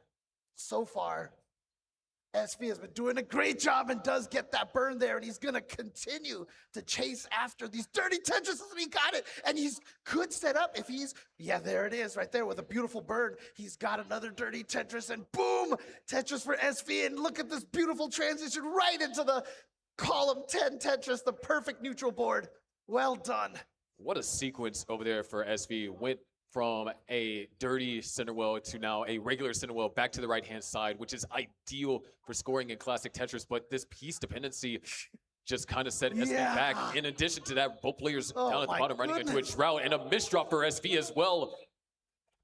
Things seem to be getting... Oh, and actually, we're close to transition as Guafi just transitioned at 457. Right. SV only has 4 lines to go and is already up over like 3/4 of the screen. All right, this is where the rolling is going to come into play here. He is staying alive. Look at this. Okay, but he's still not getting the pieces that he needs. Okay, now it's starting to look a little bit better. That's great right there. Good burns, nice double flip at the T, finds another single, 2 more to try and open up the well, and covers up that hole. So now he needs to get something over to the left. That hole in column 2 is going to be annoying to be dealing with. However, SV might be able to find the solution. Good burn, still trying to keep it open. There's an eyepiece now in the center, but he finds the eyepiece. Wow. Good couple of burns, another eyepiece that burns a double. Eyepiece makes it over. Look at this effort over here by SV. 2 more lines, 1 more line. Now the well on the right is open, and there's a Tetris for SV. Oh, there we go. Beautifully done. And he's got the L piece just in time, and he's going to go for a dirty Tetris and gets another one right there. Beautifully done by SV there. Look at that survival skills, and he's got another Tetris ready to go. And he's going to fire it off. There's another Tetris for SV. Takes that burn, set up for another dirty Tetris, and knocks down another one. And he's not going to stop here. Look at this. He's actually going to go for the double eyepiece for the... Oh, actually, he just blocked it right there because he didn't want to take the risk, but he opened it up just in time. He's not... Actually, he's still going to keep going for these dirty Tetrises. He understands that he lost some efficiency because of that massive dig, and he's trying his best to make it a beautiful S-spin into a Tetris and opens up the center well. And now he's going to swap to a column 5. Wow. And there it is. Boom! Tetris for SV. And if he gets the right pieces right now, he's just going to transition right comfortably back into a neutral board. Look at that. Beautifully done. Amazing play by SV up top. We got a close game as well. 8:44 for Alex T, 8:24 for Sodium. Alex T did go into transition a little bit under Sodium, but has been able to find some efficiency. But there is also the line discrepancy. So in terms of pace, Sodium does have that advantage. Beautiful burns right there by Alex T. Had some unfortunate RNG, but it is working out for him now. Boom Tetris for Alex T. But you can see they are neck and neck right now. 70% Tetris rate, 74% Tetris rate. Speaking about our players being neck and neck, check out what happened at the bottom. SV was down by almost 4 Tetrises, and now he is in the lead. Wow. 796 to 760. Showing that aggressiveness is paying off. He knew he had to be aggressive, and it worked out so well for him right now. So yeah. There's the max up there for Alex T on level 27. Sodium with a dirty Tetris, and the perfect well transfer is also going to max, separated by 3,000 points up at the top, while SV has built up a just over 3.5 Tetris lead down at the bottom. But also, we're closing in on the 29 transition. SV only has one more line until we reach that higher speed. There and it it's going is. to go with that triple, but a 100,000 point advantage. And now just trying to keep the board clean a little bit until he can get back to a good neutral board here. There it is. And okay, looking good. And that T-piece was just what he needed. Beautifully done. Alex T closing in on the level 29 transition, finds the Tetris, goes in at 1.1 million. Sodium with another Tetris going to take the lead as Alex T looking for some pieces to kind of help him navigate through this. Yeah, and right now it's a little deceitful between SV and Guafi, although you can see SV has a much larger lead. Sodium, hold on. Sodium real quick with a couple of misdrops. You're right. That left side is dangerous, and Sodium's going to top out at 1.16. Alex T needs 16,000 more points. He can line this out and tie up the set. Yeah, just play very patient here. See the Good burns. Now at the bottom, SV hung a piece over there to the left, but he's still in the lead by about 2.5 Tetrises. Guafi with a clean board as SV now trying to downstack. And with that, Alex T takes game number 2 and ties it up, but down at the bottom. SV now almost back into a scoring position, but once again, forced to put more weight on that left-hand side or right-hand side. And Guafi has been unable to score Tetris this entire time. He is finally set up, but is walking headfirst into a drought. Right, which is a misdrop. And the He couldn't those get are the eyepiece fatal. over there. He couldn't get the eyepiece over there, and a little bit of frustration as he gets up right there. He's just like, what the heck? And it's so unfortunate because, like I said, even though the score lead was much higher, if you look at their Tetris rates, they were the exact same thing, and SV was ahead by so many lines. If they were equal in lines and maintained those Tetris rates, they were neck and neck. They would have been exactly at the same scoring point. But that's going to give SV game number 2, and none of that would have been possible without that insane dig and that insane aggression, going for those dirty Tetrises back to back to back for several levels, and then ended up having the lead by almost 100,000 points going into level 29. That is that aggression that I was alluding to. And now So beautiful to watch when you see that. And it wasn't even just like, the pieces just happened to be great and stuff. I mean, there was a lot of very smart decision making that he had to make there to maintain that and, just continuing through as long as he can. And there it is. Almost got to the super kill screen right there. As you can see, he got to level 38. But you hear, I don't know if you heard, but the audience there cheering for Guafi here. He's going to have to win 3 in a row, but we've seen it happen. We have seen it happen. we have seen plenty of reverse sweeps happen. We've seen it happen even in the finals. Think back to 2023, Sidna versus Fractal. Sidna went up 2-0 after Fractal had a flawless tournament and then came back and won those 3 games. Yeah, it was almost like the plot armor that year for Fractal. Let's see if anybody's got any plot armor here, because Guafi is the one that's going to need some of that plot armor right now. But this is where it gets tough, because, obviously all of these players can execute perfectly, but now it's the nerves here. And especially we saw the frustration from Guafi with a couple of those eyepiece misdrops right there. And so here we go. We got a thumbs up from everybody. Let's go ahead and get them counted down in 3, 2, 1, Tetris! And to your point there, maybe it's not necessarily all just the nerves, But imagine how annoying that is. You look at your opponent's board and you're like, oh, they're up that high. You know, surely a mistake's going to happen. Surely they're going to top out. But then all you hear is first SV surviving the dig, then SV continuing to score dirty Tetrises. That kind of stuff can get into your head. Oh, yeah, absolutely. And that's why you play aggressive like that. But, oh, my gosh, look at SV's board right now. He is having kind of a little bit of a mess to clean through here. Oh, yeah, that's going to be a great double burn. And there you go. Opened it up, and now he's just waiting for the eyepiece. Going to affect his Tetris rate a little bit, but it's so early that it's not going to be a problem. Meanwhile, Guafi on the other side going with 100% Tetris rate so far, so no burns just yet. He's been able to manage these pieces very, very cleanly. Alex and Sodium at the top also just starting their games as well. And right there, you see Sodium with a little bit unfortunate pieces right there. Does finally get the Z piece. Oh, actually, I think he wanted to move that Z piece all into the side, but just lost track of that for a second there. A couple of tricky pieces that the players up top have been experiencing. Not necessarily comfortable. Alex T going for it. Ooh, beautiful nice. delay burn setup. That was nice. And look at that, opens it up and he's free. And boom, Tetris for Alex. Alex T back to a neutral board. And SV looks like, yeah, setting up for the dirty Tetris. At this point, that might be just synonymous with his name. I was about to say, I wouldn't expect it. I would be disappointed if it wasn't. All right, but now waiting for that long bar. There it is. Boom, Tetris for SV. Guafi right now waiting for that J piece. Actually, that I piece is going to give it so that either the I or the J piece can take it. But now, oof, what is this? Okay, now he finally gets the J piece when he needed the L. That's how it works, man. I swear the game knows. Every time you switch the parity, they're like, you know what? I'm going to give you the wrong one. And there we go. Boom, Tetris for Guafi. So back in action here with a beautiful neutral board. And of course, still pretty close games all around. 261 for Alex T, 258 for Sodium, 301 for Guafi, and 281 for SV. Yeah, there you go. Gonna burn through there. But again, I mean, if he can get a T piece, there it is. And he gets the spin. Beautiful stuff. Not any extra points, obviously, in this version of Tetris, but the T-spin obviously was very useful to keep his board as clean as possible. But a lot of O pieces right now coming and plaguing him, but beautiful burn just in time. Got that right well open. Tetris for SV. And now he's waiting for another eyepiece. Oh, but you know what? He's okay with that because another eyepiece just came out just in time. However, Guafi right now, you can see right there with the 89% Tetris rate. So he is looking clean right now.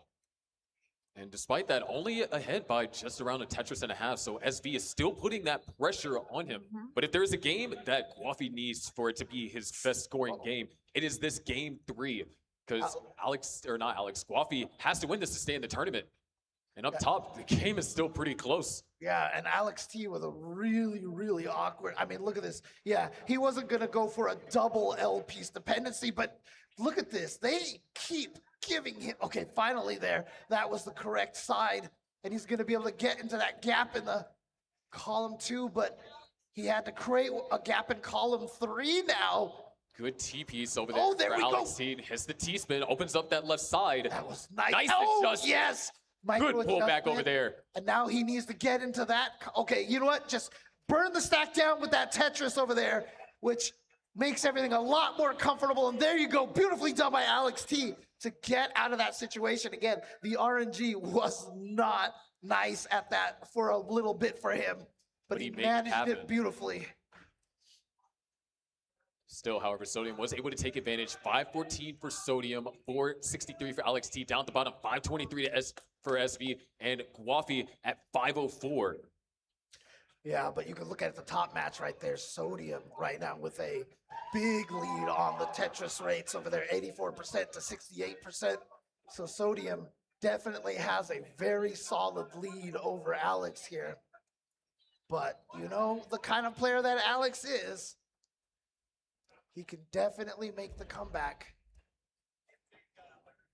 And again, oh, look at this. The Tetris rates on the bottom match over there. SV catching up. Is ahead in lines though, and that's just because of how high SV tends to stack. Does go into level 19, and now see, oh, it actually decides to burn it down. Yeah. See that it was a very tough board to work some kind of like Centerwell magic. And if it's scary enough for SV to burn down, you know that was not a comfortable board. yeah, he definitely plays with very minimal caution, but the minimal caution that he does play with, it is very important, and it has allowed him to go up to in this match 2-0 and it put Guafi in an uncomfortable position. But all of our players have transitioned. Alex T currently has the real-time lead after knocking down that Tetris going into level 21. Howard Sodium with the pace advantage. Small one, but existent. Yeah. And both players over there, you can see on the top there, with equal Tetris rates. Sodium just playing a little bit behind here. So you can see the 143 to 156 lines. But essentially are neck and neck here in score. Where is that? There it is. So Alex finally getting the J piece that he needs. Yep, goes for a little bit. Oh, of and that a burn, good but- eyepiece to fill in that eyepiece look- dependency. Oh, that is nice. Actually, that one piece right there, the Z piece was not nice, but he's gotten it. Guafi with a very jagged stack here. Does find good pieces though. That actually allows him to burn out flawlessly. The Tetris for Guafi. Nice. Uh-oh, a little bit of a misdrop. Tried to make a little micro adjustment at the end there, but didn't get it in time. But cleaned it up just fine, and boom, Tetris for Guafi. So both players on the bottom also neck and neck right now. Yeah, about 2 Tetrises, give or take one, where depending on when they score them is what separates them. It's SV in the lead and is ahead in line. So we're actually a lot closer in terms of pace. We're about even. Yeah. Meanwhile, up top, Sodium has gained quite the deficit here, down by 3.5 Tetrises as Alex T is at 909, Sodium at 794, but Alex T is up high, but finds the Tetris, brings the board down, and clean stacking does follow. And Sodium right now trying to get as clean, and he got it. There it is, a Tetris for Sodium. He needed that. He needs to keep his Tetris rate up a little bit because right now Alex T going through a drought here. But that also means that Sodium is going to run into the same drought. And if he's not screen watching and seeing that Alex T is going through this is the same drought that he's going through now that Alex had to deal with. 2 of our 4 players have maxed. Alex T with 1,023,000, SV with 1,046,000, Guafi just maxed down at the bottom left with 1,034,000, and Sodium is up a little bit high in the midst of this drought, 29 pieces and counting. Finds the double, trying to keep the well open, covers it up temporarily. Can't use the eyepiece and axe, no hang! And Sodium's gonna top out at 876. Alex T is good for game 3, is now at match point. Yeah, as soon as I started seeing the pieces go up like that, I knew that drought was coming because that's what Alex T had just gone through. So we knew that was going to be a scary situation, and Sodium was doing a great job burning the pieces down, but then at the end, just could not maintain that. Speaking about maintaining right now, SV trying to maintain this lead over Guafi as Guafi's about to go into 29. SV is already on level 30, and there it is, a Tetris for Guafi, takes the lead back, but only by 6,000 points, and SV fires back. Right now, it's just back and forth between these two. SV currently in the real-time lead. Yeah, but Guafi right now is still about 15 lines behind. It looks like about 10 lines behind right now. So he has a little bit room to catch up. Has the higher Tetris rate, but barely. But the name of the game is longevity and efficiency. You want to survive, but you also want to be efficient. And right now, SV currently with just under a 2 Tetris lead as Guafi fires off a Tetris. SV now it's trying to get things under control. Oops. Another misdrop for SV. Yeah. And Guafi with that Tetris takes the lead with 1.3 million exactly. Oh boy. And SV's just been spending this time burning down. Guafi now in position. That's going to be a double. And SV once again not going aggressive, but now we're kind of running out of time. We do have a super kill screen. The crowd rallying behind Guafi. Only still just under a Tetris separating them. All right, SV set up for a Tetris, knocks down the Tetris, takes the lead, but Guafi takes it right back, and SV has garbage that needs to be dealt with. There's plenty of holes all over the stack. We are running out of time. Coffee knocks down another Tetris. Goes up to a 1.426. SB still trying to burn this down. Yeah, this burning that he's had to do has put him at such a disadvantage, especially that they're both at level. I mean, he's at level 37. He doesn't have much time left to try to get some more Tetrises. 5 Tetrises is what he can get here. There's one, and he's going to take a couple of burns. Might just have to opt. Oh, no. SB now only has 1 level left, and he's down by a Tetris. He wants to convert on as many of these as possible. He can get 3 if he doesn't burn, but if he burns, he only has 2 available. There's a triple, so now he only has that 2 available. He's set up for a Tetris, waiting for the eyepiece. There's a Tetris for Coffee, though. That might have actually been the dagger. Tetris for SB. 1 more is available, going into 39, holding up for the eyepiece, waiting patiently, but it's nowhere to be found. Coffee is going to stay alive here and takes game number 3 with a 1.6. And even if SV had gotten that Tetris, I don't think it would have made a difference. Wafi still would have been able to take that, no problem, as he enters the super kill screen. And there we go. It is now 2-1 on both sets here, both matches here. Alex T, 2, Sodium 1, and now SV 2 and Guafi 1. But very different circumstances. Guafi trying to make the comeback from being down 0-2. Alex T going up 2-1 after being tied at 1-1. If there was one game to have a game like that, it had to have been that game 3. Because SV, he took it all the way to the distance, but as I said, longevity while being efficient. Yep. SV lasted, but he had plenty of opportunities that he was able to score Tetris and then had to go through major downstacking efforts. Well, I have an opportunity. Just want to reiterate. On the bottom right there, you see the Matcherino. Down there, this is for extra prize money for the players. Since the last time I spoke about it, we haven't seen it gone up yet. So if you guys are enjoying this and want to contribute to that prize pool for these players, please donate at Matcherino. And now we've got the thumbs up. We're ready to go. And let's do this in 3, 2, 1. Tetris! What a round of games over here from all 4 players, but now there is a momentum shift down at the bottom. SV, he's still 1 game away, so Coffee still has to play this like it could be his last.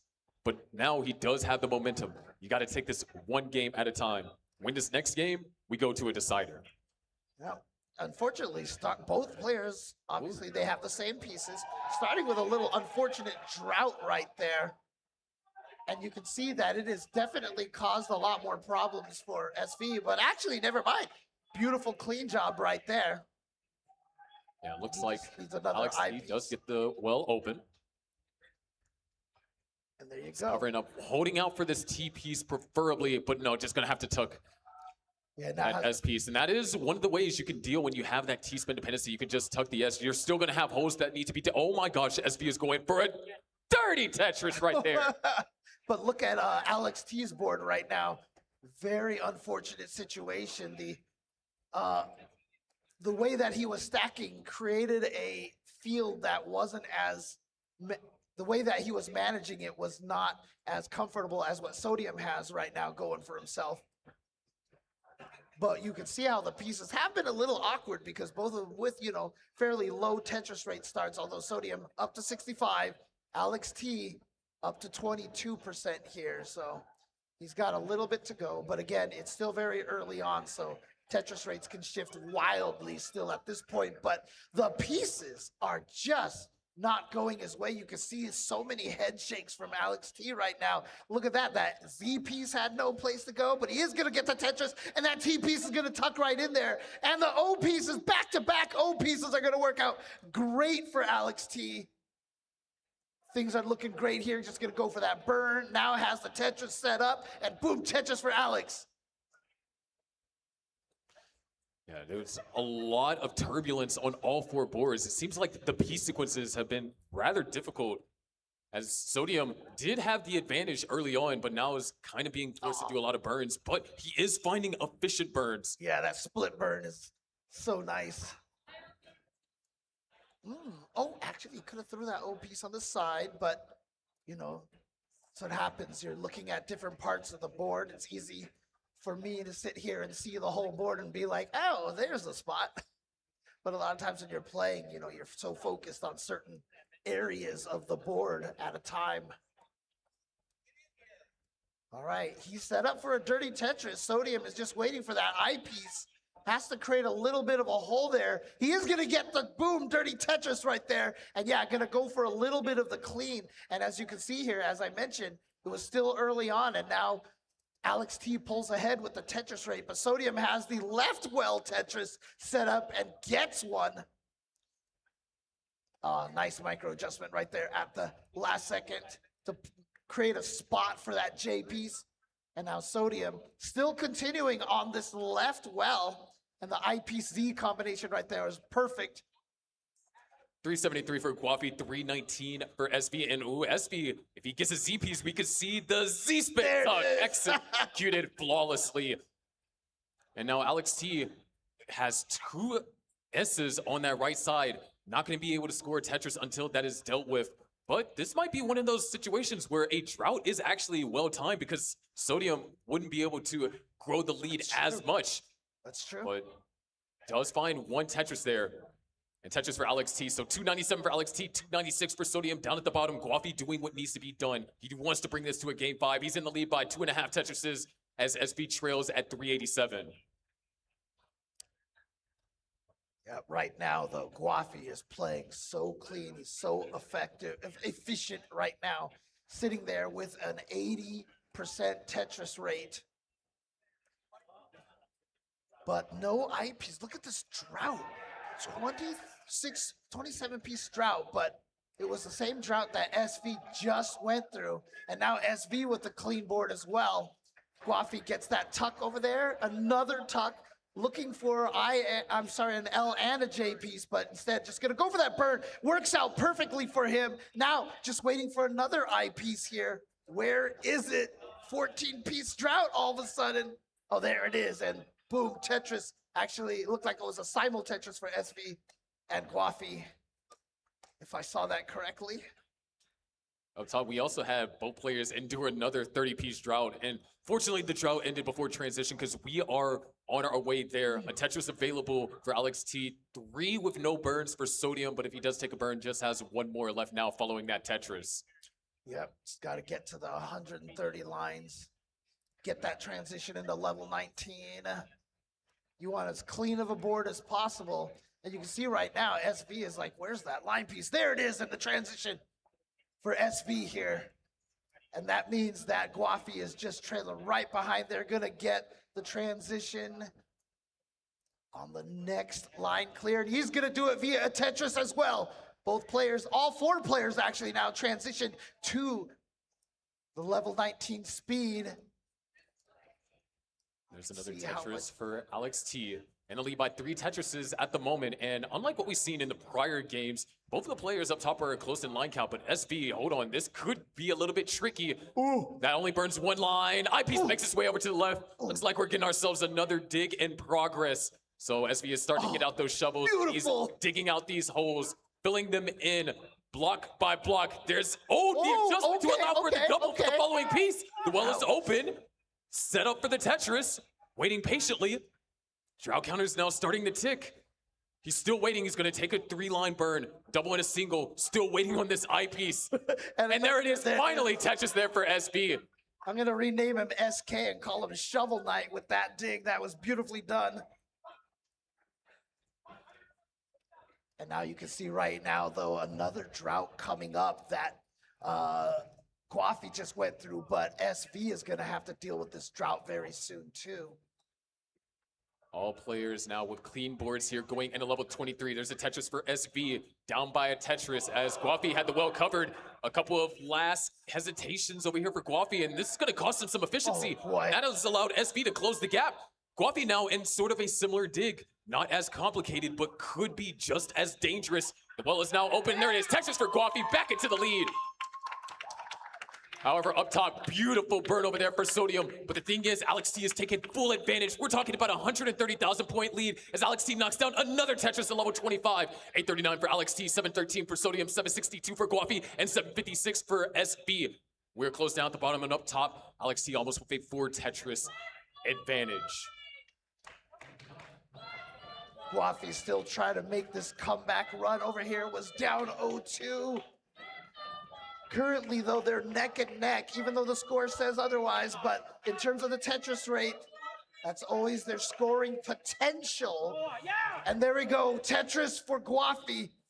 The crowd was getting into it here as well. 9:42 for Alex T. Sodium still waiting on this eyepiece. Has fallen a little bit behind in the line count, but still the advantage is Alex T. Meanwhile, down at the bottom, we're still separated by that one Tetris metric, and we're closing in on 29. Guafi needs to take this game to bring it to a decider, and same for Sodium. But Sodium does have his work cut out for him. We are going to go into level 29 first with Alex T up top. He's Alex T. right there, and there's a Tetris, and that left side's gonna be filled in beautifully. There It goes it in with a 1,092,000. Sodium with one Tetris left to go.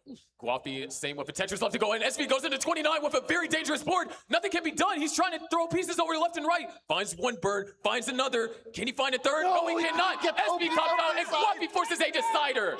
But up top, Sodium has just maxed out. He now only trails by 2 Tetrises. That's 100,000 points. There's a Tetris on level 30 for Alex T.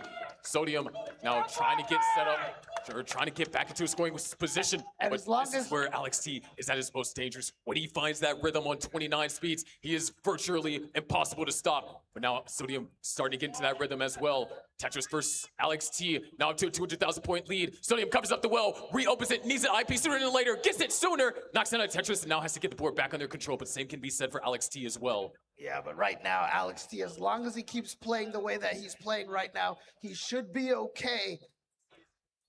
Because you can see right now, Sodium, not even behind by that many lines. And so that means he needs to get his Tetris rate up, or he will not be able to catch up. And, covers that well over there. And that misdrop, yeah. that could be fatal. Sodium needs to get that open. Doesn't gonna go for the nice, hits the 5-tap. Misdrop for Alex T, but our focus is on Sodium, and that hang, that is going to be fatal. And after a 1-game hiccup, Alex T is going to advance to Championship Sunday. He might not be able to replicate the run from last year, but the chance to be the first three-peat since Jonas is still available. Incredible, yeah, and especially with the level that the competition has reached here at CTWC, to be able to try to get back to back and to CTWC champions, it's going to be insane. And to do it in this era, where we saw what round 0 looked like, seeing what our first matches of round 1 are looking like. Right. You can see right there, just practicing the kill screen speed right now, making sure that he's got it under control, and he's about to hit the super kill screen, and he is a player who can sort of play here. Nah, but it's too hard. But it doesn't matter anyway. That was just to make sure he had the practice in there. Alex T, you see with the emphatic celebration right there, he's going to continue forward to Championship Sunday and go for his chance at a 3-peat. But I also want to give a special shout out to Sodium, because I can hear when the players are talking to each other, and Sodium was being such a good sport. When Alex T was having issues, Sodium's like, hey, we can wait to play it out a little bit until your hand feels better. That's the sportsmanship that we have here in the Classic Tetris community. So everyone, give a round of applause for Sodium. You got to uplift that kind of level of sportsmanship. I mean, the name is Sodium, but I don't see any salt here. He is definitely knows that he put up a great battle, taking it to 4 games and even taking 1 game off of Alex T, which basically almost no one could do last year at all. Of course, we do have a final game here for this group of 4. It's going to be game 5 between SB and Guafi. SB went up 2-0, and Guafi hunkered down, walked it off a little bit, and then had 2 good games to where he has a chance to make it to top 16 once again. All right, here we go. All right, let's go ahead and count them down to the decider. Here we go in 5, 4, 3, 2, 1. Tetris!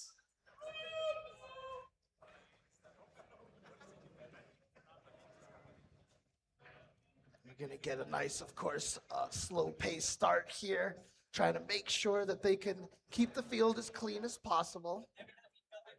Nice overhang right there for SV. Guafi coming back from being down 0-2 and now forcing a decider. We talked about this right when it was happening. We mentioned that, you know, we've seen plenty of these reverse comebacks here, reverse 3-0s. And there is a chance here as well. SV is seed 25. Guafi got seed 8. So if SV can win this, this would be quite the huge upset if you're looking just at the seed numbers. Yeah. But the seeding has been weird. Like I saw what Fractal was at like 18. You know, it's like, and especially with the new qualification system that we had this year as well. All right.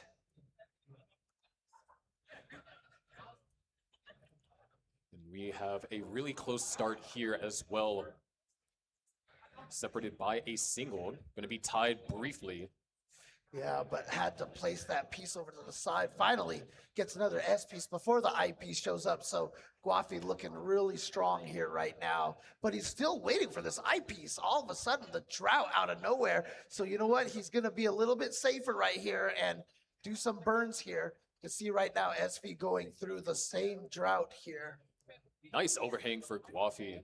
Allows the tuck. And you can see just these players really focus. They know that this could be their last game of their tournament. Yeah, and you know, we already had SV with that amazing burn and those dirty Tetrises that we saw earlier. And that was a beautiful, you know, comeback situation, but there's no better comeback than going from down 0-2. Oh, a dirty Tetris for SV. That was well done there. But yeah, no better comeback than coming from down 0-2 to take it 3-2. And that's what Guafi is trying to get right now.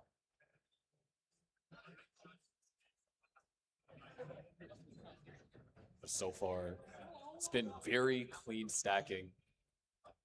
SV with the advantage by just under a Tetris, but conversely, like what we saw in a lot of the previous games, there seems to be a shockingly low level of stack volatility. It's been very clean from both sides, not too many aggressive setups, not too many dangerous situations, and that's when things are honestly the scariest. Because if both you and your opponent are playing clean, you're both utilizing Tetrises at around the same rate. That means the first mistake, the first inefficiency is where one player is either going to fall really behind or just gain the lead. Yep, you can see right now, 81% Tetris rate versus 86%. They are on the same number of lines, so virtually neck and neck. Just a little bit of a lead right now for SV, but nothing that is even remotely insurmountable. Still only separated by less than a Tetris. And SV looking, could make the adjustment time, but those pieces were good enough. So Guafi does take the lead. SV, good burn right there. Oh, He's helped that nice, delays yeah. burn. But now we're running into another drought, it looks like. And there it is, finally, the eyepiece. And simul Tetris for both the players, basically with the same pieces. And again, another simul Tetris for the players on the exact same pieces. Yeah, that one wasn't as satisfying. You know, they were separated by a couple of cells, but, you know, semi-simul Tetris. And hold on now, there is a problem arising for both boards. We are running into a drought. Guafi actually fixes his problem almost immediately, and so does SV, but Guafi going to be able to take advantage as SV was forced to do some burns. I'll call it a VST, a virtual simul Tetris. Looks like Guafi gonna go for a little bit of a burn right there. And looking just fine, has himself back to the neutral board. We are looking at a pair of 600K transitions.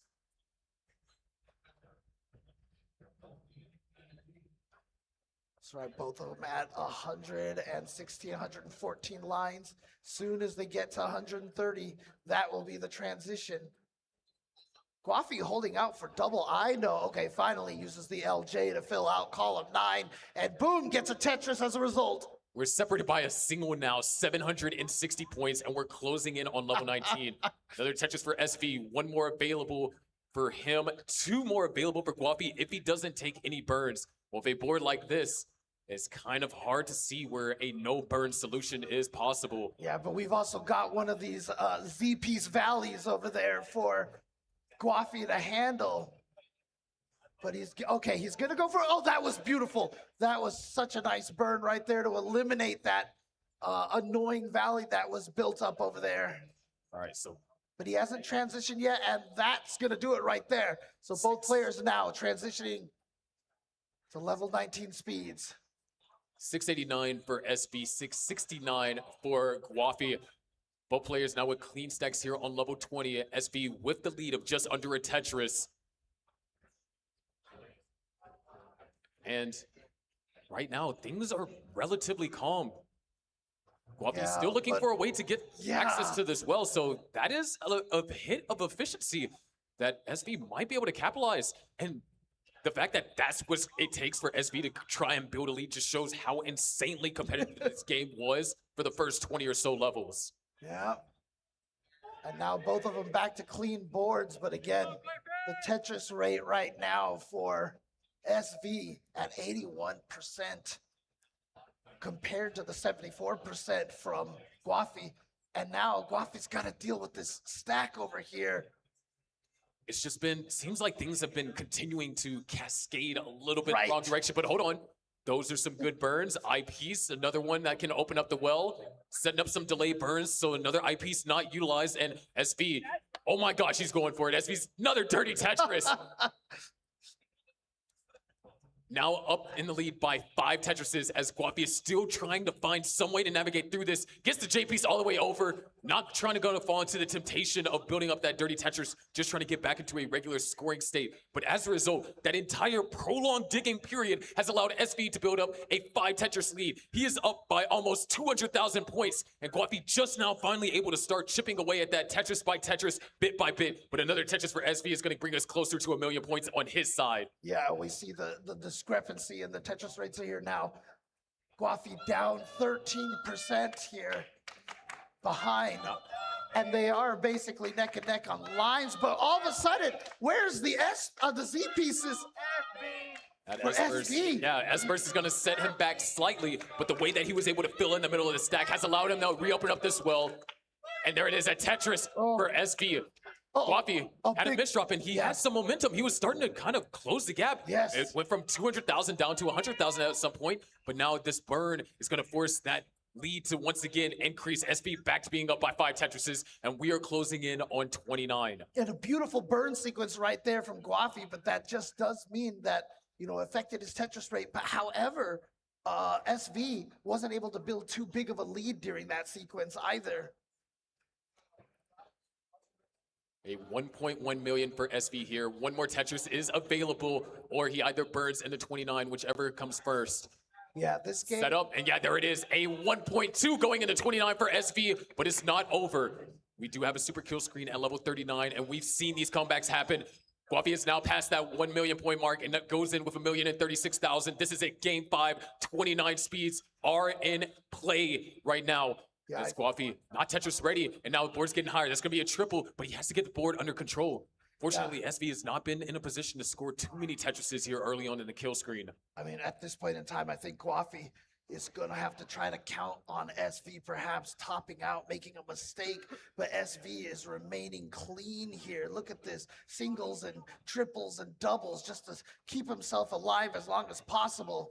And now has himself set up for some Tetrises potentially in the very near future if he can get another IP. Guafi is going for the Hail Mary, not able to find the right pieces. Now things are in a little bit dangerous territory. Does get a piece over to the right, does get a piece over to the left, opens up that hole in column 4, continues to take a burn. There's a single, there's a double, there's another single, followed up by 2 more. Look at that. He opens up the well, not quite Tetris ready, but he's still alive. And that's the most important thing in this decider, is to stay alive, to have a chance to chase down SV's score, because SV is experiencing trouble too.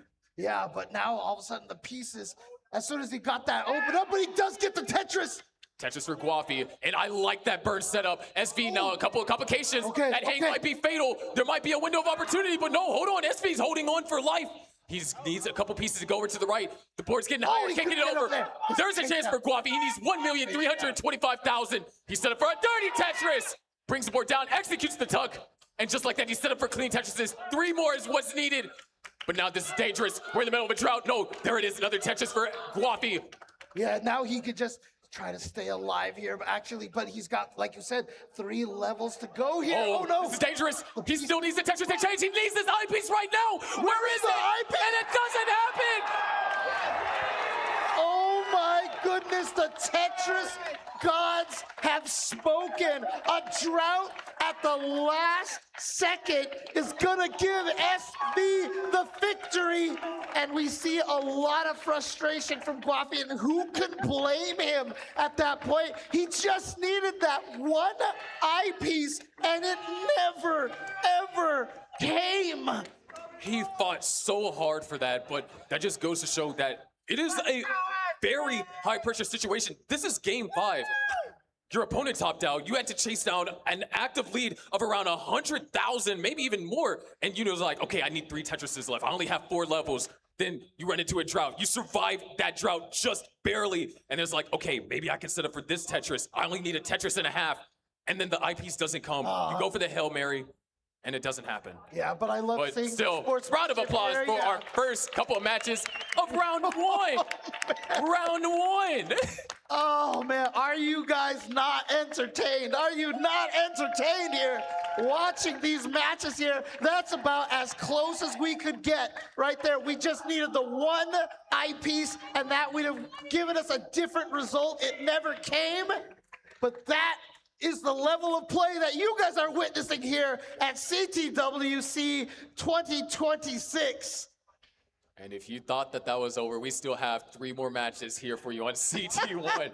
So, of course, you are going to stick around because some of our players that are in our next lineup are going to be ridiculous. You're going to have 2-time former world champion Dog playing Tetris up against the youngest player we had in CTWC's Robot. And you might be like, oh, that might be a little bit unfair. No, this kid's Robot has a 1.7 going into 39. He is a threat. And you know what? Dog, I mean, he was once that age, kicking some major butt here at CTWC as well. And so, you know, he knows that you can't underestimate these kids here. And it's not like it will be the first time that there have been any kind of issues between like Dog and Zro. Back in Genesis this year, Dog and Zro faced each other, and Zro, even though he didn't win that game, dropped a 1.4 million on Dog. Man. So, incredibly scary opponent. And then, of course, we also have Eyeball, our player that made it to top 4 last year, Canada's highest placed player in CTWC, going up against Cole, player who has made it to top 16 a couple years now and is looking to do it once again. All right. But for now, though, I mean, again, these matches have been absolutely fantastic. You don't want to miss any of these upcoming matches. Trust me. So we are going to take a quick break and give thanks to all the people that have been supporting this event. So we will be right back and with a quick break. So stay tuned. If he gets the bar, look at the double speed. Look how fast he is. Can he get the bar? With nothing.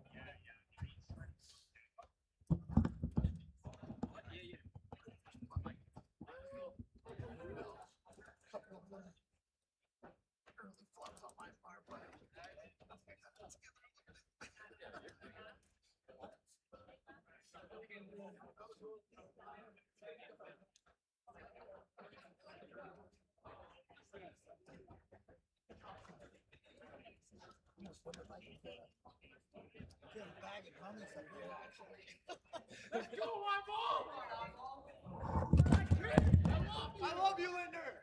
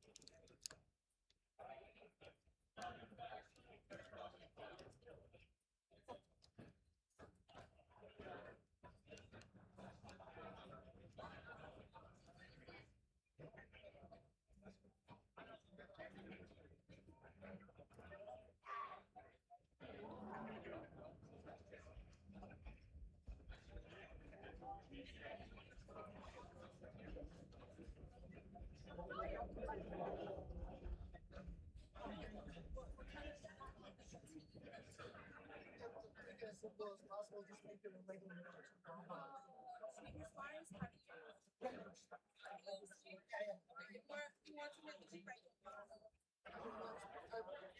The one that I get, not all of them have, so I don't want to like. Oh, if they have a hook, I don't know. Okay, don't worry. The regular is fine. Regular is fine. I just use regular array boards. Branch and the only one that you know. Whatever the rest. Yeah. Whatever the default is. I'll make it as simple as possible. Thank you.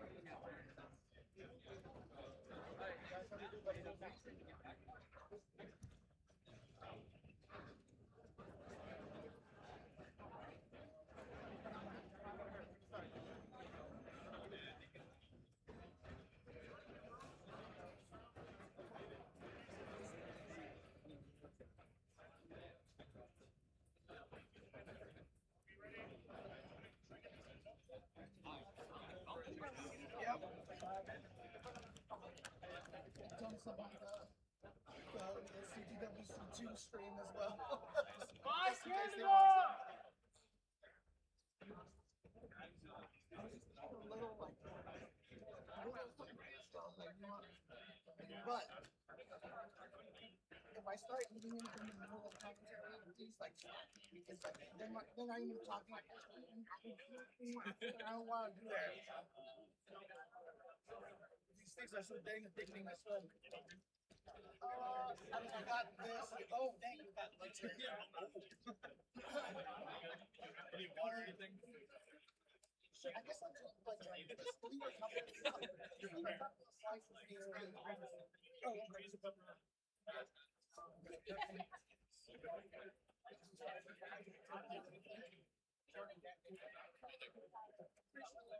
Thank you. No, I'm good. I'll have my soda.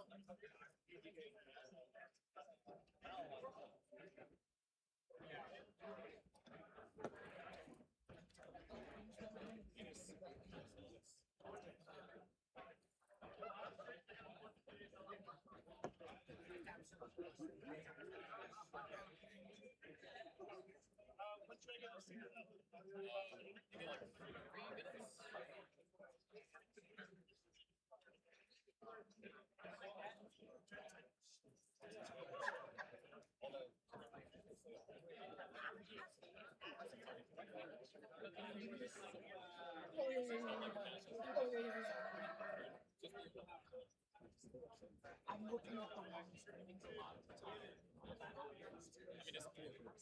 Yeah. For sure. Oh no, you're absolutely because we have to do that. That's just me turning off. I don't think it's gonna look on sound hot.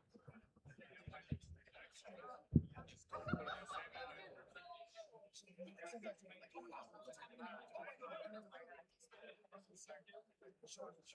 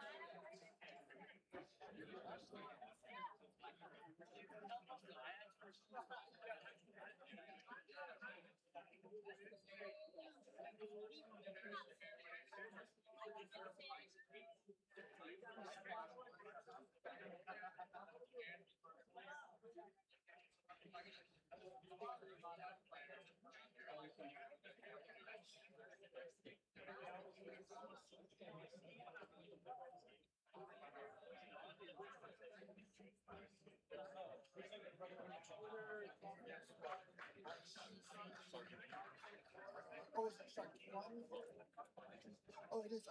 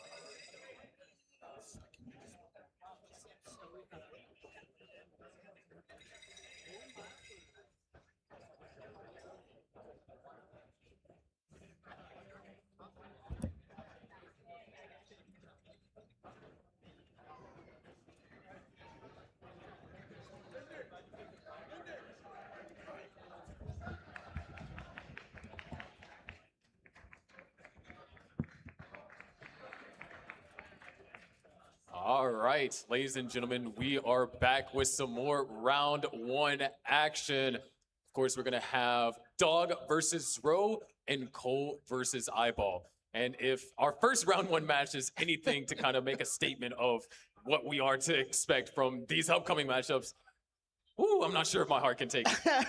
I mean, literally, we had one match come down to basically the last piece, right? If we had just gotten that eyepiece, we might be, celebrating a different victory at that point in time. So it has been absolutely amazingly close here. And don't let the seed numbers fool you. And also, don't let the age numbers fool you either, because we're going to be having a 10-year-old robot coming up here.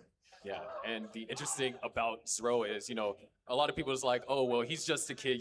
Kids are like sponges. They're able to pick up things like that. Zro has been playing classic Tetris for 5 years, over 5 years. So that's, he's been playing it for over half his life Over at this point. half his life, and he's 10. But it looks like Oh my they are goodness. good to go. Oh, So let's boy. go ahead and count down our next batch of matches. Here we go in 5, 4, 3, 2, 1. Tetris!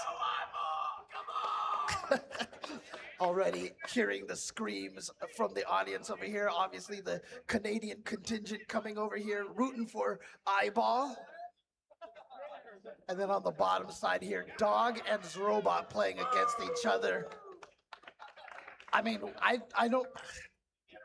I want to calculate their age total, but I don't know if I can think that small. Well, I mean, these players are definitely thinking big. This is the biggest stage. And of course, Eyeball, a proponent of Super Mario Brothers speedrunning. So you're going to occasionally hear the SMB boys making noise to cheer on Eyeball. I definitely just heard one of the Mario screams out there. But right now, all boards are off to a pretty calm start. A couple of burns being forced over here for Zro. And this is a rematch of one of our earlier events this year happened in Genesis. Yeah, but Eyeball up there. Having a little bit of an unfortunate Z spam right there, but has it all handled, no problem here. Gets a Tetris. And now he needs the Z's. Actually, the S, the T piece is actually going to help really well as well. So, all right, needs to burn through that line. Can't use the eyepiece just yet. Is Eyeball.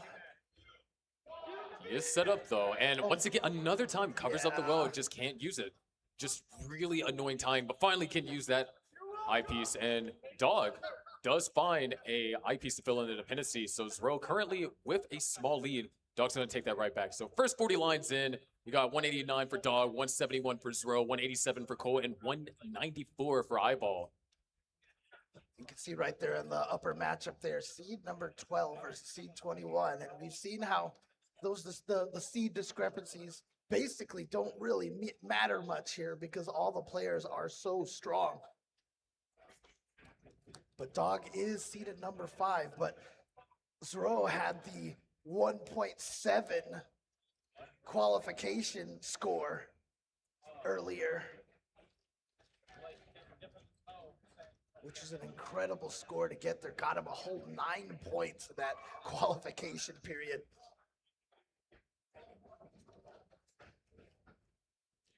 All right. Zero does have an eyepiece dependency on that column 2.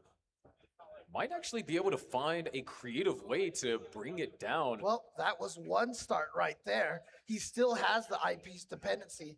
So he's gonna fill out over there and now just needs an S piece. Or that'll work too. Double J pieces. And there we go, boom Tetris for Zrobot. Still, really close games all around. I think the largest deficit we have on the screen is about 2.5 Tetrises for Dog, and that's the largest deficit we have. Up top, we're separated by just under, or just over half a Tetris.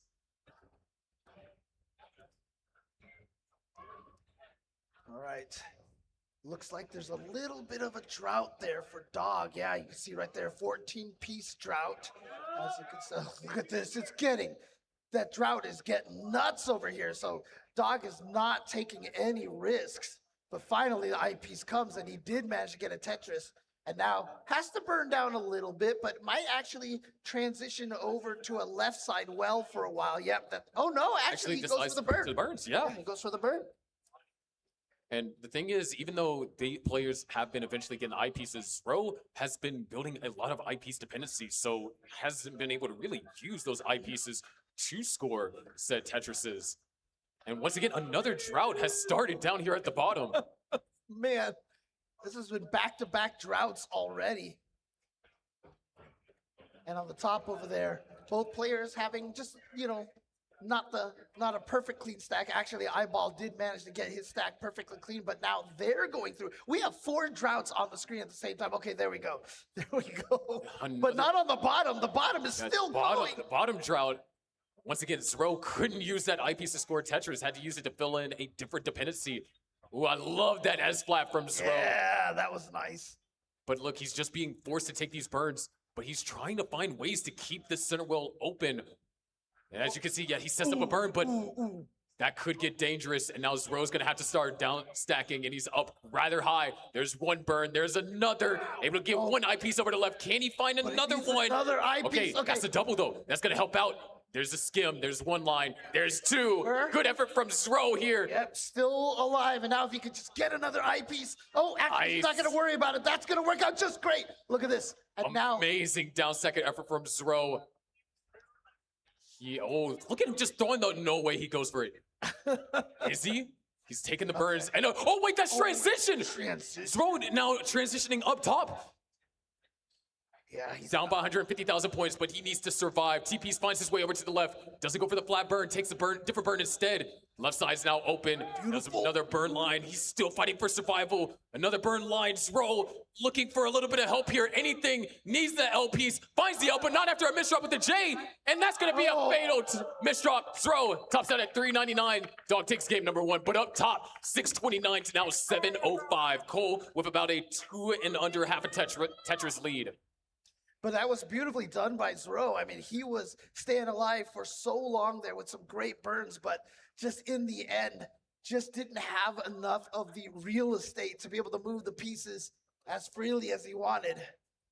But that just means that Zero and Dog are going to be going up in the next for their game 2 here. But it looks like speaking about game 2s, we might be looking at a game 2 very soon for our top players if Eyeball is not able to downstack this. He's in a similar situation that Zero experienced. Cole also trying to downstack. Eyeball, nice burn. There's 1, there's 2, there's 3, bringing it down incrementally. There's another burn. Look, Eyeball's making his way out of this. Would love to find a J. Finds the I instead. That's still going to help. Gets that S piece all the way over to the left. Great downstacking. The well going to be open following that eyepiece set up for the Tetris.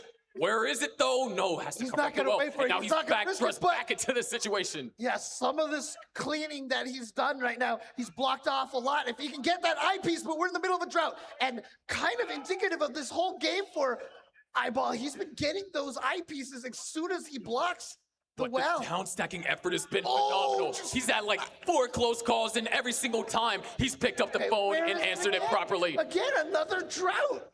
And there is Tetris for Eyeball. Okay. Insane down stacking over there from Eyeball. Cole has only been able to build up just under a 3 Tetris lead. But now a little misdrop over there. Not going to be a problem. Again, beautiful down stacking by Eyeball. You can call that 20/20 vision, perhaps. And here we go. But unfortunately, his Tetris rate has suffered. As you can see, 55%. They are about the same lines here. Cole with a distinct advantage right now, with a distinct lead, thanks to that down stacking session right there by Eyeball.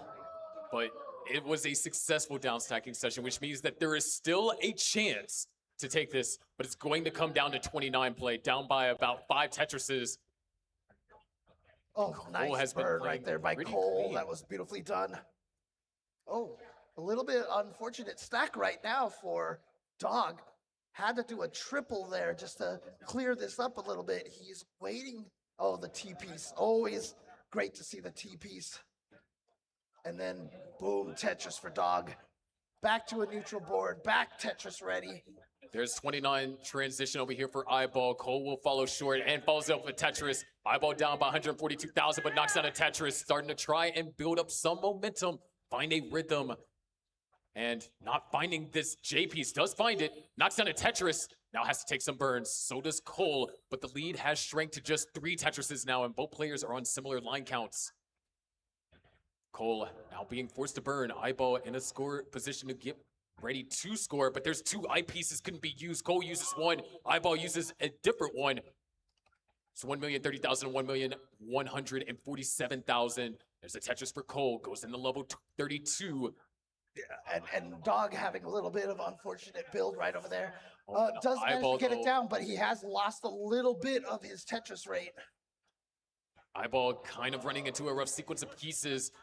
And so is Cole. Both players now down stacking here on level 33. Eyeball staying alive though. Good burns. Cole went for the Tetris, and unfortunately that caused one little misdrop right there. He's only going to get a triple out of that, but look at that downside. Oh, the eyepiece.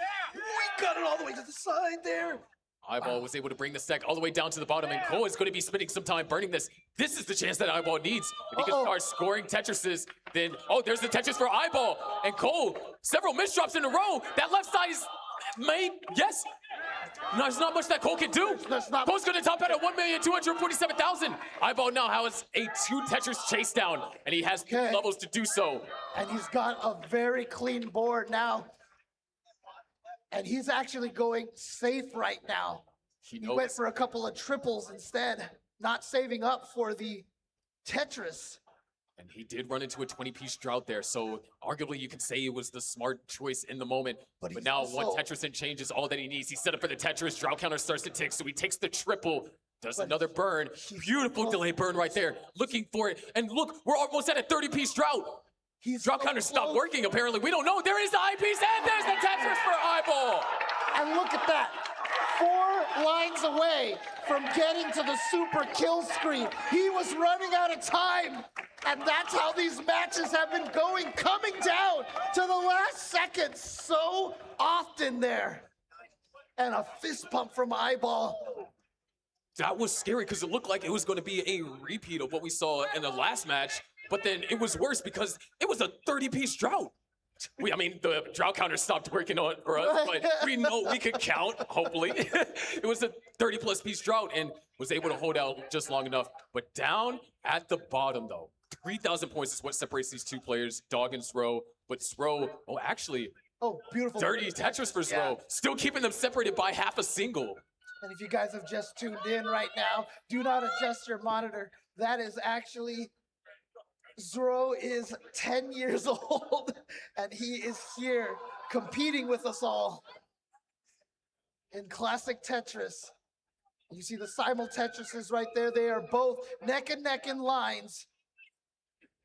And simul Tetrises again for the players. And both of them at exactly 63 Tetris rate as well. So they're basically neck and neck, and we are starting the next game on the top right now with Eyeball having a 1-game lead over Cole. But down at the bottom, both of our players have reached the level 19 transition, and you couldn't have asked for a tighter game for this going into this portion of the game. I mean, we're separated by less than a Tetris. So already, you know that Zero has kind of like picked up some of the pieces that we saw in the prior game and is now starting to develop a little bit of an uncomfortable stack, but he is finding the right burst solutions. Just needs a J or an I. Okay, the I's gonna work, and a perfect T right there. As you Beautiful can see, pieces. yeah, gets that well opened up, no problem, and boom, Tetris for Zrobot. And Zero. You can see a little bit of a chuckle there from Eyeball with a couple of odd pieces there, but does actually gets it all the way down. Oh, this drought for Zero, or both our players down at the bottom, but it's more punishing for Zero. He's playing aggressive, trying to keep up with Dog's efficiency. But look at that, opens up the well and finds the Tetris at the last second and finds the second one. Beautifully done. And yeah, both of them are still neck and neck here. You can see both of them at 60% Tetris rate. Both of them at level 22 at equal lines. The lead is barely there for either player. Yes, 300 points. Yeah, that's going to be seesawing back and forth right now. However, Zero, okay, nice. I love the tightening placement of the O. And you can already see that this is going to be one of those games that Dog is going to be pressured. He hasn't been able to find any real breakaway. Zero's just been hot on his tail, trailing by either 1 or 2 Tetrises. Oh, it's beautiful. Nice little IT burst right there to fill out that left side for Zrobot. Zrobot's still not Tetris ready, though. Just needed that one Mino. Yeah, there it is. And boom, Tetris for Zero. Trying to wait for another one. Oh, and just decided to block off the well. Not a problem because a little bit of an eye burst right there. That was very friendly. But Dog has started to generate some separation. Yep. Now up by about a Tetris and a half. Oh, look at Cole's board right now. Gets a dirty Tetris. Looked up and it looked like it was a problem. And as soon as I saw that, he got that dirty Tetris. What a beautiful hang and stack right there. And Cole gonna open up column 10 and gets another Tetris right there. Slightly dirty. 260,000 for Eyeball, 210,000 for Cole, 928. Make that 961 for Dog, and 910 for Zrobot. We're looking at a couple of maxes down here at the bottom. As a matter of fact, Dog just needs a triple, and he's already at that 1,000,000 points. Zero needs 2 Tetrises, and he'll be at that 1,000,000 points. Well, there's 1 Tetris. And right now, Eyeball in a huge lead over here. It's working at a 76% Tetris rate, but Cole at 51% Tetris rate, and he's ahead in lines. So definitely means that, you know, that deficit that he has in the score is bigger than it seems right now. And so he's going to have to play a little more aggressively. Both of our players have reached 29 down at the bottom, 1,087,000 to now 1,060,000. Zero finds the Tetris, takes the lead for the first time that we've seen here post the post transition, and Dog's going to take it right back. We are going to have kind of that tug of war, that push and pull. And right now, Zero forced to set up a delay burn, just lays the eyepiece flat. Still trying to find a way to open up this well. There's a Tetris for Dog, expanding the lead. Zero, well now open, Tetris ready, holding out patiently, and another drought counter starts ticking. Tetris ready once again, and Zero knocks out a Tetris. Beautifully done. And now has it ready for another Tetris, but we have been getting droughts all day, so gonna go for a little bit of burn and accidentally puts a little bit of a awkward situation right here. He's gonna need just the right pieces to get out of this, but it's not gonna happen. And so Zero is gonna top out, and Dog takes game number 2. Up top, 450,000 for Eyeball, who's now having to do some burning, trying to avoid creating too many troubling dependencies. But this is the opportunity that Cole needed, the opportunity to try and close the gap. That was a beautiful burn for Eyeball. Oh, Eyeball likes that. Yeah. Well is open. You know what he'd like even more, though? An eyepiece. I tried. Yeah, I know, right? Trying to will it into existence right well, there. There it is. Tetris for Eyeball and Tetris for Cole. Yeah, beautiful dirty Tetris right there for Cole. But Cole, again, still down in that Tetris rate, which is going to be a problem. but it gets a dirty Tetris over there and is going to beautifully transition back to the right side Tetris well. We are closing in on the level 19 transition. Eyeball has taken game 1, and Cole trails by anywhere from 5 to 6 Tetrises. And they are on identical line counts, so this is a real-time pace lead. It is a big lead, as you can also see from the Ooh, Eyeball rates there. going for it. He wants the eyepiece because if he gets that Tetris, yes, dirty Tetris, well transfer. Oh, he's not going And first. Cole, hold on, Cole now. That is a scary transition, but it's going to pay off with back-to-back Tetrises. Well done. Eyeball couldn't use both eyepieces for the Tetris, but was able to use at least one and finds another usage of the eyepiece right there. Oh, what a micro adjustment by Cole to account for that O piece. That was beautiful. But now he needs that J piece again. And that J piece doesn't want to show up. And it was nice. Good timing, though. Those were perfect J pieces because that was a true J piece situation. Yep. And Cole got more than what he needed. 685 for Eyeball, 532 for Cole. Cole now needs that J. That J piece has been haunting him Cole all day. But he has a dirty Tetris setup. He has the dirty Tetris setup, But and he now can't this get is in to it. danger. Oh, it just dirty opened up. Tetris for Cole. Boom. Tetris for Cole. It just came. The pieces came just right for him. He's got that opened up again, and boom! Tetris for Cole. Staying alive here. And of course, game number 3 on the bottom has started between Zero and Dog. So keep an eye down there. This could be the last game for our 10-year-old competitor here. But Cole and Eyeball still only on game number 2. Yeah, their game definitely went the distance in game 1. I mean, Eyeball taking it as deep as he did, almost took it all the way to level 39. And Cole has been finding some incremental success, has closed the deficit down to just 4 Tetrises, as opposed to the 6 that we saw when we entered level 19. Yeah. And a big chunk of that is just Cole has been stacking up incredibly high, and there was the risk associated with What it. is with the ZSs? There was like 60 ZSs in a row, I swear. That was crazy. And now you can see Eyeball experiencing that same burst a little bit here. Oh, man. But look at that. Beautiful cleaning, beautiful down stacking. But now he needs the L piece. He keeps getting J's instead. Double rotation right there. Okay. Looked like he was trying to convert the dependency, but that's going to help out. Eyepiece opens the up eyepiece well. was perfect to get into that. Eyeball has now downstacked. Cole has only closed the gap down to just 2 Tetrises. Wow. 29 is approaching. We have 900,000 for Eyeball, 864,000 for Cole, 138 for Zro, and 119 for Dog. Currently trailing Zro as our players up top are closing in on that level 29 transition. Another speed increase that can be make or break to decide whether or not Eyeball gets a 2-0 lead or if we split the games 1-1.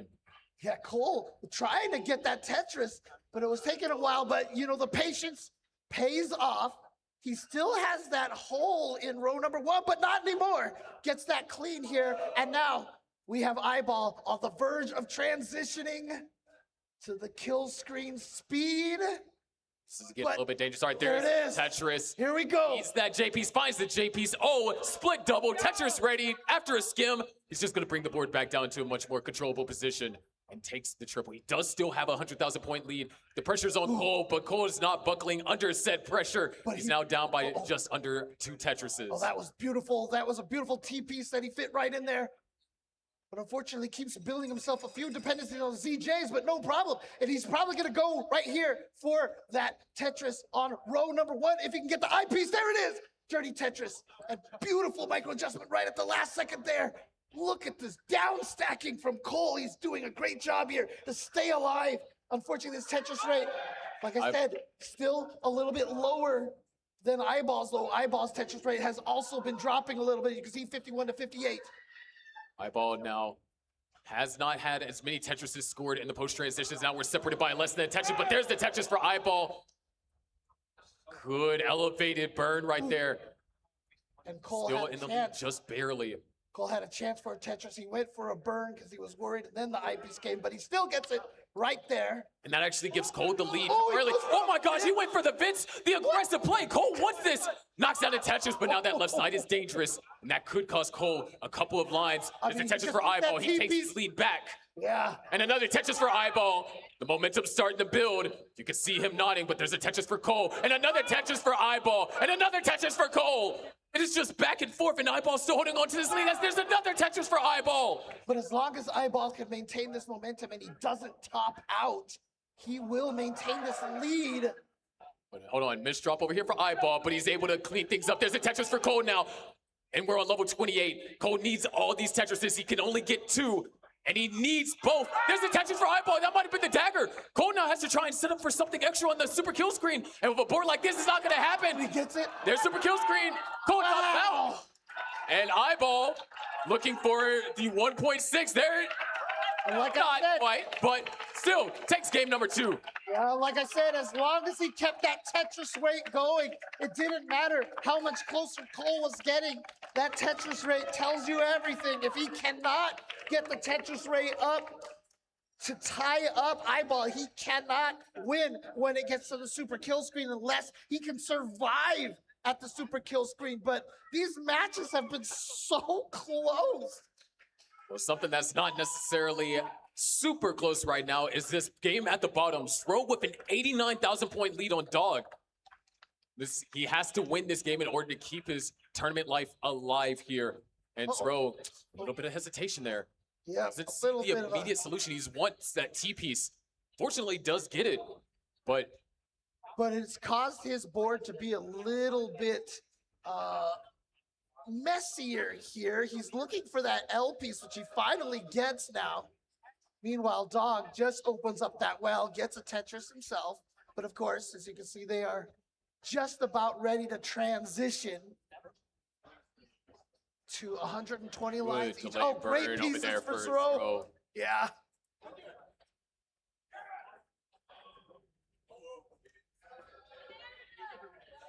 All right.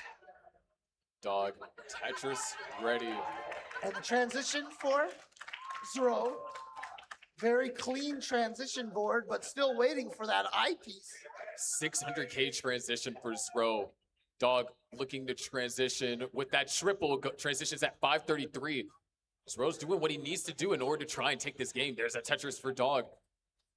Yep, and Zero now Tetris ready. Oh, that's great. 2 eyepieces back to back. Not quite back to back, but right next to each other in quick succession there. So gonna help Zero over here. And now it's just gonna go for a little bit of a burn, but now we're starting to reach another one of these eyepiece droughts. You can see 17 and beautiful setup for that burn over there. But now it's 26 pieces here. Another drought for both players, and the drought continues to grow.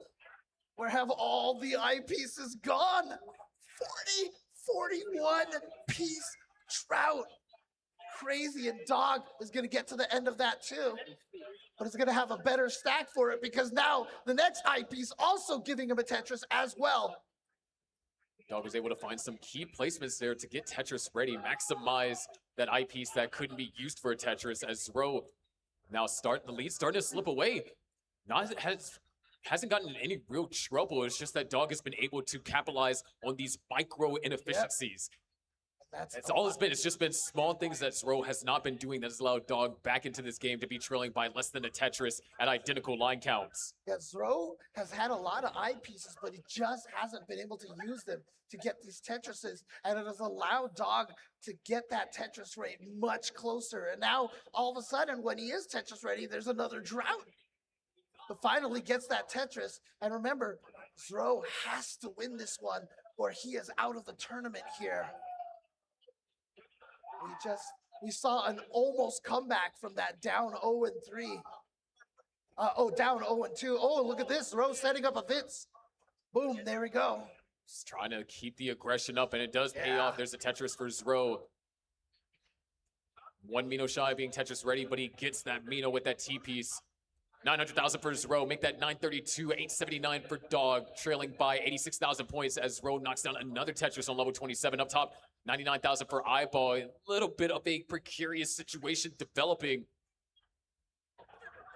Yeah, the hard part right now is that you know how efficient Dog can play at kill screen speeds. So you feel like you have to be aggressive. He has, Zero has the higher Eyeball. Tetris rate right now, but This is looking a little bit dangerous. oh, I know that He's game. able to find a couple of singles, eyepiece dependency, but it gets filled. Good burn so far. LRJ finds the L before our players down at the bottom closing in on transition. Meanwhile, Eyeball is trying to find ways to navigate through this. Good alternate burns. Yes. There's another one. Perfectly timed. Another L is going to be helpful. Finds that L, finds the J. Oh, And she's going to burn this all the way down. One more J or an eyepiece, and Eyeball is back to a neutral board. There we go. 29 transitions down at the bottom. 1,031,000. This Dog is up high, but finds the Tetris and Zero with 1.1 million. A 2.5 Tetris lead. Make that 3.5 following that Tetris going into level 31. Another Tetris for Zero. He's putting on the pressure on Dog. The first 2 games, Zero has been the first to top out. Dog has kind of been able to cruise, but now in this game, Zero makes a piece over there to the left. But now he can get the eyepiece over there if he can roll just right. There it is. Crucial 5-tap hit over there for Zero. Still trying to keep hope alive, though. Dog down by 120,000 points on the kill screen speeds. This is unprecedented in the round of 32. Dog not able to get a piece all the way over to the left. He's going to have to hit this 5-tap. This is crucial. 5-tap is hit over there for Dog.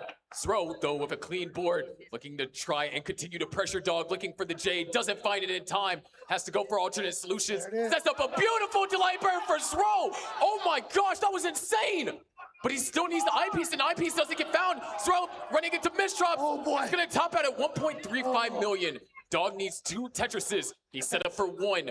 And that's so frustrating when you get such a great burn like that, but then afterwards just top out right Dog away. needs this eyepiece. He needs it. Finds it. There's the Tetris. Okay. He's only down. He just needs 1 Tetris here. Actually, he could. The triple. Look at that. There it is. Dog does complete the sweep, but it was not an easy sweep whatsoever. That game 3, Zero pressured him. Yeah, and I mean, you know what? How many times can you say it, Dog, in a match that he's played at CTWC where he's down by 100,000 points? Yeah, and then, I mean, I do love, we can actually hear the players a little bit here, but I do love the fact that, Dog recognizes the talent that Zero has, and, he knows that Zero is going to be a tough competitor for a long time to come. I love the sportsmanship right there, and I look forward to seeing Zero. I mean, he's 10 years old. Imagine 11 years next year. I mean, sky's the limit at this point. Oh, nice adjustment over there for Eyeball. Once again, we are in this a very familiar position that we've seen in a lot of our round 1 matches. Game 3, Cole needs to win this in order to keep the match alive. Eyeball needs to win this to guarantee that he moves on in the top 16, which that's a scary top 16 opponent because if Eyeball does win this, he will play Dog. Yeah, we had a little bit of a miss spin right there from Cole, resulting in this situation over here. He's going to be able to clean it up, but that O piece was kind of a little poorly timed, but he should be able to slide the T piece and then the I piece in there. That was beautifully done. And Eyeball with And that's a round of applause that you hear right now. Into transition, though. You can hear the Zero chants right now. I love hearing that. 5 lines to go till transition. Cole now the one with a massive lead, over 130,000 points. As Eyeball goes into level 19, up over 50% of the board. Looking for an L, now looking for the I. Finds the I piece to fill in that dependency over there to the right. Okay. He's finding the burns. Cole also operating off of a dirty Tetris here, row 3. Yeah, okay. Eyeball trying to find his way out of the situation right here. Okay. Unfortunately, has to block the column on the right over there, but has it open, and that's a perfect piece for him. And now working his way down. Needs another J or an I piece. The I piece double is going to help him clean through. Beautifully played. But now, just waiting for that I piece to get another seemingly drought here. Yep, we're at a 14-piece drought. And he's continually having to clean through this. And now we're at 23-piece drought. There it is, finally. And you can see Eyeballs just like, what took you so long? There it is. Another Tetris for Eyeball. The work has begun, but Cole, this is the slowdown that Eyeball needed. A lot of efficiency was lost there, as now Cole is going to be also forced to use that eyepiece to fill in dependency. Oh, but what a back in a beautiful- scoring position. Do you see that little adjustment at the end to not block column 10? But unfortunately, another drought. More burns being forced over here by Cole, and it's allowing Eyeball to slowly creep back into this. 621 for Eyeball, 728 for Cole. 100,000 point lead, but not the near 160,000 point lead that we saw not too long ago. Yeah. However, Cole's now starting to pressure Eyeball, but Eyeball's starting to fight back. Yeah, again, got to. Eyeball's gonna have to play a little bit more aggressively at this point. He has to get those Tetrises, but unfortunately, the piece is not coming that he needs, but he is gonna get a Tetris over there, which is gonna help. Eyeball would love to get a couple of pieces here. He's not finding that L piece that he was looking for, but does get an I piece, and that's actually better. Immaculate board resolution. I love Good burn. I love Needs the the way Z that- piece. That Eyeball talks himself while he's playing, you know, kind of motivating himself. Tetris. But again, 47 Tetris rate to 62% Tetris rate, which means even if they both play at the same pace all the way until the super kill screen. Good adjustments over there from Eyeball. You can see he was satisfied with that. But Cole, doing what he can. This is what he needed. A game to where he has the advantage going into 29. A game where he can at least extend his stay in the tournament for one game longer. But it does come down to that 29 play. Cole didn't take it all the way to the end. Or no, he did. But it was just the lack of efficiency in the latter levels that cost him. Yeah. There is 1,000,000 points over here for Cole. And here we go, the transition to the kill screen speed. I'm wondering if Cole is trying to play a little bit safer there. It looked like the start was a little bit safer, but no, here he goes back to trying to get Tetrises, but he needs an eyepiece for a triple over there. Now needs to burn down. Dangerous situation here.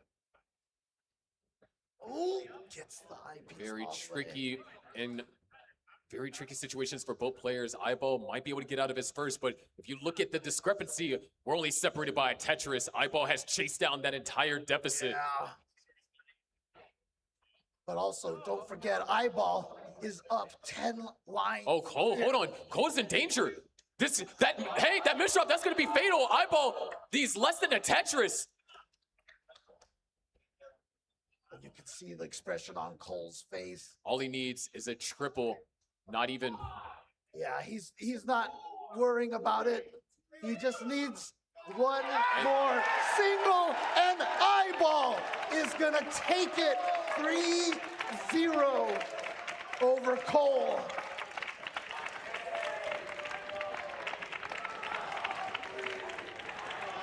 But a beautiful effort there from Cole. Did really, really well there. But Eyeball saying, you know what, we need more efficient energy here than Cole. Eyeball is going to advance forward.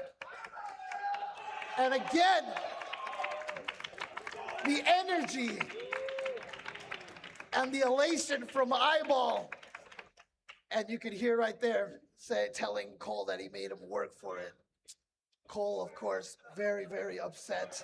And it's hard. It's hard, you know. It's you get swept like that, it can hurt a lot. But you know what? Next year, you come back stronger. You use the motivation to come back stronger. You see right now, I know you guys can't see it, but Cole being, you know, consoled by his friend. He played amazingly, got here to round one, absolutely has the ability to come back next year and play stronger. And now we're getting a little bit of a shout out for Toronto. Shout outs to the Canada scene. And everybody, please give a round of applause to Cole here, who finished extremely strong. Great job. All right, and also if you guys have a chance, jump over to Classic Tetris 4 channel. The bronze finals are happening and taking place right now. So again, that will be on Classic Tetris 4. I mean, this CTWC has been very indicative of just how tough the bracket is. We've seen what happened a lot in round 0, and even just our first 2 matches of round 1. It has been very brutal. It is, I mean, for Zro, you know, the kid's 10, and his first opponent that he has to play to try and make it to Championship Sunday is a 2-time former world champ dog. That's all. That's all. But also, I mean, I want to talk about the emotions that we saw from Cole over there. The thing about that to me is that just tells you how much his heart is into this, how much that Cole wants to win, wants to do well. So again, you use that energy, you use that emotions, come back stronger next year, and I expect great things from Cole in the future. Yeah, but our next batch of players, we're gonna have a fan favorite by all metrics on YouTube, on Twitch. It's gonna be Meme versus the Asian that we're gonna have on the stage. And then we got another world champion joining us, Fractal versus Dangler. Nice. All right. So yeah, definitely a lot of fan favorites out there. You know, we always talk about green tea and smiling all the time and always looking to have a good time. Fractal, another player like that, always smiling, always having a great time out here. So expect to see him perform very, very solidly out here. But of course, Meme, second place last year, coming the closest to dethroning Alex T from his streak right now. Can she do it again? I mean, coming the closest to dethroning Alex T. When you consider Alex T's run last year, I mean, it's a little bit of a stretch. Like coming close is like taking it to a decider. Alex T. Okay, it's fair. The entire I mean, tournament. You know, but your finals. Come on. Try to. I understand that you're building narratives, like build a hype. a little dramatization there. All right, fair. But Look, of course, Alex T was super dominant last year for sure, but you know Meme would like to get her second chance here to try to take down Alex T. So. at least on this side of the bracket, since Meme and Alex T, it could happen. They're on opposite sides of the bracket, but later on we're gonna see play Blue Scooty. Meme might have to potentially get through Blue Scooty, which that is a tough ask right now when you consider the form that he has been playing in. But I believe that we're going to have a quick break while you try and get our players situated. So don't go anywhere. We will be right back.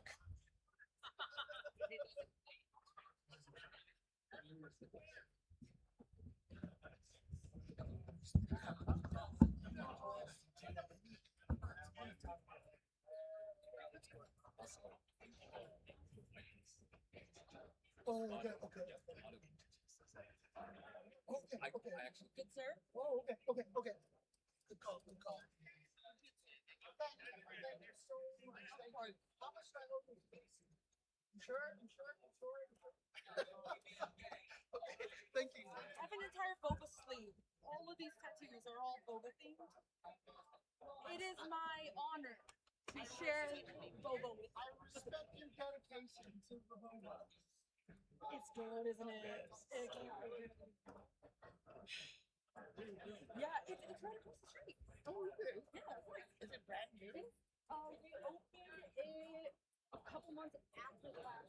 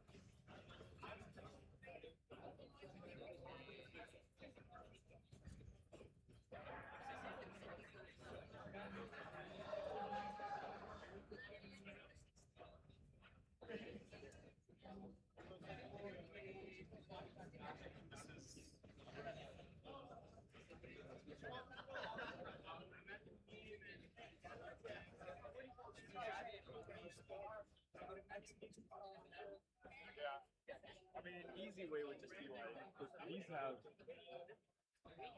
just that mount or whatever, or just, you can run audio through it. Actually, no, that's going into the 810, so I don't know if audio faster. The multi-view will pass audio. We thought like for like disable the region, it's a little smaller scale. We could do like 4 play. Okay.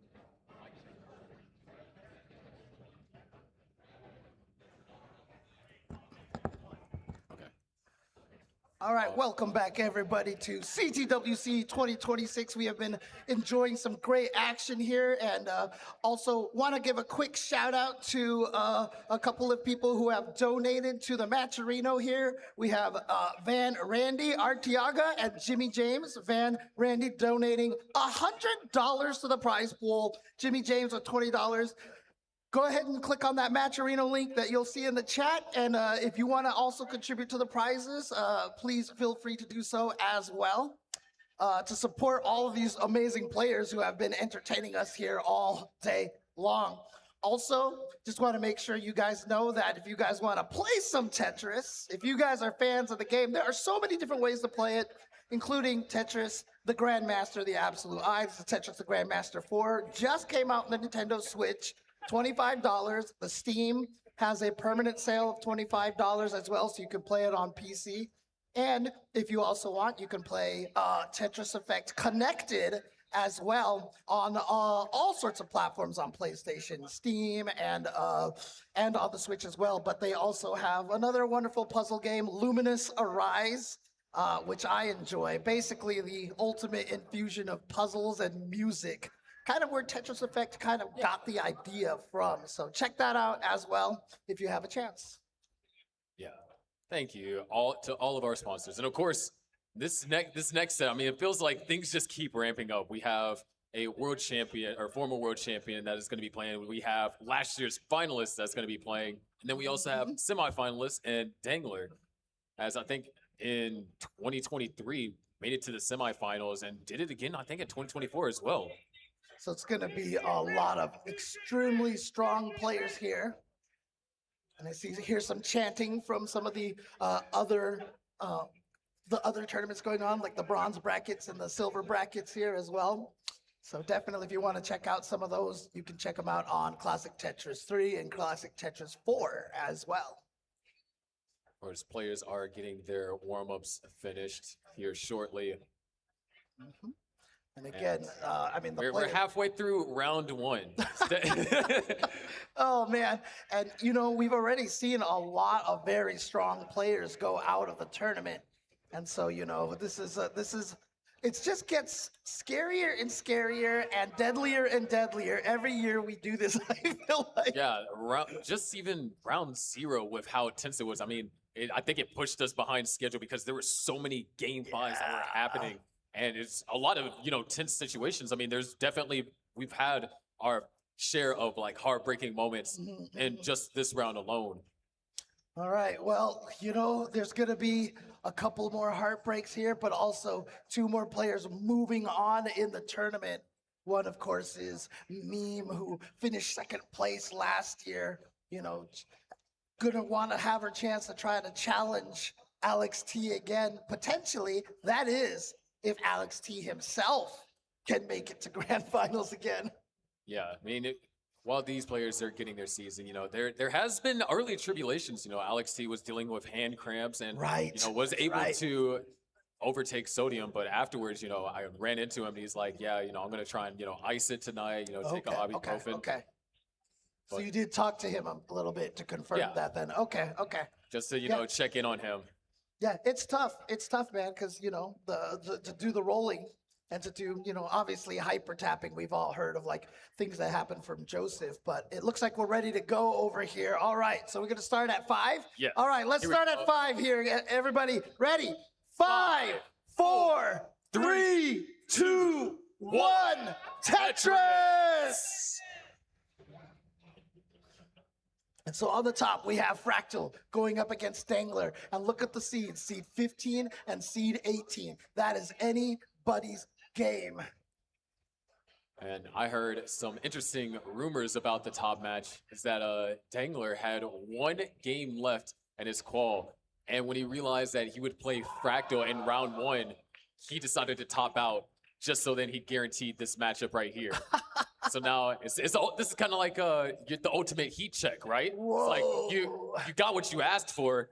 Can you pay the bill? Yep, exactly. I like it though. I like it. Because you feel like if you want to take this tournament, you gotta be able to beat the best and play the players that push you to your limit, and that's what Dangler is looking for here. And of course, on the bottom, Meme going up against the Asian. And they're both starting out here, both of them experiencing a little bit of a drought early on here. You can see getting to a 20-piece drought, but no problem. The Asian starting with 100% Tetris rate.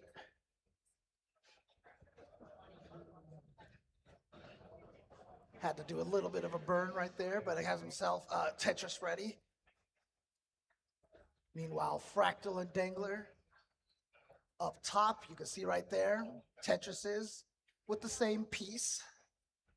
Nice little tuck right there from Fractal. Has himself Tetris ready again, but he needs that eyepiece. There it is. He's going to get a Tetris to get to 36 lines.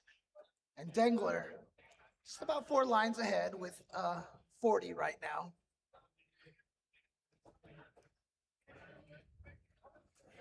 $215,000 for a Dangler. Fractal at 231. And really all of our players above 200,000 at 40 lines, which if you're having, paces like that, generally that 100,000 every 20 lines, you're aiming to transition in that like 650,000 range, which all these players are definitely capable of that. Yeah. And this is actually now that I just remember, this is a rematch of Genesis this year.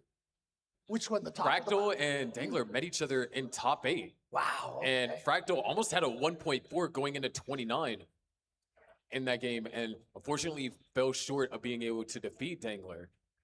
It was the first time that Fractal did not, I believe, make top 4 going into the Genesis Open event. So this is a chance for revenge in Fractal sense.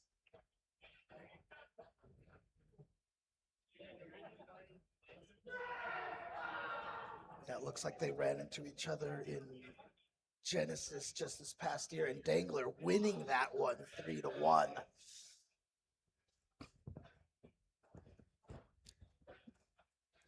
Fractal, though, playing extremely efficiently here to start. But has a little bit of an awkward situation. Is going to go for the double L on the left side over there. Actually, he's get the I and the J and the O. Oh, that's beautiful. Perfect timing. And it's going to be able to tuck that S piece right into the right. Meme running into a minor turbulence here. Does have the well open temporarily, so covers it up. So now this is a chance for Asian to increase the lead. Finally, the eyepiece comes, but not when either of those columns were open up. But oh, actually, Meme actually looks like she's trying to go for maybe a dirty Tetris there. Oh no, gonna give up chasing that right now. Okay. Now it's just waiting for the eyepiece to be able to fill out that right side. No, actually going to go for some of the burns early on here. Does have that open up now, but suddenly a drought. And look at this.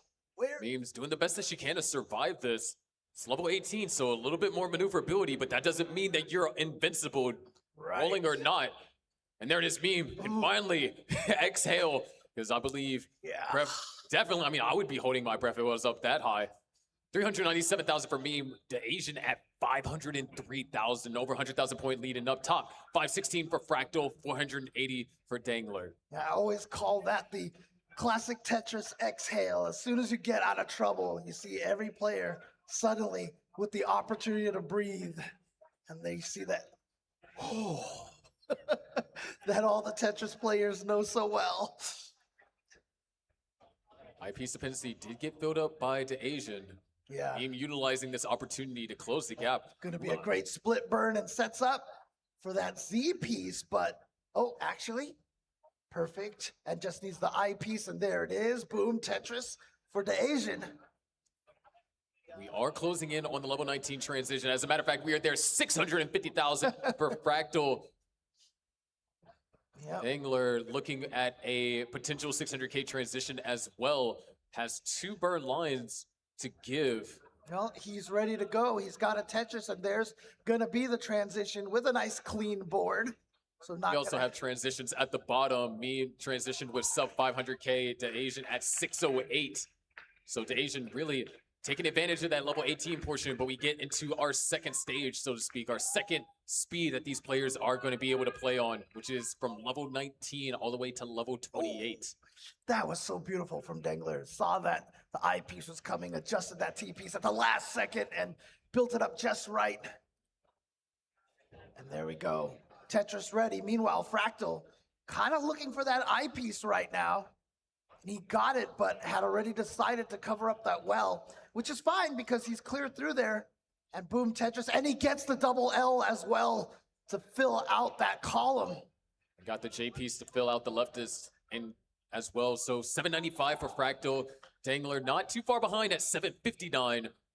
Yeah, that little bit of cleaning stint from Fractal right there is going to give Dangler a chance to catch up. You can see 79 to 81% Tetris rates. They are neck and neck. There's another Tetris for Dangler. Misses the spin.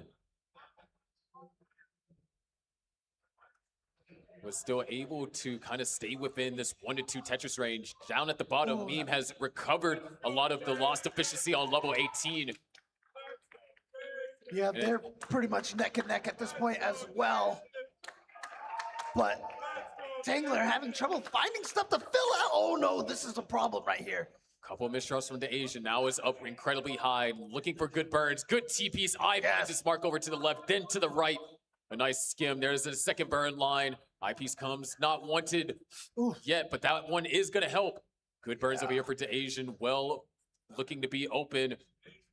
Oh, nice. There we go. There it is. Tetris over there from Asian. Bring the board back down. Fractal at 1,043,000. Yeah, but the Asian's not out of the woods just yet, as you can see here. Still trying to clean, forced to cover up that column a couple of times over there. That number 8 column finally gets it open and now has to get through column 9.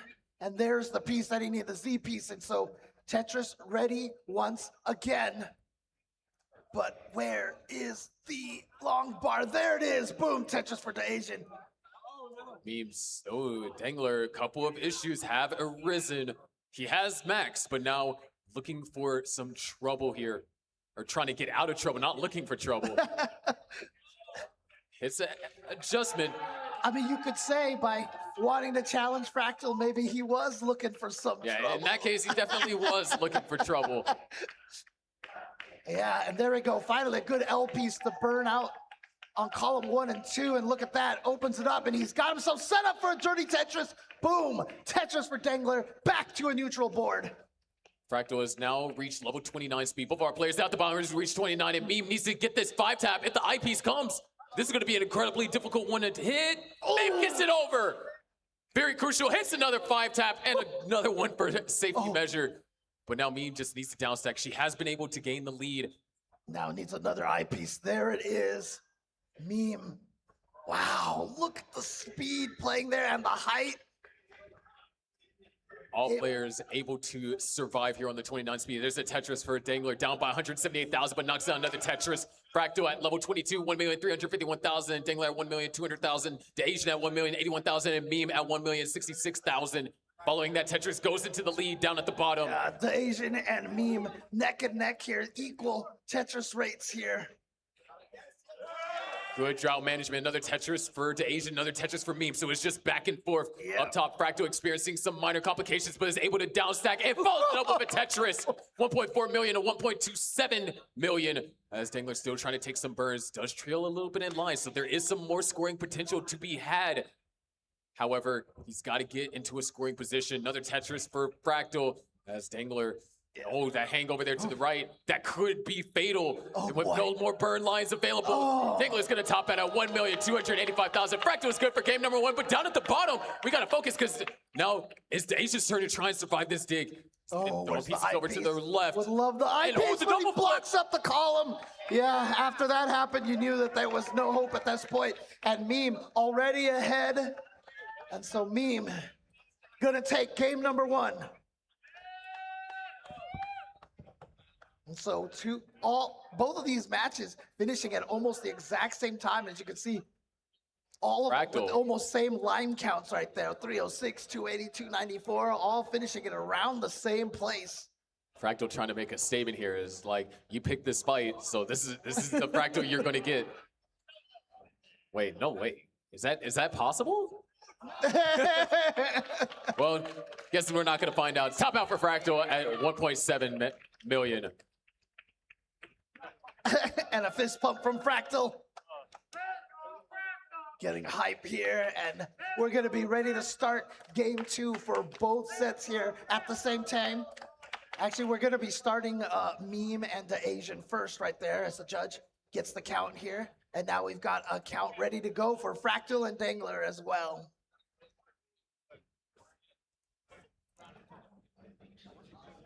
Well, we do have our start for our players at the bottom.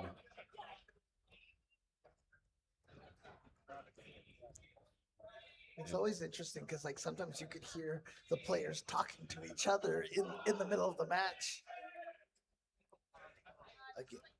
All right, there we go. We get Fractal and Dangler starting their matches here as well. Both of them starting exactly the same. Finally, a little bit of a divergence there, and we'll see how those divergences affect their play as we continue forward. But again, simul Tetris for both of them at the same time. Look how high the stack that they're building over there on the bottom and match. the danger hits the T-spin. Able to find 2 crucial burns. Now needs to get the well open. Would love a J piece. Instead finds the Z piece. Good burns. Nice flat placements. Have not been able to use the eyepieces where they needed them to. But look at this. The Asian actually clearing out pretty well here. Meme still working on the stack, but that Tetris is going to help. And Like the second game where you've seen Meme have to dig through something very dangerous on level 18. And throughout all that, because that drought was experienced by both players, the Asians only up by a Tetris. Yep. Both of them had to deal with that situation right there. Right now, of course, the Asian with a cleaner board, but it is still extremely early. And there you go. Both players with their boards Nice 5 below by turned to Meme. neutral. Meanwhile, Fractal waiting for that O piece, gets it. And Meme with a hole built up in column number 1. Actually, those 2 eyepieces worked out great for that. And now look at that. Beautiful down stacking from Meme. Very efficient. Has allowed the Asian to build up a little bit more of a lead, around 2 Tetrises, potentially. Well, the Asian's not getting a J or an S piece. I know, That's generally what you would need in order to deal with that particular chasm. And now these hoes are just continuing to kind of grow.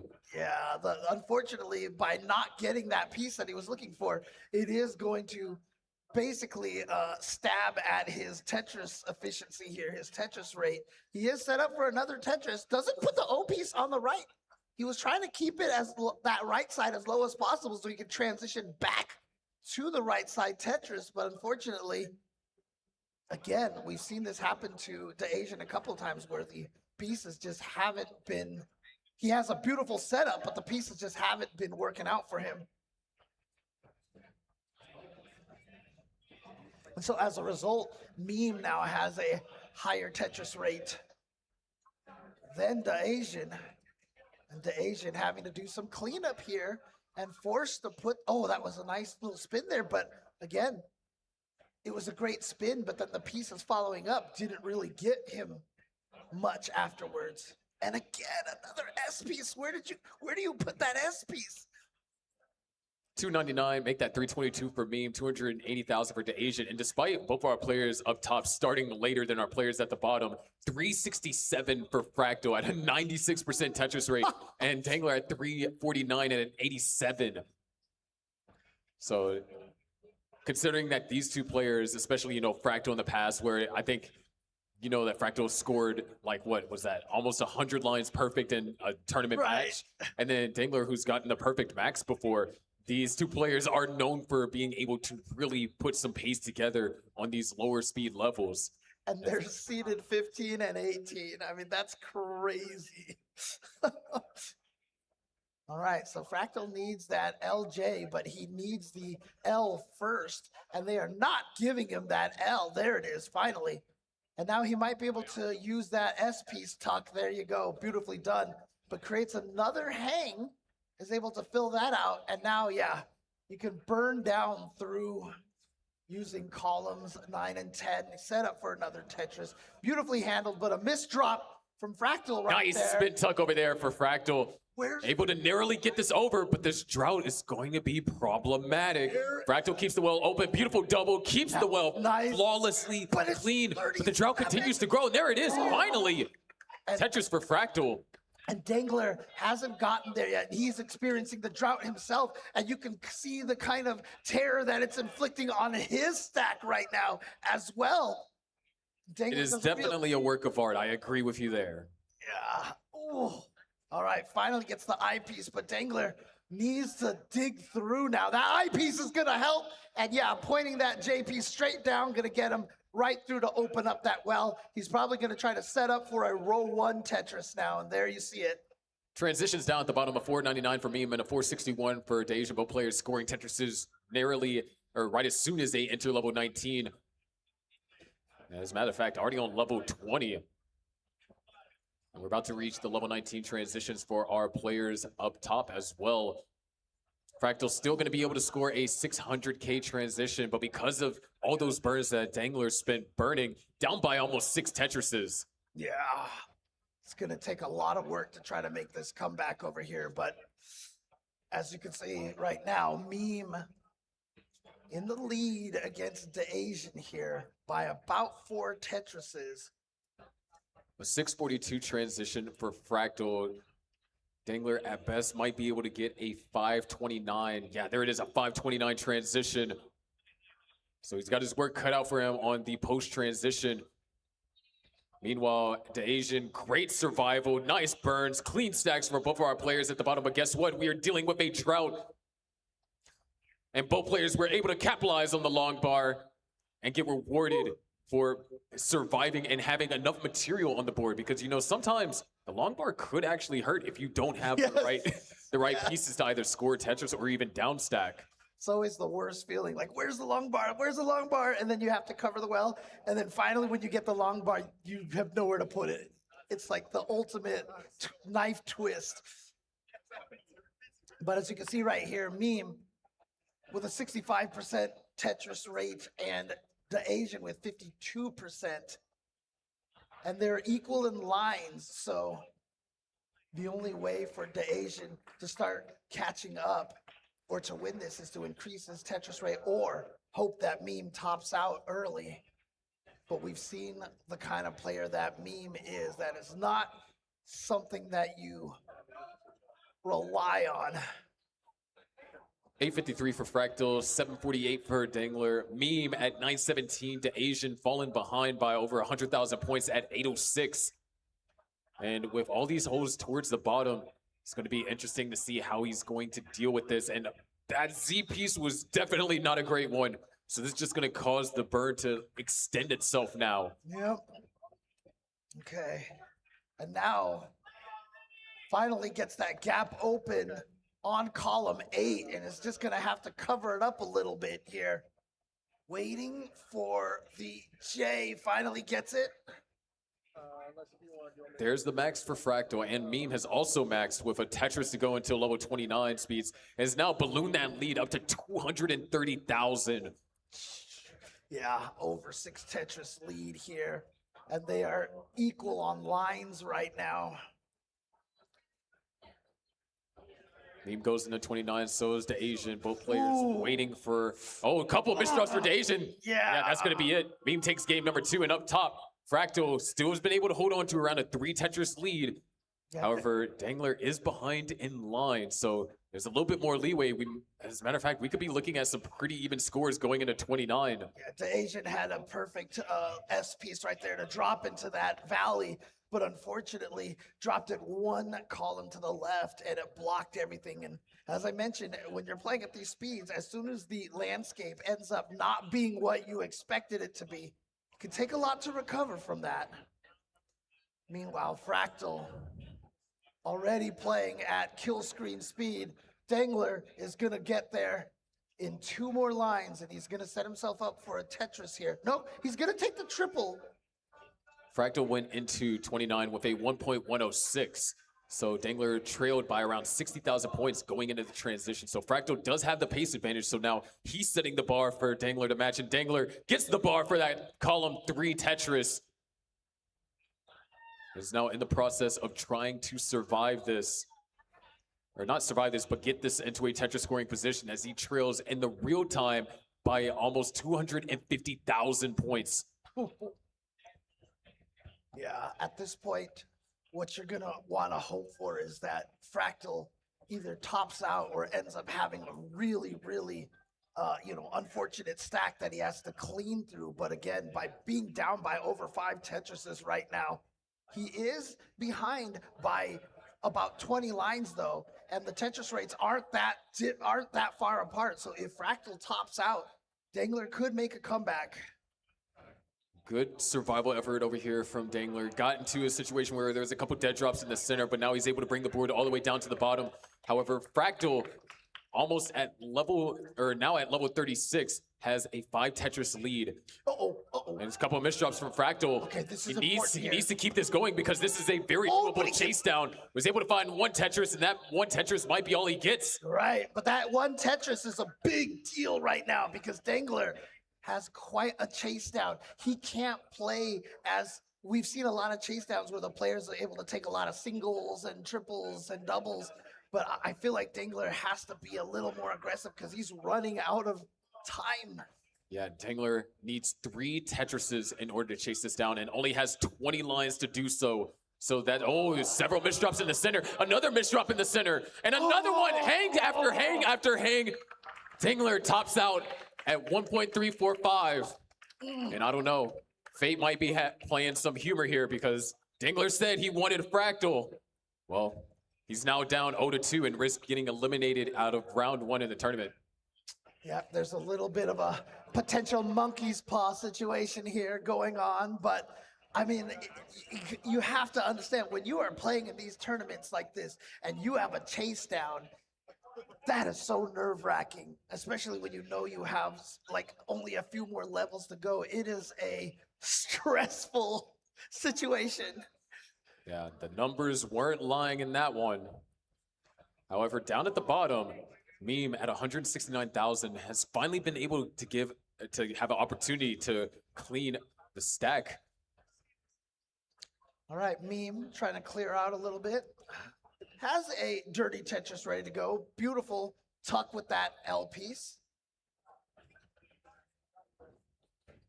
And now Meme still working on that row 1 Tetris. Goes for a little bit of a burn right there, and suddenly the drought. But I love the way that Meme has been playing very efficiently on that right side over there, burning a few columns here and there. I'm sorry, burning a few rows here and there just to not push her luck on waiting for that eyepiece.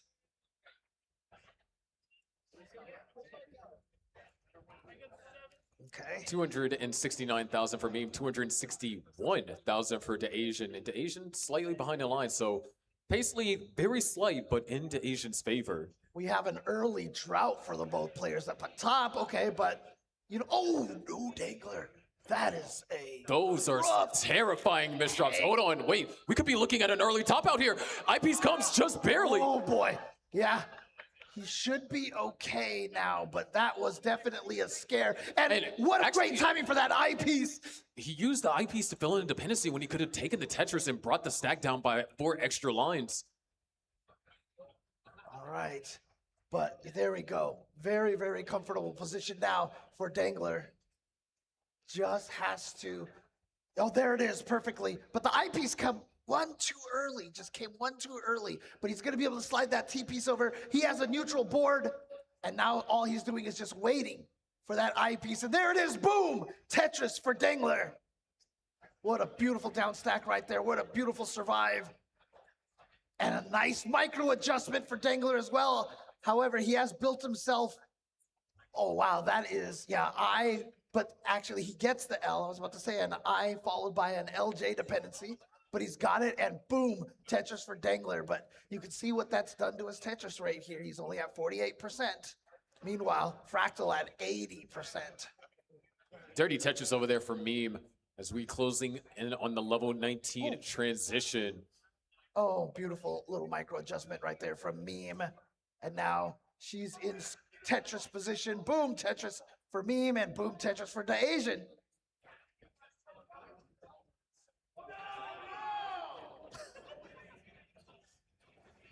There's 218,000 now for Fractal.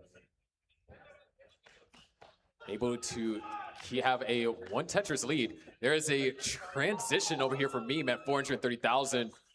And it seems like we're having a lot of these game 3s where the player that is on the verge of being swept just kind of like throws all that they have. I mean, we saw this previously with Cole. We saw this with Kwafi. They have that game 3 that can turn the tides. Oh, man. We got some lovely banter going on between our players. Yeah, I know. Everything that they're saying. Dude, can people at home actually hear the banter? I don't know. It's fun. I love hearing it. And you know the crazy thing about it, it's not even the players playing against each other that are talking. It's actually Fractal and Meme talking to each other. Oh, man. Fractal is having to take a couple of burns, but hold on. There is a drought. I did get Dingler confirmation taking the that safety.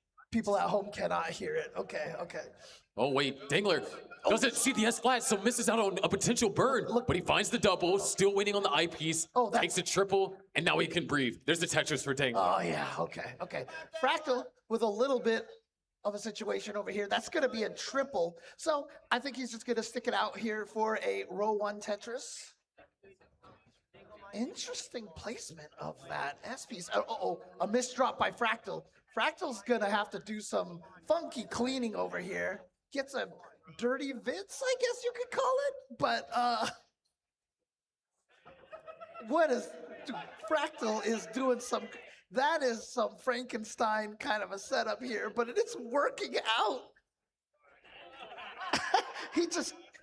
I think He's definitely creating his own monster here. It might be able to find a dirty Tetris. Yeah, if that eyepiece wants to show up. Oh my gosh, she's waiting on it. Wait, where is it? There is no eyepiece. Fractal finally gets it. And I mean, Fractal's like, that was just another day, you know? Had things continue to go wrong, I might have been flabbergasted. But Fractal was able to stay alive. With Dingler once again holding on to the lead. Yeah, the Tetris rate lead right now, he's got 56 over 43%, and Fractal is kind of stuck trying to see if he can find, there is an eyepiece right there for the dirty Tetris, and he can get himself set up for another one if he can find that piece, the right piece to fit in the 10th column, which he has, and there we go, another Tetris, and perfect timing for the J piece as well, and the O piece, and now he has a great, clean board ready for the transition. Dangler already having transition. And speaking of transition, both Meme and the Asian very, very close to kill screen transition here. Yeah, right now it has been really separated up by a couple thousand points throughout the majority of this bottom game. And that's kind of the Asian now has to rely on the 29 play in order to help extend the lifespan of their match. And the Asian with that beautiful burn was so nice. And Meme has already transitioned over here to the kill screen speed. And the Asian now transitions with a fairly high stack, but gotta get something over there to the left side. He's looking for, okay, there we go. And has a triple. He's gonna take the triple. Brought it all the way down to the bottom. Meme does currently have the lead by just over a Tetris. And now Deij with a long bar dependency in column 2. Wait, gonna convert that long bar dependency into a dirty Tetris over there for Deij. However, Meme fired off 1, so then the Tetris gains were nullified. Or rather, the point gains still scored the Tetris. Yes. 1.15, hold on to Deij in trouble now. Does find a couple of burns. Look at this now, Stack. Nice little quick couple burns, but the hang, I think that's going to be fatal, and Deij's tournament ends here at 1,085,000. Meme is good for game number 3, and up top, Dangler also in danger. Hangs the eyepiece and tops out at 645. Fractal only has a chase down of 646,000. But all the chase downs that we've seen so far have been at kill screen speed. This is just This is One Tetris is all that Fractal needs at this point. yeah. It's just the level 19 speed here, and you can see Danglers. And already. that Tetris is going to do it. Fractal advances to top 16.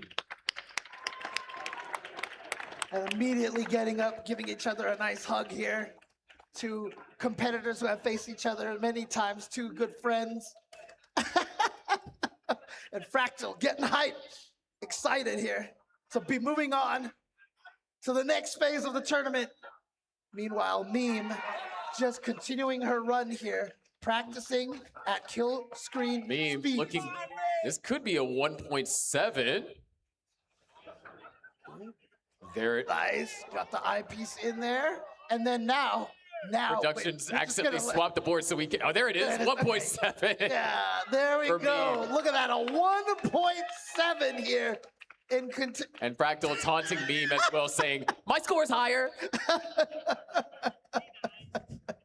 You know, the competition never stops. Even if you're 'Cause, not playing directly. they are on the same side of the bracket.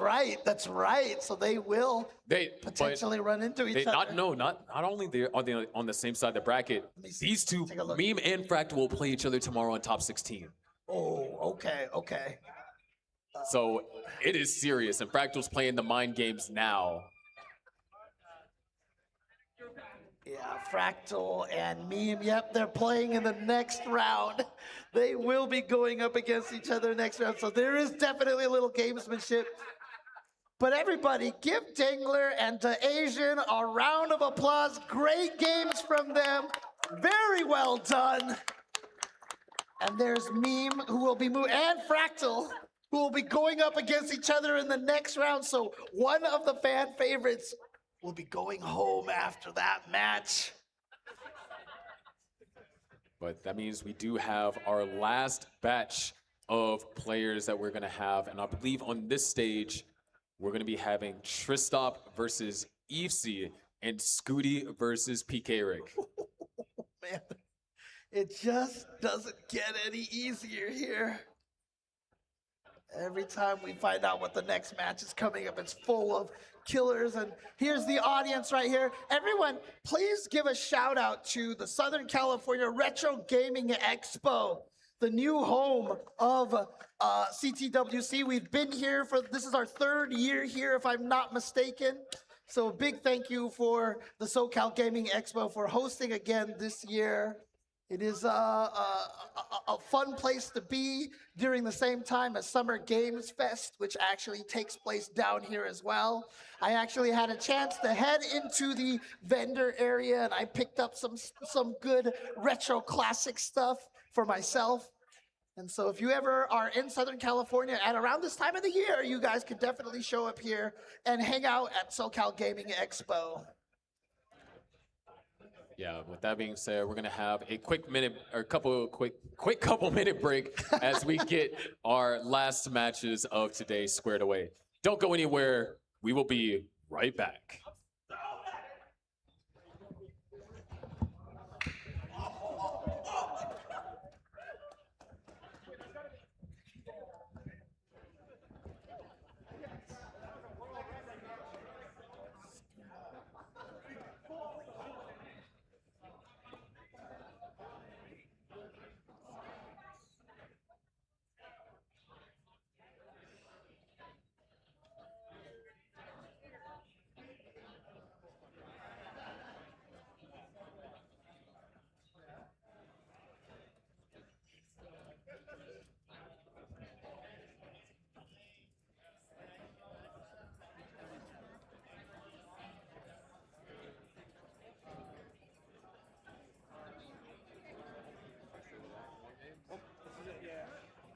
Thank God. That's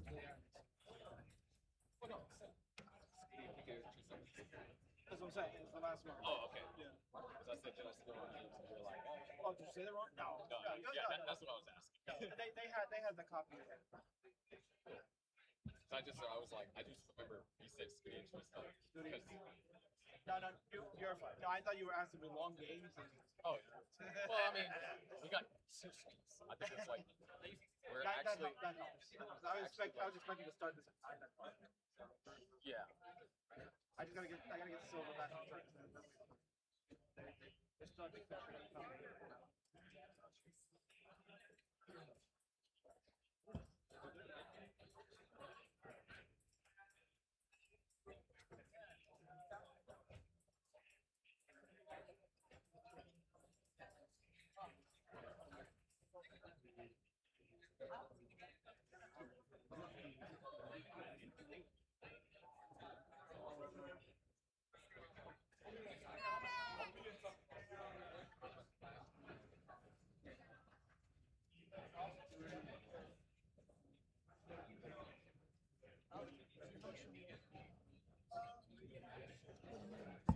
Yeah.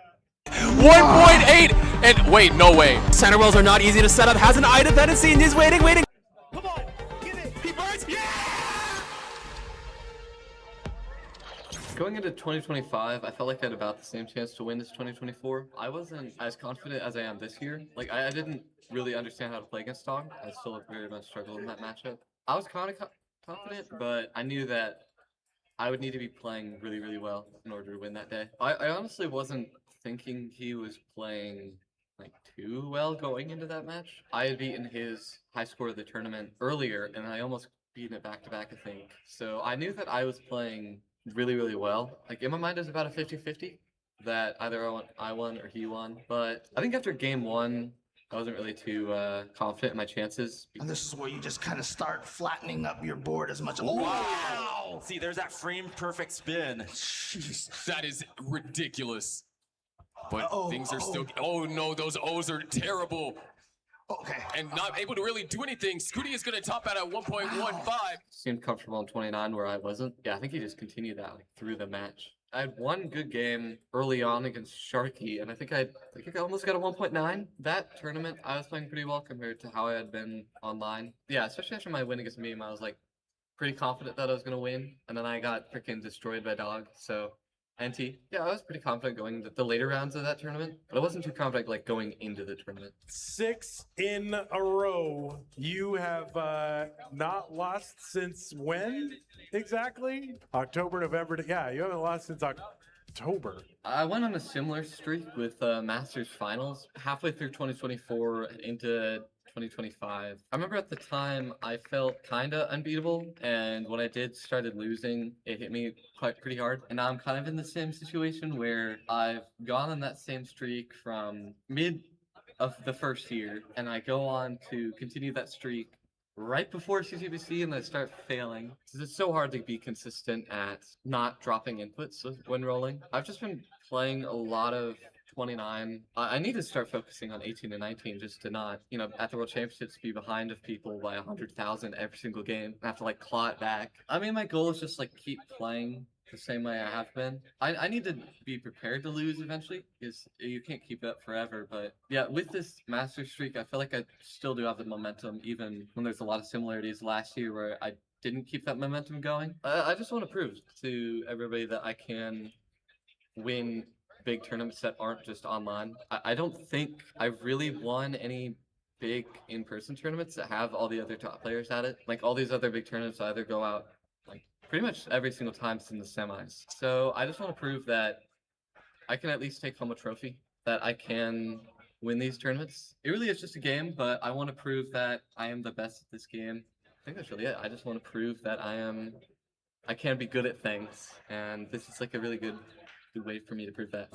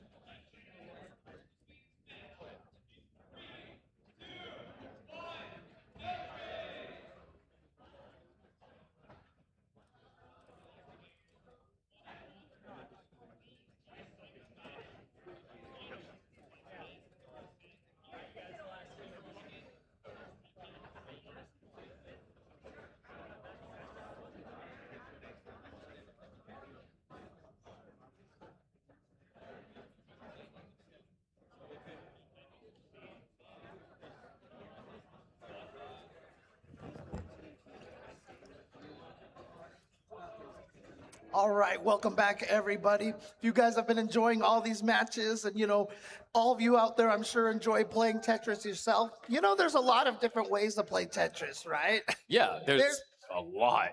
I mean, we've got some board games over here, so you can actually bring the fun of the classic digital game to the tabletop and experience the fun of Tetris in real life.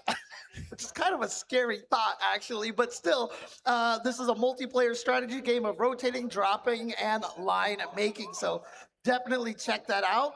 You can find us at like Walmart.com and Target.com. There's also a Rubik's Cube Tetris toy over there. I was looking at it, I'm like, this is really interesting, and I want to figure out how it works. Yeah, I have to grab me one of those because I do cube as well. Oh, so nice. I gotta get Okay. I gotta get the Tetris Are you a Rubik's Cube. speed cuber? Yes, but I'm not that fast. I mean, not compared to some of the other Tetris players. Like my fastest speed, I peaked in high school, so it was like 17.6. Fair. I can solve the cube, but I'm slow.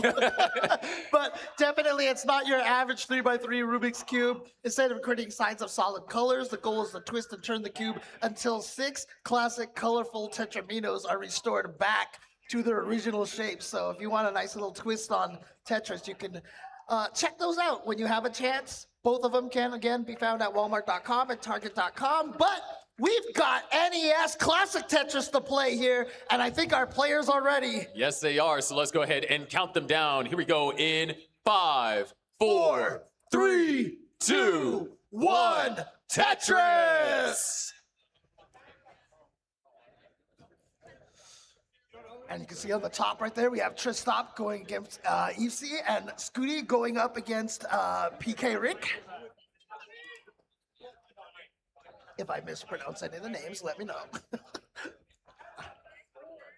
course, Scooty has been on an absolute tear in the online portion of the game. And then in particular, Scooty going up against Pete Carrick. Scooty has a 4-1 record where Scooty has won 4 of the matches after Pete had swept him, I believe, once.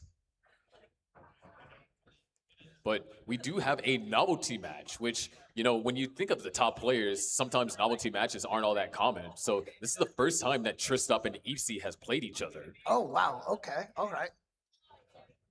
And they both had to deal with a drought at the start. As you can see, Tristop only just getting his first Tetris. EC, she's at a 63% Tetris rate here.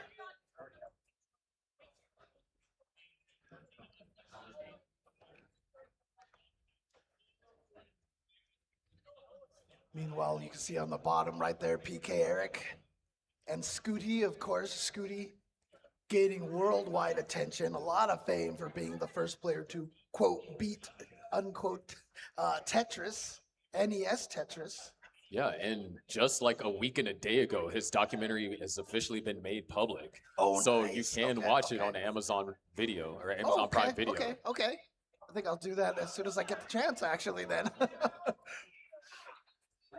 So definitely, the momentum going into this, especially with how he has played in CTM and has just been incredibly dominant in online play. Recently, the only player that has been able to defeat him in like the CTM kind of circuit has been Alex T.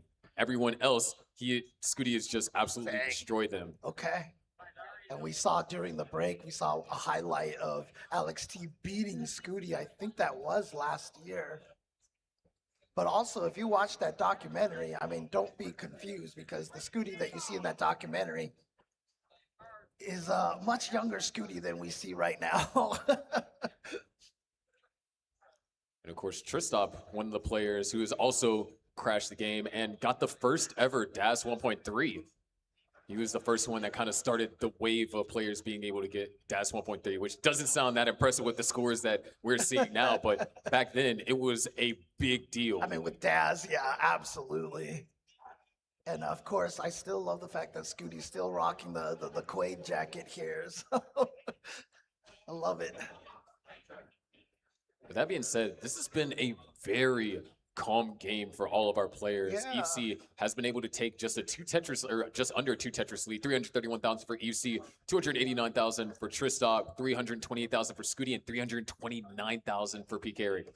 Yeah, we saw one very early drought on the upper game, but since then, I feel like there hasn't been any sort of egregious droughts here for either. Well, EC now has a little bit of an awkward build and didn't get that SP slid over in time. So EC, she's got to do a little bit of cleanup over here. Trissa, beautiful burn right there. I'm liking the way he's finding these skims. And it's just going to opt to take the triple. Not going to hold out for the eyepiece for too much longer. Yeah. And good thing because we are walking headfirst into a drought. Yeah, both players going through this drought right now. But Tristop gets out of that very cleanly, sets up for a Vince. He's ready to go, but suddenly the eyepieces have disappeared once again. Back to another drought. Sorry, commentators cursed it because I said there hasn't been too many droughts. And now, back-to-back droughts for the top game over there. And it's interesting because Tristop has just been constantly burning through there. Finally gets the eyepieces to get that Vince, and then the second eyepiece for the Tetris. Nicely done for Tristop. Good patience, good burning as well. We are closing in on the level 19 transition. Our players up top are around 30 or 25 lines away. Players down at the bottom are 30 lines away. Yeah, they both had, the players on the bottom had a almost 30-piece drought just then as well. So I apologize. I will never mention anything about fewer droughts ever again. Commentary curses here. I mean, you have a pretty shockingly bad history of commentary curses. I do. I really do. Not even just here for Tetris. Trust me. Oh, man. But with that being said, Tristop still being forced to burn. And, Tristop, player in prior CTWCs, especially in 2024 and 2025, was able to defeat Scooty when they were filming the documentary. And then last year was the first person to ever knock out Dog before he reached the semis. And just an indication of just how strong all the players are and how hungry they are as well. They are not satisfied to watch some of these newer players, new at the time players, like start to dominate. They want to take them down. EFC in some danger here, needs an eyepiece, finds it, big split double. Good down stacking, a nice flat eye burn.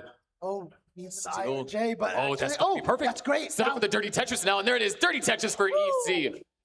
And I love that knowing nod from EFC. She's like, no problem. Tetris for Tristop, going to take the lead, but also have to do a small amount of burning. Meanwhile, down at the bottom, 733 for Scooty, 677 for P. Carrick, and these are scores at level 20. Yeah, you can see right there, 84% and 76% Tetris rates. So efficient between the players. And PK Eric slowly trying to catch up on that Tetris rate right now. And of course, at the top, same kind of situation. I mean, Scooty has a small lead over PK Eric, but Tristop and Ipsy fairly neck and neck right now in terms of their score and their Tetris rates.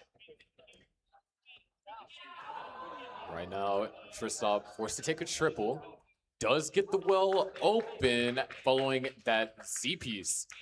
But EFC has been able to take advantage of those eyepieces. And nice pullback for Tristop. Help boosting the efficiency and bring us down to only a 280-point separation there for a second. Okay. Oh, T-piece is great, but now had a little bit of an awkward dependency, forced to go for that overhang setup, which means unable to throw that eyepiece to the side. Yeah, rather fill out that column on the side than to actually take the Tetris and down stack a little bit, because the stack was pretty low, but right now has to find a way to get in there. Needs that J piece perfect timing, but the I piece just one too early, but still manages to get the Tetris. Tristop back to a neutral board. $791 for Tristop, $798 for EFC, $990 for Scooty, and $980 for PK Rick. These all around is close matches, whereas, previous matches that we had this round, they were generally one-sided. There was one player that had generally a significant lead, and then maybe there was a chase down that had to be instigated. But now, this is just active playing. Both of these players, or all four of these players, are actively pushing their opponent. Nice Z-spin over there for Tristop as we get closer and closer to the level 29 transition, where the speed is going to increase yet again. And if you look at the bottom game right there, 78%, 75%, basically, and they're in the same lines right now. So Scooty with just about a 2 Tetris lead over PK Eric. Actually, just a 1 Tetris lead now. But they are right next to each other here. And boom, Tetris for PK Eric. And Scooty set up for a Tetris himself. 29 speed has been reached for our players up top and now down at the bottom as well. 1.23 to now 1.19. There's the max for EFC. Tristop also going to max and take the lead. PK Eric, beautiful board, just going to bring it down to be a little bit safe. There's a Tetris for Scooty. Yeah, a little bit of an awkward setup right here for, oh, that was a beautiful burn by Eric. Scooty, Tetris ready, minor drought being ensued. Only in the lead by a Tetris, and there it is, another Tetris for Scooty. Tristop also trying to get set up for the Tetris. No, he's going to take the burn. Look at PK Eric's board right there. Needs something, it's not going to be able to find it. Scooty takes game number 1, but our focus is now up at the top. Tristop down by less than half a Tetris. EFC and Tristop trying to get the board back into scoring position.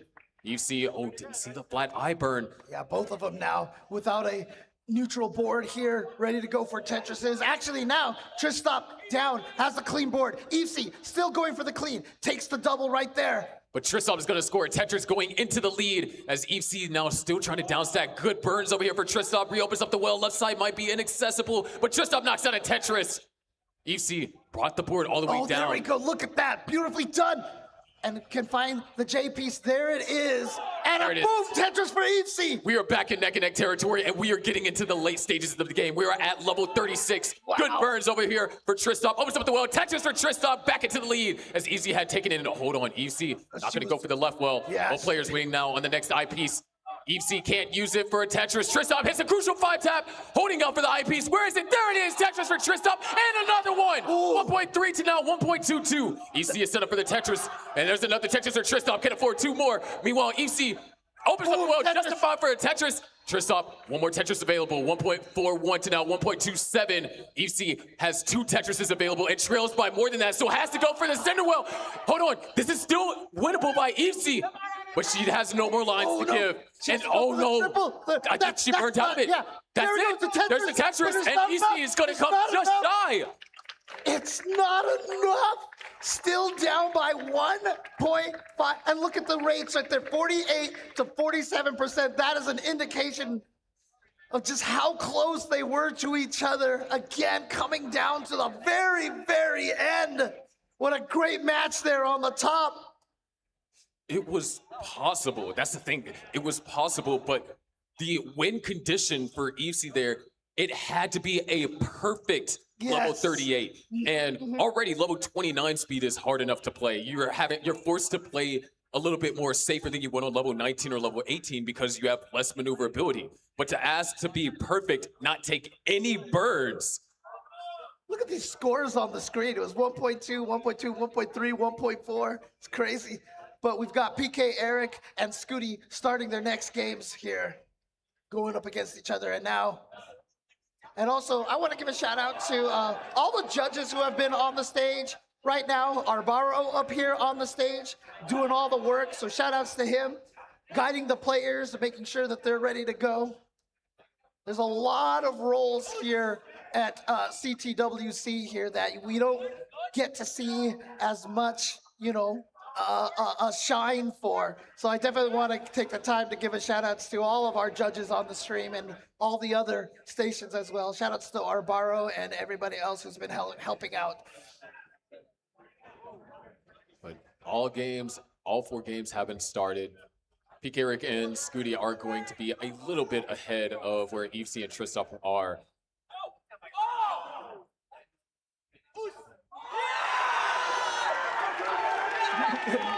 There is some action happening on CT2. Yep. So if you're watching this, also make sure you have classic Tetris 2 pulled up because there was some stuff that happened. No spoilers here. Oh yeah. And you even see some of the players actually turning around and looking, saying, like, what happened? What happened? Who won? But both our players on the left, nice dirty touches over there for Tristop. Both our players on the left have won the first game. It was a very close game for Tristop and EFC, and PK Eric was just unable to really get anything going in the latter part of the match, talking about like post 29. That Tristop But having it's a to best do of a little five. bit of clean right here and actually gets the Tetris, but now has the J requirement here. And all he's been getting are L's. Finally gets a J piece. Has a little bit of an awkward overhang, but actually beautifully done by Tristop. It was so nice getting that clean there. But now, I like the delay burn Tristop set up right there and got the pieces for it. So nice. And look at that. 2 Tetrises just like that, and Tristop back to a nice, safe, neutral board. Does create another little overhang there. Oh, wow. That was so good. Those pieces were so good for him. And again, Tetris right there. Tristop, beautiful manipulation of the pieces right there. speaking of manipulation of the pieces, down at the bottom, 300,000 for Scooty before 60 lines. And like I said, you know, generally, if you're looking for a 650K transition, you want 100,000 every 20 lines. So if you have more than 100, that ratio of 100,000 every 20 lines, you're starting to get closer and closer to that 700K transition territory. We've got a situation here for PK Eric. I don't think he's going to be able to. Oh, okay. That was a creative little slip in there. Wasn't going to be able to solve that completely, but going to open that up. Now, if he has the right pieces, he can get a dirty Tetris here, but the right pieces are not happening here. As you can see, has to block that well, has to block the other well. Beautiful flat T-burn over there for Tristan, but PK Eric is going to be safe. Good L. Yeah, having a little bit of trouble here, but that J piece is going to help. The L piece is going to help, but column 5 is still blocked. Column 5 and column 6 are some of the harder wells to open up. But he has managed to open up and gets a boom, dirty Tetris. Setting up for a, this is crazy. If he gets the Vits, he can have the center well Tetris, or can burn out of it with the J. Oh, there you go. It was go. a very versatile setup. Yeah. And having to take the burns there. But he's still setting himself up for the dirty Tetris. Not going for too much of a risk there. Not really a good place to place that J piece, but a beautiful burn right there. Nicely done for PK Eric. And he's continuing to go for it. Yeah, not going to go for the triple. He's looking for another J piece. Not going to get it just yet, but is set up for another. Oh, actually, that L spam right there was actually great for him. Tristop in a little bit of a tricky position. Trying to get this open. Not quite finding the pieces that he's looking for, but does find the IPs. There's a dirty Tetris. Needs one more IP. Oh, actually, I like that beautiful conversion of that IP's dependency into just an L dependency, as EC now fighting for her life up here. Meanwhile, PK Eric with 3 or 4 or maybe even 5 dirty Tetrises in a row in that one column, and he's still going for it. No, finally does a little bit of cleaning, and Evesy, she's actually gotten out of the situation as well. And now, boom, Tetris for Evesy.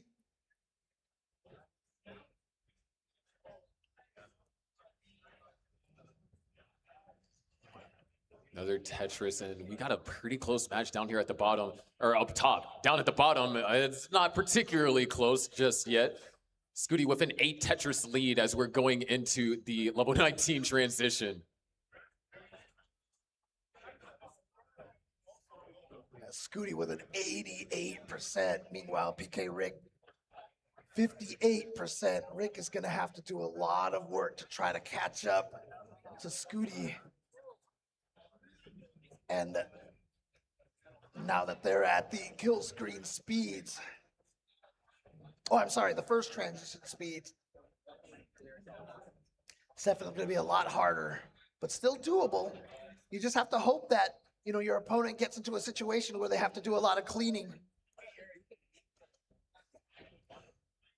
But 685 for Scooty, 549 for PK Rick. EFC at 561 with 1 burn line to go, and Tristop at 502.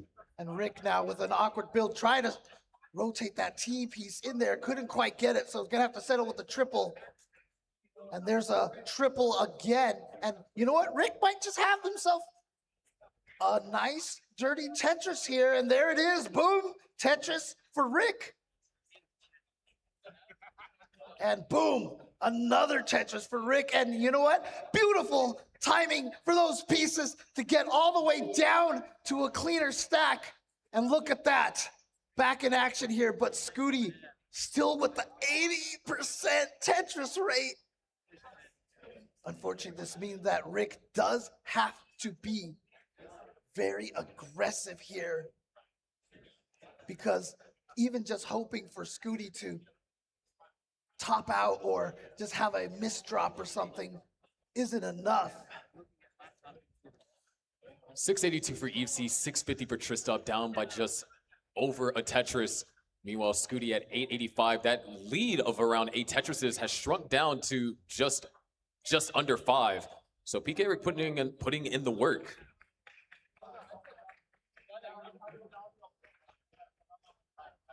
All right. PK Rick getting that well opened up. Has the Tetris. There we go.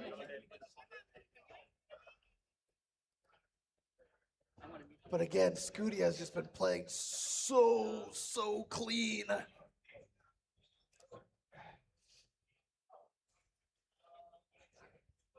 Oof.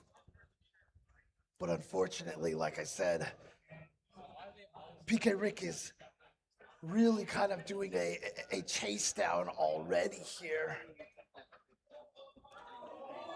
We are closing in on the level 29 transition, and Scooty's still holding on to a 200,000 point lead. We are looking at 1.2 into 29 territory, and this isn't a bad game for PK Rick. It's just not Scooty's game.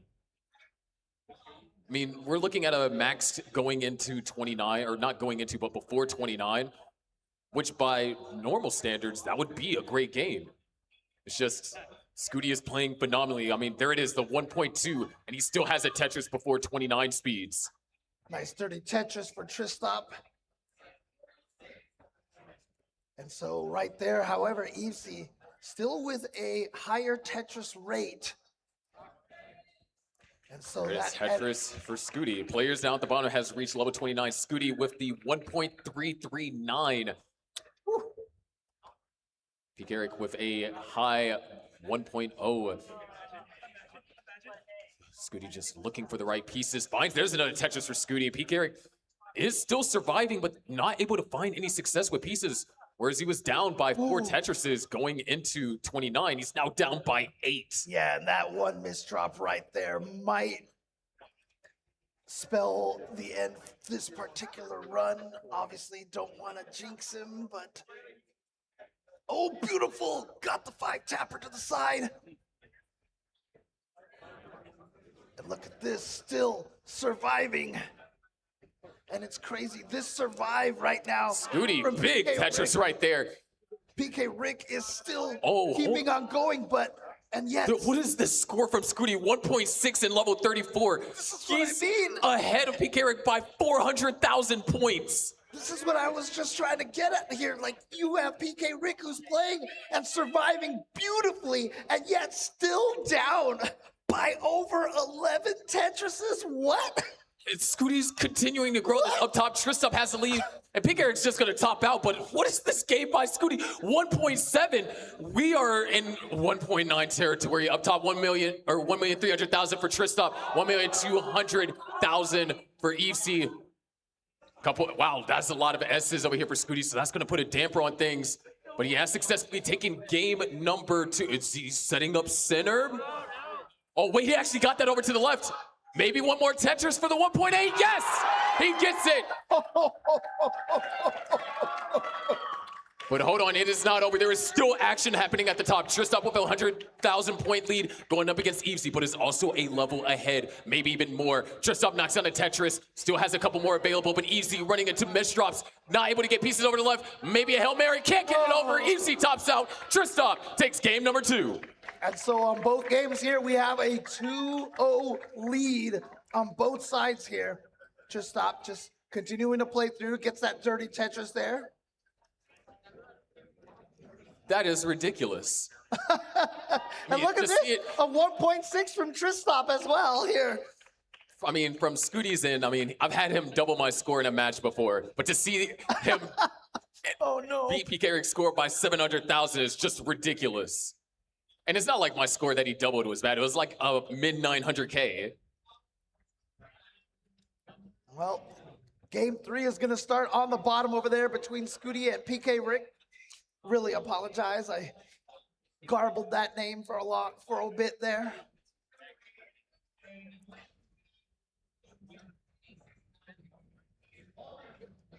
But obviously just going to be a clean start from both of these players right now.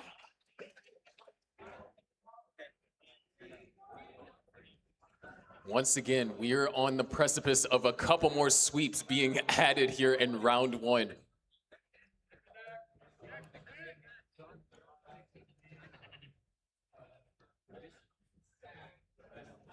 And so wow. we have the game atop starting as well.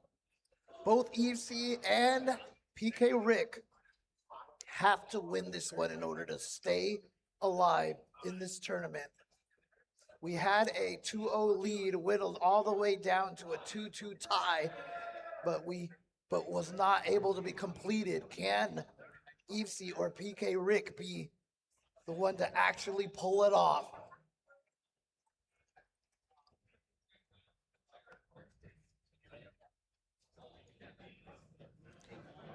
But so far, it looks like Scooty having a little bit of a tougher start. Not a bad start, just some inefficiencies here and there.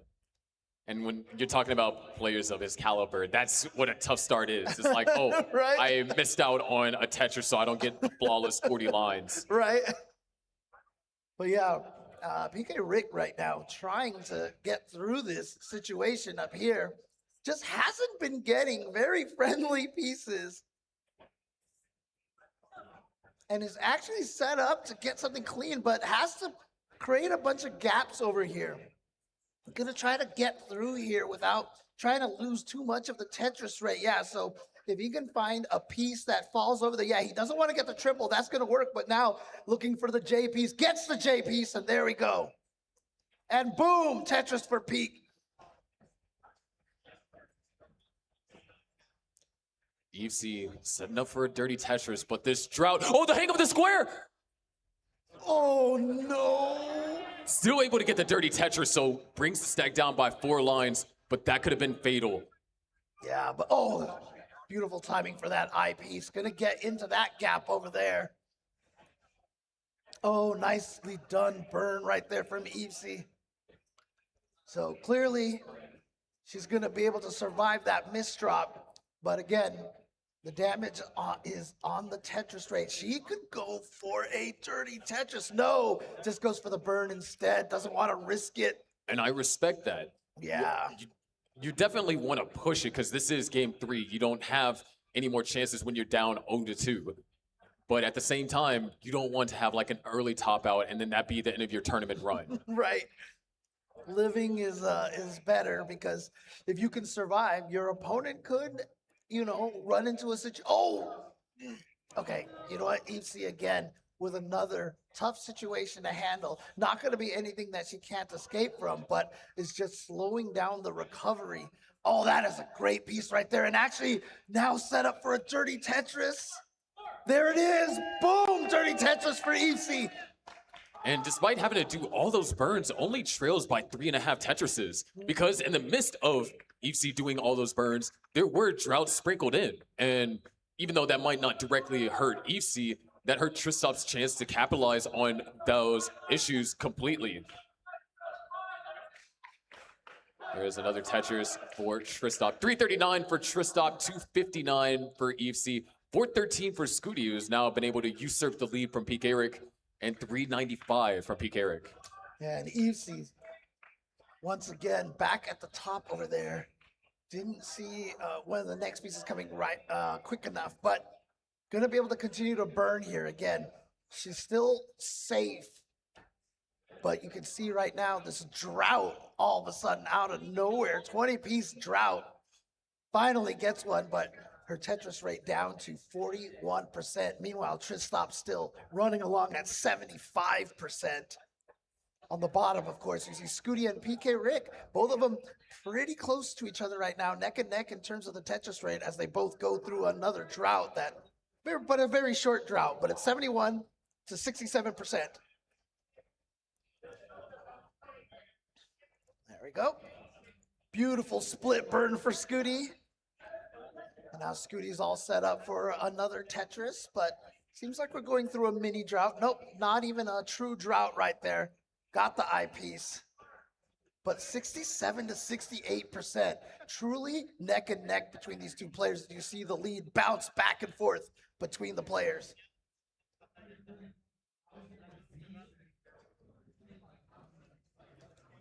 Tristop with the pullback, wants to continue waiting for the eyepiece. And there it is, Tetris. We do have our transitions at the bottom. 558 for Scooty, 541 for PK Eric.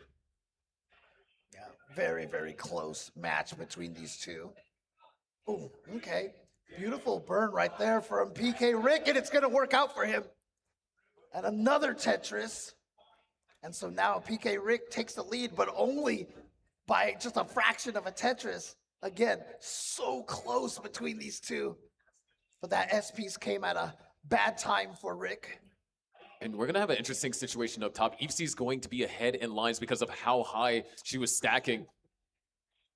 But that now, Tristop, 605 transition, roughly 100,000 point lead up against Evesy, and Evesy's not clean, so is losing out on efficiency as there's a 2 Tetrises for Tristop, and Scooty executes the bits. Stacking up a little bit high, so it's going to bring the stack down a little bit. Still maintaining the lead over PK Eric. Yeah, slight lead. Oh, but a little bit of a misdrop right there from Scooty right there. But it was fixed up almost immediately. Yeah, but it is going to allow the Tetris rates to catch up a little bit over here. As you can see, just still 65 to 68 though. Meanwhile, Evesy trying to get to that column 10, finally gets there, but now needs... He needs the eyepiece though. Yeah. And oh, those misdrops from Tristop. Oh. Might be a potential window of opportunity. No, he opens up the well, but where's the eyepiece? The drought counter keeps building. Tristop needs the eyepiece, can't find it. Evesy has a chase down of 690,000. Yeah, this is a very long chase down right here. However, she has a lot of time, only at level 24, so she doesn't even have to play aggressive at this point. This, like we said earlier, this is exactly what we said. Surviving is more important because you get yourself opportunities like this. And while I mentioned before that chase downs can be kind of nerve-wracking, but in this situation right here, I think Evesy can stay pretty calm in this situation because she has so many levels to make this catch up here. But hold on, there it is. Eyepiece is going to help things out, down by just 3 Tetrises. Can get this before 29, but if it gets into 29, AC does have the capability to score those points on that level of speed as well. And only 1.5 Tetrises left to go for Evesy. And you saw how she was playing. She was just, doing some safe burns. Yeah, you could be, frustrated that you didn't get to put those eyepieces over there. But like I said, nothing to be too concerned about here. Opened up for the Tetris again. And she only just needs 1 Tetris and change. So she's just going for the triples. I really like the way that she's playing this. Very safe, nothing aggressive. I mean, still level 27, so even quite a ways away from even having to go for the kill screen transition, which PK Rick and Scooty have both gone to. And they're still neck and neck down there as Evesy successfully gets the chase down and sends it to a 4th game here. But at the bottom right now, it is heating up down there. We are at the kill screen speeds, and like I said, they are so close, although Scooty is now starting to pick up a bigger lead here. Yeah, now up by just under 100,000 points. However, neither player has really been able to get into a scoring position here on level 31. Scooty close to getting into a scoring position here on level 32, and so is PK Eric, so the scoring can resume. Good skim. PK Eric knocks out a Tetris, closes the gap down to 56,000. Both players Tetris ready. Scooty having to do a little bit of sacrificing here. And this might get a little dangerous, but Scooty, another misdrop. Might be able to slide it over, opens up the well, knocks down the Tetris as PK Eric's board is getting up higher and higher. Yeah, PK Rick's board a little bit dodgy here. He's able to survive this right now, but it is hurting his Tetris rate, and then he couldn't get that piece over. He ends up topping out, and Scooty will move on. 3-0 over PK Rick. Everybody, round of applause for PK Rick. Amazingly done here. Great play. I mean, that last game there, he was right at Scooty's tail the whole time, but it was just, Scooty was just too strong in the end. But with that being said, our attention focuses to our sole match here left on CT1 round 1. And again, Tristop versus EFC. EFC has done one step of the journey. Yes. Brought it to a game 4. Now has to do the next one.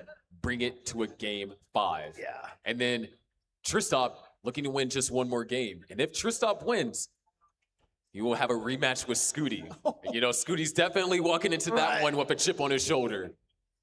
And again, just want to take the opportunity, in particular, to apologize to PK Rick himself for you saying the wrong name for a little bit at the beginning there. So, but here we go. We're gonna focus solely on Tristop and EFC here. As you can see right now, they're both in the middle of a drought. But Tristop there with the 78% Tetris rate. Of course, again, this early on in the matches, the Tetris rate, it can fluctuate wildly because we haven't gotten that many lines just yet.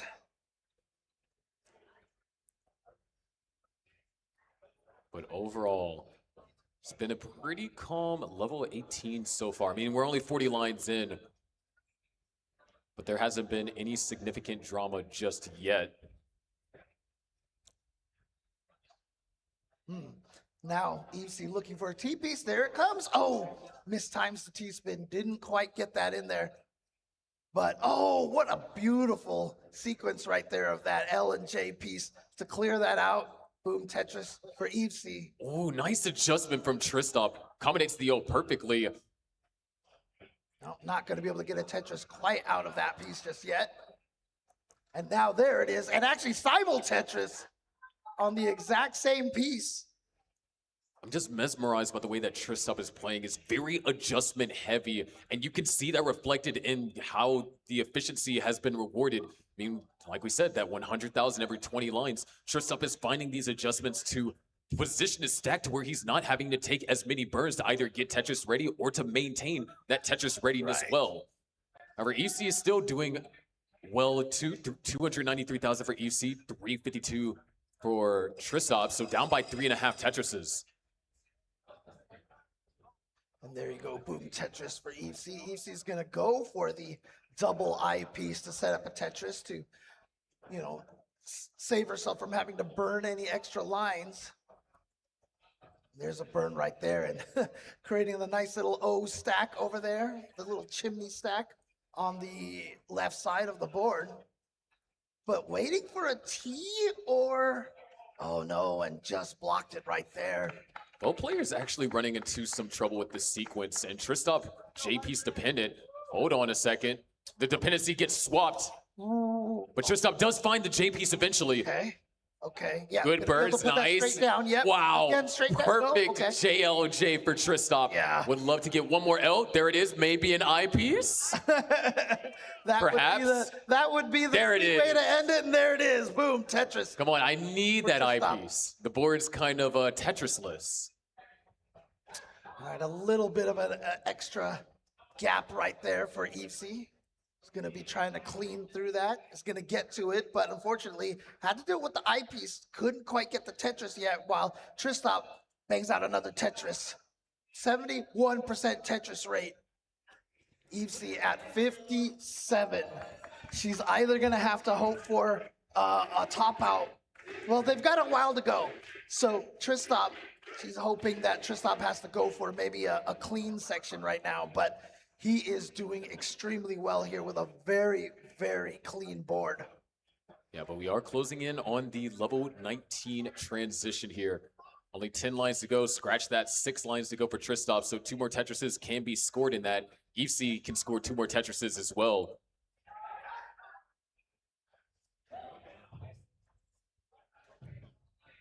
Okay. And Tristop needing to find something to slide into that column 1, gets that, and yeah, you see him place that S piece straight up, so it's not nice. cover Look the at that. column. The adjustments.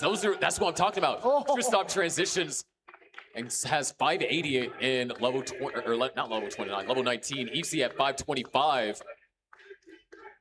As we hear the chants of CT3 in the background there, some exciting action going there. Remember, we are streaming on a lot of different platforms, on a lot of different channels here.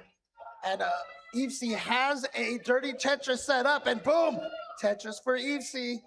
And she was thinking about maybe going for another dirty Tetris, but it's decided kind to of clean. just these S's are really being complicated. Geez. And EFC, have full faith that she'll be able to survive this, but it's not just about survival. You got to be efficient as well. And Tristop is taking advantage of these small bits of inefficiency and converting them into Tetrises.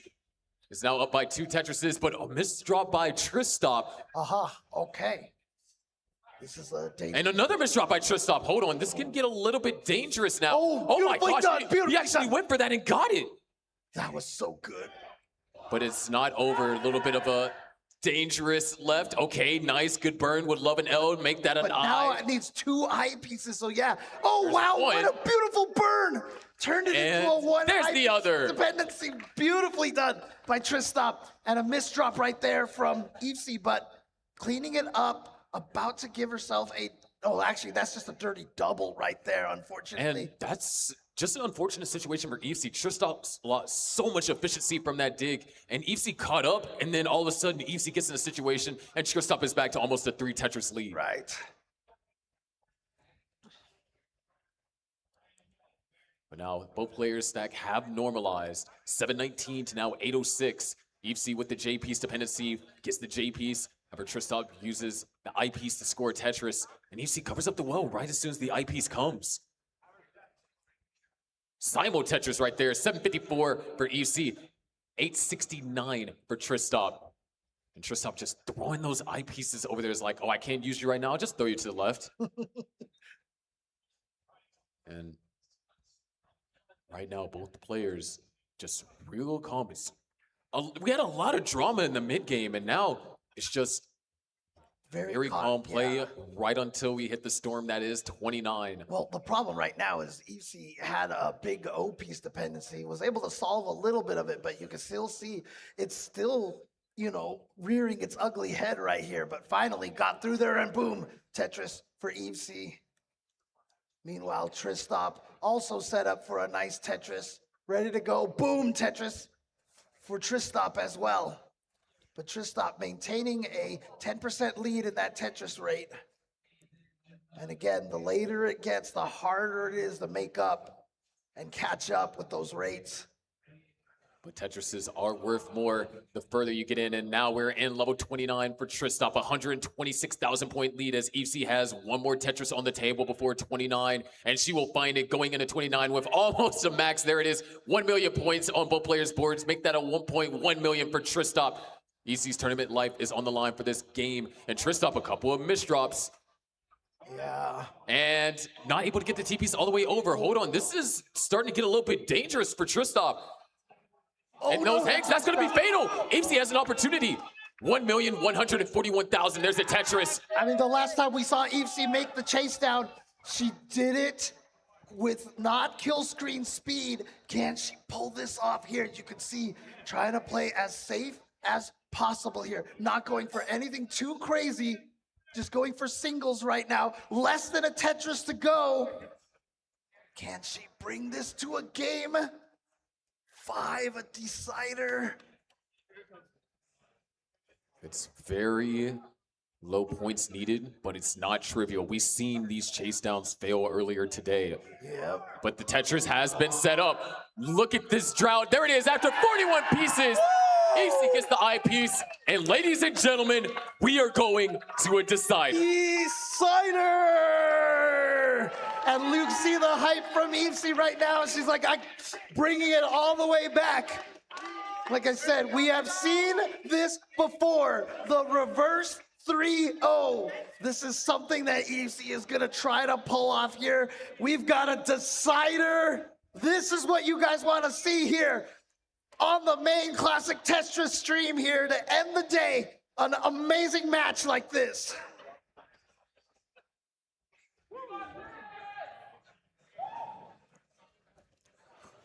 Whew. And you got to imagine both of these players feeling so tense. And then you got to wonder, like Scooty, I'm sure Scooty, like you mentioned, would love to go up against Tristop to get that revenge. But Evesy right now, maybe playing spoiler. It is very possible.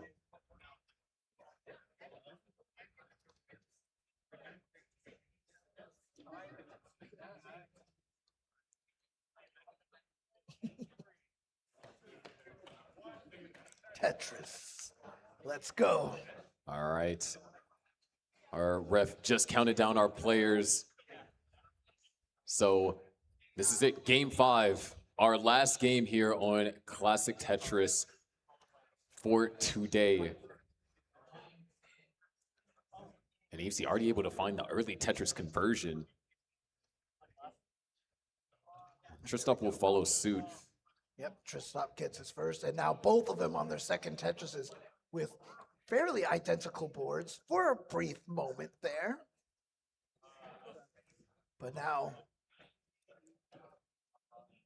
both of them, I mean, this early phase right here is just about managing the stack, trying to keep everything as clean as possible, and building a nice point base for the first or second, you know, really killer drought or misdrop. Yeah, and speaking of misdrops. Well, it wasn't necessarily misdrops for him. It was more so like a lot of placements that just didn't work out with the pieces that were received. So it's just a one Tetris inefficiency. Yeah. So Evesy's going to have the lead by Tetris if she's able to continue converting on them. Yeah, I just glanced over and saw his board not in the greatest of positions. Didn't see the RNGs causing any. Didn't see the causing the problems there. But again, easily handled. Oh, I like that little delay burn right there from Evesy. Tristop now. Oh, beautiful micro adjustment right there from Tristop. And there we go. Boom, Tetris for Tristop. And is basically neck and neck at this point. Good adjustments as well. It seems that despite some like early turbulence for Tristop, things have kind of normalized. I mean, the players are absolutely neck and neck right now. Almost identical Tetris rates, but unfortunately, Evesy having a little strange. Oh, I like that last second rotation.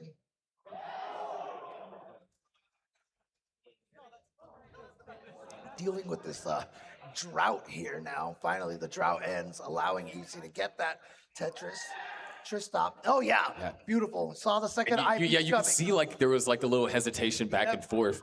And that's just because Tristop is very key on making these adjustments. Yeah. I mean, Tristop himself on his YouTube channel, he has made videos about adjustments. In fact, he's made a detailed guide about rolling. So if you want to get better at rolling, you should definitely check out Tristop's YouTube channel. That's what I like to call those little micro adjustments, those last second adjustments to make the next piece work beautifully. And Tristop clears that line just in time for the Tetris.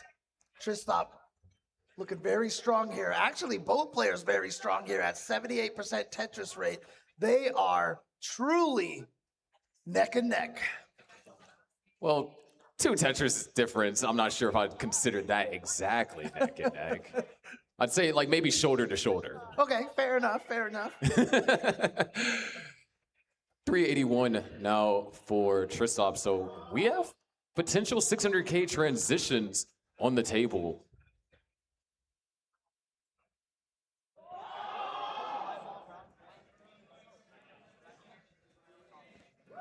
And This situation in the center for EFC, nice. Finds the correct adjustment. And you know what I like about that too is like just in case you see an L or a J piece come, you saw EFC keep the T piece like right in the middle, and then was able to move it left or right at the last second notice easily. So that was beautifully done.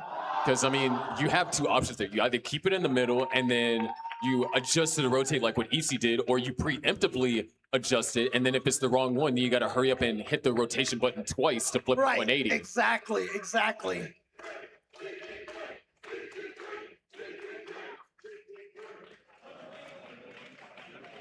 can see right there that Tristop has built up a Tetris rate lead, thus the 2.5, now actually over 3 Tetris lead that Tristop has. And boom, Tetris for EFC. But, oh, just an awkward time to get that many J pieces in a row. Meanwhile, Tristop needs an L piece to slide right in there. Both players need an L piece, actually. And EFC is going to convert the L dependency into a J and finds an alternate solution. Yeah, beautiful. And that's going to work. Yep. But now, going to create a little bit of an extra I piece dependency. Yeah, she's going to cover that up over there. And now all of a sudden, Z pieces out of nowhere with not a good spot to drop those Z pieces. And there we go. Going to go for the Tetris as opposed to trying to fill out that column 9 there. But look at this, a 650K transition on the table for Tristop. If he can find this last I piece, he's holding out for it. He wants it, but no, it's just going to take the burns. A 641 for Tristop. A strong start here into our second third of the game. And EFC's going to transition at 547 on almost 100K deficit upon reaching the transition. And Tristop not finding this I piece in time. And yeah, a little bit of trouble there for EFC as well. So both of them have good stacks for that Tetris, but still with a gap in the middle over there. EFC is looking for that beautiful micro adjustment for EFC right there. Gets it opened up, made sure that well was opened up for the Tetris. Tristop with a very, very clean board here. Set himself for a Tetris and boom! Tetris for Tristop. Tristop, oh, again, great micro adjustment right there, sliding that O piece the last second as soon as he saw the J piece coming up. And gonna tuck that right in there as well. EFC might be just committing to this row 2 Tetris. One less row to play with, but with rolling, that's still something that can be managed. However, Tristop is keeping things going strong. A 4.5 Tetris lead, set up for the Tetris, nice skim. 814 for Tristop, 655, make that 683 for EFC.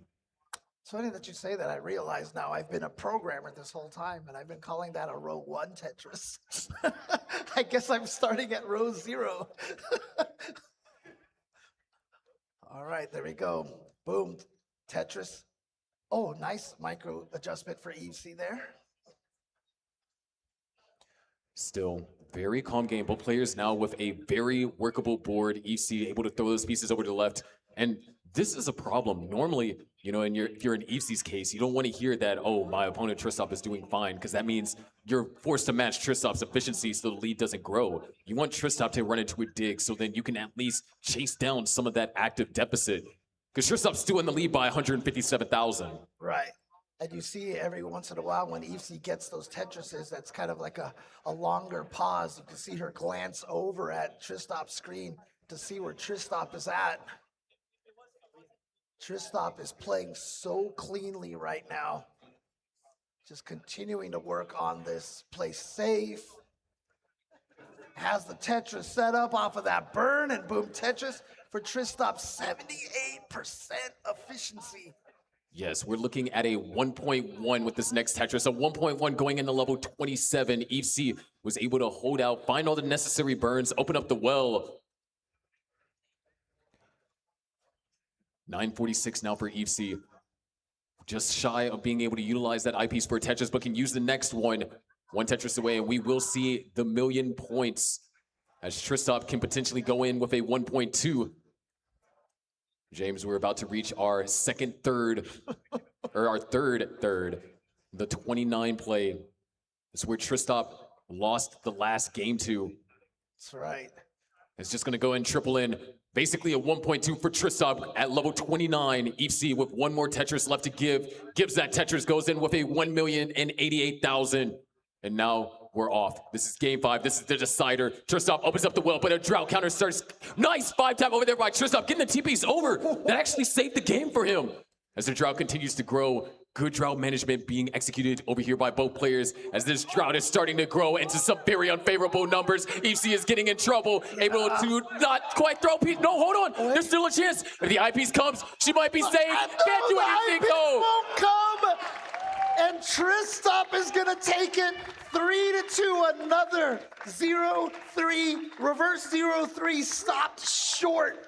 And Tristop is going to take it, advance forward in such a close match. Everyone, round of applause for EFC.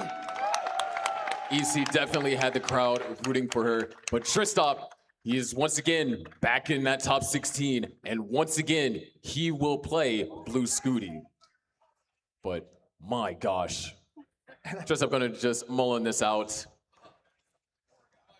But man, that drought, I mean, I saw it when Tristop had to live through that, but then as EFC stack got higher and higher, I was like, man, if only EFC could hold out just a little while longer and maybe try and find some post-drought recovery. But that's gonna be it for Tristop, a 1.45. Round of applause for both of these players here. And you can see it like every time a player finally wins one of these matches, you can just see they're just like, oh my God, that was so hard. That was so much work. But Tristop is going to do it. He's advancing forward. Going to be playing tomorrow on Sunday. The action is not over, though. If you're watching online, go to Classic Tetris 2 on Twitch, as there's still some action there. But what I can tell you guys, since we do know the results, is here are some of your top 16 matches for tomorrow. Alex T versus Knight is one of them. SB versus Miles. Sidnev versus Pixel Andy. Dog versus Eyeball. Meme versus Fractal. Oh, man. Tetris Time versus Tugi. And of course, the rematch between Scooty and Tristop. The last two to make it top 16 will be determined shortly on Classic Tetris 2. Yeah, that'll be among Cobra and Hydrant, as well as Hufflepuffus and Dan V. So those two of those players will be making in there. Right now, it is happening on Classic Tetris 2. So you definitely want to jump over there really quick. I'm sure we'll probably do a raid quickly over there. But before we go, definitely want to once again give a shout outs to all of our sponsors here. Ones that I haven't had a chance to thank just yet. Hyperkin, they've supported the CTWC since the beginning, since 2010. They've been helping the Tetris communities around the world by sending them NES consoles and controllers. And Hyperkin leads the way in retro and modern entertainment industry with unique, fun, and innovative items, including the retro end console. So check them out at hyperkin.com. Let's game. And of course, I've actually been eating some of these gummies over here from Fandom Snacks, the Tetris gummies that we always tend to eat on stream all the time. They are yummy and delicious. Oh, wait, there's actually some left in that bag? Oh, yeah, there's some left in the bag. Oh, okay. But, you know, I might just take them home with me. So I don't think anybody's going to stop me. So none of you saw me take this bag, okay? But once again, also shout outs to SU2C, which is, of course, Stand Up to Cancer.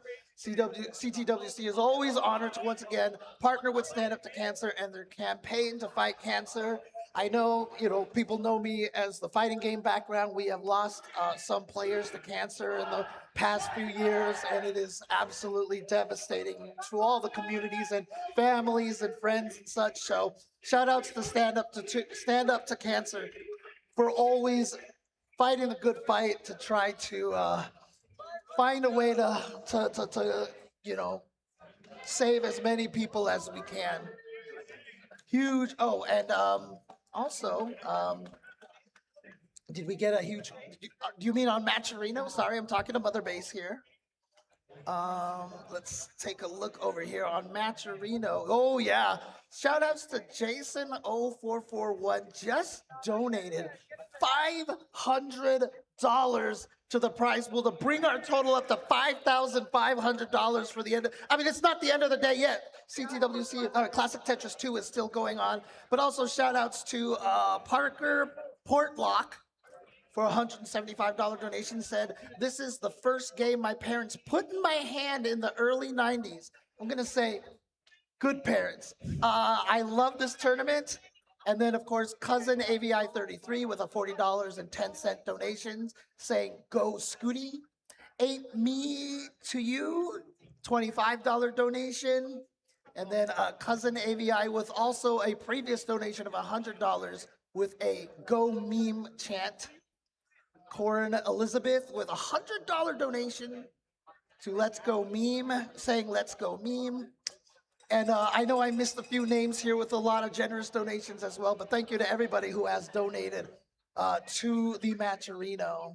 And that will be continuing all day on tomorrow as well. So shout outs to all of you guys at home for contributing to the Matcherino, but also shout outs to all of our sponsors to make sure CTWC can happen every single year. Yeah, I wanted to also communicate to those of you watching us on YouTube. Tomorrow, Top 16 will be only on Twitch. So make sure, those of you watching on YouTube, tune in on Twitch if you want to see the conclusion of this insane tournament so far. So just had to make that clear. But we're going to be sending you over to Silver because there's been some crazy action going over there. James Shin, as always, it's a pleasure casting with you. And we're going to cast some more tomorrow. Yeah, that's right. I'm your favorite underwater host, Sharky, and I'll see you tomorrow for the conclusion of CTWC 2026.